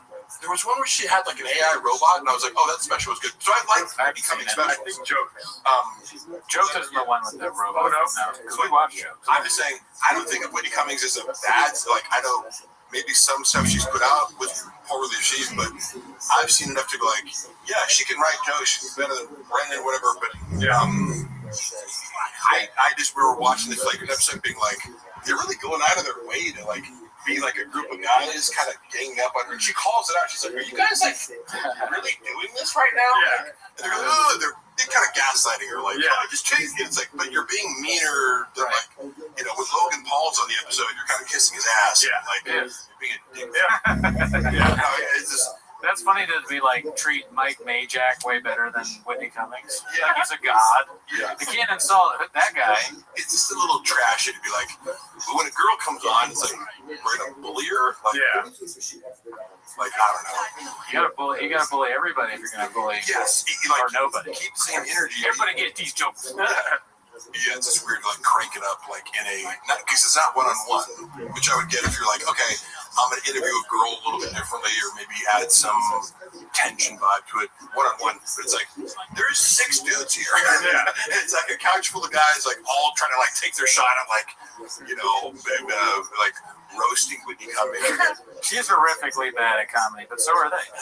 Yeah. So it's not fair. Yeah. Again, all that aside of us, like on a human level, like I feel bad for her. Yeah. I kind of feel bad for her too. Sometimes I watch her, not just on that episode, just in general. I feel like she's a confused person. Yeah. And she's constantly under attack. That is for. It does seem like even when she's not being horrendous online, she's being attacked. Yeah. Or she's just being normal, kind of. Yeah. So she has a target on her back, it seems like. One thing, so Tim Dillon riffed about this, about going over to her house, and it's like, he was like, went on this great rant about it. It's like, you go over to her house, and it's like, you got a 20-something hit. Like, he's describing, like, the, menagerie of people that are at Whitney Cummings' house at any given moment. And I remember I saw that after Brendan Schaub had kind of confirmed, like said something similar to me in private about, like, who hangs out with Whitney Cummings at her house? Like, people who take drugs. It's like a weird mix of people. The idea, like, January 6th shaman. They got from, I can see him there. There's a certain weird kind of oddball collection of Hollywood people. That lady from the Cincinnati Reds that was racist back in the day, she died, but she's right there. Yeah. So Brendan described it very like Tim Dillon ranted about it to her face. It was like really funny, and she was like laughing in acknowledgement that it was accurate. I'm like, that gave me some insight into like. I think she does probably use a lot of drugs. Like, okay. Yeah. Who's the guy that killed Khashoggi? That guy? Ben Solomon or something? Yeah. He's probably there. Oh, Khashoggi. Fuck, man. The Ayatollah's in the corner. For a second, I was thinking about the name. God damn, I just imagine she picks people like her. Now she's gone right wing, so she can't have like Reese Witherspoon. Yeah, she's super right wing now. She can't have like fucking the Disney stars over now, but she's transitioned a little bit. She's gonna have more like right wing people like Tucker or maybe comes or whoever, Christine Levin and the I don't know women that are conservative, I guess. Yeah, Tim Dillon. Women that are conservative and Tim Dillon. I mean, I think she's somebody that just doesn't. She's not authentic. She's struggling with her thoughts, so she just. Ask herself, what do people think? And then she does that, and so that's what you get. Oh, what's cool? She's constant. Is this cool? Yeah. What's cool right now? Okay, that's wow. Matt Wright's not cool anymore. Sometimes people will wake up and meditate or pray or something, but she wakes up and she goes, "What's cool?" Yeah, exactly. She checks TikTok like Walsh checks Reddit. Do you guys watch TikTok at all? Because I don't really, and I kind of like draw the line there. When someone sends me a TikTok link, I'm like, if you're not sending me this on the app because I'm not on there, iMessage me a fucking TikTok link. Same thing with Facebook. My mom all over Facebook. For some reason, I'm a hypocrite because I go on IG, but I'm like, one social media app that's addictive is enough for me. Yeah. TikTok is too much. A lot of those go unseen that I get sent because I'm just not on it. I just don't give a fuck. My sponsor sends me so many TikToks, and I just put the ha-ha. I do the Cooney. I put ha-ha. Yeah. I blocked Jardo and his mom too. So they can't send me stuff. I exclusively send them Aspen Gold TikTok clips. I'm gonna block your dad too, just preemptively now. Thinking about it, because if he ever gets on TikTok, I don't want that. I don't want that. Shit, dude. I forget the shooting thing. What is the shooting thing? Is that the lion thing? Yeah. That's towards the end. Yeah, dude. That's the last thing a lion sees. Isn't this the joke he talks about our studio? He's like, I'm gonna go in. How many bullets come when it kills a mountain lion? World Star! World Star! This is closer. Yeah. Crazy. This is such a bad joke. Yeah. Some would say the worst. I heard that he wears those night vision goggles, but they're not on, so he's just blind. Dude, could you imagine? Could you imagine going to his house? Of course. He has those. Oh, yeah. Or like, are these the goggles? Podcast episode. We're wearing them. They're just not on. Does he really have goggles? Do you know? Does he have night vision? I know he has guns. I don't know. He definitely has guns. Which is also like when he was claiming that I broke into his house. I'm like, Why would I visit my ex-boss who like has AK-47s in his house? Like, what kind of fucking? You know what I'm saying? Like, wait, like, why would I go harass like a UFC heavyweight fighter who has an arsenal of weapons? Yeah. Like, and who's like, father-in-law is like a LAPD officer. Like, Yeah. like, On the bullet, it was engraved that if you're reading this, you're redacted. Homeless cat. yeah, eat this homeless cat. Eat this homeless cat. Fuck, man. Catch this, you blockbuster.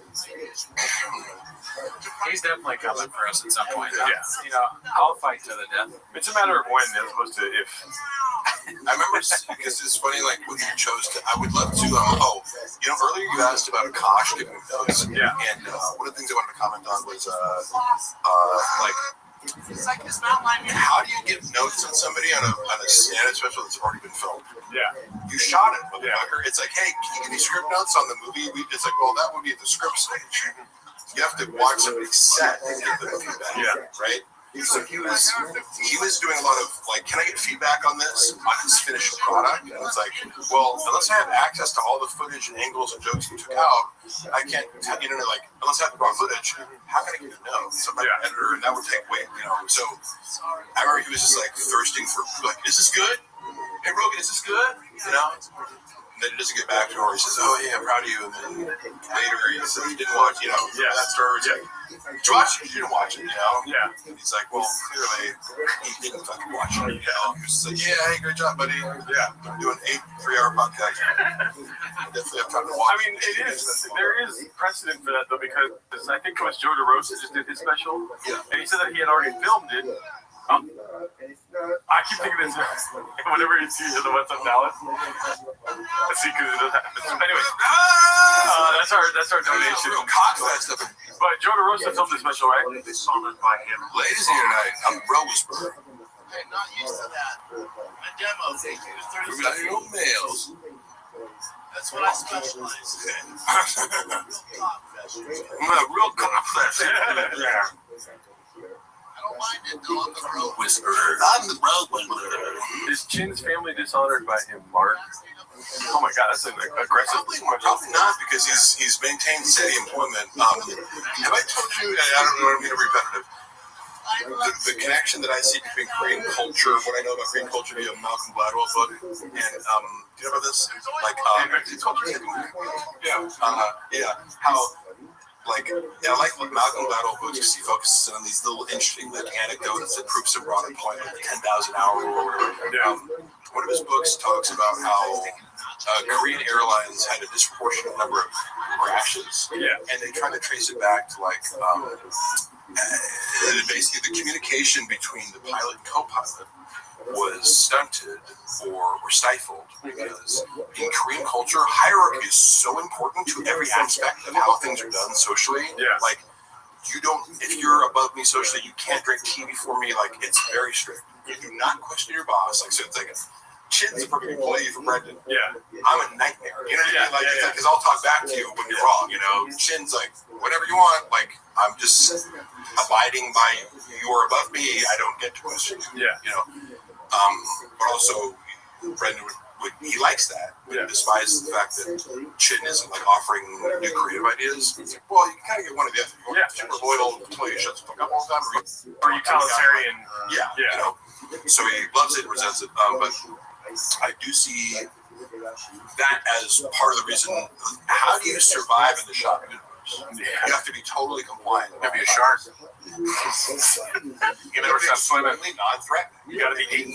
Yeah, it's like he either has to have some sort of leverage over you or be so vital or whatever. It's like, like I said to Chris D'Elia, it's like, if you're funny enough, it's like Chris D'Elia can do no wrong just because he's like so vital to him, or he looks up so much to him. You're either like a god to him or like an appliance that never questions. Yeah, he is like a Jeffrey Epstein-sized void. Of like, why does everyone keep shopping around? He's not funny, and he sounds like fucking terrible to be around. Here's the great guy. If you're socially above him, like D'Elia, Brendan makes it much easier for you to be around. He's not a high maintenance friend, because he's also sensitive to social hierarchies in the sense that like he's texting me around the clock as my employee, like transgressing boundaries and knowing that I can't really be like, hey, dude, like, no more text after 6 p.m. Yeah. You know? Unless I want to lose, then he's going to find another reason to fire me or something. Yeah. He makes you understand that without saying it. But Chris D'Elia, he's not going to bother. Yeah. You know, he's going to go, he's going to tag on with Chris wherever he fucking goes, and they just really hang out with these people outside of. Dude, you fired Mark, bro? Yeah. Did you know? Yeah. That's a dick. I like Mark. So, Mark, I don't know what, like, well, I don't know where Mark is. He left, but I mean, it's like, it's really cool. Like, we've been drinking Mark together, bro. No. Already no. Oh my god. I mean, Chris was way nicer though. Yeah, that's good. Do you think with Papa, like, who do you think he thinks is the funniest person, or does he even like him? George Carlton. You don't even know who George Carlton is. Yeah, because outside people like Jim Carrey, it's like obvious. Like how old are you? 34. Okay. Because I would remember being. I grew up on Jim Carrey. Yeah, it's like that was the funniest motherfucker on the planet to me, and I still think it holds up. It's like he's like, and he was a stand-up comedian who went into acting and into singing. Like he did MMA first, but yeah. But he's in the lineage of like Canadian MMA. Like I love looking back at physical comedy over the ages. It's like that is universal, and it's like an athletic mastery thing. Like so when you watch him, it's like he was one of a kind for our time, but he is in this lineage of like the 40s and 50s. Like there were guys doing physical comedy. It's a skill. Yeah. You never know because he's like, oh, I used to love SNL. I was like, oh yeah, who did you like on SNL? Amy Skid. Like, so like he likes the idea of liking SNL. Yeah, and like again, we've heard that change. He'd be like, oh yeah, growing up, like my dad wanted me to be a UFC star. My dad wanted me to be an NFL player. I want to be like, wait, what was the childhood dream again? What age? Worked on drugs. I was a comic book seller. Yeah. Like it's again, and somebody like beige frequency is the person who can kind of like. I didn't see that of like, oh, when you put all these things side to side, when he's telling some bullshit story on that Ari Shaffir show. He thinks like Jim Carrey is Elmo from Sesame Street. He's like, the guy with he's red, and you squeeze him when he's some tickle him. Sometimes he laughs. Jim Carrey rules. Yeah, it'd be interesting to hear like because as comedians, you guys think about like not only who you like the most, but why you like them. Yeah. It'd be interesting to hear Brendan go like, why do you like Jim Carrey? Yeah. Articulate what you think is real about it. But I have heard of answer. I go, David Lucas gets beat up in mothership parking lot. I heard that. Oh shit. Does the mothership have a parking lot? How dare you? This David Lucas slander I will not stand for. You are being racist right now, and I need you to stop. Okay? Oh, I think he's confusing it with the time where an owl landed on his arm. He falsely confused. Did you get beat up in the parking lot, David? Is that an inside joke I'm missing? Yeah, he thinks that titties on your arm feel like an owl landing on it. It's pretty funny. That was kind of special. Did he get fucking beat up? Is that an actual rumor? I don't know. This is the first I heard. It's a Trent Flip narrative. I've heard some stuff about him at the Comedy Store. I'm not sure about the mothership. Yeah, I think I heard that, but I now have forgotten what it was. If that surprised anyone, great. No, like the David Lucas part of your brain is like it got conquered by Graves. Yeah, no. Graves is the Fourth Reich in his brain. You know what I mean? What's Graves? Oh no, it kind of does sound like a nickname for Elspeth. No, but I have Graves disease. It's like it's not a big deal, Papa. That's thyroid issues. Oh, thyroid issues. You ever heard of it? Yes. But I take a pill. It's fine. Yeah, free. Yeah. And yes, exactly. Dude, this guy's a doctor. Wow. I mean, listen, he knows his stuff. Like Joey Diaz, I was talking to a doctor yesterday, and they'll admit this. It's like you can be more of an expert in certain very specific niches. Like a lot of bodybuilders probably know way more about anabolic compounds within your body versus doctors. They're not teaching you shit. You roughly know, but vaccines. Sometimes they'll go into like a checkup and they're like, "You're taking too much testosterone." I'm like, "Oh, good." They're like, "You should take 50 milligrams a week." Well, yeah, for sure. Like, shut up. You know, I have no fucking idea. Yeah. You should be able to be that small. Come on. Yeah. How many fucking things can you lift, dude? Yeah. What is that? How many cars can you lift? Does that stethoscope help you fucking bench? Yeah. Then Shut up, dude. You're not pills. Yeah, he's on medication, but we are also trying to come up with merch to solve his graves. I know. If we could just get a few more Patreon subs, I think I might be able to overcome graves. Wait, do you guys feel comfortable telling me how many Patreon subs you guys have? We have like 400. Yeah. Oh wow, that's impressive. Yeah. Because I was gonna say, like, my guess for TFK was like 500. Okay, yeah. I give this segment 5 big boo-boos. We went live once. We said that the Rizzler is a national socialist. Man, this is my favorite special. I'm so glad we could get together and watch it 85 times. Such a big deal to me. Yeah, it's great. Oh, fuck, man.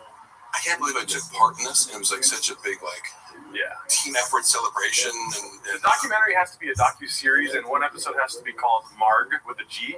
Yeah. And it's like, it has like AC/DC music playing, like a silhouette of you. This is a joke of yours, but like I can actually. Oh no, this is not a joke of mine. No, this is not a joke. I'm being 100% serious. I'm sorry for. No, I like the idea also of like books, for example, as oral history is kind of like different. Like you just, it's like a story told of different perspectives about an event. Exactly. So The Last Dance is about the 6th championship.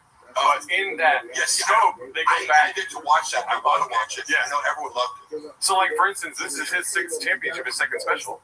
You know, the Gringo Poppy. That's the lens, but then the scope of it all kind of comes back to this. Yes. You're part of it. The whole history with you would be an episode, and it goes back to, like, I don't know how to make a documentary about the special itself, like a joke he told or whatever. Yeah. Oh my God. But it would be like Brendan Schaub would need to be involved because Michael Jordan was involved.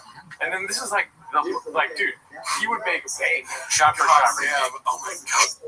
Shot for shot remake. You feel like there's a way switch out everything shot related. Like Brendan Walsh was alluding to earlier, like to get him involved. I agree with you. It would be pivotal. You could do without him. 2 words, dude. 100 million. Are you think he's gonna say no to that? Of course not. Yeah. This guy committed fraud for $100,000. Exactly. Like, after he'd already gotten like 2 words actually for you guys. We are rich. Dude, could you imagine? I know that I did. Come on, go stay with me. We do a shot for shot remake. The part where Michael Jordan's like, and for some reason I took that personal. Yeah, it's Schaub on the laptop, but he's watching Sesame Street again. Yeah, you know, another element. For some reason I said giraffe. You know. Yeah. North Korea with a beach. I'm trying to think of what shops I took that person would be. Hurt both ways, like Bobby Lee. Oh yeah, the Reddit. Yeah, that's your perspective. Yeah, that's your the documentary gets all these different people's perspectives. Andy Letterman. Yeah, that could be that. Oh my God, yeah. Who's Scottie Pippen? Brian Callen. Are you sure about that? No. What is I just wanted to do that. The thing is, like, his openers are better than him, you know. Like, whether it's whoever he brought up. We go through the whole lineup of the Chicago Bulls. Like, who's Scotty Kukoc? Who's fucking BJ Anderson or Tony Kukoc? Scotty, dude.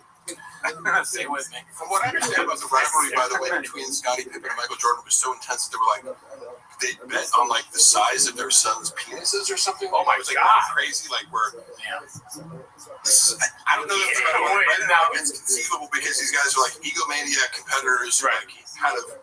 Mark, can I ask you though? Did you read that online, or is that a Tiger fact? You know what I mean? Thank you. Yes, we're getting figured out. I'm like, no, this is fine. Like, it's triggering to people, or they like it, or whatever. But it's like, if you think you're going to promote this fucking shitty whiskey without being polarizing, like they wanted it to be like, you know, some professional thing. I'm like, oh, cool. So who's the art director for the photo shoots that you want to do of like, you know, this elaborate Tiger thick whiskey promotion on a budget of nothing? Like what? You know, make it look like the Rock's page. Okay, cool. Do you want to do that with AI, or like, you know, you want to pay the Rock money? Yeah, or do you want me to fucking troll people into following this page? Your choice. And then I stopped managing it, and 2 months later, fucking, it's like taken down.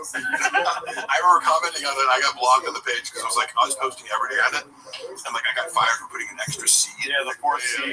Which took it to. I was looking at screens. It's got where you go out my evidence. He was so fucking pissed at that. He was like, "Fuck!" Like he's telling, like, dude, like one person saw it on Facebook. Yeah. Because it didn't even. You can't hyperlink on Instagram, so we went to a Facebook account. Me and Jay were both like, there's a Facebook account, like, it's auto-posting. None of us were aware of it. One person commented on it. It was like, no likes. One, hey, might want to check the spelling. He's like, motherfucker. It was like as if he just like accidentally, uploaded a picture of himself fucking a dude to the internet, and he's like, oh my god. It's like, yeah, it's happening all the time. And then I get fired, and it was like, okay, so wait, like what? Like, I'm getting, and then, but you go, you assume you got someone else lined up, right? And then if you watch it, like when I left, I was like, how come no one's posting to this page? Hey, how's the replacement going? It's not been fixed. Yeah. We're actually in hour 5, y'all. What the hell?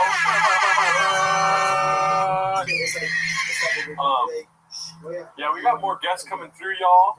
Luana's saying, I wish you'd come home right now. And I said, okay, I will. I'm announcing it right now. Okay, sweet. But dude, Mark. No, I'm not going to like suddenly exit, but I was telling her yes. It's the wind down. It's the Mark wind down here. Right. I said, I'm going to leave in 5. We do have to address the bots later, so. Yeah. But like all the negative comments, it's just, I don't know why they. Yeah, I didn't say, like, it's so funny that so many, like, that someone would pay for so many negative comments about me. It's just like, fucking get a life. You're telling me. I don't know who pays for it or where they come from, but I just, It might be an inside job. I did text Bobby. He did not respond. All these bots. Mark got to go to sleep for 18 hours. Fuck, I wish. That sounds so nice. I know, right? What the fuck? Right. No, not us. Not us. He fucked your replacement. He certainly did. No, I do think so. Allegedly. They're like, she's texting him fucking outfit pics at like 3 a.m. in the bed. I will say, dude, every time you come through, I am. What is it called? I don't even know what I expected beforehand. You know what I mean? And then you break both your hammies and you fucking beat my expectations. You know what I mean? Right? Oh, every time you're like, hey, let Mark ramble on forever. Which again, I appreciate people letting me do that. People are like, "Are you guys gonna get food?" And I'm like, "Mark is cooking." You told Luana that I'm like, "Let me cook, bitch." Because sometimes, Luana's personality, here's where we conflict, is like, sometimes, fuck, man, I was, along with some evidence that I was, reviewing, you're looking at old shit on my phone, I'm like, I found this recording of, we lived in this apartment, and, my cat was killed by somebody who I believe, we had reason to believe it was, an Airbnb guest to an adjacent place, hit our cat, and it was, very traumatizing. So I don't mean to be flippant about this. It was horrific to us because it was somebody killed my cat, ostensibly from a car accident, put the cat on top of a cardboard box that had been turned upside down. And then a neighbor was knocked on her door on Sunday morning and was like, "I'm sorry about your cat." And we're we both lose our mind. We run out, and then it was the area where she used to hang out in this the grass area, it looked like a car had driven over the sprinkler, the sprinklers were, so I was wait, Buffalo usually hangs up there, and it's it was an Airbnb that we were already annoyed by, because it's you turn this apartment into an Airbnb, and now people are coming in left and right, and they don't understand the situation, playing music, blah, blah, blah. And I was just trying to get answers and closure from the person who runs the Airbnb, so I was I got a hold of this guy who ran it, and I was well, first of all, the guy who cleaned it, that was our contact, and I was like, "Hey, do you have your boss's number? We just want to know, we just want to know what happened." You know what I mean? We're not trying to sue anybody. It was just we know what happened. Close. Yeah, close. Yeah. And immediately they were like, "We did not do anything. Don't text us while." I was like, "Whoa!" And then I found the number for the guy who ran it, and he got I think he called me or something, or it must have been, because it was I didn't get the number from that guy. Then I get a number from this. I was hello? And he's he just started screaming. He's "You fucking know, he said, I'm going to kill you on the phone." Oh my God. What? Who the fuck is this? Some guy named Vito? I was I had no idea who he was. All I was this guy screaming at me on the phone, telling me he's going to kill me. And I'm it's trying, because I'm my cat just died, and and I'm just looking for closure, and you're telling me that you're going to murder me? Asking questions about it? So I was so I had to eat that, right? Because I'm I have no idea who this guy is. He's then blocked me, and I can't, and then, a week later, I'm coming home from the gym, and I see these guys in front of the Airbnb. I'm like, oh, that's Vito. And he's like this small, Asian, like Filipino, like gay man. Like, I didn't know what Vito. I was like, I'm assuming this is some Italian dude or something. Yeah. But I figured out like, oh, because they're like looking around and like looking. Oh, we gotta like. So I presumed to go. Like I walk in and go, hey, you guys run this Airbnb? They're like, yeah. I'm like, hey, on the phone. Like I get up in his face. I'm just like, you said you wanted to murder me? I go, why don't you do that? And I bust in his house, right? I'm just like in his house, like, hey, so I wanted to give you that chance. He's like, fucking touch me. I'm like, no. You said you wanted to murder me. So I'm gonna give you that opportunity right now. Yeah. Right? And I was like, the whole point was like, I'm gonna make this person feel small and tell him like, he's like, I'm gonna call the cops. I'm like, go ahead and call the cops. I'm gonna stay here until you attempt to murder me. What are you, pussy? Like, you know? And like, again, that becomes a hate crime if I touch him. But like, I wouldn't beat him up, but I go, I just want to make sure you know that like, you made a mistake in trying to tell me this, and I'm going to go, hey, like, say it to my Juana comes in and starts talking like, you motherfucker, like, what? Ruining my intimidation tactic. Like, I am trying to make this person feel very small with the silence that's created when I say, I'm giving you the opportunity to murder me, and then he has to say nothing. Yeah. Because he can't, you know, and I'm going to say, so I'm like, someone's like, hey, look, when I'm done, you can yell at him. So I'm like, no, I'm arguing with Juana, and he's arguing with her. And I'm like, oh, like, so I'm recording it back because I'm in my phone. And I'm like, sometimes you just be like, hey, go ahead. Say anything. Making you look at if I tried to murder him, then you do it to me. Yeah, right. And then like 30 minutes later, because I left, like, get the fuck out of my house. I'm like, make me. Why don't you murder me? So I just kind of went around like touching stuff and was just like, oh, what are you gonna do? Call the cops? Like, yeah, I'm opening your drawers and like, I'm in your Airbnb. Oh no, but it's a nice glass door you have. You're ashamed if you got thrown Airbnb. So I'm like, oh, they're like, but wait, you guys live here? I'm like, I thought this was an open house. Like, well, this is an apartment. You guys live here? You don't live here.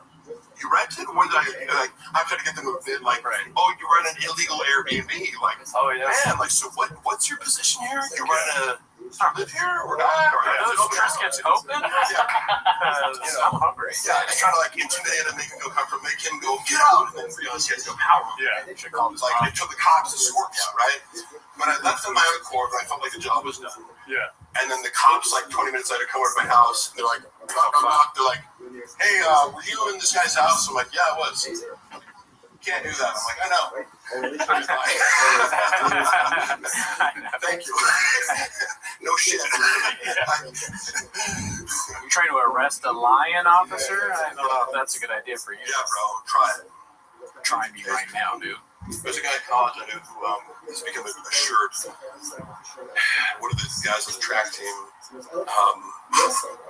he was being drunk and disorderly, got tased by the police at the party.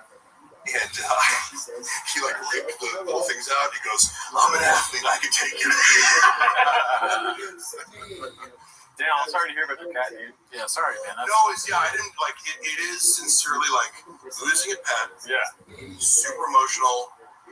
If I wanted to go there and think about it, I'm glossing over my emotions about it right now, but it was to get to the point of like the humor of like when you want to be a tough guy and then your wife's like nagging you. It's like, stop right now, like you know. Yeah. Because that'll happen with the strong personality like Luana. Yeah. It's like, hey, can I have your shirt in a second? Right now I'm being the tough guy. Speaking of which, Luana's gonna have to come over now. Okay, yeah. Okay. Want to eat something? Not sure if I can. I got a sausage for you, bitch. Would you like poke or something? I'll get some poke. That's what I tell my right hand that night. Yeah. But what is this? Dylan was like, Brendan Shop's a gay man. Shop's a gay man. That's gay man. But it's accurate. This is a gay man on stage. But I just want to say before you go on that I'm so grateful that you came through. I'm so grateful. You guys funny. And also, by the way, so having worked with a bunch of influencers who like one of my biggest pet peeves last year has been like trolls. Mopper will spaz. So yeah, I hope so. So influencers do this. Hey, can you shoot right now? I'm like, motherfucker, what? Like, can you give me any warning whatsoever? So Brandon was from Antopa to be like, hey, like a month from now, shoot. and then you give me like every like appropriate update. So Oh, it thank was you. impossible for you to find. I'm like, I do need that. Yeah. Oh yeah, all right, that's today. Okay. Yeah, God, that was amazing. I mean, I appreciate the conscientiousness, and everyone out there should fucking remember that when you're trying to get people to actually show up for shit. Don't be like, hey, can you come to Beverly Hills right now and shoot a skit? Yeah. No. Yeah. I'm in Seattle, bitch. For what? Fucking TikTok? Yeah, and I'm hanging out with Antoine Jameson. Get in line, bitch. Yeah, I really appreciate you guys having me over. We love you, Do it again soon. Yeah, dude, the fans love you, I love dude. the 10 Minutes Shop community sincerely. All the stuff that I said about it being a very positive. Out of all the Brendan Chop based reaction content channels, I do think you guys have probably the most positive, like kind of good spirited crowd. So thank you guys all for watching. As long as, like I said, I wanted to stay for the full 24 hours, but Oh God, no, dude. It's gonna be hard for us. but you're gonna do it. You got look. You got. I'm sorry. I should have left some more veins. Oh, no, you're good. No, This is my favorite flavor. Please take the reins if you did it. Take the reins, yeah. I'll let Jesus take the wheel. Here you go. Yo. Oh, here, real quick, come over here. Okay. Yeah.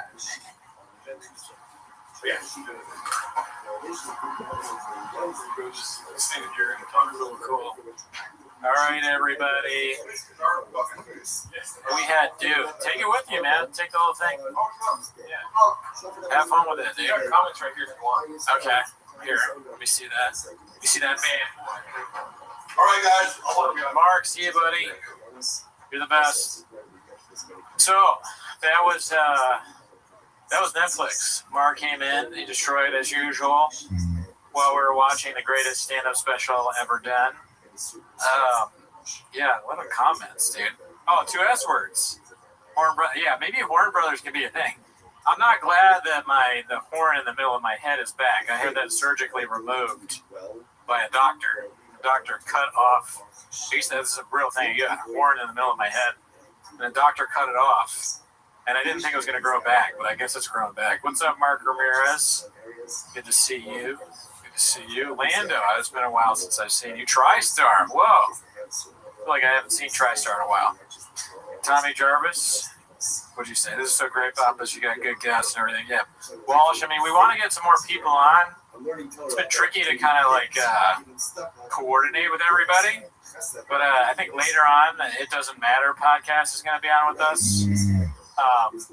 Potentially, you got to reach out to a few other people. One big guest, obviously, and well, they're all big guests.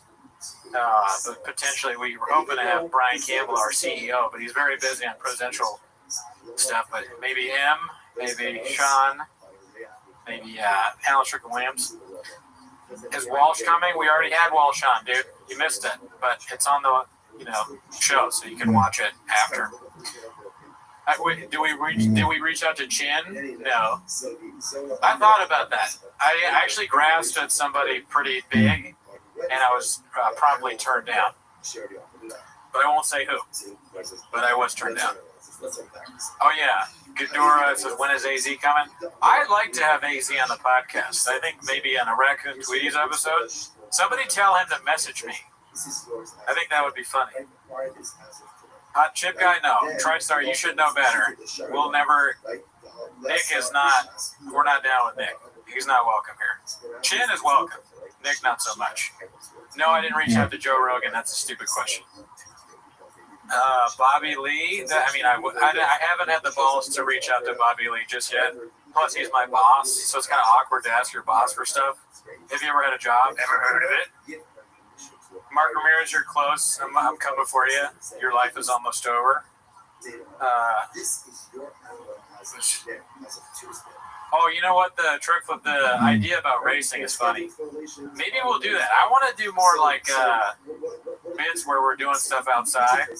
So lifting, racing, selling trucks, maybe food truck type diary thing. Timothy Wendell, thank you. Yeah, that was kind of weird. I mean, I think most people like sinners. I honestly, I haven't heard a single person say that it's bad yet, but everybody has their own opinion, Okay, cool. Oh my goodness.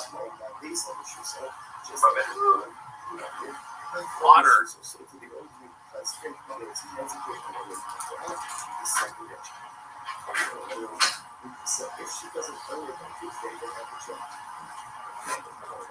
Oh man. Give it up for Gerardo, dude. Like organizing all this shit. I mean, how do you even film in this thing? Got chairs everywhere, different setups. I think we're probably gonna move back to the couch soon, so we can, because most of the guests are gonna be the Zoom. For that, we're not gonna have people show up in person going forward. Oh, balloon fort. We don't matter. We didn't count, dude. Oh, right on that. Hell yeah, guys. Give it up for Mark Harley, dude. We gotta put back on that. Oh, Unique. Yeah, I don't know about Unique. I don't think so. I wish him the best, and he's funny, but I don't think I want to deal with all that. Too much, dude. That's a little too much. That guy really talks a lot. Shout out to Largo. Shout out to you guys. We got a lot of people in here, dude. Cody Quayle. Shout out to Kengar. Hilarious. Kengar. Somebody from the beginning. Cody. What's up, dude? Thanks for watching that long. You got your phone? I do. It's over. I did have it. I'm not sure where my phone is at the moment. Oh, it's over there. It's over there. Thanks. Check on that. To accomplish spiritual things that are in our over there. Thanks. Check on that. Yeah. Has he responded? I don't think. No, not yet. Oh my God, that was a lot, y'all. I think this is the longest we've ever streamed. Definitely the longest we've ever streamed. Are you kidding me? Yeah, dude. Who do you want? Nikki HSG on. Who the fuck is that guy? I gave her a birthday shout out or something. She's nice. I guess I'll wish her the best. Oh, the stream's going lean. Oh yeah. No audio. Oh yeah. Sometimes we had a lot of audio in here. It's true. As he says, he's taking a nacho. Dipping in nacho cheese. Oh, I bet Mr. Whole Foods. Not bad. Is your back hurting at all or no? No. Okay. Just gotta constantly adjust. Yeah. Keep them guessing. I've been watching you guys forever. Never get to see you live usually as in the UK. Keep them busy. Is this mine? Operation Warp Speed. When are they trying to get vaccinated? They're like, yeah, dude. Krispy Kreme buy a dozen donuts, get vaccinated. I am struggling. I won't lie to you, because I probably have undiagnosed sleep apnea. Yeah. Probably the brain kind. But I'm fine. I'm not gonna fall asleep, but my head hurts. Yeah. I got Advil if you want them. I want it. Okay. Oh yeah, thank you. Yeah. Oh, that's good. I'll take the whole bottle, please. When I walk out, push number 2. Okay. For now, when I walk out, Listening to March for Gate okay. Graves 2. Will I be able to do it? All right. Oh, so just me. Mark gave us all Graves. Does anybody else? Am I the only person with Graves' disease? Is anyone else having thyroid issues? I'm gonna keep that as a special flame. Vladimir, what's up? Dude, I got a lot of stuff. I got Graves' disease, small teeth, zinc gums.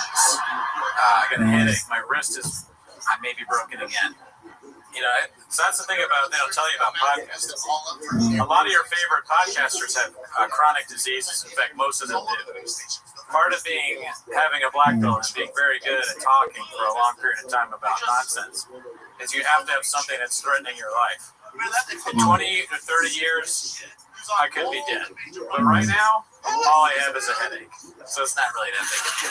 Thank you. I got it done. I got that joke. I was telling them part of podcasting is having chronic disease. I think that's true, though.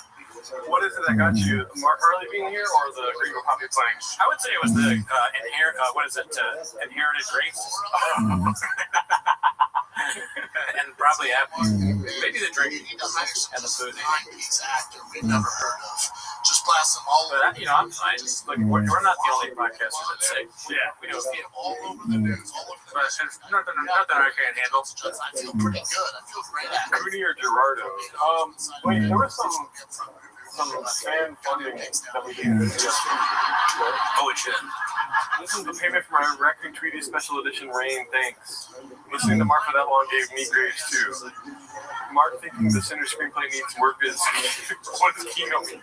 I don't know, but I was like, I just assumed that meant Dicey. I read it around. Oh yeah, it's like everybody likes that movie. I've not talked to anybody who doesn't like it. So surprising. Shout out to y'all for the fan funding. Actually, one person did say they didn't like the tone of it because they don't like vampire shit or something. But I don't agree. Yeah. So is that your takeaway? You know what I mean? Yeah, I mean, it's that movie is fucking rule. Oathman, shout out to Oathman for being in here, dude. Oh, hell yeah, dude.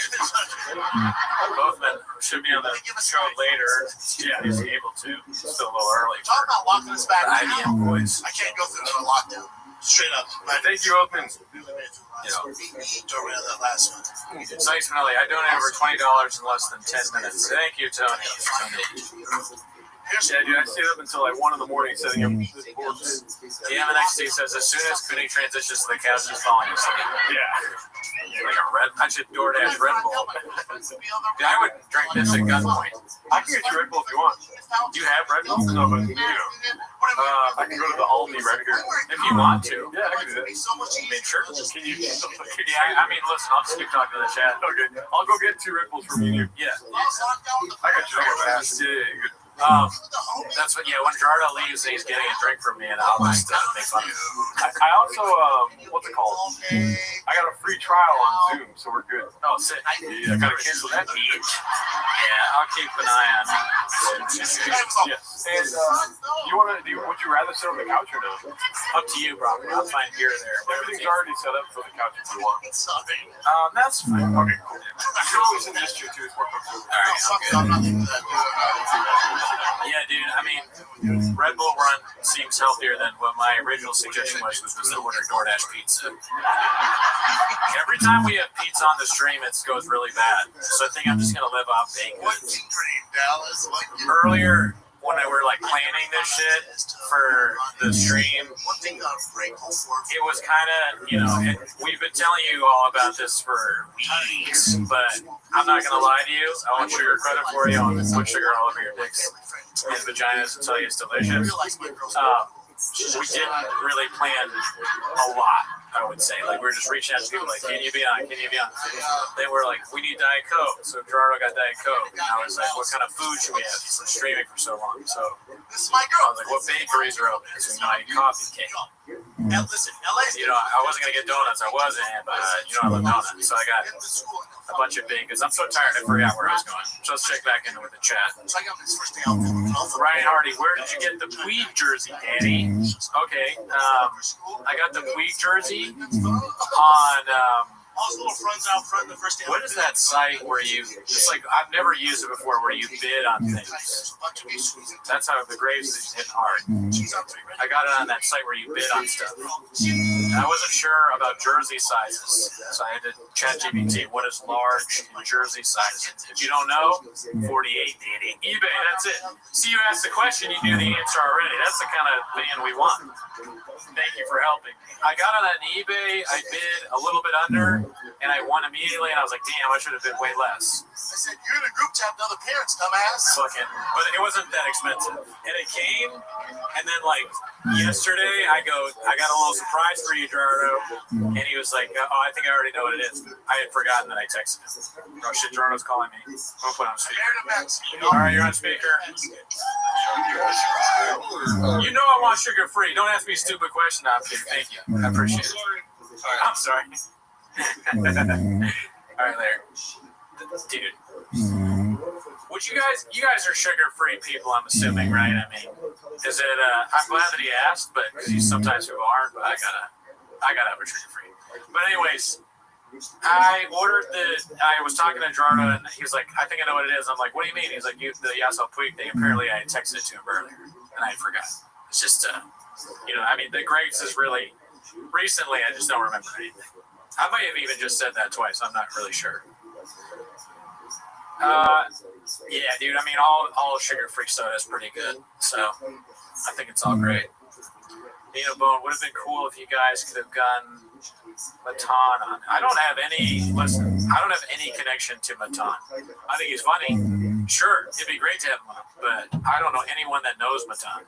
So if you all know Matan, you can tell him to come on our show. If he has the time, we'd love to have him on. That guy, he cracks me up. Originally, I was sort of like, I don't know about this guy, but now I think he's hysterical. Fucking cursor. Cooney doesn't put sugar all over his Red Bull until you. That's exactly right. I couldn't have said it better myself. Thank you, FB. Appreciate it. Thank you. Thank you. Is the like count good? I haven't looked at it. To be honest with you, I don't even know how to check. Gerardo does the checking of like counts. I'll just trust your word for it, Treadfoot. But yeah, definitely like the video. That would be helpful. We get Patreon content. We just watched Kill Tony. We watched Jordan Jensen's new stand-up special. Jordan Jensen's funny. She like Jeff B. We enjoyed it. Pretty good. Pretty good stuff. We watched on the Patreon. We watch specials and we review them. Never heard of it. Synthetic sweeteners give you cancer. I'd rather F up my teeth. Listen, Skinny Popeye. You could just drink neither one. Don't F up your teeth. You gotta make sure you got a dentist B. You don't want to end up. Gerardo's got all sorts of teeth problems. I just have small teeth, but I don't have any cavities. Gerardo's getting like a root canal soon. I don't want that. And that's true. TriStar puts a good point. Everything gives you cancer. Fucking, I'm gonna turn back on the special now. I thought you'd like that. Listen, I mean, fucking Gringo Poppy probably gives you cancer if anything else. Listen, that's Thank you for the food, but I don't. Field Tripper is your. His singing his ass. Hard disagree. He's got a good voice. I mean, he sings well. The real deal, Holyfield. Oh, this shit is the real deal, Holyfield. This shit is. Flat asses before her. It just never worked out. It never worked out. Huh? Freaking this one voice goes, dude. Hit 2 when Gerardo locks in. Starting, I think probably 4. But when Gerardo, I should hit 4 just to fuck. Should I hit 4? Spicy. Spicy. Thank you, dude. Let's talk tomorrow. Oh shit, dude. 4 5 by 2. Oh no, you're good. Dude, when we first got together, she was fucking authentic Mexican. What flavors are they? White gummy bears. Sour gummy worm and white gummy bears. White gummy bears is a strange choice. Why white gummy bears? That's so weird. Rain is like racist or something. What is the question? Gerardo trusts me so little with like streaming that he is doing a poll with 3 energy drinks in his hand. If I let you do it, the computer will break. White gummy bear. White gummy bear. See that? I fucked it up already, dude. Is he not a Puerto Rican shortstop for the Dodgers? I haven't had a Red Bull in like 5 or 6 years, dude. Something crazy like that. But I'll do it for the stream. Anything for you. Well, we aren't sponsored by Red Bull. Rain, we have loyalty to Rain. However, I will not drink it because it is poison. Oh shit! Shout out to you, Timothy Wendell. Oh my god, it's so good. Yeah, I missed this.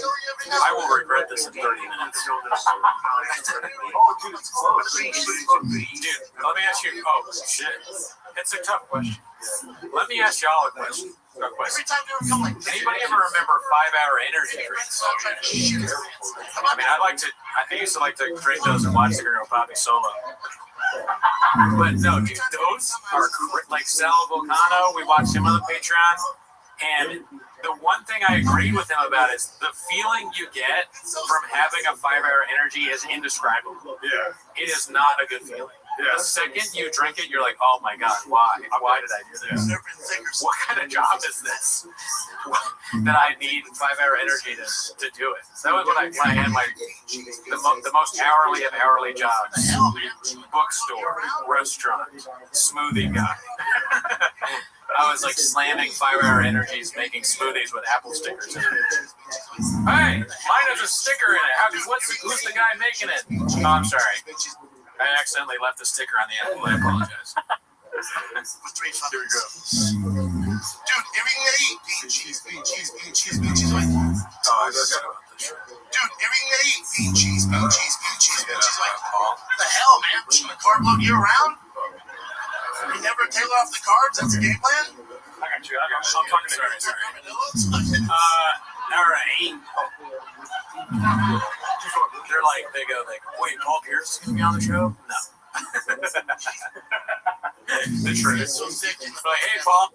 What do you think? What do you think about the Grego Poppy? He's like, man, you gotta get you this fucking better special. Dude, it's half and half. They don't know which one they want me to drink. They're both so good. I mean, Rain is pretty good. I'm not gonna lie, I was pretty pissed when you drank my Rain because they don't even have that flavor there anymore, dude. It's crazy that they got new flavors.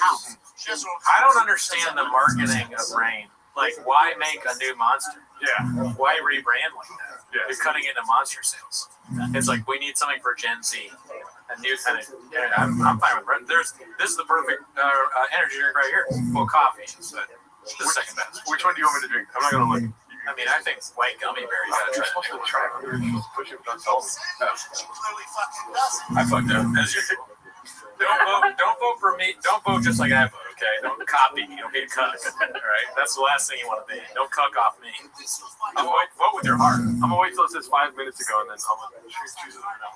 I don't need sycophants, okay? But if you criticize me in any way, you're a bot. Yeah. Oh, I was so upset. We should have started the stream off with the bots thing.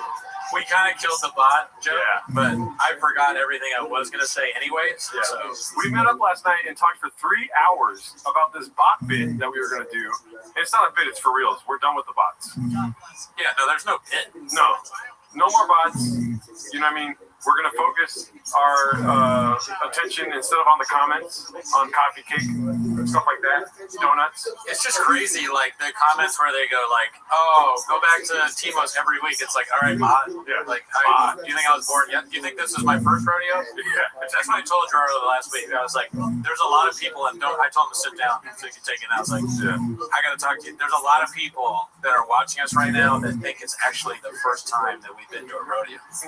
And he was like, "You know what? Yeah. Right. You said that. Remember, you said you're right." Yeah, I told you, I was like, there should be bots that put sugar all over our dicks and tell us it's delicious. You know? You're like, both of us have been to many rodeos. Yeah. Oh, I did say that. Yeah, we talked a lot about rodeos after that and bull riding. Yeah. And we came to it after we talked for a long time about bull riding. We were like, you know what? Bots need to go. We have a no bot policy. We don't read the comments, so we won't know. But if we did and we saw a negative comment, we just like, oh, it's a bot. Bot ignored. Yep. You know, they'll leave them up. We're not going to delete it. Yeah. But we'll know that any kind of criticism whatsoever in any way, even if it's not just like enough reverential, like it's something that's not like you guys are amazing, then I know it's a bot comment. Yeah. You know, it's like, who's going to read it? The other bots. So why would we delete it? You know what I mean? The bots are communicating and liking each other. Elizabeth Marsden, peace myself laughing. What up, Ireland? What up, Irish bot? What's up? Yeah, I do like a Schultz thing. What's up, fam? And Ireland, bro. What's up, my fucking home country? I saw some Irish comments, so I was happy to see the Irish flag, and you know, I went to. I went to see Swell Season last night at the Greek Theater. Shout out to Irish people. I don't know if any of you are fans of Swell Season in the chat, but it was pretty good. You ever heard of the movie once? Never heard of it. Take these broken boat. All right, it looks like White Gummy Bear won for that poll. So let's go ahead and fridge up the other one. Picho 55. Cody, go get sleep study, please. I agree, dude. I think Oathman was right. I don't know if I mentioned it earlier. Oathman is the one that told me I probably have apnea. Because he's got it. But it affects his brain is so small. Yeah. That that's why he has sleep apnea. Because they measured his brain and it's very small. The bots are blowing each other. That's another bot telling us what's happening in the bot room, dude. I know. I mean, for all I know, bots can have sex with each other. I have no idea. Check this out. Ready for this? Oh, I've been at Belfast. Belfast. Truck flap and bell flaps. I'm really losing. You're good. But I have been. You ready for the sweet, sweet sound? Yeah. Of that rain, that nectar. Thick nectar, dude. Ready? Ooh, ASMR, dude. Shit, dude. Yeah, that's crazy. Try not to buzz, dude. Truck flip talking about Black Cab Tour. I've been on it. Not good. Damn, that sucks for you. It's way too sweet, dude. Oh, it's really sweet? Yeah. You want some? No. Okay. Absolutely not. Now you dig your own grave. Get that away from me. You're right. Just smell my hand. Okay. Oh, dude. The crash from the energy drink probably, yeah. The last time I had Red Bull might have been more than 6 years ago. Yeah. I think it was. Because it was I was hanging out with my old roommate from Philly, and they were drinking, and he goes, "Hey, I got your Red Bull." And I was like, "Oh, man, really? And he's like, "Yeah, we could drink some Red Bull. We'll stay up drinking." And I was like, "All right." I was pissed off. I don't want to drink a Red Bull, but cheers. What you got? You guys got a lot of bots in the spot? Yeah. We need a cocaine protocol. No. Look at that. Check this out. Look at the screen over there. Watch this. Whoa, dude. Have you ever seen someone looking like that more fun in your life? Rain fucking rules. Yeah. It's just so good. Dude. It's such a good product. They care. They do a lot of volunteer work and charity and shit. There's a Rain charity where they give sour gummy worm to like mothers in need when they're pregnant, and yeah, it just I'm gonna get emotional talking about it, but they're a great company, and it means a lot to us that they support. I told you off this podcast, but my kid was having seizures, and I gave him Rain. That's so stupid. I'm so sorry. No, that's hilarious. Fucking Rain, yeah, the Rain treating seizures. Yeah. Oh my God, Justin's having a seizure. Quick! And they open his mouth and you pour in sour gummy worm or cherry limeade. Cherry limeade's not Rain. That's Sonic, I think. Gee, you play music at Chin singing his ass. I'll do it for $3 for sure. Yep. I gotta turn this off. Man. Shout out to Lucas Cicero. He said, "Oof, just turned on the stream. 19 hours to go. Praying for y'all." Oh, dude, I haven't seen enough Gringo Poppy yet. No, me neither. I'm just trying to get more in, you know. Oh, I did have a fun bit that we don't have to do it now, but we'll do it a little later. Okay. We're still waiting on some motherfucking guests. Great, maybe my kids' teeth should be enlarged. I know. When I saw him with the second coffee cake, it was amazing. I cannot believe I've never had a Porto's coffee cake before. That might be the best coffee cake I've ever had in my life. Don't say that. I didn't get the bite. How does it? Well, it's easy to get in this cheap. We'll go there after. But listen, how does it? Coffee cake with icing on it? Whoa! What the fuck? I didn't know it had icing on it until I took a bite. I didn't see the icing. I was like, oh my God. I didn't even think about this. There's a cookie left. There's guava cheese roll. That donut is disgusting. Oh, really? Yeah, it's horrible. Look, you could eat it if you want. The cookies? The donut's not from Porto, so I won't say where they're from. Antigua. It's not from Antigua. I went into Antigua, and I was like, cool story. I don't know what you got going on here, but I don't like what I see. Yeah. So, I didn't buy anything. I mean, it's Lucas's birthday yesterday, so let's just say happy birthday, Lucas. Happy birthday, Lucas. From all of us over here at Timos and RT, dude. Yeah. Dude, that's so funny. He ate both. I can listen to you talking about coffee cakes literally for 24 hours, dude. Oh, thank you. That's the next 24-hour stream. I just love baked goods. And so I'll give you another thing. During stream. Okay. Thanks, MXC. I mean, to let you in behind the curtain, when I came here, Gerardo was asleep. I told him when we were recording. I mean, we both agreed on when we were recording. I told him when I'd be here. Yeah. Gerardo was asleep. I called him a few times, and then I was like, you know what? He's asleep. I'm gonna get more baked goods. I tried to get coffee cake, but I was like, I'm not gonna drive far away, so I went to another coffee shop. Yeah. And or bakery. And then I came back and he's still asleep. So I honked my horn, and then I went behind his window, and he's charging his car through his window. So I started screaming his name, and then I called him again. He woke up, and that all happened. Yeah, and yeah, I woke up at 6 a.m. and I was like, Cooney's not gonna be here for a couple. Oh yeah, I sleep deep. Pause. I'm a deep sleeper. I woke up but early, but I knew I wasn't gonna have time for shit. I mean, you know, I mopped the floors all night. I cleaned. It's very nice. I cleaned all the floors. I took out my trash for the first time this year. It's pretty nice, dude. Remember last time you came in, it smelled like, and you have bad smell too. Yeah, I have really bad smell. It smelled like a cat's kitty litter. Truly, a lot of things are wrong with me. I mean, I forgot about the bad. I can't smell. Like, God, no, we had a gas leak. My old roommate, he was like, "Do you smell like gas thing?" And I was like, "No." And then we called over the gas people, and we had a gas leak, and he was like, "It's not good that you couldn't smell the gas."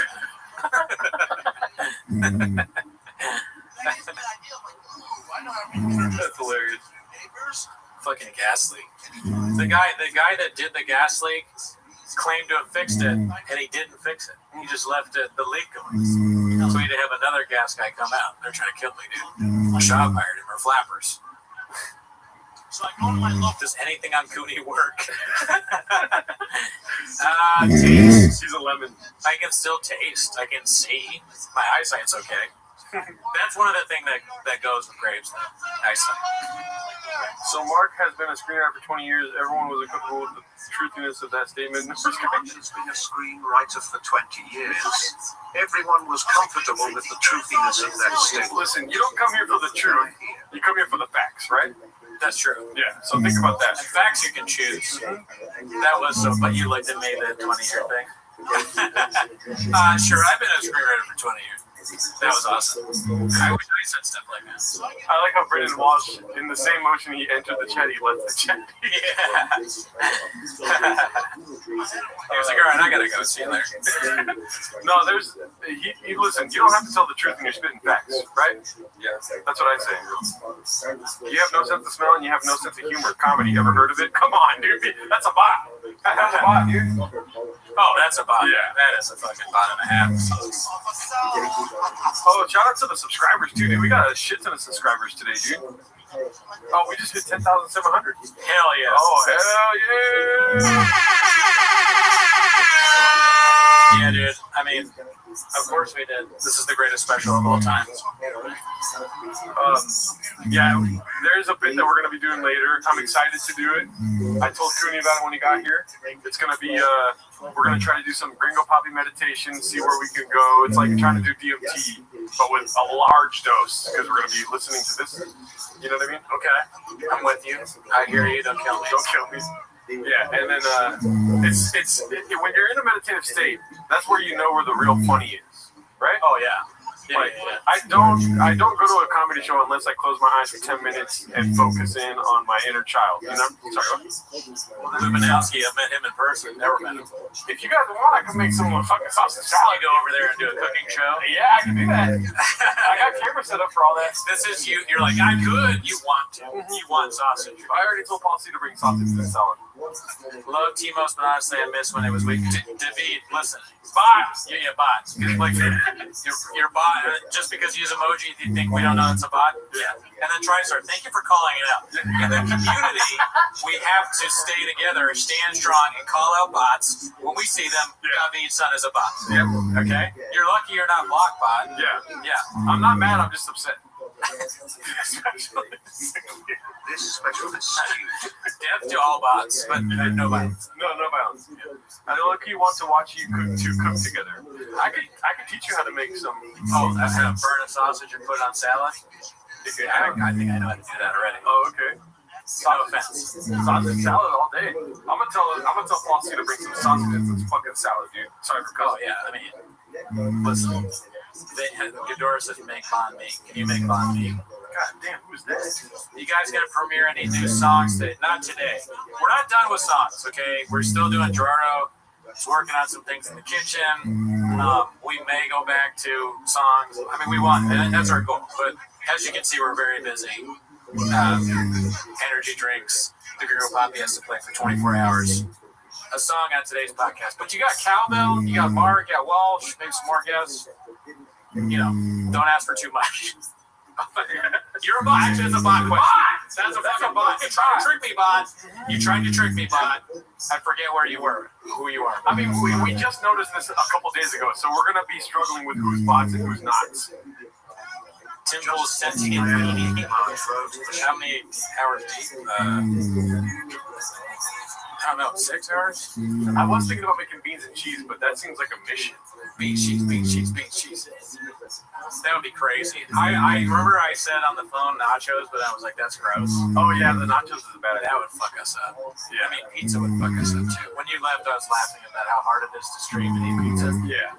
Not a good time. But you know, if you're asking me what I want, pizza's always the right answer. You know what I mean? Pizza later. I mean, I think it's a great idea. I'm ordering right now. Who's your top 5 comedians? I'm also incredibly gay. I don't know. Well, actually, that's easy. Yeah. So Eddie Murphy, Chris Rock, George Carlton, Richard Pryor, and Dave Chappelle. Boom. Done. Boom. Nice. Easiest thing I've ever had to do. I mean, you know, you forgot about the wild card. Which one's that? Oh, Hannah Gadsby. Well, that's my top. Yeah. That's my top comedian. Yeah. Hannah Gadsby is the best it's ever done.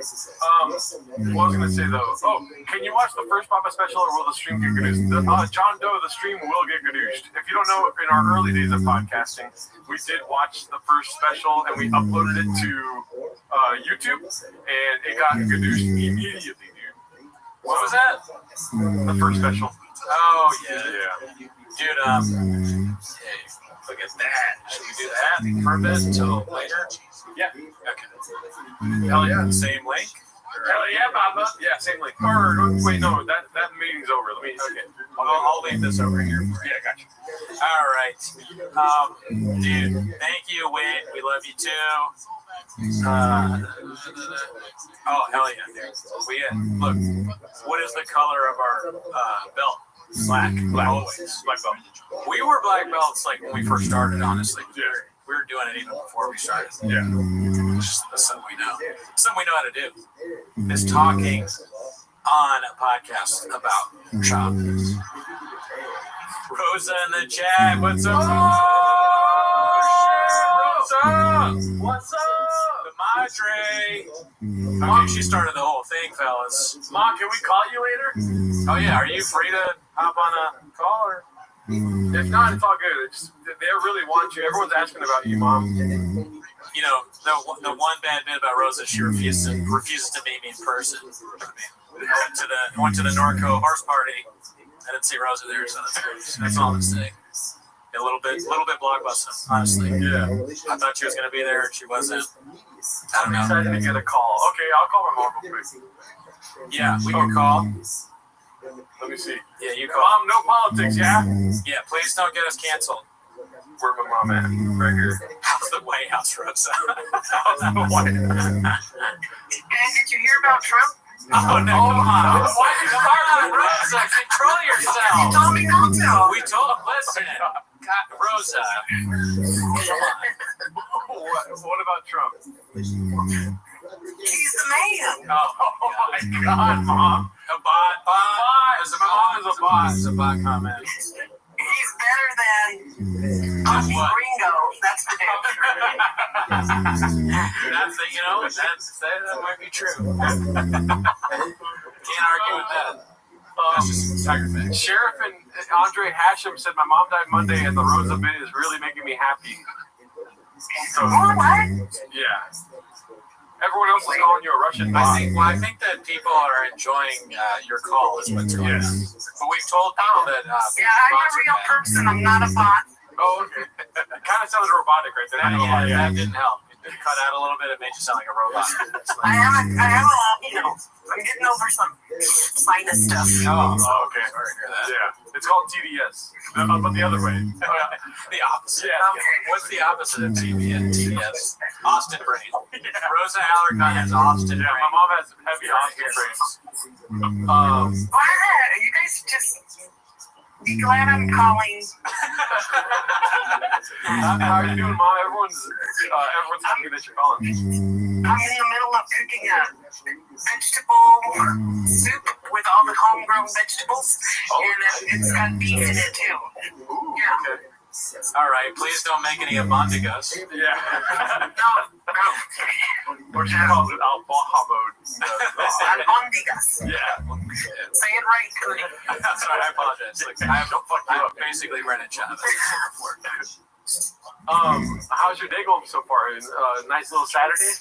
Great. I got up late. Went and got some stuff at the store, and I came back and started cooking. Nice. Can you tell the people how often you cook beans and cheese? Every day. Does it go with every meal? Of course. There you go. See, Yeah, I mean, it kind of does. Unless you're then use extra cheese.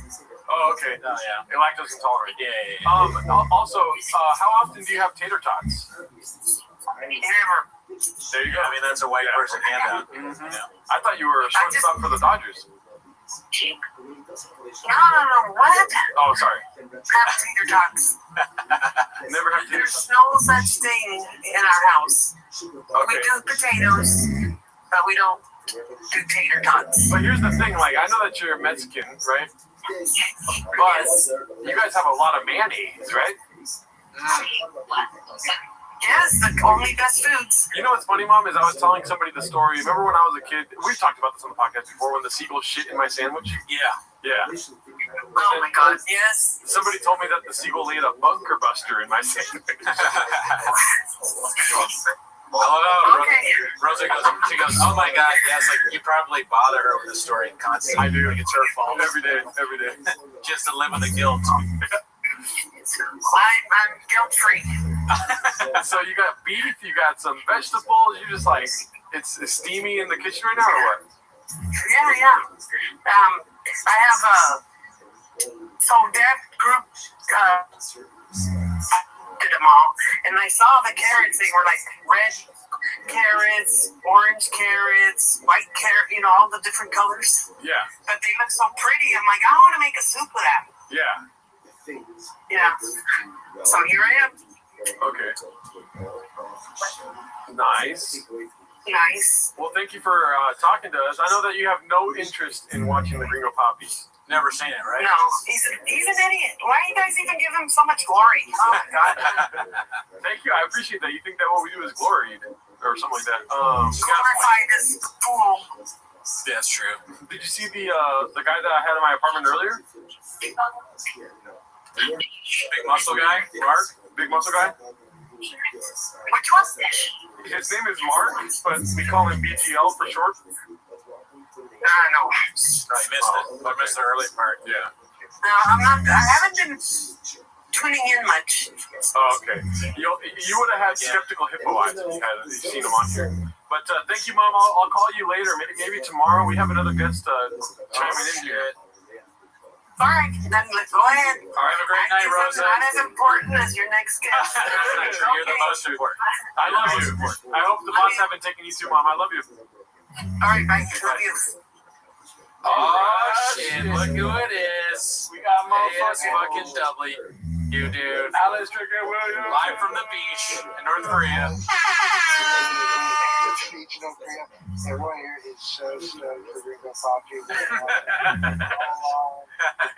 Glorious leader has been watching with us. Damn, you look lounge out there. That looks like a comfortable chair, dude. Oh, I'm in bed, dude. Oh my God, even better, dude. That's the best place to watch Gringo Poppy. We had Walsh on earlier. I don't know if you didn't see any of that, did you? No, man, I've been living my life. As you should. We had Walsh, but you get this, Walsh talked to Mark for a while. Mark Harley and Walsh. Yeah, it was pretty cool, I gotta say. That was fun. How long you guys been going? We've been going since 9, Diddy. Don't laugh that hard. Dude, Gerardo showed your record. Oh yeah, at the very beginning of the stream, I pulled out your record and was like, shout out to Alice Stricker Williams. We're trying to get people to buy your record read through. Yes. Yeah. Yes, please. I need it for my the baseball dads. Yeah, You're following Rosa Alarcon right now. We were just on the phone with Mom. I did catch one. Oh shit! Happy to be following her. You're good. You guys eating? We were earlier. We got some Portos. Yeah. We were trying to do a Ringo Puppy fast, but that didn't last long. Because there's like a coffee cake that we've been doing, so we're going to test coffee cake while watching the Gringo Poppy to see if it was any better while we had like coffee cake. Yeah. If it enhanced the viewership at all. Wake you up a little bit. Yeah. We asked Walsh this, what's your favorite part? What's your favorite bit from the Gringo Poppy, if you had to choose? Well, I gotta say, I was born in Dallas.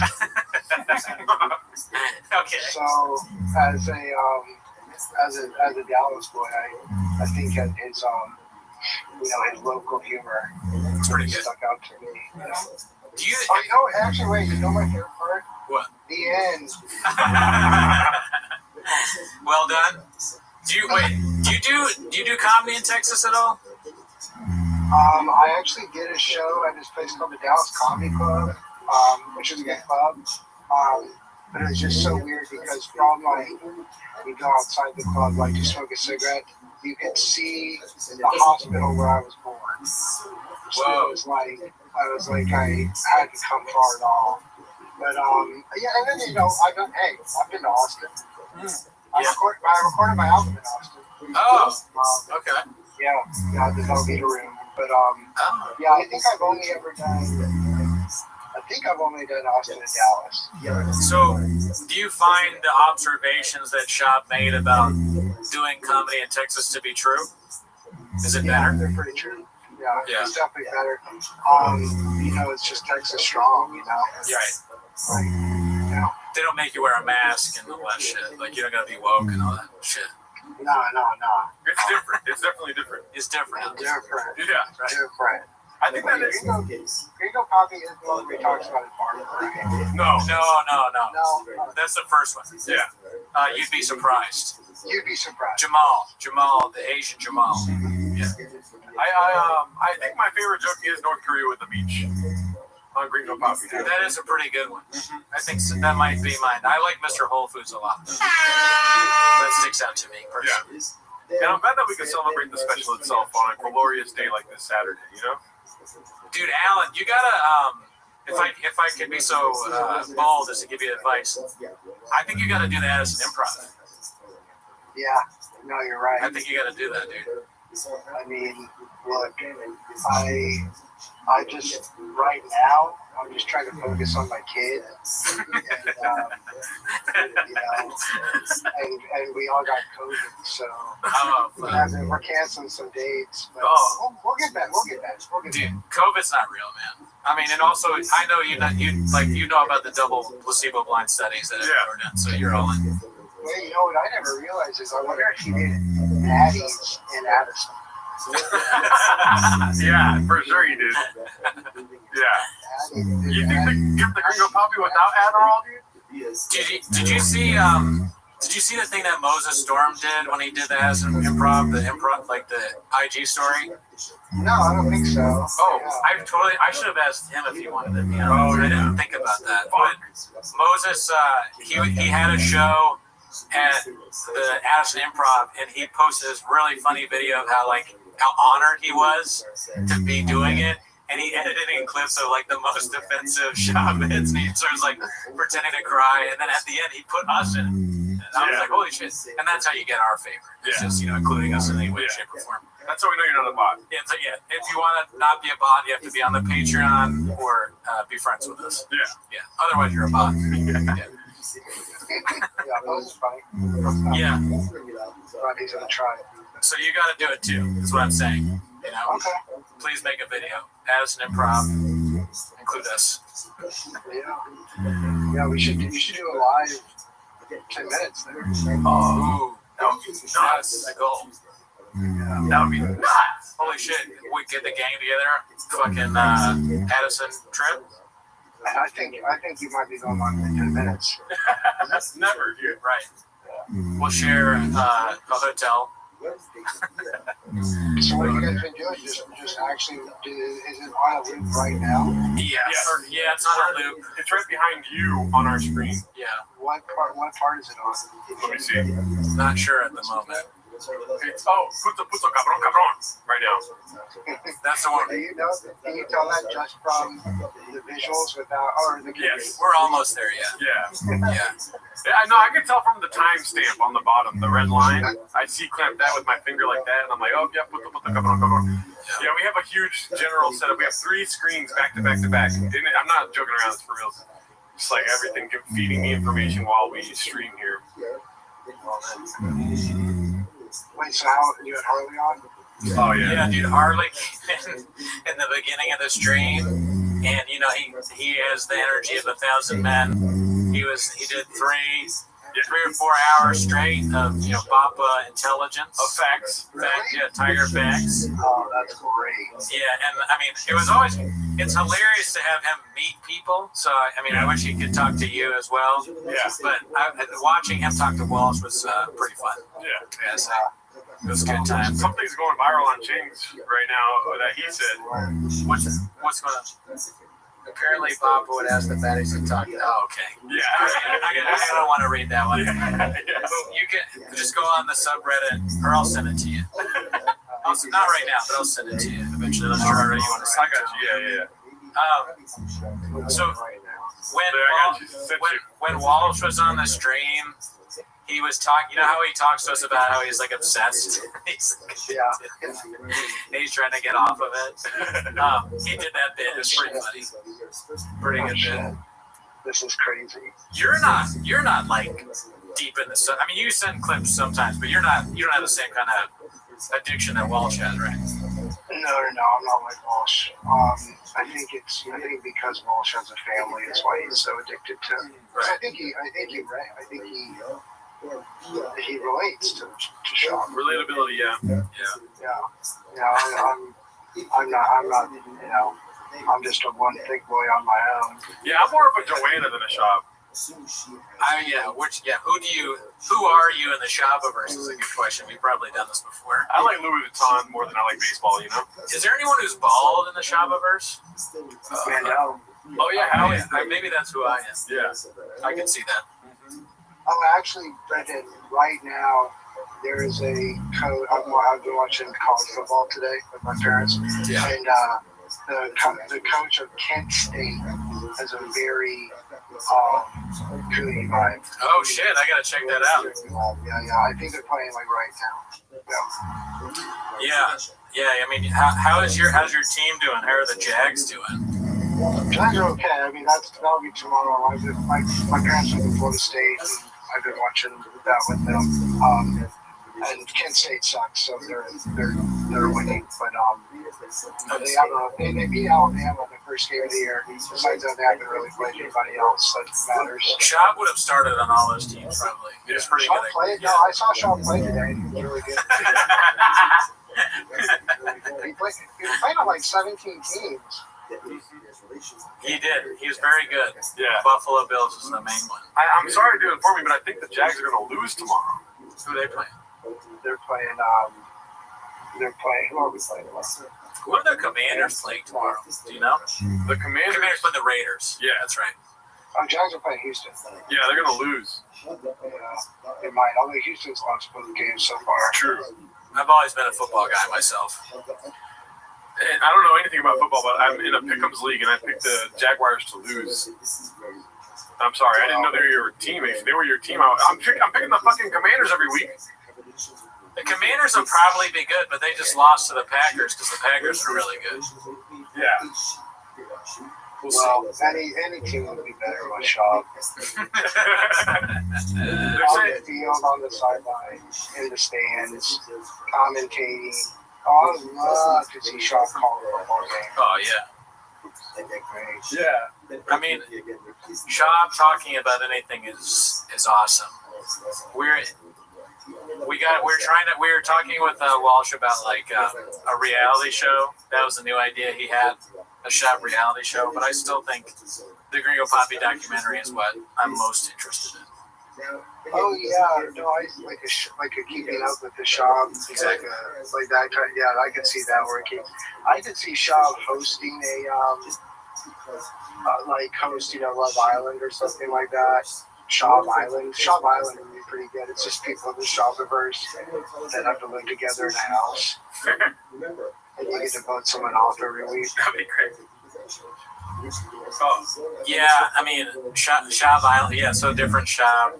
He did almost host Fear Factor like Ludacris, or like Ludacris beat him at that. Yeah. It's another, you know what show I unironically I love now is The Floor. Do you ever watch The Floor? I just saw a commercial for The Floor because there used to be a show called The Wall. Do you remember The Wall? No, what's The Wall? The Wall was, and it was the guy that was the voice.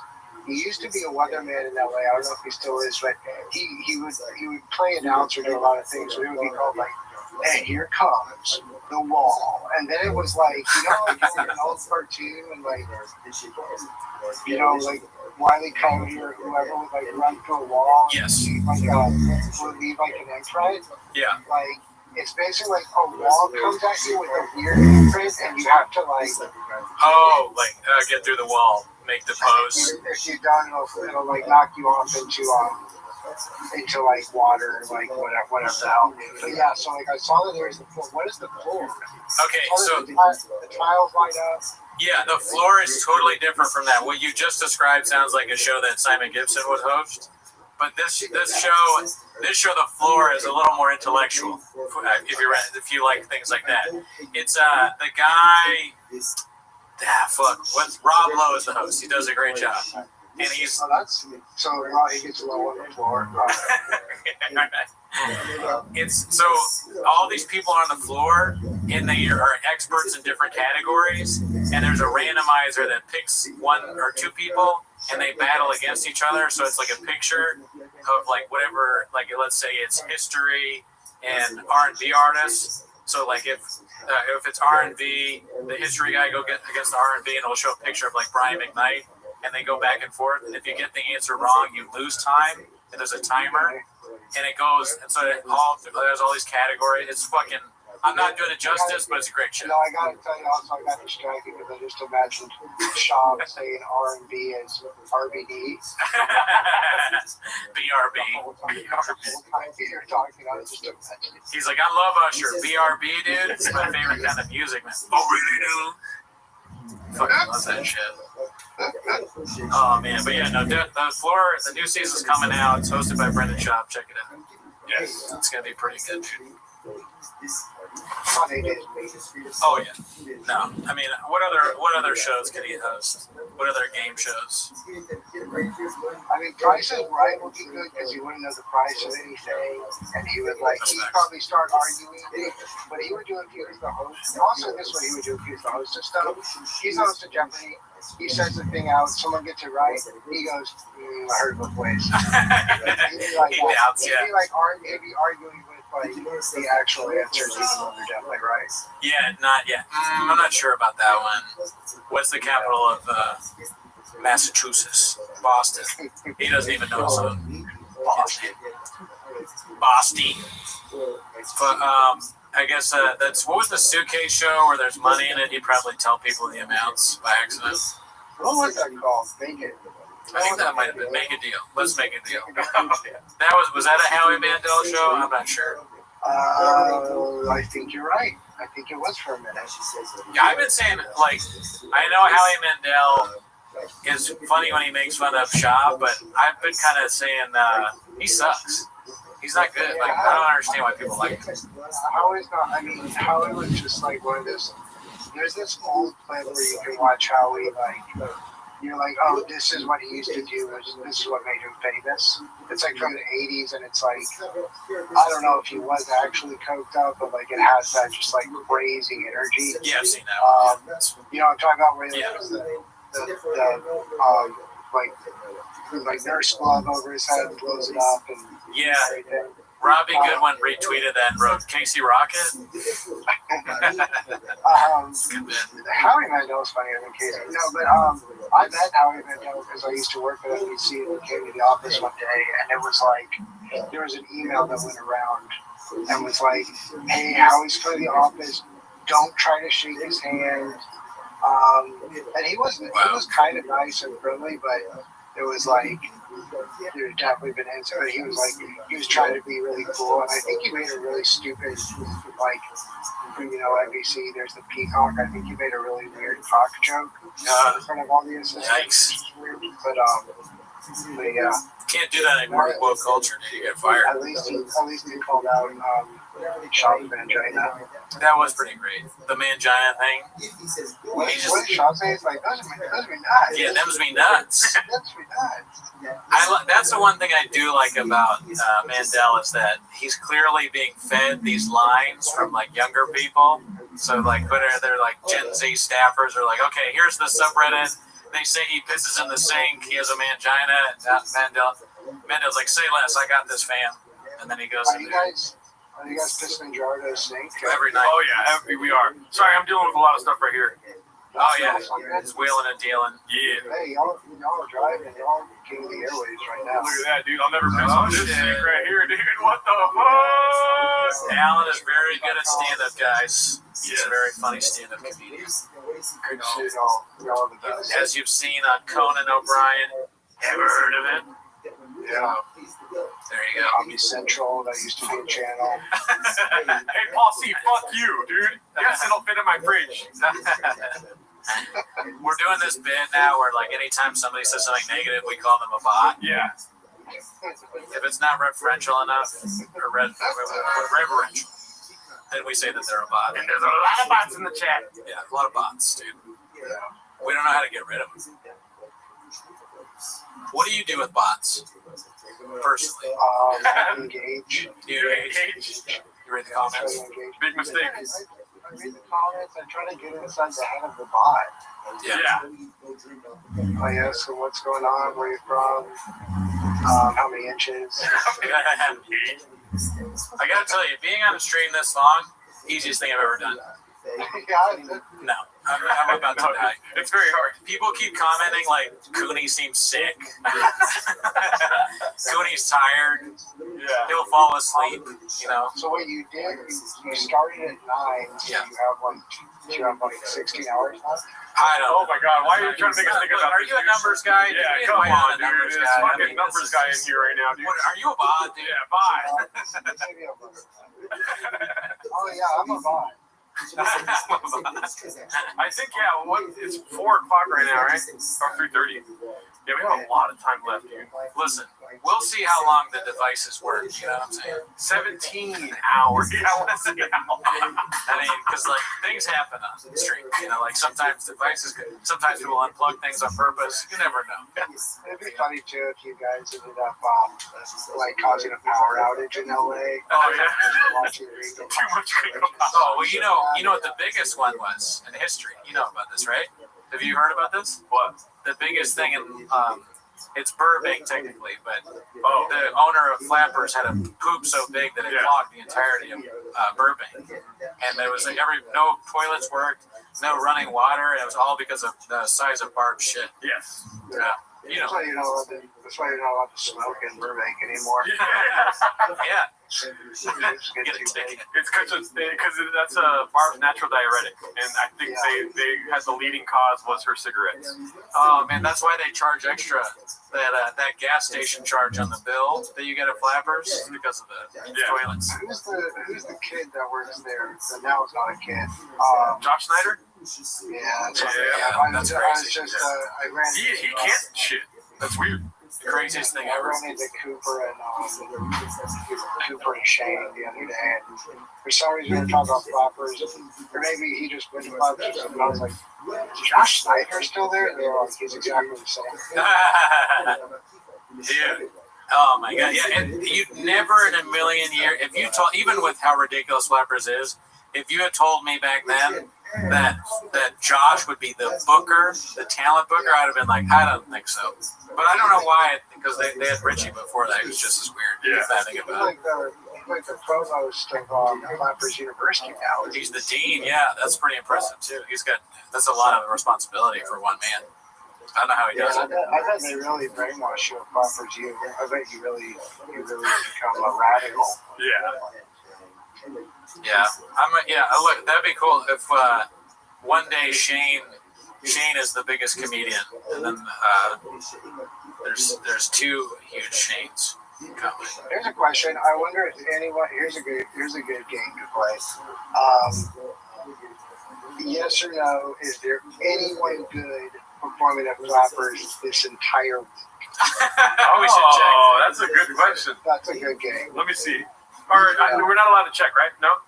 No. I mean, I think you go through and you just see like, okay, like Maria Bamford's good. She's performed at Flappers. But like you check to see if anyone. Let's see. Oh yeah, there's been some in my mind, Jeff Garland is 24/7 performing. Oh yeah, he's always there. He's a mainstay. Yeah. But I heard a rumor that Jeff Garland's actually the name of the shit that Barbara started. She named it Jeff. Yeah. She took it Jeff. They told her you can't take any more Jeff Garlands, okay, hon? Yeah, look, the mainstays were like Jeff Garland, Hal Sparks, Alonzo Bowden. Who else? Barbara took a shit and she looked at the shit in the toilet and then the Curb Your Enthusiasm team started playing. Alonzo Bowden's like, what's that smell?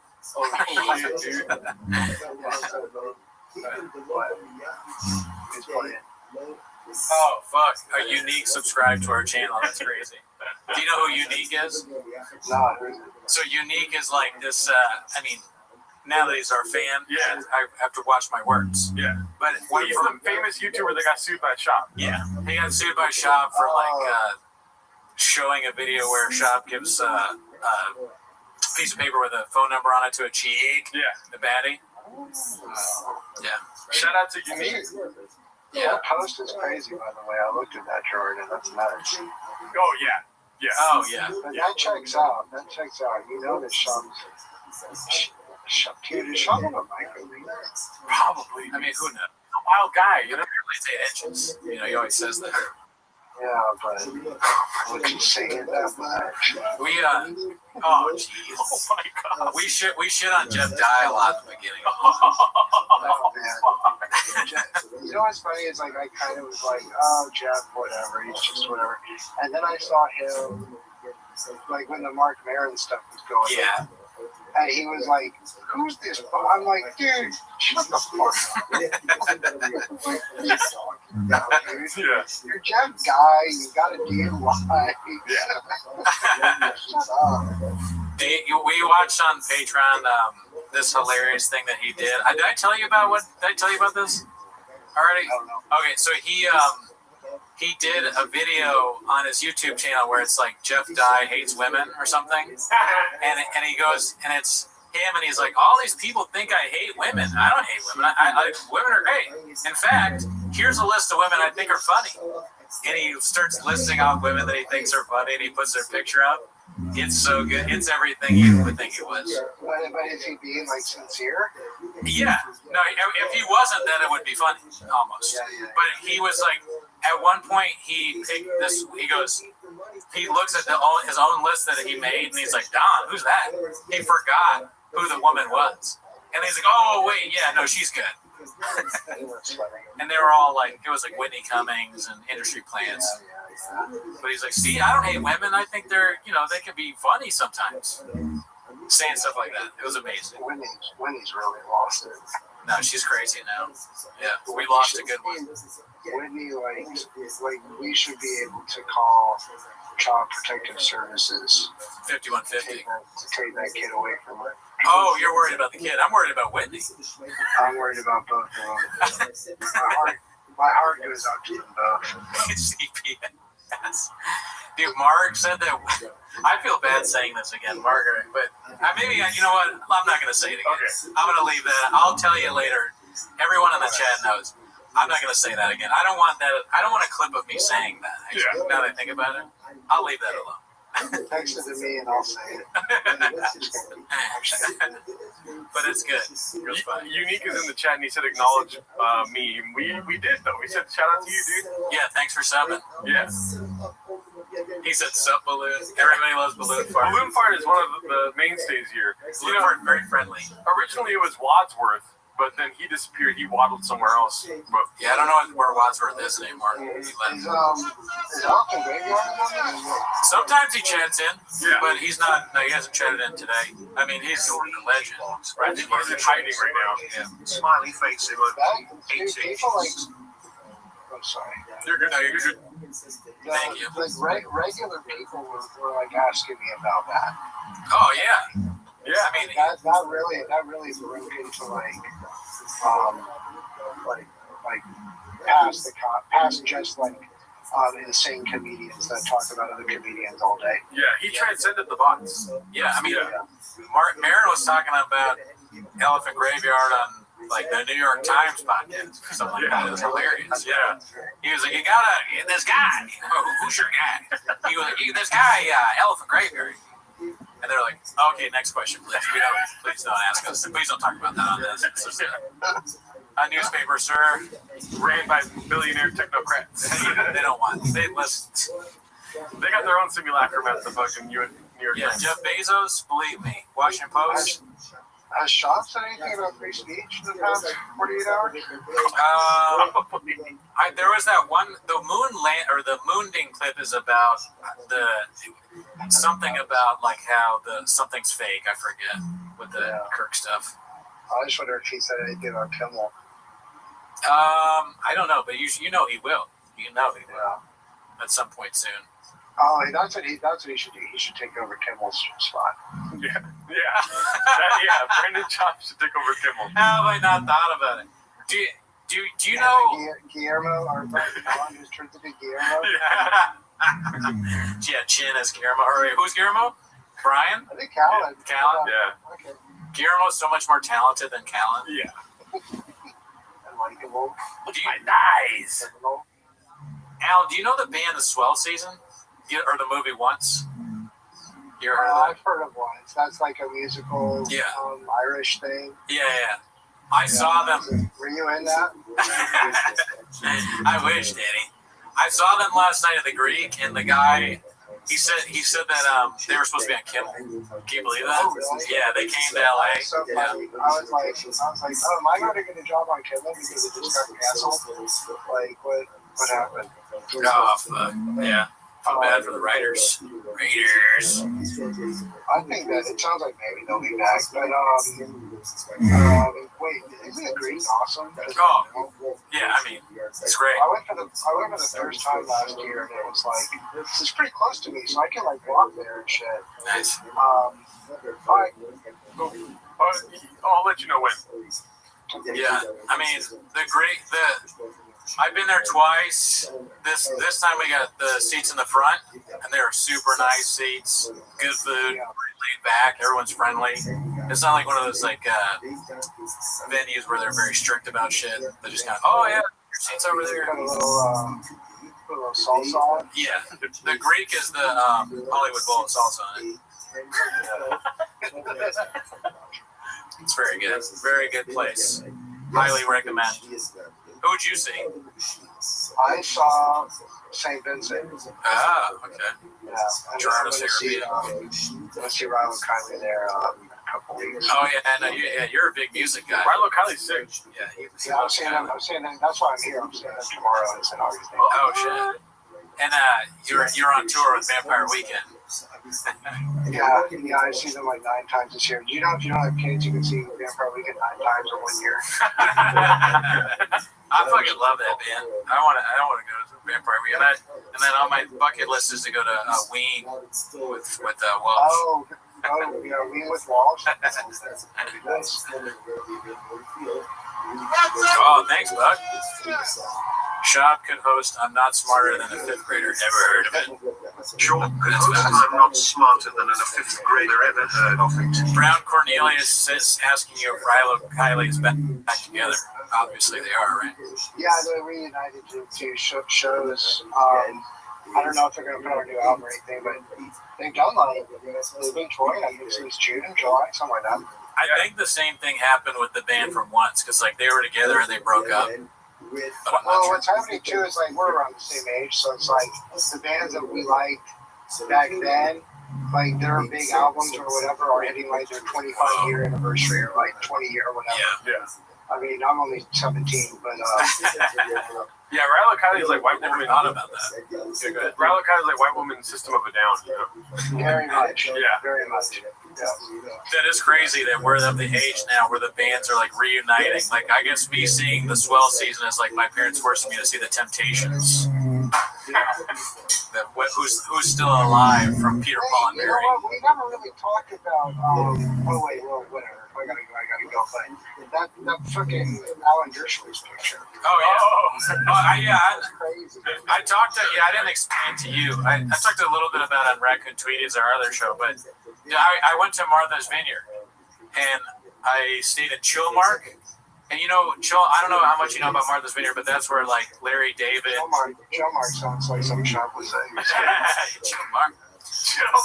Larry, that's where Larry David and Alan Dershowitz got into a fight. Did you hear about that? Yeah, I did. Larry David like got into his face like, "You suck, you fucking asshole."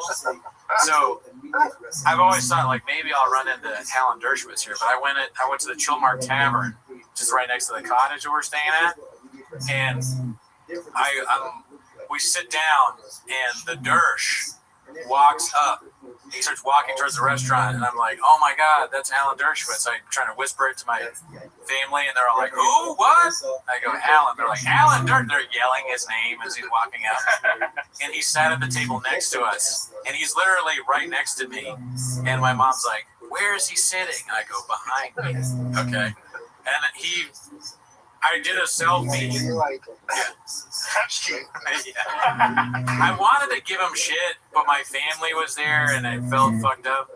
But I didn't. I saw him twice though, because he was at the tavern, and then we bought tickets to a play, and his daughter was the star of the play. So we watched. He sat at the table next to me there too, but then thankfully he didn't have a seat near me during the play. So I didn't have to deal with all that. But yeah. I just got one question. What's that? Was she hot? His daughter? She's cute. She's got a fatty. I didn't understand if they go children's school play. Was she hot?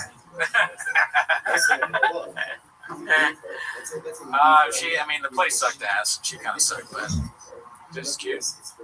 Yeah, kind of boring. Shop should be in play. Shop should hit the board. Yeah, dude. Imagine if Shop wasn't Glengarry Glen Ross with Bill Burr. I was thinking that she was just definitely podcaster. He should have been in that play. The play was just, you know who Hannah Arendt is? You ever heard that name? Yeah, I think. Ever heard of her? She said she's famous for saying the banality of evil, describing the, you know who. The play was her getting interrogated, so it's like her and then a soldier. So Shop could have been the soldier, and that is great. They'd be like, "What were you doing in the library?" "Well, you're in the library. Books are gay." She's like, "Actually, I like books." "Oh, really? You want to fuck?" Kind of have a fatty, dude. I go, "I'd rather watch that than what I saw." The lawyer could have been. That was another thing that happened that's kind of funny. We got a phone call from Mark Harley's lawyer on stream. Oh yeah, his lawyer sounds ridiculous. He has like a fun Rob Pebble or something like that. Like he has a fake sounding name. Rob Pebble. It was almost like he's like, "Oh, I gotta take this call from my lawyer. It's Frank Cum." Yes. Why does your lawyer have this offensive accent? He's a really good. The lawyer calls it a bomb threat. Hey, this is an old Walsh bit. Hey, what's going on? My name is Bobby Pebbles. How can I be of service? Yes, I'm Bobby Pebbles. I'm gonna get you off. What do you mean you're getting? I'm suing for wage and hour violation. Yeah, I'll get you off. Yeah, you're gonna come. I'm Frank Cum, actually. Rob Pebble. He goes to a different school, but easy. He goes to a different school. Bobby Pebbles, attorney at law, at laws. He sounded hilarious on the phone too. He was like, "Here's what I want you to do, Mark." What? Tell him what he could and couldn't say on the pod or something? Yeah, well, Mark was like, "Are you sure that you want to be on like the pod?" He was like, "Oh yeah, that doesn't matter." And I did mute attorney-client privilege exists even if you're on a podcast with 400 people listening. If you didn't know It's so that. funny if like he just gets a bunch of clients from the stream. Oh, they should. He's the best lawyer around. That's what I heard. Not for Mark. If he goes to BGL, it's good for you. Yeah, exactly. If you want a big attorney, Good lawsuit. big good lawsuit. Good. I'm a big good lawyer. That's what BGL stands for. What are your qualifications? I went to Yale. Never heard of it. Daddy. Shop should give a talk at Harvard. Announcement speech. Oh yeah, commit that. Absolutely. Like today is the first day rest of your life. How do you mess that up? He's like a rest for your life. I want a rest of your life. Is there any pictures of Shop in a graduation cap? That'd be great. Oh man, I want to see Ura dance. Yeah. How did he graduate from high school? That's surprising. We're doing way more Shop AI things. Yeah. Shop is like a little like kid going to school with a lollipop. Yeah. I mean, Shop in a diaper. Pajamas with the hat on. Shop in the Oval Office. There you go. Shop in the Oval Office. There you go.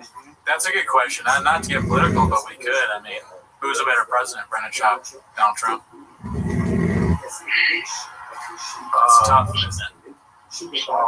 Yeah, I think Shop too. Trump's first term was better than Trump's second term. Trump's first term was better than Trump's. Oh, okay, yeah.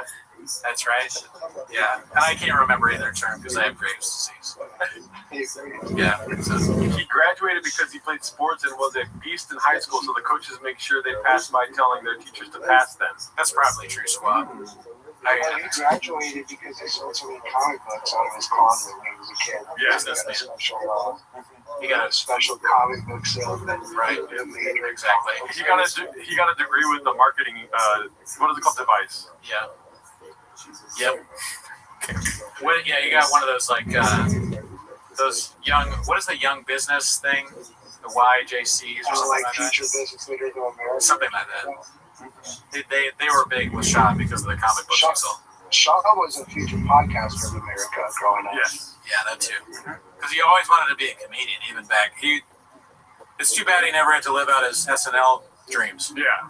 He's a little old for that now, I think. Shaw was at 4-H because that was as far as he got in the alphabet. That's as far as he got in numbers and as far as he got in the alphabet. Well, thank you, ASW, for coming through, dude. Yeah, we love you, Love you, brother. Good luck. Godspeed. We gotta get back. We got some business to do, dude. We gotta watch some Gringo Pop. Yeah, we gotta get back on it. You know what I mean? Later on, trap. Boom. Alrighty. Where were we, dude? Oh, we're back on, dude. Here we go. Let's go. Nobody checks his background. Man, that they come on the news is sweaty as shit. It's on all the major roads.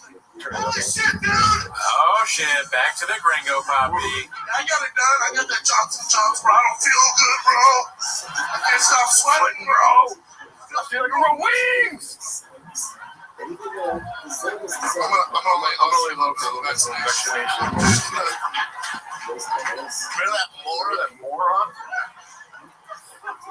It's all in marketing, man. Like, they need to hire some just dime piece actor we've never heard of. Yeah. Just blast them all over the news, right? Just someone who's fun. Get them on there. And just put them all over the news, all over the nation. Like, yeah, dude, I get the Johnson Johnson. I feel pretty good. I feel great at it. Actually, if I'm being honest, one side effect, I just want to be up front with everybody.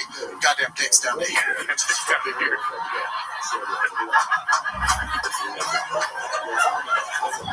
We have a line of bros at CVS just like, Just trying to do my part, bro. just trying to do my part, man. Just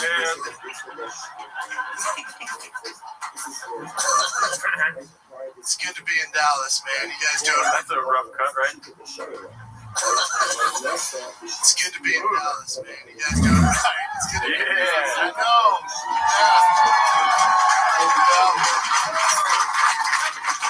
Yeah. There's a reason I decided to shoot my special here, man. You guys just give me so much love. I absolutely love Texas, man.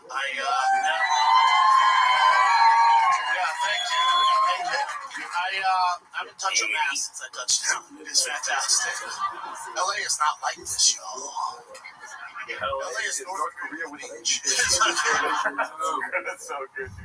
It's one of the greatest trips ever written. Yeah. Let's see. I'm gonna leave this. How did he even think of that? Yeah. You know, North Korea with a beach. Yeah. But they give us Wi-Fi, so that's cool. What's the over/under on him writing that bit? Talk about walking us back. 0%. Zero. I I would never take credit for it, though. The writers, it's another thing that's funny is no writers ever take credit for anything. But you know someone else wrote a lot of it. Robbie, yeah, Walsh was on, like, I've lost track of time now, but maybe an hour ago, 2 hours ago. Yeah, he was on it like noon or something. Yeah. Just, I mean, the time is really strange when you do a stream. I've now learned to the longest we've ever done is probably 2-3 hours. Yeah. And we started at 9, it's now almost 4. That's insane. Yeah, I mean, watching the Gringo Poppy helped me a lot. If it wasn't a Gringo Poppy thing, I don't know if I could do it. That and also, it felt like when what's his name came? Mark. I feel like Mark, like, he saw us as paper, and so he folded us up into a little airplane, and he launched us into the future like 5 hours. You know what I mean? No, but the grave is telling me yes. Yeah. I wasn't, but I did understand it. Yeah. Mark said he's coming back. It's cool that a lot of y'all are staying on. You know, we're happy to see some of you back. We haven't seen Elizabeth in quite some time. Yeah. Started. Thank goodness. Shop is sacrificed for the corn, but all his friends are nearly as bad as in turn as Be Better Austin. Shaw is sacrificed for the corn, but all his friends are nearly as bad in fairness. Be Better Austin. Be Better Austin. Shout out to you, Timothy Wendell Up. I wonder what Austin is actually like. I need to ask one of my friends that moved there and be like, give me but you can't. They won't give you an honest opinion because they live there now. Yeah. So we gotta go ourselves. We gotta make a truth and see what it's actually like. Because it's one thing to just make fun of a place and not really have been there. Yeah. You know, like North Korea with a beach. I gotta go and experience it myself. Like, what's good about it? I don't know. Me neither. I haven't really heard anything good. Alan seems to like it. Yeah. Wappenheimer's back. Wappenheimer's. How are you feeling? Pretty sick, honestly. Really? I know. I mean, I just have a headache. Oh, okay. I looked at my eyes in the bathroom. I was like, ugh. My eyes are red. It's all that Gringo Poppy going straight through you, dude. I was like, fuck, dude. That doesn't look good. Oh, well.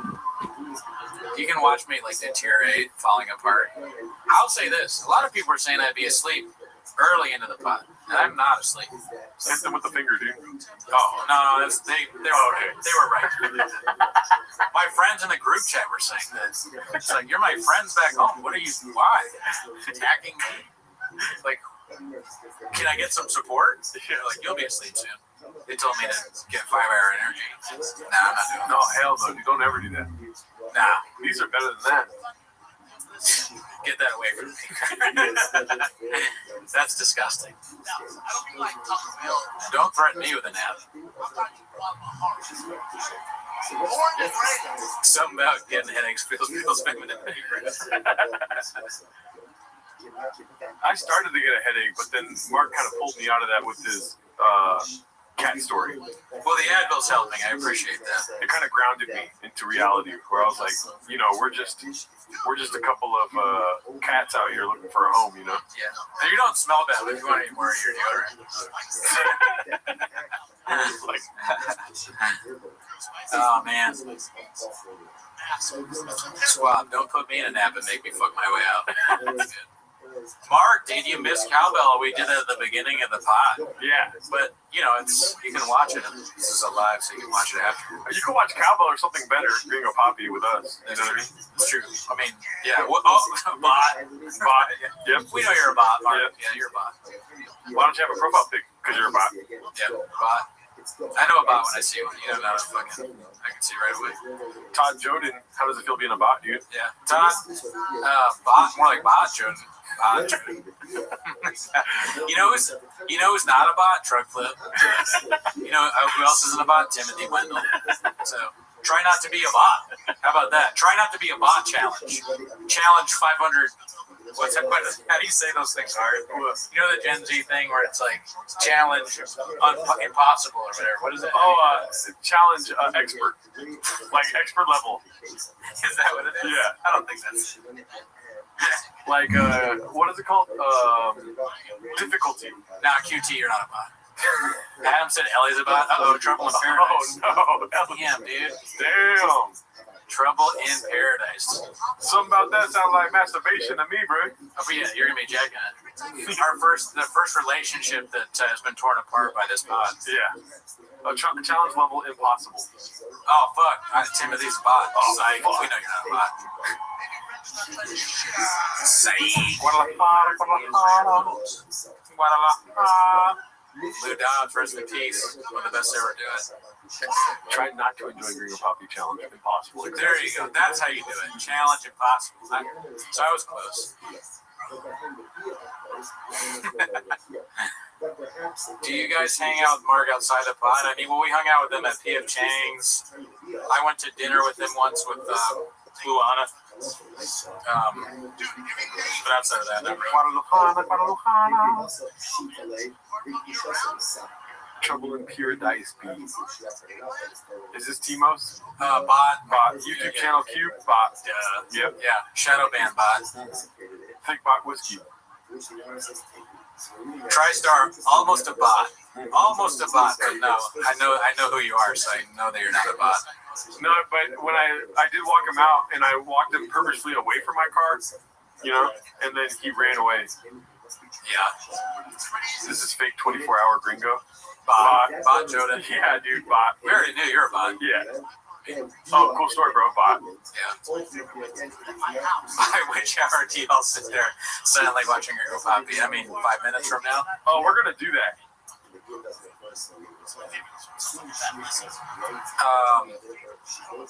Yeah, dude. Honestly, Smith and Burns is making me kind of want P.F. Chang's food. I know, right? It was pretty good. And I liked P.F. Chang's before that. It's a good. You know, how funny was it? Remember when we first started, I went home to visit my parents, and they didn't even know about shop related. And they're like, "You want to go to P.F. Chang's?" I was like, "Yeah, fuck yeah, dude." I do. My parents are savage. They order from P.F. Chang's. Yeah. We tried DoorDash. Yeah, you can press the food out there. It's a P.F. Chang's. Get orange chicken. It's delicious. We had no idea it was so good. Are you watching the show?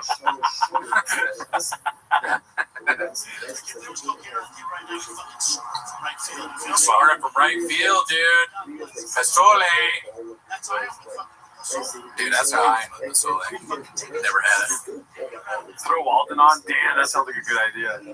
Walden is a good movie. You wouldn't like it, Walden. Oh, shit, the bot paid us. Oh, thanks, YouTube channel. You're not a bot anymore. Shout out to Butter. Good to see you. Here is some money for therapy after watching Pop for so long. That's a good thought. How many loops of Green Puppy have y'all had already? It's hard to count, but we do have expert, what is it called? Beast. We have lawyers. AI, and they're going to tell us after the stream. We'll be sure to be transparent about the numbers. It's a tactical amount. Yeah. Therapy will be key. We had tactical coffee earlier. Yeah. There's still a cookie left. There's still guava cheese. Yeah. It's the worst donut I've ever had in my life. What's that other thing, you know? That weird cinnamon thing?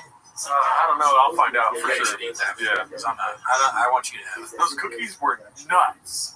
Dude, I can't believe you've not had Portos. I've had Portos. Oh, it was Mark. Sorry. I get offended by food. When people say they haven't had Portos here, it's like the craziest thing I've ever heard in my life. I can't, like, you live in Los Angeles, you haven't had Portos? Oh, really? Oh, really? That's crazy. That was sus, my guy. 24 hours is 23.5 hours too much. That's hilarious, Steve Keith. if you walk around in Los Angeles, we don't have a big. We're like North Korea, the beach, but you like will find a Portos at some point. They got one at Downey. They got one at Glendon. They got one at Burbank. They got one at Pasadena. They got one everywhere. I don't know if they have one at Pasadena, but they have them everywhere. Is this content transformative? I'm worried for you, Timothy. Are you kidding me? I don't know what to say, but what's it called? Somebody was saying something that I wanted to comment on. See, this is the 7-hour stream brain right now, dude. What you trying to do? I was trying to figure out something. I was going to say something. I forgot what it was, though. Oh, I've had the Cuban sandwiches at Porto's. Those are fucking bomb. Their sandwiches are really good, too. Yeah. I thought about it. I was like, I could get, like, real food, but by the time we need it, it wouldn't be. Like, potato balls. I was like, we'll be eating cold potato balls. I don't really want to do that. I mean, I have done that many times. But today, I was like, I'm going to have coffee and cold potato balls. I don't know. Janae wants to know if you brought extra Graves meds to make it through the night. You know, I only have to take it 5 times a week now, Janae, so suck on that. Bot. And only once, and it's so small, it's very low milligram. And my levels so far, knock on wood, are almost normal. You guys might not be able to hear the Gringo Poppy that loud, but the way I have the, you know, Cooney set up the stream earlier, it's blaring in our ears. Yeah. The way that Cooney set it up, it's like the noise that we make on stream times 10. And it's just him being like, Nini Fauci, Nini Delta. You want to do some smelling salts? I do. I just read that. That'd be fucking dope if we had smelling salts right now. Oh, Garden of Stone said it. That's right. I'm so tired I didn't even know that I read that. That's where we got to. I'll read your comment as if it's mine. Forget that you said it. Blame the team. Lubinowski, welcome. Yeah, great guy. Him and Lucas. I wonder if Lucas is on the stream. I don't know what his name is, but I met them in New Orleans. Oh, okay. That's like, what, 1.5 days ahead? Yeah, I think so. Papa is a poet and a philosopher of our generation and all that shit. He's a poet and philosopher of our generation and all. He's daddy. Mr. Graves' big guns. Selling spots. Convenience you do. Oh, yeah. When they try and fit everybody in the car.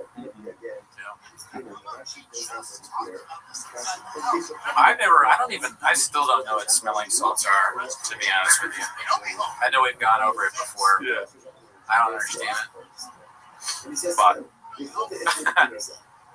is AZ joining? Bot. Turn up Cooney's mic. I want to hear the craze playing. Bot. Obvious bot. Is there a drinking bot? Come on. The bots are getting easier to tell, dude. Ammonia daddy like catfish. Bot. Oh, you know what? 36 teeth, not a bad thing to ask. I should have grasped. I actually, you know what? I have not. That's the one person I have not even grasped at. Yeah. That earlier, I was like, I told them that I was grasping at some bigger guest. I mean, we made it the biggest guest of all time. But I was grasping at someone else, and they completely turned me down. Yeah. Look at you. Yeah.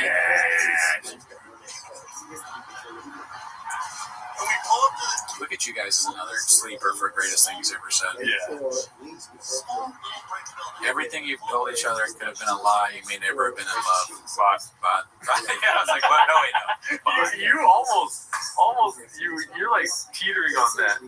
All right, see you later, Blue and Fart. Thank you for always being so friendly. You're a great guy. Never met you. If we would have asked Annie Letterman. I've never asked her either. The closest I come, I said this on the show before, was I asked Josh, I think.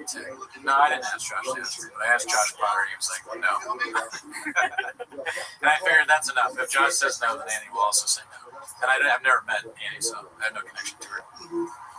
Almost 420 likes. Smoke up, fellas. I like how they want to smoke. It's not even 420 likes yet, but they're like, I want to smoke. It's almost 420. I'm good. Oh, yeah, 19 minutes from now. That would be crazy. Relapse live on the show. Oh, no, likes. Oh. Chocolate chip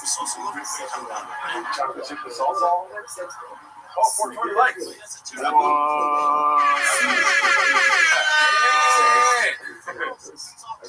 Woo! Is Jerdo California sober. No, I'm sober, dude. 100%. Sobriety. Yeah. 444. What the fuck is all this 444 shit? What's his name? DePaulo? Yeah, Nick DePaulo. He's so fun. Like, he's just arguing on like old man online. Like, you fucking, you know, this fucking Biden guy doing it like that. Oh man, these fucking liberals they're not fucking kick Jimmy Kimmel's ass. Red Bar is watching. Also, the bots are too. Yeah, bot. Christian. Good one, bot. Hi, Gerardo. His name's Gerardo. Bot. You smoked all those cigars and never called me? Man, that'd be crazy if you smoked cigars. You wouldn't want to smoke outside. No. You fuck with cigars? I actually haven't smoked cigarettes since November. Oh, nice, good. I wish, but no, I can't do it. I only smoke cigars when I'm 10 toes down. Oh yeah, studio business. Yeah, when I'm saying I don't smoke cigars. Damn, dude, this is. I'm like falling in and out of consciousness, dude. Oh yeah, no, this is crazy. You fuck with water? I haven't had lemonade in months. You smoked all those cigars, never called me. Bring back Cooney Plainview. I know we need to bring back. If I told you I smoked a cigar, I might be too tired from playing. When do you guys think you'll hit the wall? I mean, I'm like rubbing against the wall right now. I hit the wall 5 hours ago. I hit the wall before we started. I'm where the woke meets the woke. I'm the wall from the TV show, Alan. I feel like if the shape was just me sitting in this chair, I still wouldn't get through the wall. Gerardo's the wall. Rub that wall, Edie. I mean, I don't know. Smoking cigars. I know Red Bar has his feelings about it. Oh, Roger got arrested? Oh, yeah, you didn't see that? Oh, dude, the video's gnarly. Why? Just because it's so sad looking. Someone's filming. He's like, you filming me? He's getting locked up by the cops. Just tragic. I feel bad. He did a really bad thing, but I feel like he's just, he's got issues. Yeah. He is clearly caused by serious mental issues. Not funny. But sad. And sad, I should say. I have a secret. Should I tell you or no? Yeah. My boy's getting sausage salad right now, dude. Yeah, I got a text from McCorkle soon to see what he's up to. I think we fumbled the bag on McCorkle, right? We might have fumbled the bag. It might be too late because he did say that he could only do early, and then Bart was here for 5 hours or something like that. I want him on. I mean, we'll get him on. Yeah. I love the guy. Yeah. He's probably doing whatever he said he was going to have to do. Yeah. Unfortunately. 0 Dark 30. We will probably have. We'll have a few more guests, so don't get it twisted. There's more guests coming. Yeah. What's he doing right now?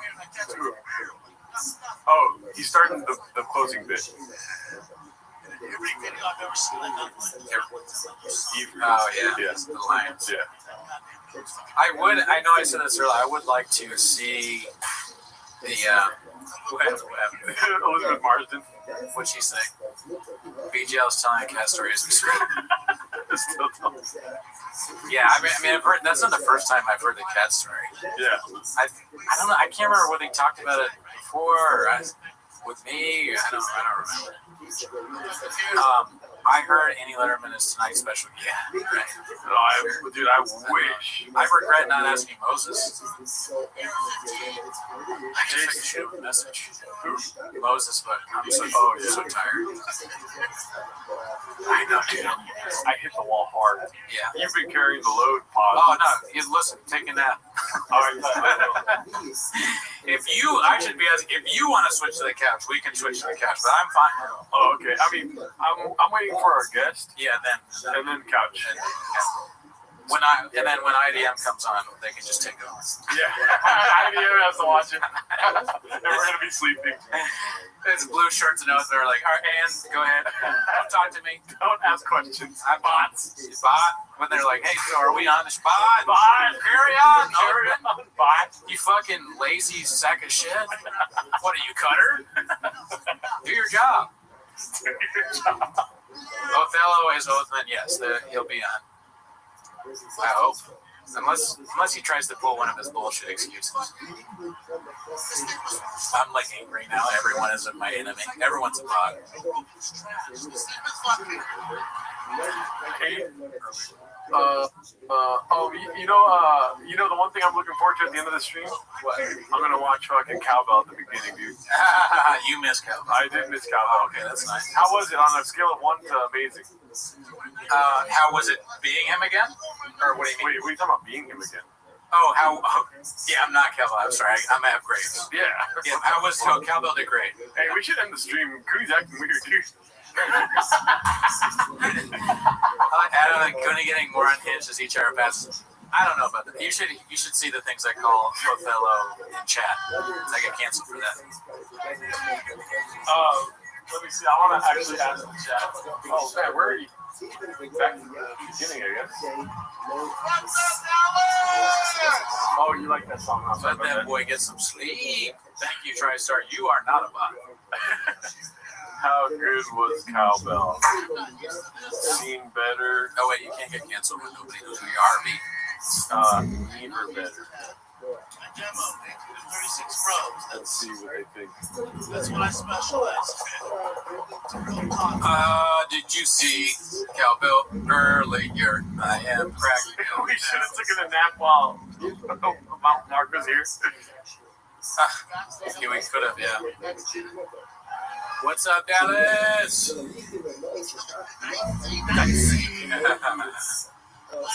you, Texas. That Neil's not touching this fucking temple, Daddy.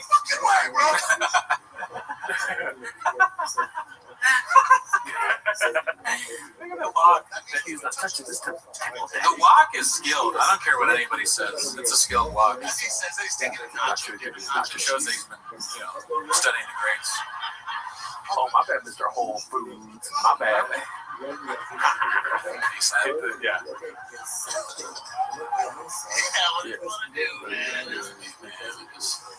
They fucked it all up with the marketing. I'm not into marketing, but marketing. They fucked this whole thing up with the marketing. The work speed, vaccinated. Go to get vaccinated. Huh? What the fuck? That's like, hell yeah. Hell yeah, fuck this.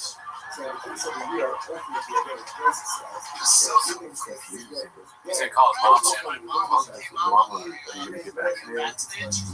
I wasn't, but you know how much I love donuts. Don't laugh. Why are you laughing, burp? That was a Red Bull burp, my friend.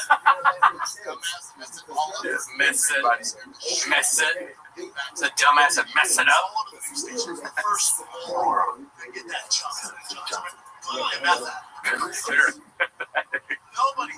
Oh my god, that's so funny. You smoked meth? It looks like you're like laughing.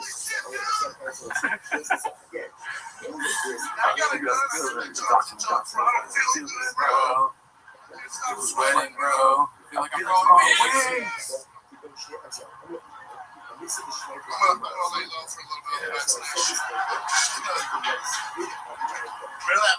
Oh, who are the old ladies on your shirt? Asks Oppenheimer.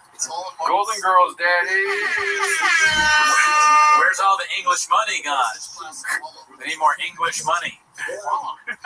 Earlier, I accused an Indian man of sending us English money. And that was when the beginning of the stream. So they have no reason to be tired at that point. Goddamn dicks down here. Goddamn dicks down here. The eye thing is top level physical comedy, sir. Respect. So I did my part, man.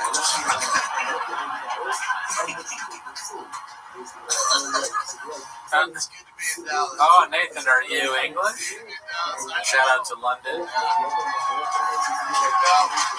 Always good to have international. Oh, Successful Egg is back.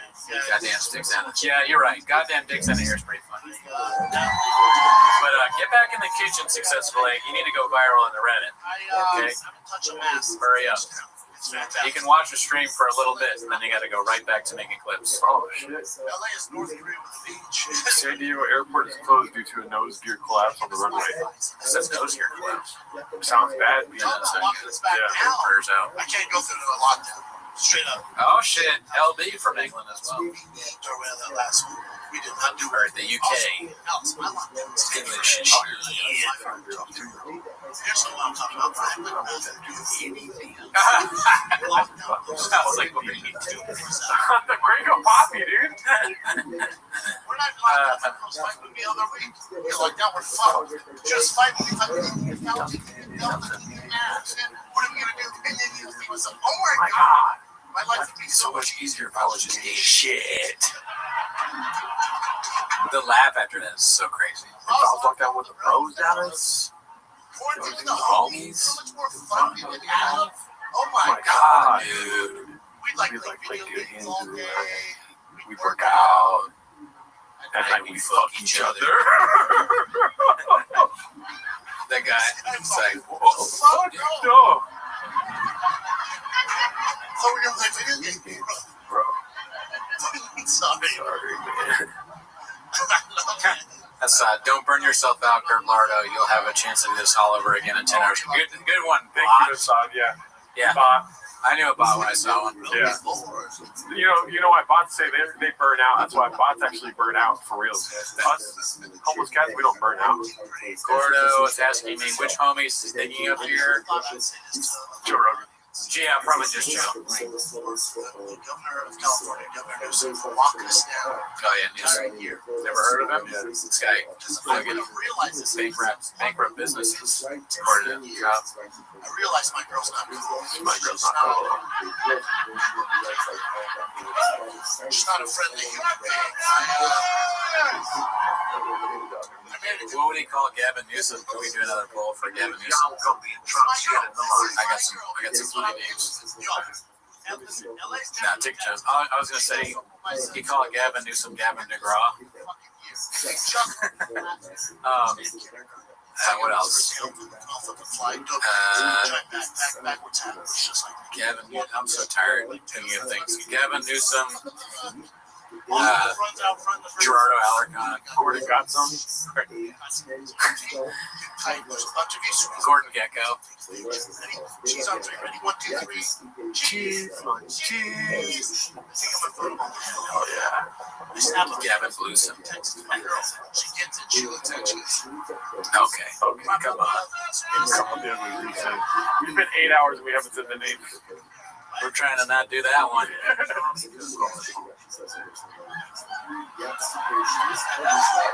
I said you're the group. Oscar Newsom. I'm gonna go fish with Cherry. I'm gonna go shake out my baby. Savage. Bot. What is he drinking? Tiger Thick or no? That's before Tiger Thick. So just wing ski. It'd be tough, honestly. I think to just drink something like wing ski while doing stand-up. I've had a beer on stage, but that was fine. I don't mean like Taco Bell. Wing ski during your set. This ain't difficult. Deep breathing different. Born and raised, came to the States 10 years ago, legally. Illegally. The real deal, Holyfield. Yo, this shit is. Oh, yeah, LP. Yeah, who knows? I wonder how many tabs I got. Just to see. Just would never work. The old bit. This one voice goes, dude. Papi, dude. It was Latina, bro. You know why? Because they're fun and they're spicy. No doubt, definitely spicy. Real spicy, right? Let's see. Real spicy. You know what spicy Tabs. How you want to guess how many tabs I got open right now? Throw some numbers in the chat. How many tabs do I have on my phone currently? That's way higher than 14. Go way higher. Closer. Closer. Fuck yeah. Let's see if anyone gets it. Ooh, that was close. Jesus Oh, Christ. you got really close. Oh my God. I got 40. Paul was very close. Paul Kersey. 444. Everybody, Paul Kersey, very close. Oh, leave me. Yeah. Yeah.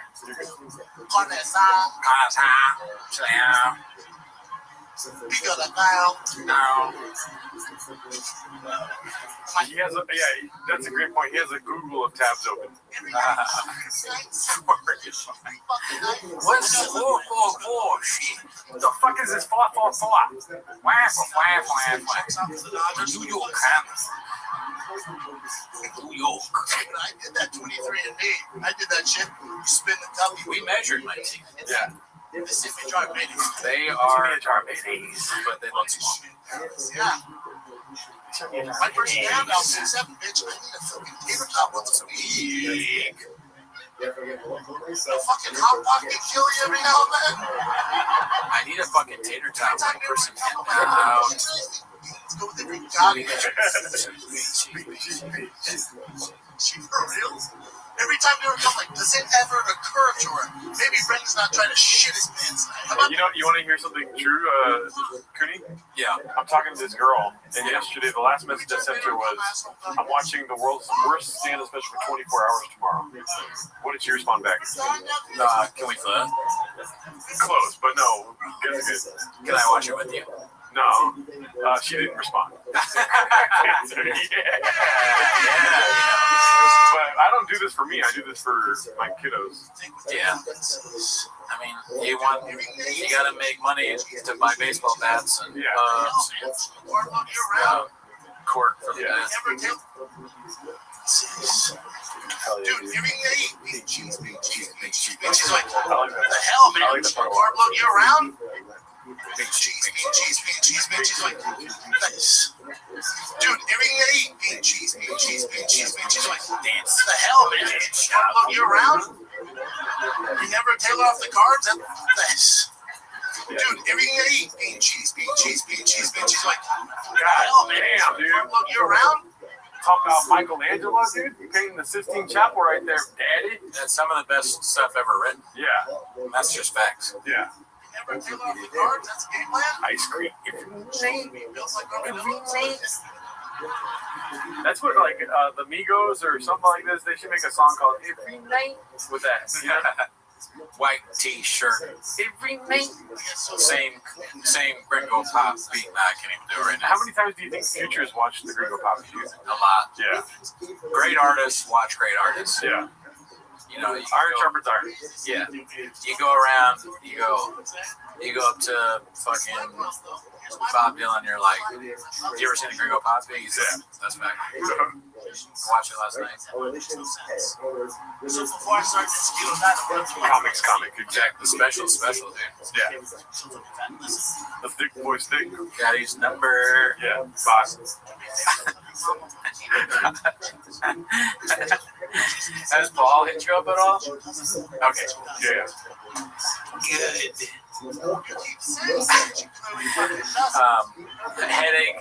Headache 1 hour in. Good. Gerardo's not awake for the start. Good.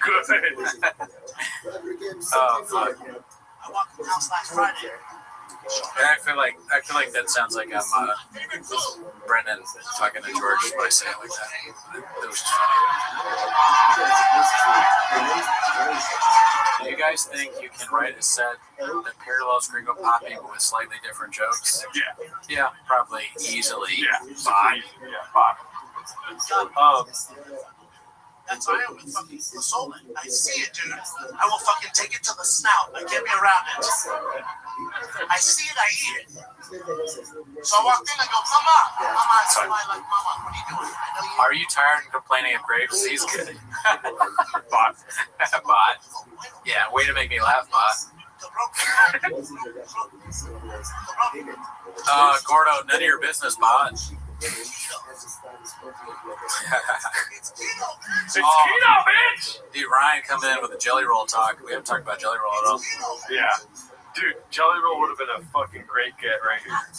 You guys, I really like what you show, and You know, the way you treated McGill just reminded me of how I treated one of my friends I thought was a dog patient. Somebody watch Gringo Puppy for 24 hours. That's a sleeper for the funniest part of Elephant Graveyard's videos where he shows him crying about Mitzi. Like, that's crazy. Yeah. When you stare into the long, when you stare too long into the void, it also stares back into you. Be careful as you wrestle with monsters. I am about those. Yeah. So, we should have gotten Hungry Wolf on the pod. That would be great. So you guys do a show at Brennan Schaub. You're fucking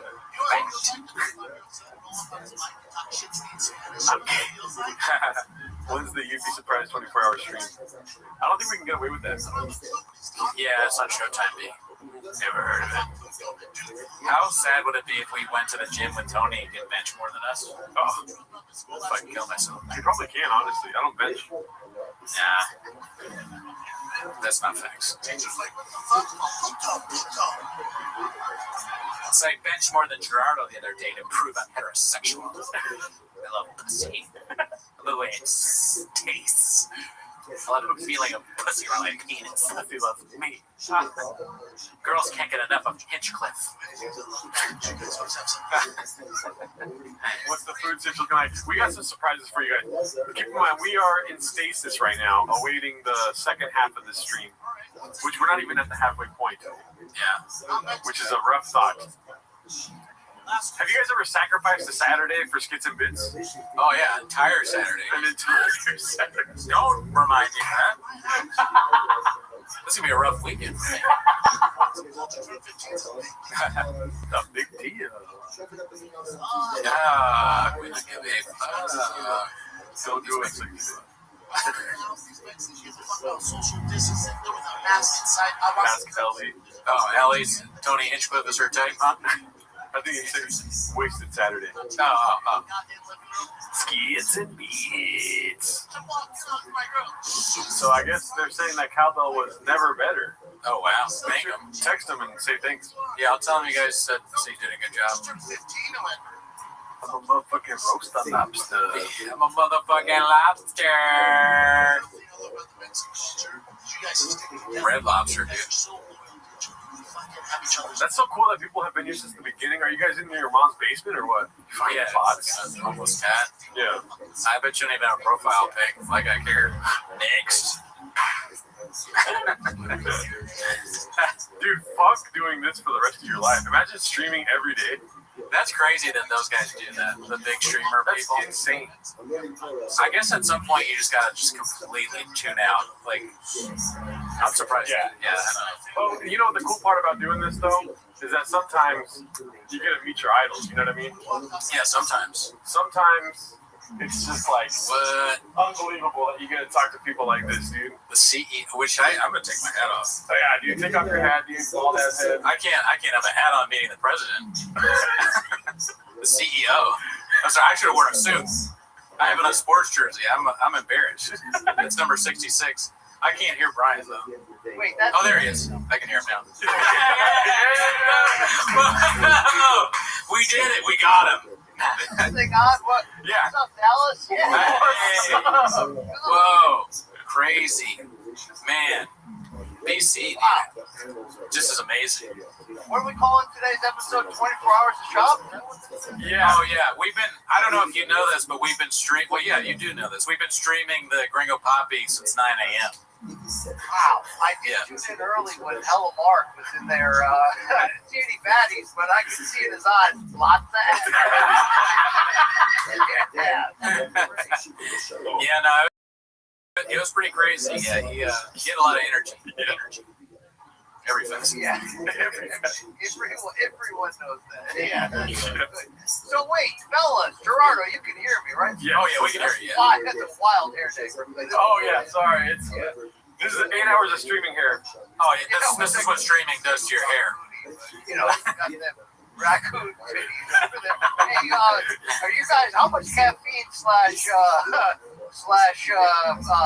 nose beers you guys rocking? Oh, I don't know about caffeine, but we got rain, daddy. Rain has a new flavor called white gummy worm. Yeah, so that's what Gerardo's drinking. Yeah, I had a Red Bull and an Americano. Have you ever heard of it? Yeah. So we got a lot of caffeine. We're very tired. I have a headache. Will you make it? You won't make it 24 hours. No, I mean, listen, if it gets anywhere near 24 hours, there might be like a mistake where I unplug on purpose. Oops. I don't know how much longer I can do this, but you know the answer to that? Sorry, what was that, Brian? I said, what did I miss? Oh, yeah, that's a good question. Well, you missed how my hair got this way, but you know why I don't cut my hair, dude? Because it's cheaper to get a Kibitek hat, dog. You know what I'm saying? Oh, you see that right there? Yeah. We're all about merch. Yeah, dude. What did you miss? Let's see. We had on, well, we saw Mark. We had on Brendan Walsh, Alan Strickland Williams. You missed about 30 to 50 replays of bean cheese. But, you know, like, no, you didn't miss that much, is what I'm saying. Yeah. Did you recreate the entire show? Like, I was hoping that you guys were actually going to do joke for joke. Oh, one time, I think you probably saw, I did like the first 10 minutes, and the second 5 minutes is on the Patreon, but I've never done the full thing. I know I've let you down. I apologize. All right. But I want to get there someday. It's keto, bitch. I gotta say, Brian, the bits on the show recently have been amazing, as always, but they're getting even better. I don't know how you keep doing it. Every time it's amazing. I mean, I'm just recycling them. So, but the whole point is that, you know, is this community cruel and unnecessary? Possibly. Yeah. You guys know comedy, and I don't know if you guys are contributors to the Reddit or just beneficiaries of it, and then, you know, you've spun it forward to make your own insanely hilarious comedy on 10 minutes of shop. But this community of homeless feral cats, I laugh my freaking balls off. Oh, yeah. On a daily basis. Oh, yeah. Some of the funniest guys ever do it. We're mainly just beneficiaries. We don't count. We don't matter. I'll ask you this. Brendan Walsh, comedian, famed comedian, he was saying he's like addicted to the Reddit. Do you ever feel like you're addicted to the Reddit? It's a problem in your life? I do. I feel like it becomes a problem. You know, sometimes it gets a little out of bounds, and I'm like, you know, do I want to be associated? These are good questions to ask every day, every night. Definitely good questions. But, you know, then I laugh my balls off enough that I'm like, somebody needs to document this consistent level of ridiculousness. You know, the Patreon era has been illuminating. Oh, at yeah. the very least. Yeah, and I mean, it's hit after hit. And then, like, Land Mounding, that was pretty good, the latest one. That was pretty damn epic. Yeah. I mean, you know, is Drive Fast, Eat Ass, is that show still around? I don't know. We always laugh about it because the episodes take like 6 months to make, you know? So it's so weird to have a truck show, and then every show starts with these like, all right, fam. He claps his hands, and then 6 months later, there's a new truck. So I'm hoping that in a few more months we can get another episode. Today we're serving Francis Higano out of this carburetor. Right? If we can get him there to Austin in the storage unit, fingers crossed. You know. Oh yeah, I was hoping you were going to get Jesse on fire or Methy on fire, or maybe even Jen on today. Was there a chance? Nah, I don't. We didn't even reach out. We haven't tried to get Jen on. I don't know if I want to have Jesse on fire. The way you're hesitant to be associated with Shav is the way I'm hesitant to be associated with Jesse on fire. I hear that. I mean, did you ever have any reservations about VGL entering your home? Well, it's happened a few times now. Yes, no, that's a good question. You know, we should have that, but we don't. Unfortunately, we just, you know, it's a all risk, no reward. Or all risk, all reward.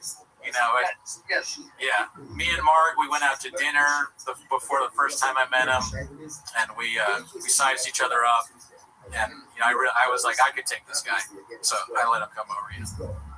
I mean, the thing about Mark, I will say, is, and the thing I'll say also in my editorial about narcissism, is he's self-admitted. So it's almost humble. You know what I mean? You know what I'm saying? Like, because if you think about it, the lack of self-awareness of Baba is entirely what fuels both his demise your podcast and the Reddit sphere. Yes. Yet, Hello Mark certainly has to have a few bolts missing to work there to begin with. But when he changed over to the light side of the force, it really was a moment in time. I mean, you have to suspend, the fact that we have seen the video of him lifting the car from behind. Yeah, I mean, that was all Photoshop AI or whatever. That didn't happen. Doesn't count. No, well said, though. Well said. He actually, BC, I got to tell you, he said he addressed this on the pod today. I don't know if you heard this part. He actually said that he's not narcissistic, he's autistic. So he's saying he's autistic. He actually revealed that too. That's very humble. Okay, that is. He did say that, right? Or am I just in a fever dream? I could have sworn, because we've been recording for 9 hours, it seems like, so I may have made that up in my head, but I'm pretty sure he said that. Did you guys share the origin story? I don't even know how you guys started. Oh yeah, no, great, thank you. Yeah, great question. I mean, we have, but so what happened is our mutual guy that we both know, Othello. He told me he was. He was like, dude, this guy Shab has like a stand-up special. You should do a stand-up special. It's on YouTube. And I was like, yeah, sure, okay. Like, I'm sure we're the same level of. But anyways, it was Gringo Poppy. So I was like, I'm not gonna do that, but I'll do a joke called what do we call it? The Gringo Cooney? Oh yeah, the Gringo Cooney. So I made this thing called the Gringo Cooney. It's like a little Twitter thing. And then I was like, I had just started the podcast with Gerardo. We had some episodes out. And I said, why don't we watch the Gringo Poppy on the stream? And this is all kind of like Austin and me kind of thinking about it. So we watched the stream. We streamed the Gringo Poppy, and it got such a huge hit. And then somebody independently posted in the Reddit. Could have been Othman. We'll never know, allegedly. And it got this big hit, and we just started we started finding out about Baba, and then we weren't going to do it, and then we were like, why don't we just watch 10 minutes of it? And then we started making the songs, and then Bobby Lee reached out. Yeah. When it really evolved, when it really went to a new level. I mean, Yeah. I mean, I don't know, Gerardo, are you a comedian as well, or just a regular dude with weird hair? Both, actually. All right. All three. You say this is some of your best work, these songs? Oh, yeah. Like, I'm a musician, so playing music and doing this and being funny, I've always wanted to be funny, but I make sad love songs. So it's kind of like helped me grow into, like, funny songs. Yeah. You know what I mean? Now, did you guys play I don't understand the comedy scene, right? Right. I get food out of my own kitchen with that joke. Did you guys play the store during the golden era when Joseph was ruling? I mean, did you ever walk by the truck, and if it was a rocket, and you possibly came and knocked it? I mean, I did I think like a few pre-roast battle shows that when Rogan made. I saw Rogan there once. I don't think I ever ran in the shop. We would see D'Elia around, not in the store, but like improv. Actually, at the store too. Yeah. Yeah, D'Elia, one of the greatest to ever do it. Oh, really do. So, but I never saw live Bob or Rogan stand it. Was that? Great comedian, bad boyfriend. Yeah. Who's it there? I'm working on my D'Elia impressions. Now, why doesn't Papa protect him? Why doesn't it drive him nuts that D'Elia is so often accused? Yeah, it's a good question. I thought they were all going to stick together, Yeah, I thought we were going to fight. And not so much. Like, what is Eric Griffin missing? Is it just a paycheck that forces him to go there? Yeah, I think they're all kind of like tied together. D'Elia's got nowhere to go. It's a show that Theo Vaughn was there for a while, and then he had to go figure some stuff out. He's going through a lot, and then they were just like, we'll just keep going. It's one of the best shows out there right now. You do YouTube, yeah. I do. So have you ever been approached by Shaw, by by his, you know, I mean, he is involved in plenty of lawsuits. So, like, have you received any subpoenas? No, but I think we have like interactions with all the Shopaverse. Like I've met Eric Griffin. He told me to move, motherfucker, but like not mean. But I was like in his way and an open micer. And then I've met Chris D'Elia. He disappeared into a restroom. I've met Joe Rogan a long time ago. Met Tony Hinchcliffe. You know. The only blowback. Shab is the only one. Yeah, and also there's credit to Shab if he knows about us at all for not suing us. Thank you. Thank you. But the only blowback at all that I've received is one time I did the show a long time ago, and the producer of the show told me, he was like, hey, the guy that does Shab's poster work saw your name on the thing, and he was like, I can't do this poster because this guy makes fun of Shab. And I was like, oh shit, really? And he's like, yeah, but I was like, I'm still gonna put his name on, and then they just ignored it. Or no, actually, no, the poster guy was like, I'm just kidding, I can still work with you or whatever. But he was at least aware that I did that. But that is the only blowback whatsoever that I've heard from us doing. I just can't believe how much the Shab's podcasting game continues to birth things. I mean, is your entire YouTube algorithm like mine? Just full-time podcast cringe, unique, the beige guy, and I don't even subscribe to any of these. Sure, you don't. Yeah, you don't. Yeah, right. I mean, do you know how many people are making a living off of this man's work? Yeah.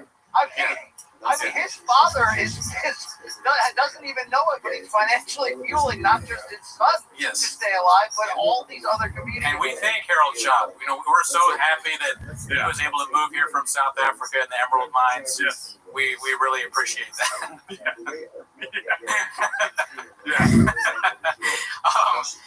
But to answer your question, absolutely, 100%. Our algorithms are just as embarrassing as yours, if not worse. I am subscribed to some of those things, unfortunately. I mean, that podcast cringe guy's got like 3 channels and they're good. You know? Yeah, I mean, podcast cringe. I mean, good. I'm not sure. I'm only go as far as the president. You've always been you're gonna go out there. You heard it here first. Brian Campbell, podcast cringe, good. We haven't ever said that. We watch it. Sure. Yeah, it's great stuff. I have so many questions. I mean, I'm sure you guys do. Because here's the thing, I had a cup of coffee in the timeline of Shop's decline, right? It was, it was South Florida. It was a little fight known as Floyd Mayweather versus Logan Paul. You know what I mean? And it was a Showtime pay-per-view. And Baba and LT and I were, the talent hosting the weigh-in or something. And, it was a time when I started to realize that this Reddit thing, because all these MK, I do Morning Combat, all these MK fans were like, yo, you gotta check out this Reddit thing. It's wild, because they're like, this guy, LT's friends with him, Shab. I'm like, kind of. And then, you go to it, and you're just like, oh my God, like, the rap stuff, like, that guy South Oregon Bird, I mean, like, I mean, some of these guys are just accidentally brilliant, like, I don't even know talent checkbooks, but they can make me laugh, and so they started to get in my DMs, and I realized there's a lot of crossover here, and they're like, you gotta do Shab to Shab. Oh, shit. Yeah. You gotta bring the bitch to him. And I remember thinking, there's a chance I could get my ass kicked. Like, there's a chance this could go south.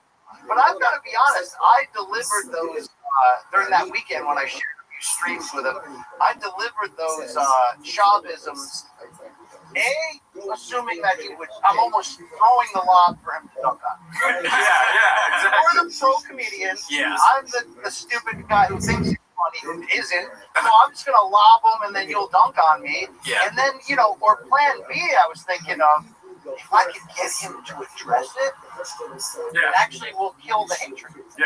Right. I had trying to help him. Zero idea of the lack of self-awareness, and that 6 years later we'd be right here, right now. Still, yeah. I actually thought I was helping him in a sense, right? Yeah, no, it's impossible to help him, I think, is probably what you learned that day. Nothing you can Because I still can't figure out if he no-sold the shit out of me, or he just literally didn't get it. I mean, that's probably the latter, I could see. Didn't get it. Or it could be either one.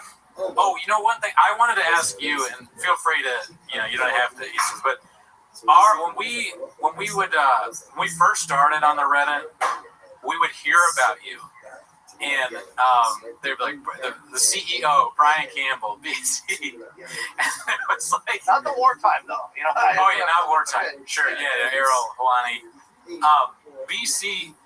There was a profile that was like supposedly you. Do you remember this?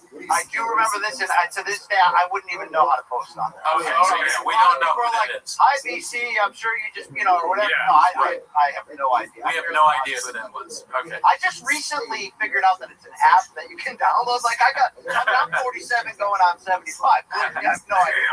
Oh, we're with you. I mean, we used to always say, like, we're so much like Shab. Like, when he was, like, he was accusing Kalila and Bobby Lee of like hacker shit or whatever, and she was like, "Do you know how Reddit works?" And he was like, "No." That's how I felt for a long time, and still kind of feel like that a little bit. Yeah.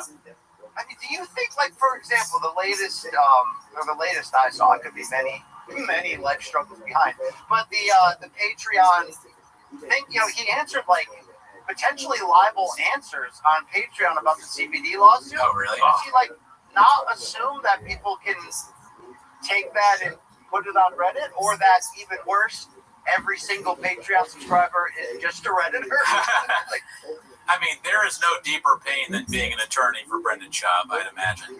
It's got to be like, why? No, stop! We actually, speaking of attorneys, you think this is funny? When Mark was on, he had his attorney call in the show, and he was just live on the air for a while. And Mark was like, "Is it okay to talk about the thing?" And his attorney was like, "Yeah, it's fine." He had some sort of comical, like, TV character, like Bob Blah. Rob Pebble. His name was Rob Pebble. We're like, all right. Sure, he's an attorney. It was ridiculous. And then he was like, "Yeah, he's a great attorney. We went to college together, and we did Roy's." We're like, all right, but like, okay, you're not helping this guy. Like, poor Rob Pebble, Bobby Pebble's attorney at law. Because like when he's like, I have nothing to do with this, blah blah blah blah. I'm like, I just don't believe that. Yeah. Oh, yeah. No, I mean. The thing that I was disturbed by the most is when the person was telling him that their child had epilepsy, and she was like, "Oh, you got to get him on CBD. You just give him some CBD." Like it's a dog. Yeah. Promo code SHAB, SHAB. Yeah. You know how people give CBD treats to their dog? Yeah, just give them CBD. It cures up. The epilepsy goes right away. Yeah. Wet and wild CBD, just give it to your 5-year-old. It's like this extended run of us enjoying this comedy, largely at his expense, but completely his fault. Like, I think of how often it could have just ended with one piece of self-awareness, one piece of like, I know what's out there, jokes on me, guys, okay, but enough. But it's either, I don't read the comments, or I'll sue you over this. Yeah, the lawsuit shit is crazy. I guess I'm not a litigious person. It would not cross my mind to sue somebody, but Job is very litigious. He's a hungry wolf, dude. Yeah, give him a chance. Yeah, he wants to spill the beans on some motherfucker. Yeah, that is true. I mean, it's like some people think it was maybe infidelity that led him away from comedy. Some people think it was, children's baseball. You know what I mean? I really think it was a turning point with the San Francisco DA. You know what I mean? Once them streets were no longer safe, like, we could have had a third comedy special. But here's what I really want to bring up to you guys. I'll just interview on your own 24-hour podcast. I listen to I'm an old school pro wrestling fan, so I listen to this fantastic podcast called The Lapsed Fan, which is built upon old school wrestling fans who hate the current product that just deep dive the shit out of what went on back in the day. So when Hulk Hogan died, they are in the midst of like a 9-episode special about like the history of his life. Each episode's like 3 hours long. They research every newspaper archive in history. The other day they had on some like 75-year-old guy who grew up with him. Like they're literally trying to find basically just to prove how much Hogan was alive. They're like interviewing his little league teammates, and they're like, here's what he said in his second book. Is this true? I don't know if this is you guys, if you're skilled enough. But at some point, if this thing continues, we're going to need people that are like going to find the guy that got gadooshed through the glass door. Yes. His mom put name tags on all of his Nutrigrain bars. We got to find, we really get Gary Barnett on there. Get that chick who, like the taste of the dick. You know what I mean? Yeah. Look at the way the dick tastes. Yeah, get her. I mean, there are so many people that Tim Tebow, that would be one of them. You know what I mean? Right, To find out about the bench press record there for the Broncos. There are so many people that really can add color to how we got here that no one stepped up and done that yet. Is that a Cooney and Gerardo production in the future? Well, I'm glad he's asking because, we act like this is a 24-hour stream of watching the Gringo Papi, but really it is the inciting incident that leads to the documentary about Gringo Papi and the life of Brendan Shaw. Yeah. It's important that we bring that to awareness, and I'm glad you asked the question because I was willing to say that. Yeah, if I may. You're doing it? I think we're bringing awareness to the fact that it needs to be made. Mr. President, I hear your words. Yes. I hear what these edicts or injunctions that you're giving us, and this is something that we're going to work tirelessly to do. We're inspired by the work that you've done so far, and I won't leave you personally. I mean, I'm going to fight really hard to find all these people. I've been streaming for too long. I can't even put words in conjunction. What's that? I'm losing it, man. We're not putting sugar all over your dick and telling you it's delicious or anything. But yeah, we want the docuseries involving all the aspects. And the main component of that needs to be Shab at the center, just like Michael Jordan. Because he's brought so much... the last day. I want Puig. I want a realtor during that staged house buy for Abuela. You know what I'm talking about? Like, there's a few things I need. The people that work with him at the grocery store, the one who got fired, I'll definitely have them on. Old bosses. Yeah. Whoever gave him the cappuccino. Little League dads. Oh, yeah. Little League dads? That'd be great. Yeah. Little League dads. Gotta come on. We tried to find, we actually tried to find the bully roommate. Oh, yeah, we did. Which is crazy that we did that. Sean McCorkle thinks he has all these people, right? He's like, I got the guy with the Triscuits, like all these people. Sean does. Sean makes it. No, we want to, but I think we missed the window because Mark took over for a long time. But I'll try and send him a message. Yeah. Sometimes I'm sitting on real hot info that I'm like, I don't want to say on camera, but somebody needs to. Listen, I'm sure people tell you a lot of stuff. You're the president, so. I'll be good.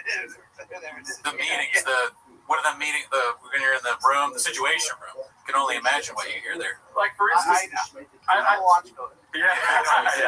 You got one of the keys to turn. I don't want to say who, but somebody messaged us before the truck flip incident and sent us a picture of the truck flipped. But it looked like it was just the truck and like a random, like the same exact model type thing. So we didn't share it. Like, we just kept it to ourselves. And then the whole truck flip incident happened, and I was like, oh my God, that full a month ago was right. Yeah, that was the craziest thing ever because he sent it. He sent it to you, right? Yeah. Did he send it to me too? Probably. I think so, but I ignored it. I think Gerardo was like, look at this, and I was like, what does it even mean? And then it happened, and we were like, oh my God. And it was the exact same picture. Yeah, and this guy, whoever it was, if we had released, and I'm sure they could get fired from whatever it is that they, So it's like we were like, damn, how do you get this? Wow. Man, I don't want to ask how this ends. Sorry. I don't want to ask how this story ends because because what? Sorry. It's probably going to be sad. Right. But I just wonder, like, what twists and turns? Because lately I've been trying to get in the mind of Callan when I watch these. He seems almost as turned off by extreme baseball dad's behavior lately in terms of like, you're gonna listen to that son of a bitch coach. He go pro in 2 sports. You know what I mean? Like, or put your elbow up. He didn't eat tonight. That kind of bullshit. Like, I really fear that all of this man's happiness is tied into whether one of the chompies goes pro. You know what I mean? Like, that's it. Right. It could be. I mean, but he's putting a lot of effort into it, so I think they're both probably going to be Major League Baseball stars. Definitely, every facet. I hope they do become that. Yeah, me too. Yeah, I just hope they don't kill us someday. There is a lot of footage out there. Yeah, you're right. I think I'm going to be sitting in a cafe someday, and someone's going to come up and just put me to death. It's going to be like the end of the movie Sleepers. Spoiler alert, when they go back and they kill Kevin Bacon. Yeah. Or The Godfather. I'm going to get knifed right in the... I'm like all old. Yeah. Senor Cooney, Don Cooney. I'm a Don by then, of course. Or Matt Damon at the end of The Departed. Yeah. Some shop relative comes in and he's got stuff on his shoes, so there's no fingerprints, and he's like, fuck you. Yeah. You're dead. Now, do you guys have access to Will Sasso? Because he seems to be in on it. Oh, I would love to. Played a role. No access, but yeah, I love Will Sasso. That'd be great. Because he used to bring it to Bappa's face before anybody did back then. Yeah.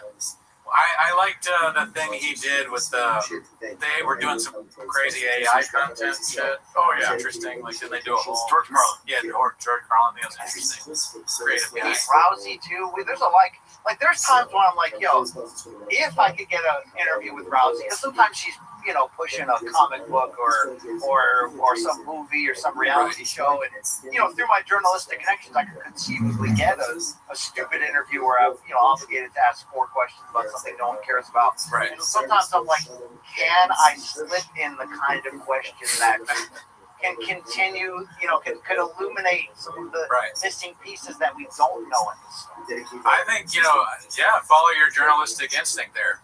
I think you can do it. If anybody can, it's you. You're Woodward and Bernstein. I think so. Just like Arrow Hawani's the best we got. You know what I mean? It's the best. Sure, yeah, great man. But who else if not you is my question. Indeed. I mean, Gerardo, was there a specific setback in the Bappaverse that did make you aware? Like, do you know how? Like, I know your origin story on this pod, but like, what was? Like, did you even know who Bren was? Oh, dude, I was looking forward to Gringo Poppy, and then I watched it in bed, and like this the whole time. And then him and Othman came up with the let's watch it on the show, and I was like, it's really fucking bad, dude. And then I turned as the show went on because it was fun to watch the Reddit. It's obviously like I wasn't wise to the Reddit before then, but I was looking forward to Gringo Poppy. I look forward to You'd Be Surprised. I am an idiot. You knew more. You knew more about it than me. You were like watching Big Brown. Like he was. Oh yeah. I was listening to Big Brown Breakdown. But you only came in for Gringo Poppy. Like it wasn't like it. So here's what my knowledge of it was. I like UFC.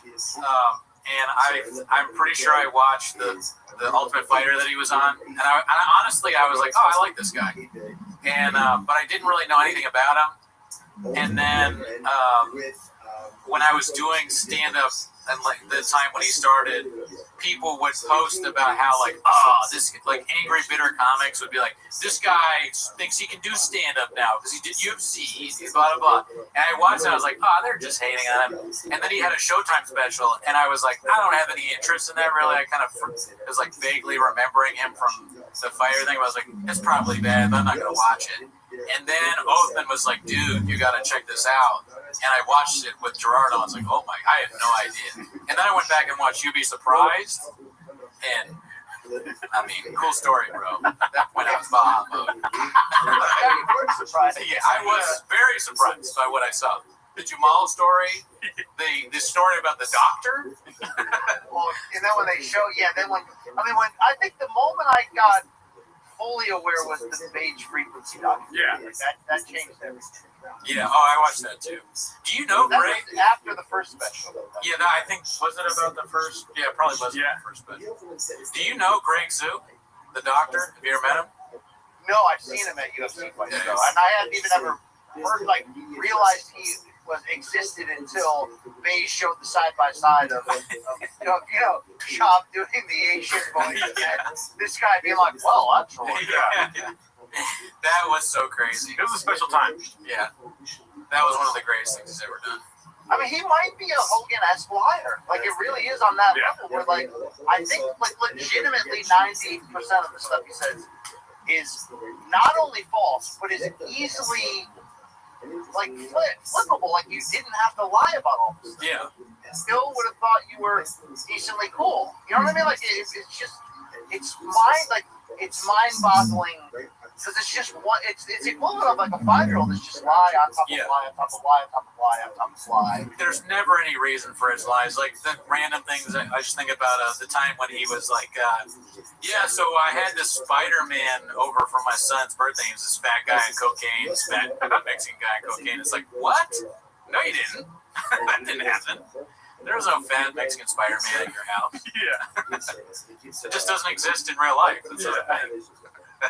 I mean, I benefit from the crossover audience of the Reddit. I think that, we only won, spoiler alert, we only won Morning Combat Podcast Awards because of how aggressive these Reddit fans jumped on MK. But I think we still cross over today. Don't you have a superstar fan of your work named Saul from Louisville? Oh, yeah, Saul, great guy. Never met him. Cheers to Saul. He's wonderful. One of the best people on this planet. Yeah. I mean, one of the things we like about you is humility. And, of course, the Reddit had nothing to do with the great results of Mortal Kombat. Best MMA show out there, Yes. We all love that show, the live chat that has your podcast. I mean, you're just one of the best to do it. Yes. That's what I've heard. Beast of dad, beast of podcaster. Yeah, teach T-ball, a travel dad. Are you doing anything with trucks lately? No, but not flipping. I was hoping that you guys were going to give one away. Fully come full circle on here. I mean, I'm shocked that didn't end in jail time. Right? It's apparently illegal. You can see right through it. Like, it's like, you know what I mean? Come on. Yeah, no, we joked about that a lot because of the entries thing. It made no sense. Like, what is Ronald Spider-Man at the kiddos' B-Day party? I'm no attorney, but I still don't fully understand. 100x entries. What? And the winner just happens to be the guy that runs in the same truck races. That's just. What a coincidence. Yeah, I mean, I respect the scam. It's a good scam. Can I ask you a question, BC? Yes. Non-ironically, what is your favorite bit from the Gringo Poppy, if there has to be a favorite? I mean, here's the deal. Like, I'll answer this, but I'll take a long way to get there. Yes. When the biopic eventually comes out, yes. I don't know who's going to play it. We got to figure out who's going to play him in it. Yes. But I need a scene where he sits, Slow Joe and Mom-in-Law down and is like, look, our career's on the line. Showtime let us go, but I lied to everybody and said that I'm betting on myself. We got to go to YouTube, but I told everybody that, we're talking to Netflix. And here's the deal, though. For this to work, I'm going to have to disparage your entire heritage, the heritage of our children. You know what I mean? Because as I'm watching that, I'm like, I got to tell you, I actually thought that the Gringo Poppy in real time wasn't a massive failure, only because I actually legitimately laughed like 2.5 times, compared to the first comedy special where I was just like I'll give him credit. The Rousey story, how he built to it there. Like, the guy could tell a story when he has professional writers like he did for that one, setting him up there. But, like, that second one, I remember thinking, like, wow, he really tried. And if I'm a member of his extended family, like we're calling the divorce lawyer, right? So definitely to answer your question, it was like it's how the escalation of his eye and face muscles when he's going down the line of like Achilles, it's like each one, it's like it's just going to a new level. And to answer your question from earlier, I actually lived with the writers of You'd Be Surprised. I lived with two comics that wrote for him. Yeah. Who wrote it? Hassan Ahmad and Derek Boston. Derek Boston didn't live there, but he was there writing with Hassan all the time. So I always assumed that like that whole first thing was not him. The whole first thing. I mean, they were always working with him. Like they were always busy and then always going on the road with him and whatnot. Yeah, like you need somebody to watch him, make sure he doesn't fall over, eat something wrong, right? That kind of thing. Make sure you drink enough water. Make sure there's a sink around the corner, if anything, Right. I mean, do you think Joseph led him down the comedy road only because he felt bad about calling him out on the podcast live and ending his fighting career? Even though people forget that Sean did consider a cut down to light heavyweight after that and actually was like going to do it, and the doors kind of slammed in his face. So did Rogan overcompensate from a friendship standpoint and push him into that just to like give him a soft landing, having no idea how it was? He eventually get exposed as a bald guy that, he's a bald guy that slings dick. Honestly, I don't think that Rogan felt bad at all because I believe the real reason he left is because he couldn't get sponsorship money. And what's his name? Brendan Schaub runs on sponsorship. He's just like, he fucking intravenously takes sponsorship money every day.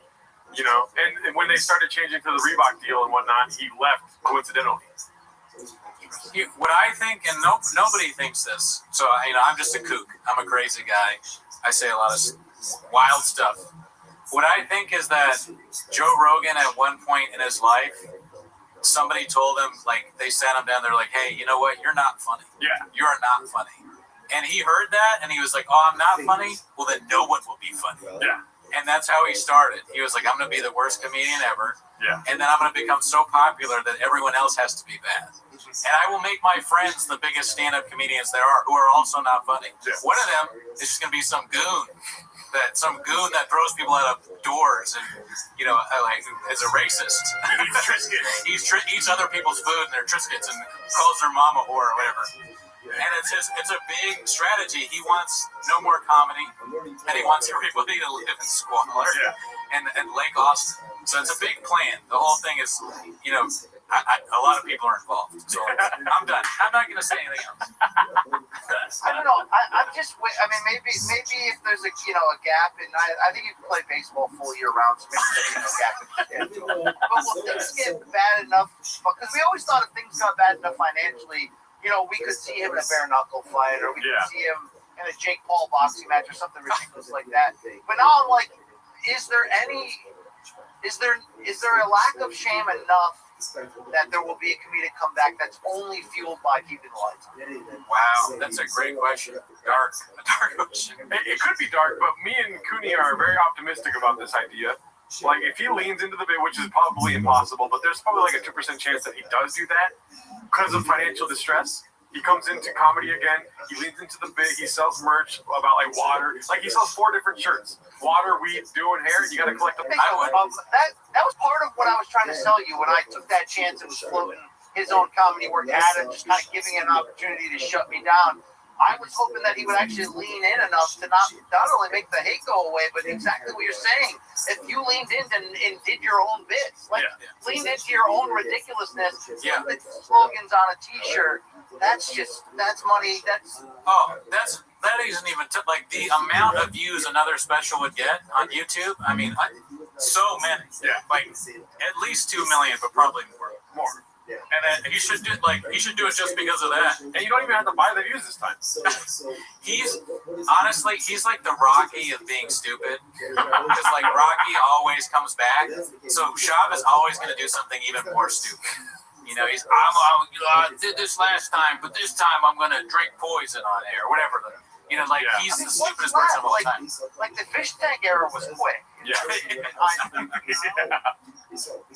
What's left? What's the, I mean, not like music, baby? Like, He did music already, actually. I mean, there was a record label. You didn't know this? I didn't know about this. Oh, there's a record label. It was Big Boy Records. What's the rapper's name? Lil Browns. I said Big Browns. Dude that used to do his little there was many rap videos where he did the background like. Yeah, there's a Big Boy Records CD. It's not very good, but he tried. I have another theory that it ends with chin killing, and I don't. He's like, you made me move to Austin. I lost everything. You didn't pay me enough. I had no home. I live with Donald Trump the dog. Yeah. And then it ends the whole film ends with Chin throwing a match onto the house dripping with gasoline. He just throws a match on him. Right. Yeah, that's right. That could happen. Did I say house? I meant to say storage. Oh yeah, storage unit. Yeah. Sean's living in a storage unit. He's been kicked out of his own house. I mean, you remember those first couple episodes there?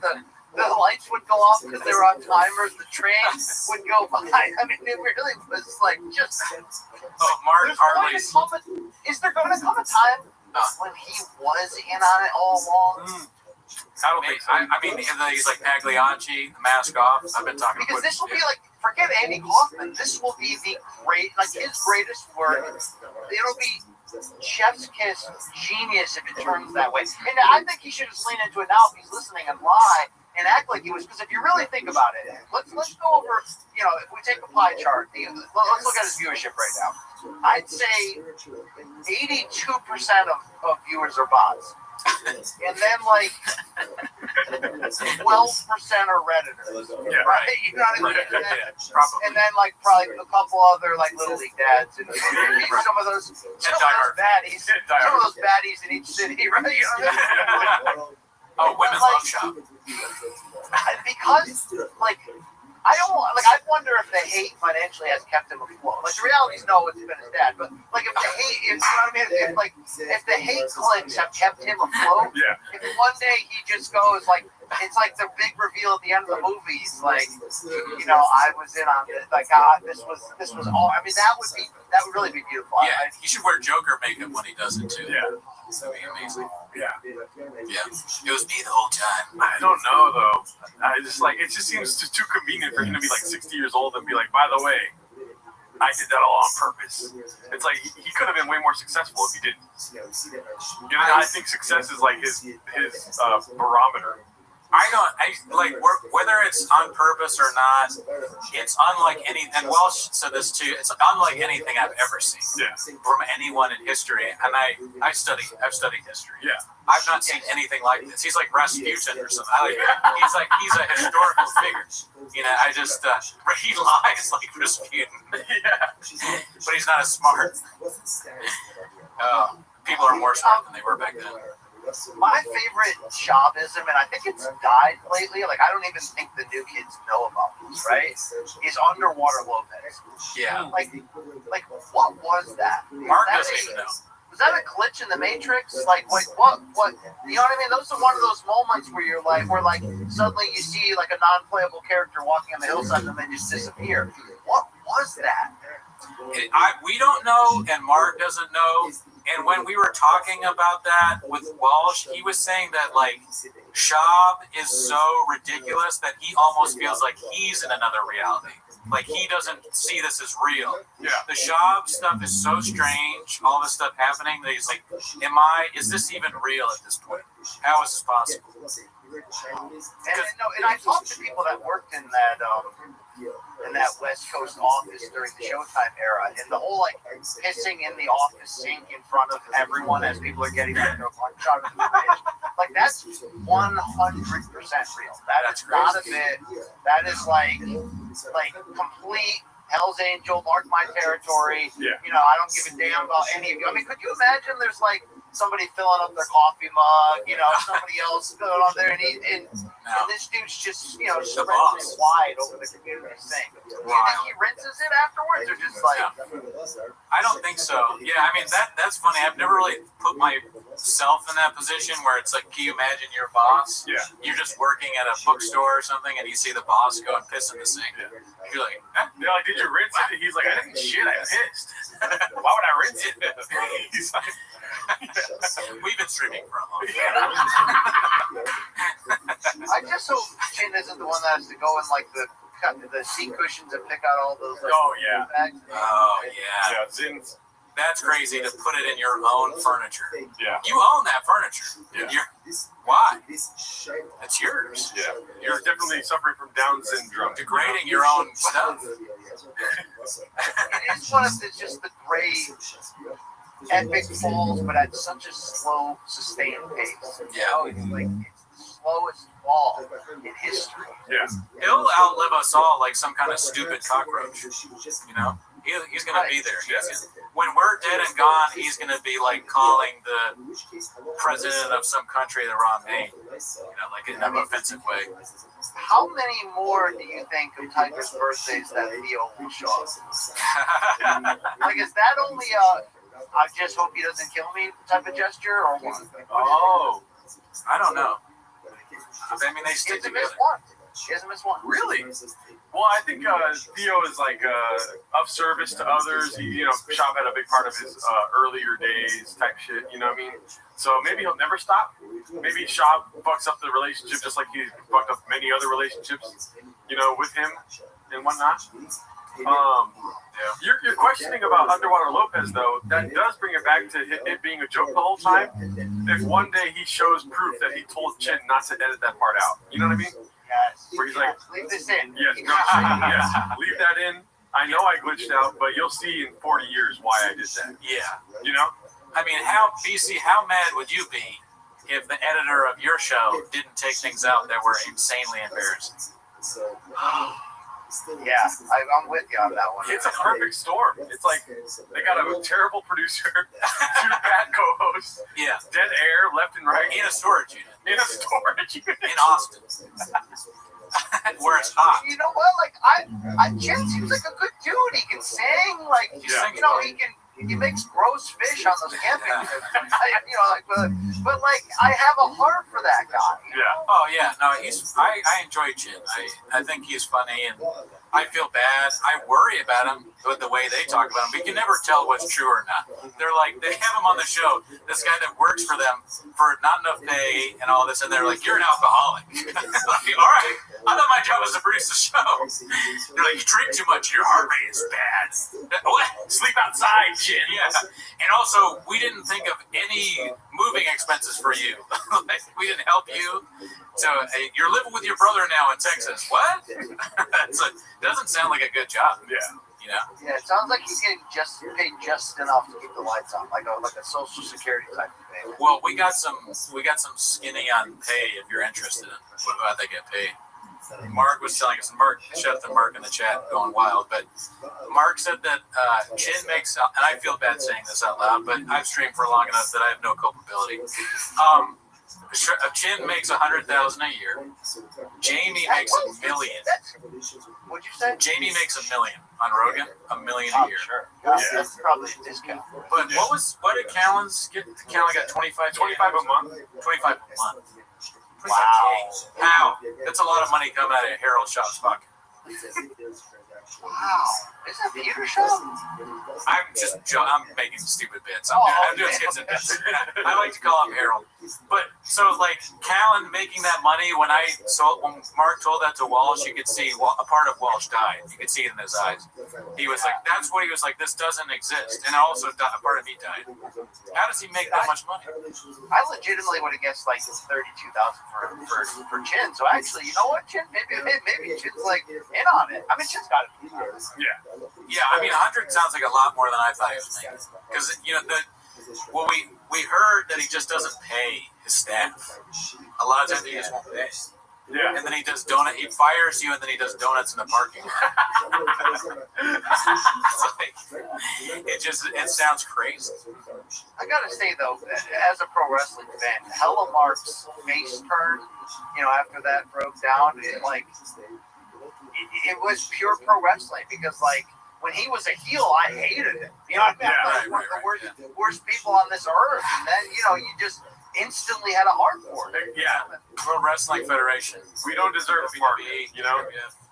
Wow. It's the same shit. Only a true artist could play those roles that effectively. In a way, Marg is kind of the character we're talking about, where there's like a turn. He's doing what Papa should have done. He's the character. And this is a great point by Mark. Is 25K is Brendan's quote. So allegedly 25,000 a month. Yeah. Oh, and Saul just said, "What's up?" Shit. Saul in the chat. Is that my CEO? Is that my CEO?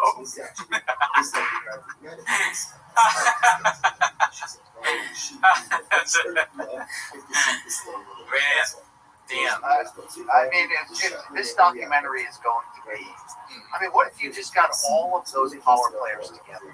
Everyone that's contributed to this, just pool your talents, right? Like you guys could be the voiceovers, the hosts, Right.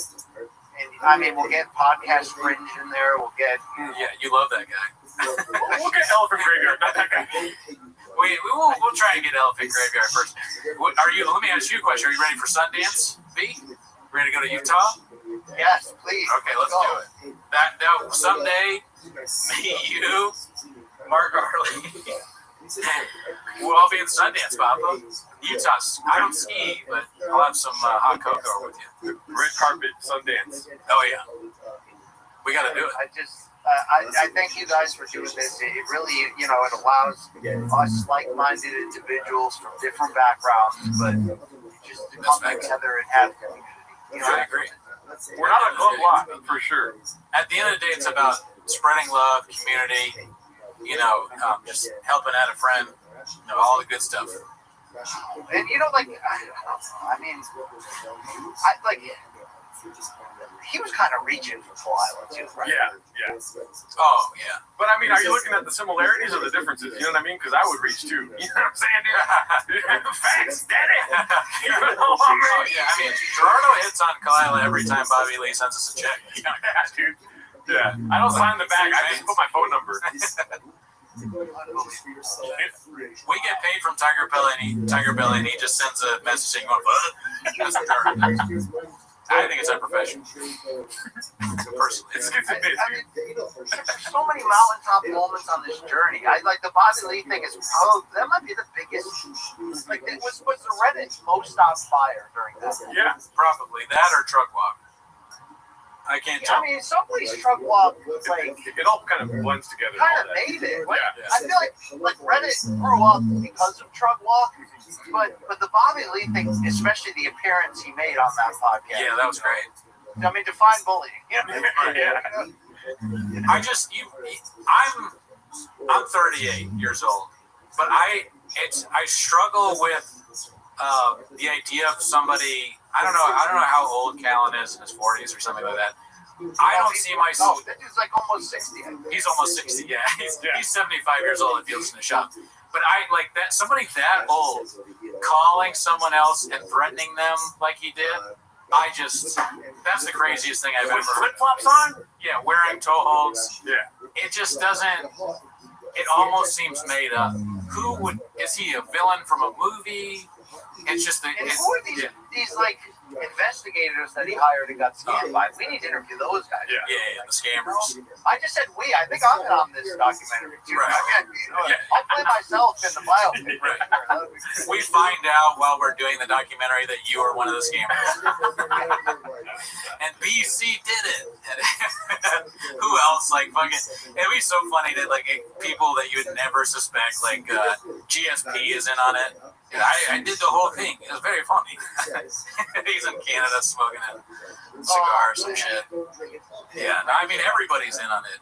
All the big names, Ngannou, GSP.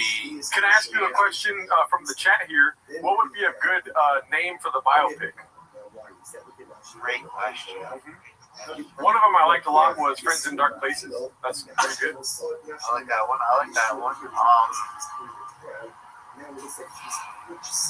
I'm trying to get, you gotta have the word brown in there potentially. Oh, yeah.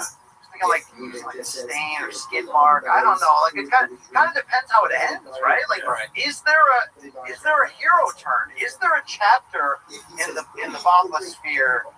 Like, is there a redemption angle? Short of coming clean and saying either it was me all along, or either, all right, guys, I'm finally gonna, join.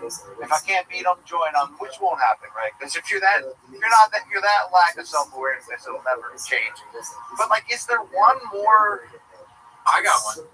Is he gonna fall into something financially, like like a Bernie Madoff scheme or something? I mean, is there, or crypto or something? Like, what is there some way that this? So many opportunities. You're just you're like coming up with plot twists. I was going to say, save somebody from a burning car, but he already lied about that.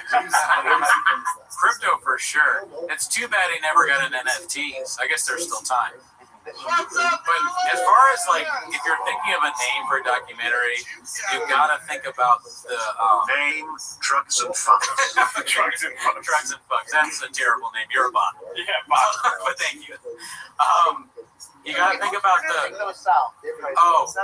It's an automatic computer thing. Whenever they do a donation, like the noise. So the marquee at Sundance, what does it say? You have to visualize it in your head, because I'm big on 48 laws of power, scooping up the bag. So you gotta think about these things. You have to visualize it, BC, or it won't come true. So you gotta think about it. If it's a picture of him and it says all I do is lie to you. I think it's like marquee. Actually, that's good. Yeah. I like one word or 2 word things. So my hacky one is just the comedian, which I like. But my one that I would do, marquee, Sundance, Redact. Wow. Think about that in your pipe and smoke it. Redact. Okay. That is really good. Directed by Brian Campbell. Yeah. Yeah, this could be my life score actually too. My best work, my piece de resistance, career, on the awful journey. Wow, that is produced by ultimately. To bring it full circle on our conflicting emotions, unless you guys just both lost your soul through the process, which is very possible. It's like I'm not cheering for it to end disastrously, whether it's Jin murdering him, Slow Joe leaving and going back with Puig when the money runs out, there's a few other ways it could go here. Yeah. I'd actually like a happy ending. Yeah, me too. I really love one actually, but in fact, if you guys know any places there, you trying to get milked? It's like, can we help that? Is that for all the enjoyment we've gotten from his self-inflicted pain? Can we help create that arc, that happy ending to the arc? Maybe you two with your comedic and musical backgrounds. Maybe if you approach him with, fake hair and a fake mustache and just say, look, I think it's time for a comedic comeback. Yeah. We've got your back. Yeah. You'll get our best stuff. We will redeem you as payback for everything. You know what I mean? Like that. Well, yeah, that's funny that you say that, because before Walsh left, I tried to pitch him on Windy City Heat 2, starring Brendan. Do you know Windy City Heat? The Curious Case of Braindom. Have you ever heard of that? Never heard of that one. So Windy City Heat is this movie that people made. There's a guy named Perry Caraballo who's like this fool, kind of dunce guy, and this comedians tricked him into thinking he was like in a movie. And they had all these people, like Dane Cook's in it, Don Barris did it. I think Jimmy Kimmel might be involved. I can't really remember. Ask Othman about it, because that's his favorite movie of all time. But anyway, they joke, and he's just this idiot that they convince he's a star of a movie. So what I'm saying is, if we can convince Papa, like we do some sort of Windy City Heat thing where it's a documentary on his life, but we convince him to, like you said, turn it all around. But we can rig a fight where you get paid a lot, but we'll pay the other guy to take a fall or something. Yeah, could be part of it. That's a great idea. Yeah, we want to do that, but the problem is that we have been too mean to count. I don't think Papa's ever going to forgive us for how mean we've been to that horribly unfunny man. You know, like they're just not. It's his friend, and I get it. Listen, I get it. I mean, look, he has been falsely confused for a while. You gotta give Papa that. Yeah. Wow. I believe in it. I believe in the redemption arc. I've always held hope for that. You know, I don't think it's gonna come it's gonna come with a lot of resistance. I think he's going to continue to resist against it until admitting that we're correct. Does it unintentionally, that it is funny nonetheless. I feel like he doesn't want to be that guy, but he is. He's just always been that guy, you know? Interesting. Do you think you can ask Jay anything? I've asked Jay a lot, and Jay has not answered. Yeah, Jay might be easier to get on than Shop. Jay might not even know. He knows a lot. Maybe you could orchestrate a Jay heel turn, actually. That'd be wild. You know what I mean? Imagine an ex-Jay and Ella Mark podcast. That'd be great. Yeah. If Jay starts talking shit about Brendan, that's crazy. That would be so funny. Well, I gotta get back to the event. This was brilliant, guys. I'd love to do more in the future. Oh, great. Hey, my dear, It's an honor. the Gringo We Sunlight story. feel so Big blessed. proud. Yes. Thank you so much. BC, it was a pleasure to meet you, dude. You know what I mean? We'll see you on the red carpet. Thank you. Othello says great things about you guys. Oh, he's a piece of shit. I would just cut that guy out of your life as soon as possible. But he actually has apnea, and it's sleep apnea, but it's caused by his brain that's very small. I don't know if you know that, so don't take any financial advice from me. What hour are we on right now? It is, I believe, the 9th hour. Oathman tried to invest his family's money into shitcoin. So just so you know. Okay. Thank you so much. We love you. Thank you guys. Best of luck. You know what I mean? In closing, yeah, I got nothing. Later, PC. All right. Yeah, I lost it. I'm gonna keep streaming, but who knows what I'll say next. I'm gonna grab a water. Okay, yeah. You want a water? Oh, sure. Hell yeah, that was great. Give it up for BC, y'all. What the hell? Unbelievable. That was 4 years in the making right there, dude. We finally got BCEO on the show. Thank you so much, Brian Campbell. Brian Campbell, keep them skits, keep them bits coming, dude. We're going to react to him every week. 7 days a week. Can you archive this whole live stream? The homeless cats would be grateful. I believe it will be archived unless there's some, if anything happens with it getting taken down. It won't be from us taking it down. I'll tell you that right now. 462 likes in the chat, dude. You guys are great. Back to the Gringo Poppy, to the real stuff that matters. My mother-in-law's at the Trump phone. Am I losing my mind? Slowly, yes. Yeah, thanks for asking. You want to sit on the couch? You have your own car. Sure. I will take you out. Oh, there's that white dude. What's up, Fight with reality, Brenda's song. A losing fight with reality, Brenda's song. Please don't do this. I think we're going to move to the couch now. Yeah. There's that white cable. Does it work or not? Sure enough, we think. We fucking did. Yeah. Crazy. Yeah, okay. Two of them are hanging out the spoiler, they give a fuck. Here you go. Forget I'm gonna wrap up this Mexican bag going hard on my family. My dream guest did not like no thing. What's up, Dallas?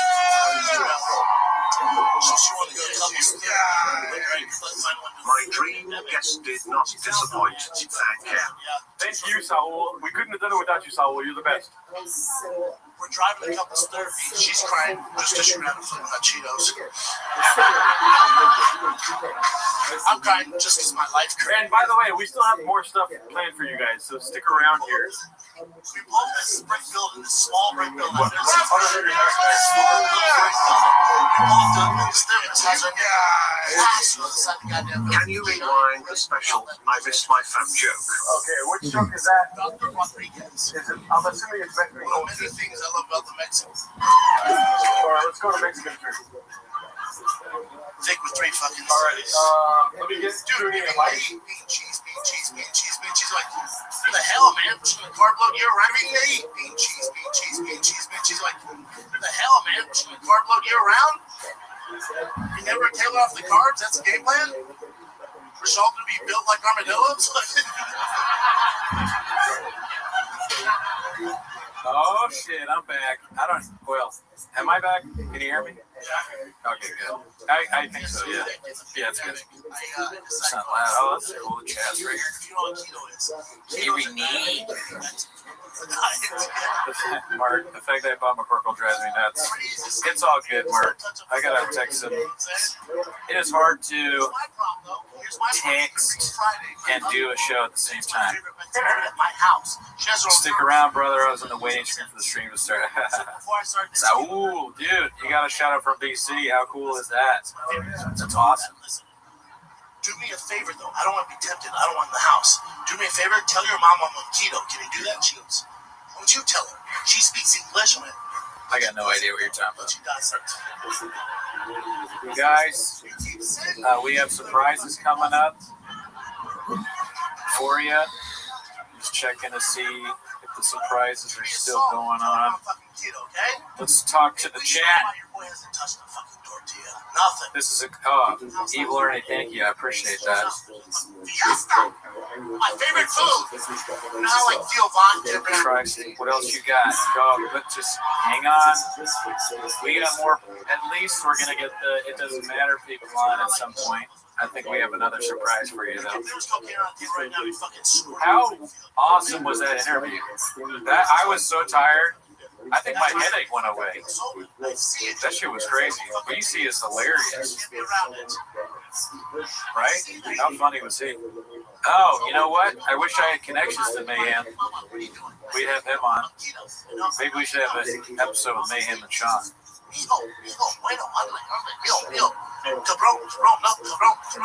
DC's, that's funny as shit. Yeah. Yeah, I can help. I'll be right back, folks. I'm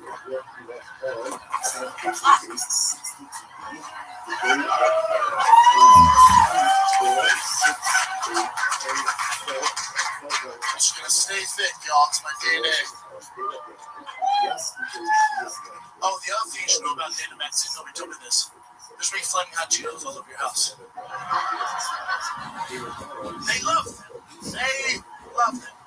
It's like catnip for Mexicans. They love them.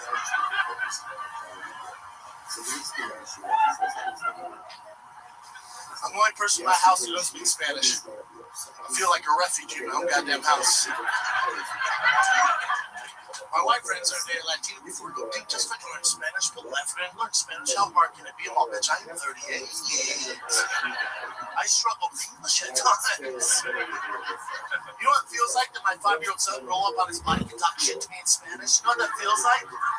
As a father, you know what that feels like? I don't have a clue what he's talking about. I have a clue. I thought Pluto meant dude for the longest time. I dropped off at school last week. I was all, "There, Pluto!" Teacher's like, "What the fuck?" I'm all, Pluto, Pluto. Pluto? All right, we're back. Shout out to this COVID protocols. A little tough here. You know, both of us did the double-blind vaccine placebo thing, so as a white person, my dad wanted to just be careful and shit. All right, I'm taking this one. Last week, some girl turned 15. What are we doing, B? Not even related. I will say this face mask is unfortunate, dude. I do not like the face mask. No, I can't believe people are wearing this. Yeah, this is ridiculous. What are we in the airport? Well, good thing we got the Gringo Poppy. You can't see the chat. I can't see the Gringo Poppy. It's like watching the Gringo Poppy drunk. Yeah. Can you hear me? I can hear you. Okay. Well, I can hear you barely. I don't think I can hear you through the mic. Oh, mic check, mic check. Yeah, oh, nice. Yeah. I like your jersey. Thank you. Yeah, I mean, just because you're being safe doesn't mean you can also not have fun. Yeah. What's going on here? She goes, I can't see shit with this stuff. I think we gotta take a mess up. No, we're good. I can make a bigger pause. The other thing I love about How do you guys think we look? I can't see you. I'll tell you what we look like. You want to know? Yeah, we look like we got black belts on right now. This is the next level of podcasting right now. You're gonna just went Super Saiyan. Oh, we just went Super Saiyan. Look at you guys. He's basically calling his family redacted for having Cheetos around the house. I guess it's probably not a good idea to have the jersey on. The whole point of the hazmat suit is that you take it off and burn it afterwards, right? You know why you're doing that? Why? Because you got the best brains, dude. Why? No, you're doing the thing because you have the best brains. Oh, I think I'll probably have to burn the jersey now. True. Oh, yeah, because it's outside the hazmat suit. Right. Mama, we just talked about this inside the house. Remember? In the hat. The restaurant just no big deal. We filmed. Fuck. Sure enough, they fit, y'all. Oh yeah, this is this suit fits crazy well. I'm talking about the special. Focus on what's important, dude. I'm taking out the Oh, let me do this really quick too. Fuck. Is that better? You know, I'm gonna wrap up this Mexican day going hard on my family. Going so hard on his family, dude. Oh, I know. Silly. Well, This is a better way to do it. couples therapy. Couples therapy. Pandemic. She found my man. She found one. Yeah. This has been a crazy stream, man. We've done a lot in a small amount of time. When he's trying to hide his small teeth behind that thing. That's true. You can't see trying to hide his small teeth behind the thing. My life currently. When we pull up, What do you guys think of our suits? Do they like them? Are they like it? Therapy. Pandemic. This is the worst stripper gram I've ever seen.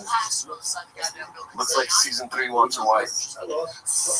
Y'all look like shit. This is we look like people Jesse on Fire hired to make that for him.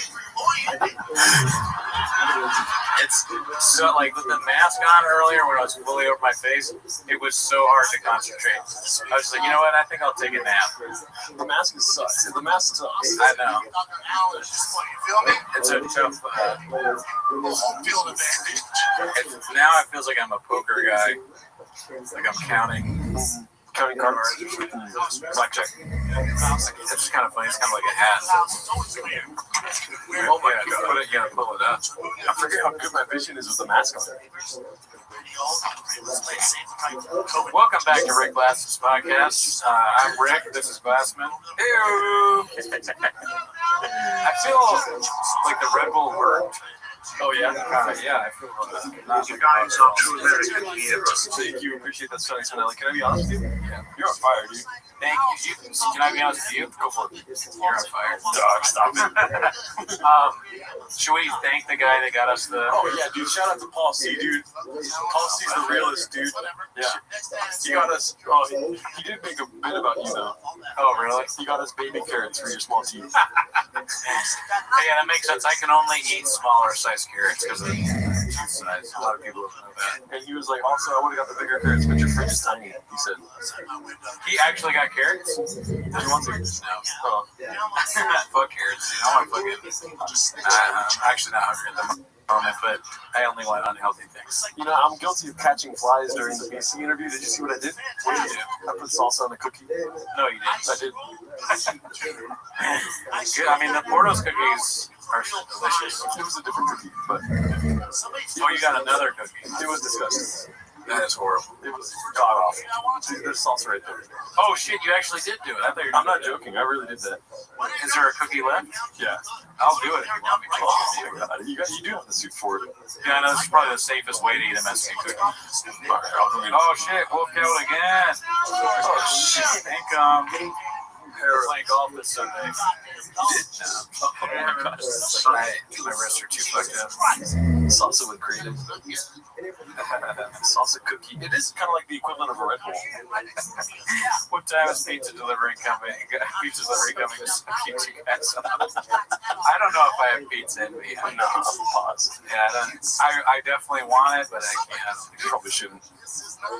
We'll see. This is not good. Then David right next door to me. David. Adam Ray is coming on next. We're having Adam Ray on. Yeah. One of his characters. For a sleepover episode. Yeah, our favorite comedian. Yeah. All right, dude. He's doing Dr. Phil. Yeah. Hi, I'm Dr. Phil. Everyone can do this. What do you mean you watched it for 24 hours, David?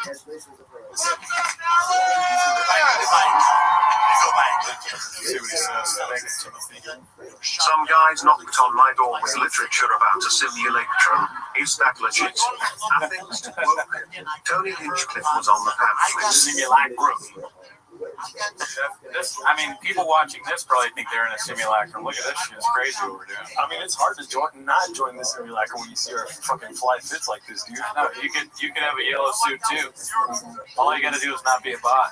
Let me see your jersey. Yeah, this is what we're missing right here, dude.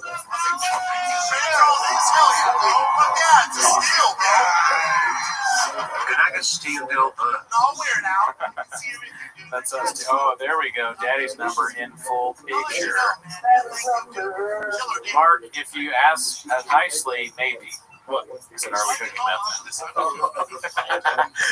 Jesse! Your Majesty sounds like a medical procedure. I said the other day on Twitter that everything that Walt did, or I said nothing that Walt did in Breaking Bad was worse than Andrew Schultz's voice.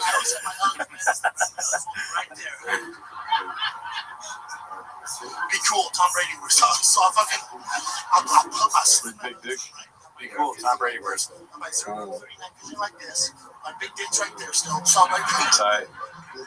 Dude, I think you can see my big dick with this suit on. Sorry about that. Yeah, sorry about that. Just had to happen, dude. she's so offended. So I'm here. Do you guys want me to eat a Mexican cookie again? That's nuts. Looks like a ruining it. As soon as I get up to restart it, I'll get you some Mexican cookie action. Fair enough. You're lucky I didn't eat all the cookies, dude. Cookies are my fucking. Dude, you're welcome to it. I'll let you eat the cookie. I don't go for it. No, you're eating a Mexican cookie.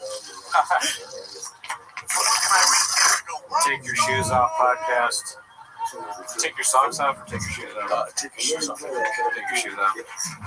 I've only seen one episode. Do you know who the guest was? Brendan Callen. Brendan and Sean. Tony Hinchcliffe. Okay, yeah. Oh, it was interesting to listen to that. They had grievances against each other that they ironed out. I watched the Dane Cook one. That was pretty cool. What happened in that one? He pulls out his old records. Dane Cook? Yeah. Like, retaliation and... I don't know the name of Dane Cook album, but I'm not going to do shit. Neither do I. It was funny when Brian was like, he's like, I really like podcast grant. I'm like, whoa. I don't have a power podcast grant. I just thought that was funny to say. Yeah. God damn it, I'm rubbing my feet together. Son of a bitch. This is why I have the mask on, dude. I can't see the bots. Yeah, that's a bot. Yeah. Thanks for letting me know, bot. Yeah, thanks, bot. Humans, it's a human body. Have you ever heard of it? Sometimes you rub stuff.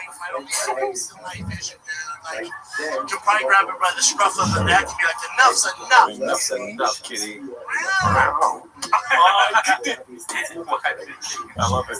You kicked a lion. He kicked a lion. It's a lion of the mountain. It's a lion of the mountains. The mountains. This thing was Mufasa. This thing was Mufasa. It's like this mountain lion being Joe Rogan's trash. This is That would be funny if they had to play this in court.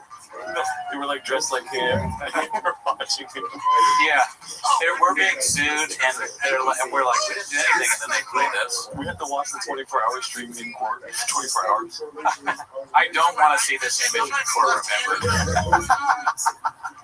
I would not be happy with that. Yeah. But it is hilarious. Yeah. This is a great, it's a great costume. It's a Halloween costume, dude. Yeah, I feel thick with 3 fucking CDs. Looks like I found my Halloween costume early. Oh, man. I feel like we just started. We started. It's fucking short. Does this make my ass look tiny? I have no ass. Ringo Poppy, Ringo Squad. All I see is my wings.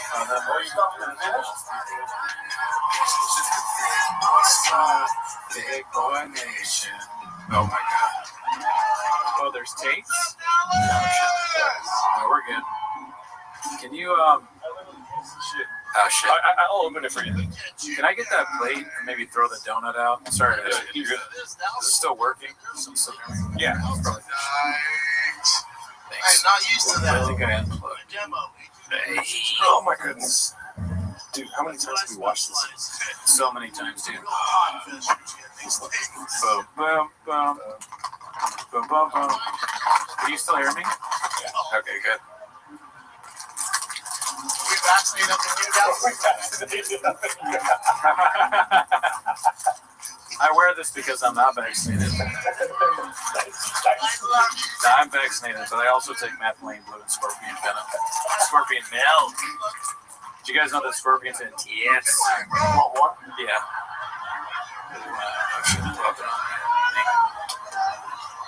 That needle's not touching this fucking temple, Deji. I mean, to be fair to you, I put a little bit of salsa on it, but I got plenty of salsa on it. You know what I mean? Did you really did that? I swear to God. So why did anyone see? Only one person commented about it, but I didn't want to make the whole interview about what I just did. I was trying to do like incognito mode. That's funny. And so like one person said something, and I was happy with that. Yeah. You know what I mean? I feel like they have to do something for me to do this. I don't know what. I mean, they've done so much already. They have done a lot. This has been a great stream, y'all. Yeah, you guys are the best. All right, fair enough. You know, you deserve what you deserve. No ass because you're Guadalajara Mexican bot. It might take me a long time to do this because my wrists are broken. Oh, dude, we got like 45 more hours left, dude. And I'm not flirting with the idea of this. Yeah. You can put the mic down. I'm not going to put the mic down. My mama vaccinated. I pussy.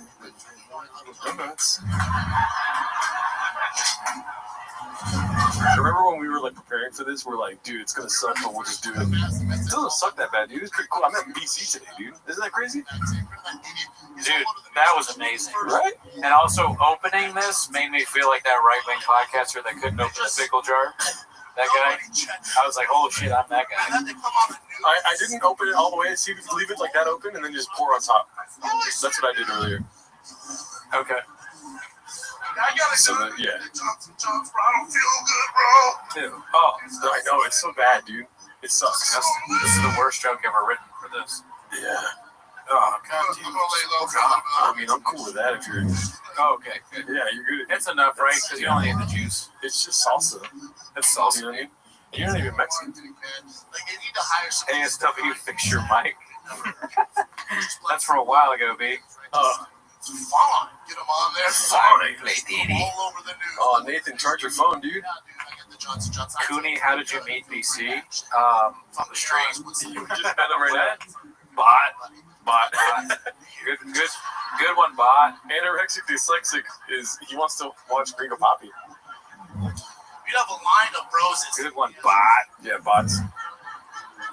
I thought we would get actual viewers for this stream. Didn't know it was going to be all bots. Yeah, a lot of bots going down. I'm not going to lie to you. I did put more salsa than that, but it's fine because, you know, you're holding down the fort. I'm holding down the fort. You know, who wants me to have a salsa Mexican cookie?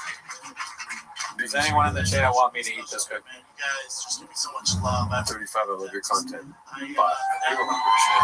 Squad wants me to eat it. That's one person. I tried to follow Brendan like the Grateful Dead, but he kept canceling shows to go up American out and back. These grilled cheese sandwiches. We're trying to follow Brendan like the Grateful Dead. All caps. Canceling Eat it now. Stupid. Tapatio. Actually, this isn't tapatio. This is I have some tapatio if you want it. Casa San. That's not salsa. It is technically salsa. Yeah. All right, fine. Okay, I'll get it. This shit is hard to fucking work with. Get the setting. Can you please take this from me? Thank you. It looks good. It's hard, dude. I struggle to open it. It's keto, bitch. We're not locked out. My girl's fighting with me the other week. feel like that we're fucked. Just You know what? Maybe it's more of the cookie that Chop says if it's Tapatio missiles. Like it's a really serious topic. Technically, Doctor, it is also. I kind of want to try a cookie with Tapatio now, dude. I'm worried that family of mine will someday see that I'm doing. They're all over us, dude. I mean, people should stop talking to me after this. Well, that's Daddy's number right there, dude. That's what I know. At least that's like a weak jersey, so I'm insulting by doing this. Yeah. This is kind of like a homeless cat's wet dream, huh? 24 hours of just a gringo poppy, dude. Yeah.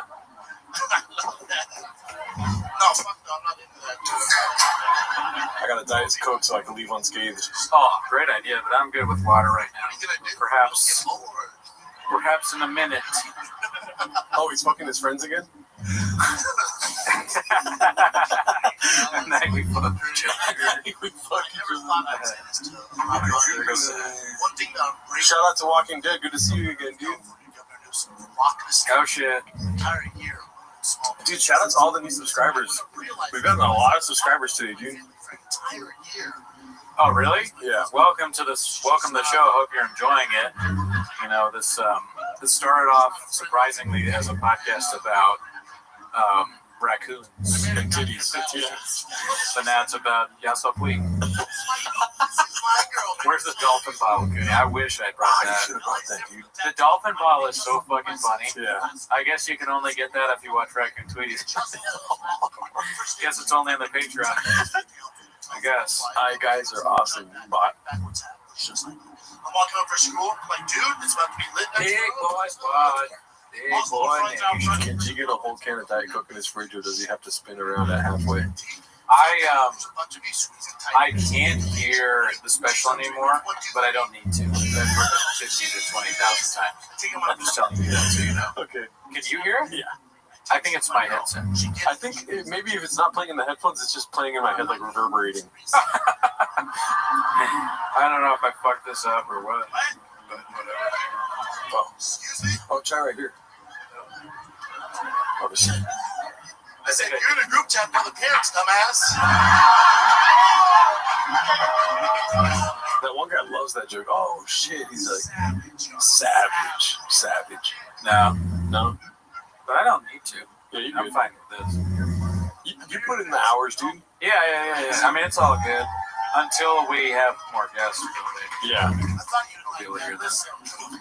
Listen. All this shit. Imagine we can get Brendan Schaub at the last minute. That would be insane. If he came on, he'd be like, "Oh boy, I could dream." You know what I mean? Yeah, I keep looking at Instagram, hoping that he's messaged me. Yeah. I know, right? But we don't matter. No, we don't count. We don't count. I say that happy too. I'm like, we don't matter.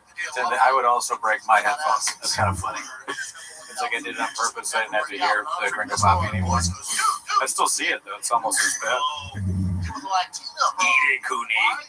All right. Who said that? Mr. Catatonic. Wow, this shit breaks. Oh yeah, it's really, really breakable. Melting. So this is the first bite of a Mexican cookie. Disgusting. Yeah. Oh, it's gross, huh? It's really gross. And then you know what, dude? I forgot the first time when we did it. It leaves a fucking taste in your mouth that's just like unbearable. Yeah. All right. I ate a whole cookie. You know, you don't have to. No, I'm kidding. I just wanted the water. Oh, okay. That was disgusting. It is disgusting, dude. It's like the joke is so funny though. Yeah. It's weird that a joke that can be so funny would be that gross. Yeah. I think that's why it's funny, because it is gross. I just want to be authentic. I just want to be authentic, you know? Yeah. Oh. Every night, though. Every night, 7 years later. Oh my God. Fucking night. I know I look Latin. There's gonna I did this like this also. Ew, it smells like Tapatio too. That's disgusting. I'm glad they can't really see. Yeah. It's like too small. Because I think if you saw us up close, you'd be grossed out. This is chili on. Is this what rancheros are? Hey, we're gonna watch Brendan's podcast. Oh my God! Hey guys, let's all gather around and watch it. So Man Lehman's like, imagine if Cooney vomited in a hazmat suit. I guess that's the perfect way to vomit. Take a picture with your phone. Oh, okay. I don't have my phone. Yeah, I guess. Maybe Brendan's not trying to shit his pants tonight. How about that? Brendan's not trying to shit his pants tonight. How about that? You ready? Oh, here. Ready? Every time dinner would come, I ask him like this. I'm gonna send this to the Discord. Dude, I might pass out from this face mask. Take the face mask off. No, because then I pass out for like a couple hours. I wake up. You want us to do that? That's awesome. Oh. I'm sending the. Dude, I should post the that on Reddit. Yeah. Or I think let's test. You always hate. You say I can't multitask. oh, go for it. We'll prove you wrong right now. So fuck you. You're a bot. You're being like all super nice to me. And I'm like, fuck you. You're a bot. I'll just say, look at this bot. Look at this bot. I just want to say shout out to Mark, dude. Shout out to Alan Strickland-Williams. Shout out to Brendan Walsh. Shout out to Brian Campbell, dude. That's all I have to say. Yeah, shout out to everybody that came and apologies to Sean McCorkle. We'll do another 24 hours we tomorrow. want you on. I'm gonna text you after it. Apologies, but I guess you gotta go beat up Mark. Oh, that's what he said? He didn't say that. He's always saying shit like that, huh? Oh man, dude, what was your favorite part of the GC interview? Oh, I mean, dude, PC saying he wanted to get milked. That was pretty cool. He was like, happy endings if you know any place around here. I'm like, oh, this guy's one of the 250. You know what I mean? It's Man. like the quickness he has with the fucking, you know what I mean? Dude. Shout out to the subscribers, dude. Yeah. Yeah, that was a crazy interview. Somebody said something that I wanted to react to, and now I can't remember what it is because my brain is dead. But I'll tell. Actually, no. It's not even something that I wanted to touch on the fact that the Red Bull actually worked. Oh yeah. Like I feel better. Yeah. Usually Red Bull makes me feel like crap. You know what's funny is that the fucking rain did not work. Because I was like knocking out during that ASW. Oh man. The ASW interview, I was kind of like dozing off. But you were on fire, dude. You were like, Oh really? Yeah. I mean, I thank you. The fucking the Red Bull was a good idea by you, you took one for the team. You had a rain. You deserve props for that. Because I am a bitch. I won't drink it. I think it's disgusting. But you will. Yeah, dude. So thank you. My body's a dumpster, dude. You're a bot. Yeah. Or am I a bot? When I match with chicks on Bumble, I go, I'm a bot. My body's a dumpster. You want to fuck? That's what I say. Yeah. And it's like you don't even need to like cook food. It could be anything. I eat sausage salad. And by the way, we're gonna eat some. Yeah. Oh yeah. I forgot. Yeah. Yeah. I mean, sausage is great. That'd be funny if It's probably healthier than pizza. That'd be funny if you were like, yeah, I gotta go. Yeah, I'm out, dude. I am out. And also, let me compliment you again on the place. It's very clean. Thank you, dude. You did a great job cleaning up. Yeah. You set up. You did a wonderful setup. You didn't land the end. You did a perfect setup, right? You cleaned. The setup was amazing. You're like, say it again. It's so funny. You didn't stick the landing because you were asleep when I got. Oh, you're right. I was asleep when you got here, dude. I did stay up late. It's so funny to set everything up perfectly and then just be asleep. You're like, and I did it all. I'm ready. Brandon's probably going to show up at fucking 10. And then you're asleep. Yeah. Support hard. Thank you. That's a bot. Red heart emoji. FB stands for fucking bot. Cooney is being held hostage, says the side. Sorry, bot. Bot. Great. Another bot comment. What are we going to do with that? Put it with the rest of the bot comments. To Assad? You've never actually done that before. I don't think you've ever been asleep. I think I have slept for some time. I haven't been asleep. You haven't or have? I have, I think. I'm sure I've slept. Oh, no, I'm thinking about getting picked up for the gigs. Which, like, when Jesus picked me up for gigs, I'd be asleep. And they would do the same thing you did, scream in my window. Yeah, it's funny. It makes it easier to get in contact with you. Yeah. That setup that you got. Yeah. Yeah. I'm trying to think if I ever slept through. I've definitely been late. Yeah. Not often. Neither of us are really late that much. That's a Gerard move for sure. Yeah, I mean, I got my beauty sleep, dude. Brent Gordo, why aren't taking this opportunity to sit Indian style with your toe holds on, commit to the bit? You don't want to see my feet. Yeah. Haven't I talked about that before? How gross my feet are? You have a hammer toe. Hammer toe, yeah. The two middle toes both have hammer toe, which makes the nail look like something out of Lord of the Rings. And I have flat feet. Damn, I really am fucked up. I got a lot of problems. What's the other thing I love about the Damn, it's 6 o'clock, dude. 10, 11, 12, 1, 2, 3, 4, 5, 6. Dude, that's 9 hours. We got more time because I think we can maybe send a link to IDM maybe 9:30 or I don't know. Oh, you mean like their time, 9:30? Yeah, so like that's not far from that. In 30 minutes. It's like 30 minutes. Okay. So, and then after that, we'll do some sausage salad because I've been eating baked goods like crazy, dude. I'm coasting on baked goods right now, dude. Yeah. This stream is a plot to kill Cookie. Bot. Oh my god.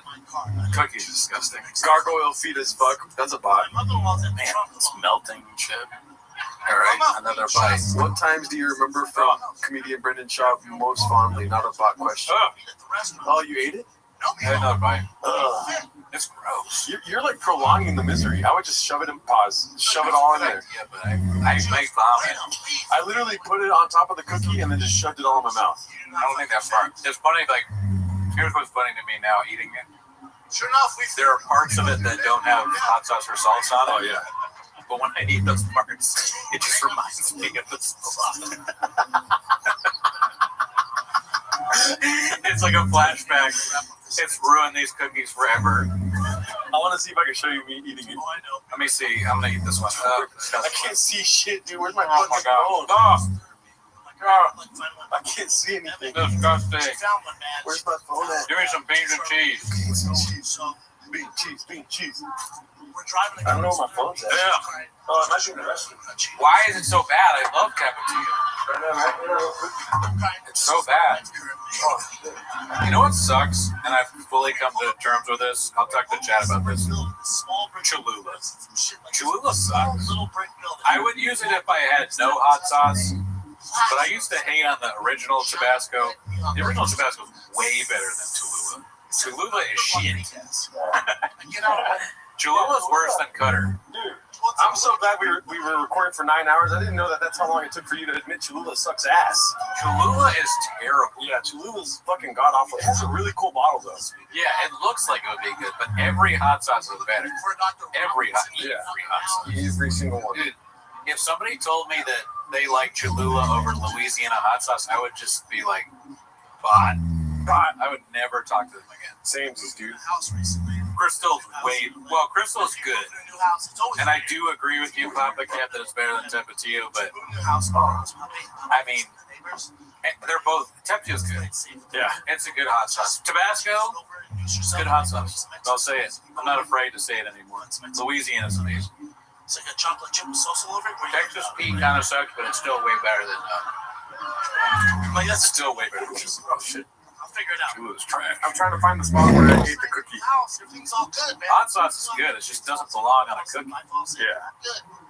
Jelly Roll might love this. Can you imagine Jelly Roll eats Mexican cookies? Like, I tried that American cookie. You mean to tell me you eat cookies without salsa?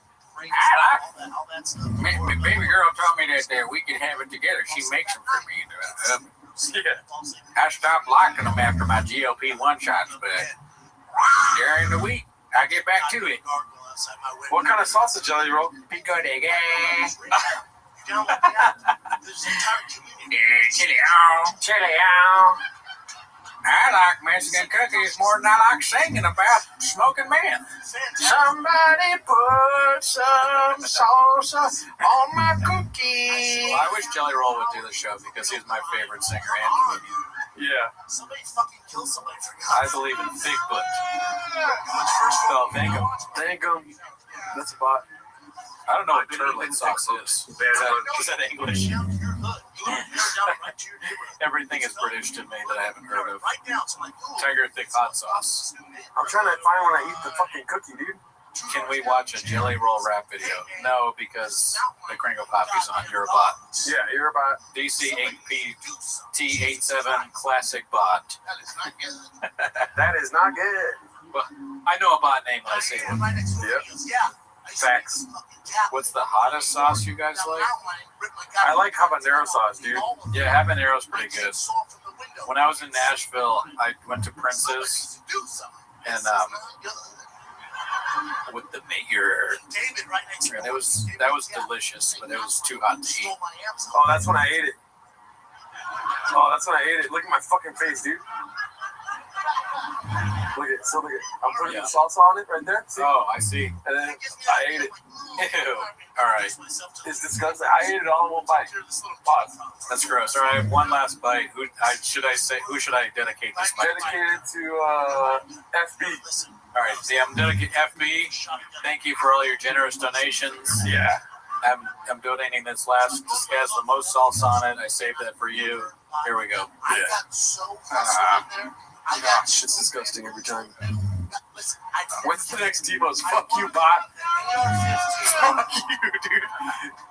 We're not doing Timo's for 5 months after this, dude. When is the next Navy SEAL night vision helmet. Not a bot. Yeah. My mouth is still, I'm not even joking, it still feels like it has some remnants of it. Cooney's a beast. Nowhere now. I can see everything, dude. That cat's fucked, bro. Thank him. I'll let you know, man. Anything for you guys. I ate another. This is the second fucking hot sauce cookie I ate. I know, it's disgusting, dude. The first one had a lot of salsa on it. Yeah, we overdid the first one. This shit is fucking DCP Inc. 87. I will kill you, bot. I forgot. I'm supposed to make it seem like it's not a real threat. It's a joke. pop out of bed, right? Yeah. Oh man. And then I always have my Uggs bedside, right? My Uggs will be right Damn, there. dude. Dicey. You didn't have to do this to yourself. Well, yeah, I guess so. I mean, that's what we say every time we record. Man, Lehman, that's a bot comment. 5% battery. 5% battery. I don't know why I do that. What? Here? Oh, no, you're good. You got 20 battery. Who said 5%? Oh, he's talking about his phone. Oh, get a better phone. Nathan was at 8% earlier. Now he's at 5. Oh, shit. Every video I've ever seen, online, those mountain lions have, those soft, black noses. Right, that goddamn nose. Man. Yeah, I mean, I still feel pretty good. I'm surprisingly, cogent, and I haven't fallen asleep. That Red Bull, that's an ad for Red Bull now. I feel good. I will feel horrible tomorrow. Oh, yeah, tomorrow's going to suck ass. I got to wake up at 5 in the morning tomorrow. That's horrible. I don't have to wake up early, but I probably should work. Next night, right? That's super interesting for the stream. So I guess 5 in the morning Monday. Oh, God. I'm just going to sleep all day tomorrow. Again, I got my boots on. I got my Air 15. Yeah. I got my Who wants a hot chip? Never mind the cookies. We should have had that fool bring us hot chips. Oh, yeah. I mean, that might be kind of gross, too. That might be Who wants a hot chip? I'm looking at the clock. It's all 2:50. I'm all pretty. Yes, Cooney looks like the picture of Mel. Kiss myself laughing. 3 a.m. kids, I hear. Yeah, it's 5 a.m. in Australia right now. I slide that glass door open. I'm all. 7 days ago. Hey, a lot of the suggestions that you have would be great. I'm sure we'd love to have Blast Man on, but there's no chance he's doing this, but Yeah. get serious. He's deep in the simulacrum. That type of thing, right? This pod makes and ruins careers. True. To write rapid It brothers doesn't matter. stuff on the neck, be like, enough's enough, kitty. Wow! What time did Mark leave? How about a clock, bot? Well, no, dumbass. It's a line of the. It's a line of the mountains, dude. This thing was Big boy squad, big boy nation. Throwing up the spot when you're dripping up the donut. Have a hair time, chin is homeless. I guess that could be something we do is we can make some parody songs, but I don't feel comfortable doing that. No, not my Air okay. 15 like this. I don't have it in me right now. Through my night vision. I'm not even Is Cooney a Brendan? No. I don't have no in my name, son. After this pod, the big leagues will be calling. Oh, listen. Sorry. You gotta do a lot to be on this pot. I'm not gonna sugarcoat it for you. I'm not gonna put sugar all over your dick. It's delicious. Wait, You think you got the same stuff as Brendan Walsh, Strickland Williams, Christopher Blue Shorts Lingbach, Brian Campbell. I'm saying names of people having. we gotta restart this. Gotta restart this thing so we can keep watching it. Which one of you guys is Bob, but which one is Brian? It changes every week. Yeah. I mean, don't say that. I don't think we're ever Brian. We're all like Bob. Look at you Oh guys. man, I'm not used to this. That was a little different. Afghanistan. I wish this pod was Afghanistan. Afghanistan. On my best. Tim, that's a bot comment. It's a good question. I don't know what happened to Lil Browse. He probably is just racking up the Grammys. Gerardo Ricardo Leonardo Alcaraz, B. I love you, Texas. That's how it is. Man, I love it. fucking There's always one Mexican cookie, dude. We both ate it. A whole cookie, too. Yep. It's crazy. Which one of you harasses HVAC women? This needle's not touching that temple, Daddy. Dipping his nachos and nacho cheese. Oh, my bad, Mr. Whole Foods. Whole Foods. My bad.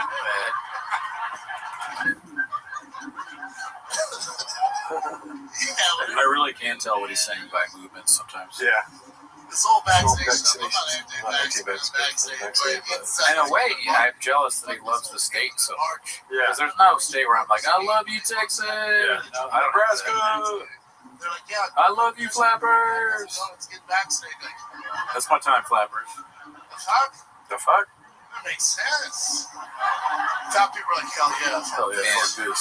This is, I don't know if my girlfriend is trolling me with this text, but she goes, she's a sick person. Yeah. If you get home before me, there are cookies on the counter. You can have some. Don't eat them all. LOL.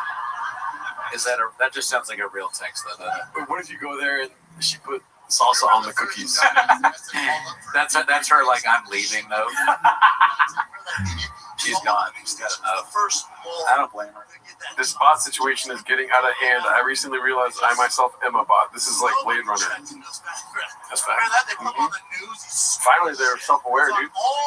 I know. Every time you think about saying something other than, great show, I just subscribe to the Patreon, guess what? Look in the mirror. All you'll see is bot. Dude, all I hear is facts right now, dude. Yeah, I mean, honestly, like, if you're not on the Patreon, look in the mirror. Look at what looks back at you. Nothing, because you're a bot. You're not real. We know your tricks, bot. What's this special called? It's called You're a Bot. Lubinowski, I can tell you. I just said how you can tell if you're a bot. Check. Do you have a recent Patreon charge from Raccoon Tweet? If not, bot. I'm tired of explaining it. I'm wearing a hazmat suit. I want to miss work tomorrow. This is woke as shit. I'll tell you what, guys. I swear to God, I'll stop doing this podcast if anyone calls in sick to work tomorrow. Calls in sick? Yeah, to work tomorrow. Don't call in sick to work. Because they or something? Because they watch us all night. Oh no, you gotta work. You gotta go to work, dude. Yeah, we're not gonna be held responsible for any kind of missed sick days or any of that PTO. All you see is bot means something else over here. Piss myself laughing. That's actually really special here, man. You guys just give me so much love. I absolutely love Texas, man. Somebody's going to shit. Already called off. Fuck. I mean, that's fine. Jay has donated quite a bit. Yeah. Dude, I look weird as hell in this suit, dude. LA is North Korea. You're watching? Oh yeah, I'm reading the comments. Oh, nice. I mean, I'm not. I don't. You're not right. Yeah. Comments. Yeah, I fired you right away. Straight up, the shop house. What's up, Power Scissor? What's up, dude? That's not a bot. It's good to see you. Never met you. You guys are spot on with all your wealth. We do accept English money, or I mean Scottish money, actually.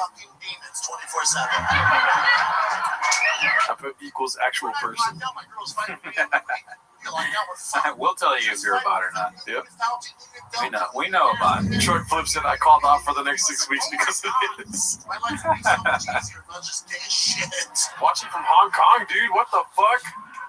Oh shit. Hell yeah. Welcome, dude. Great place, never been. Do you have a beach there? Red Bar loves you guys. Did you invite him? Listen, I can't speak for Cooney, but I love Red Bar. Yeah. And I love Red Bar so much that I wouldn't invite him on the podcast. He would say no. I think you do other podcasts? No. I don't think so. He talks about it on his streams where he's like, I'm not going to do another podcast. Have you saw, because you watched the latest, you saw the Ukrainian Red Bar? Yes. That is fun. That's amazing. That's a great bit. Yeah.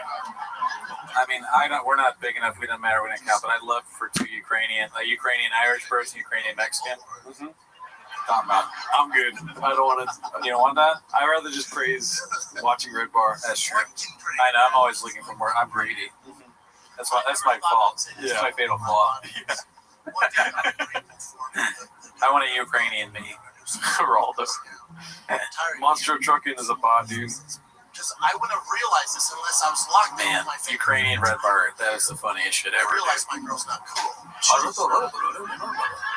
Gerardo, you're a realistic looking Mexican bot. Ever heard of him? He may want you guys on. He doesn't do other people's shows. I mean, I doubt it, but sure. It won't be because I asked. Yeah, no. I gotta get that. You have to have the tap on the shoulder. Yeah. Jules? Salvo Pancake sends you a message. So I got his first day outfit. Where? No, I'm kidding. I'm saying, isn't that yeah. Red Bar character? Oh, right? yeah. Walking over school, like, dude. I don't even remember at this point. I'm deep into the stream brain. You know, dude, I was so worried about this stream. What's 24 hours of Gringo Papa going to do for you? I feel better now than when we started. Don't laugh. You know what that is? You know what you're feeling right now? Extreme? No. Stream brain. Oh. It's like Austin brain. Austin It's about Comic Brain. streaming. Yeah. You have stream brain going. I got SB, dude. Goddamn dick down to here. Excuse me? Do you feel the CT Graves yet, Liz? What? I said, you're in a group chat with other parents. Oh, Liz. Elizabeth Marsden. Oh. Yeah. You don't even have stream brain, dude. I have no brain. You got thyroid brain. The doctor's like, we're going to have to remove your thyroid and put it where your wrist is. You're like, oh, don't you need to do like tests before? He's like, we've done the test, and it's just this stream. They show me talking. Yeah. What's up, Dublin? Oh shit. Vegas, been there. Great place. Reverse Graves. Born and raised. I don't think Dan Soder would come on this, but thank you for thinking that. He's a funny guy. How many hours have we been at it? 9 hours. We're in our 10th hour now. We've been doing this for 24 hours, guys. You don't realize. This is the last hour. This is hour 24. And if you don't think that, you're a bot. Bro, you know why? Oh shit, Formula One. Here to rejuvenate us. What's up, Formula One? Spicy. You know what spicy means? You guys is conquerors, thank you. Finally, you guys approve of a comedian you like. No, we said a few people we thought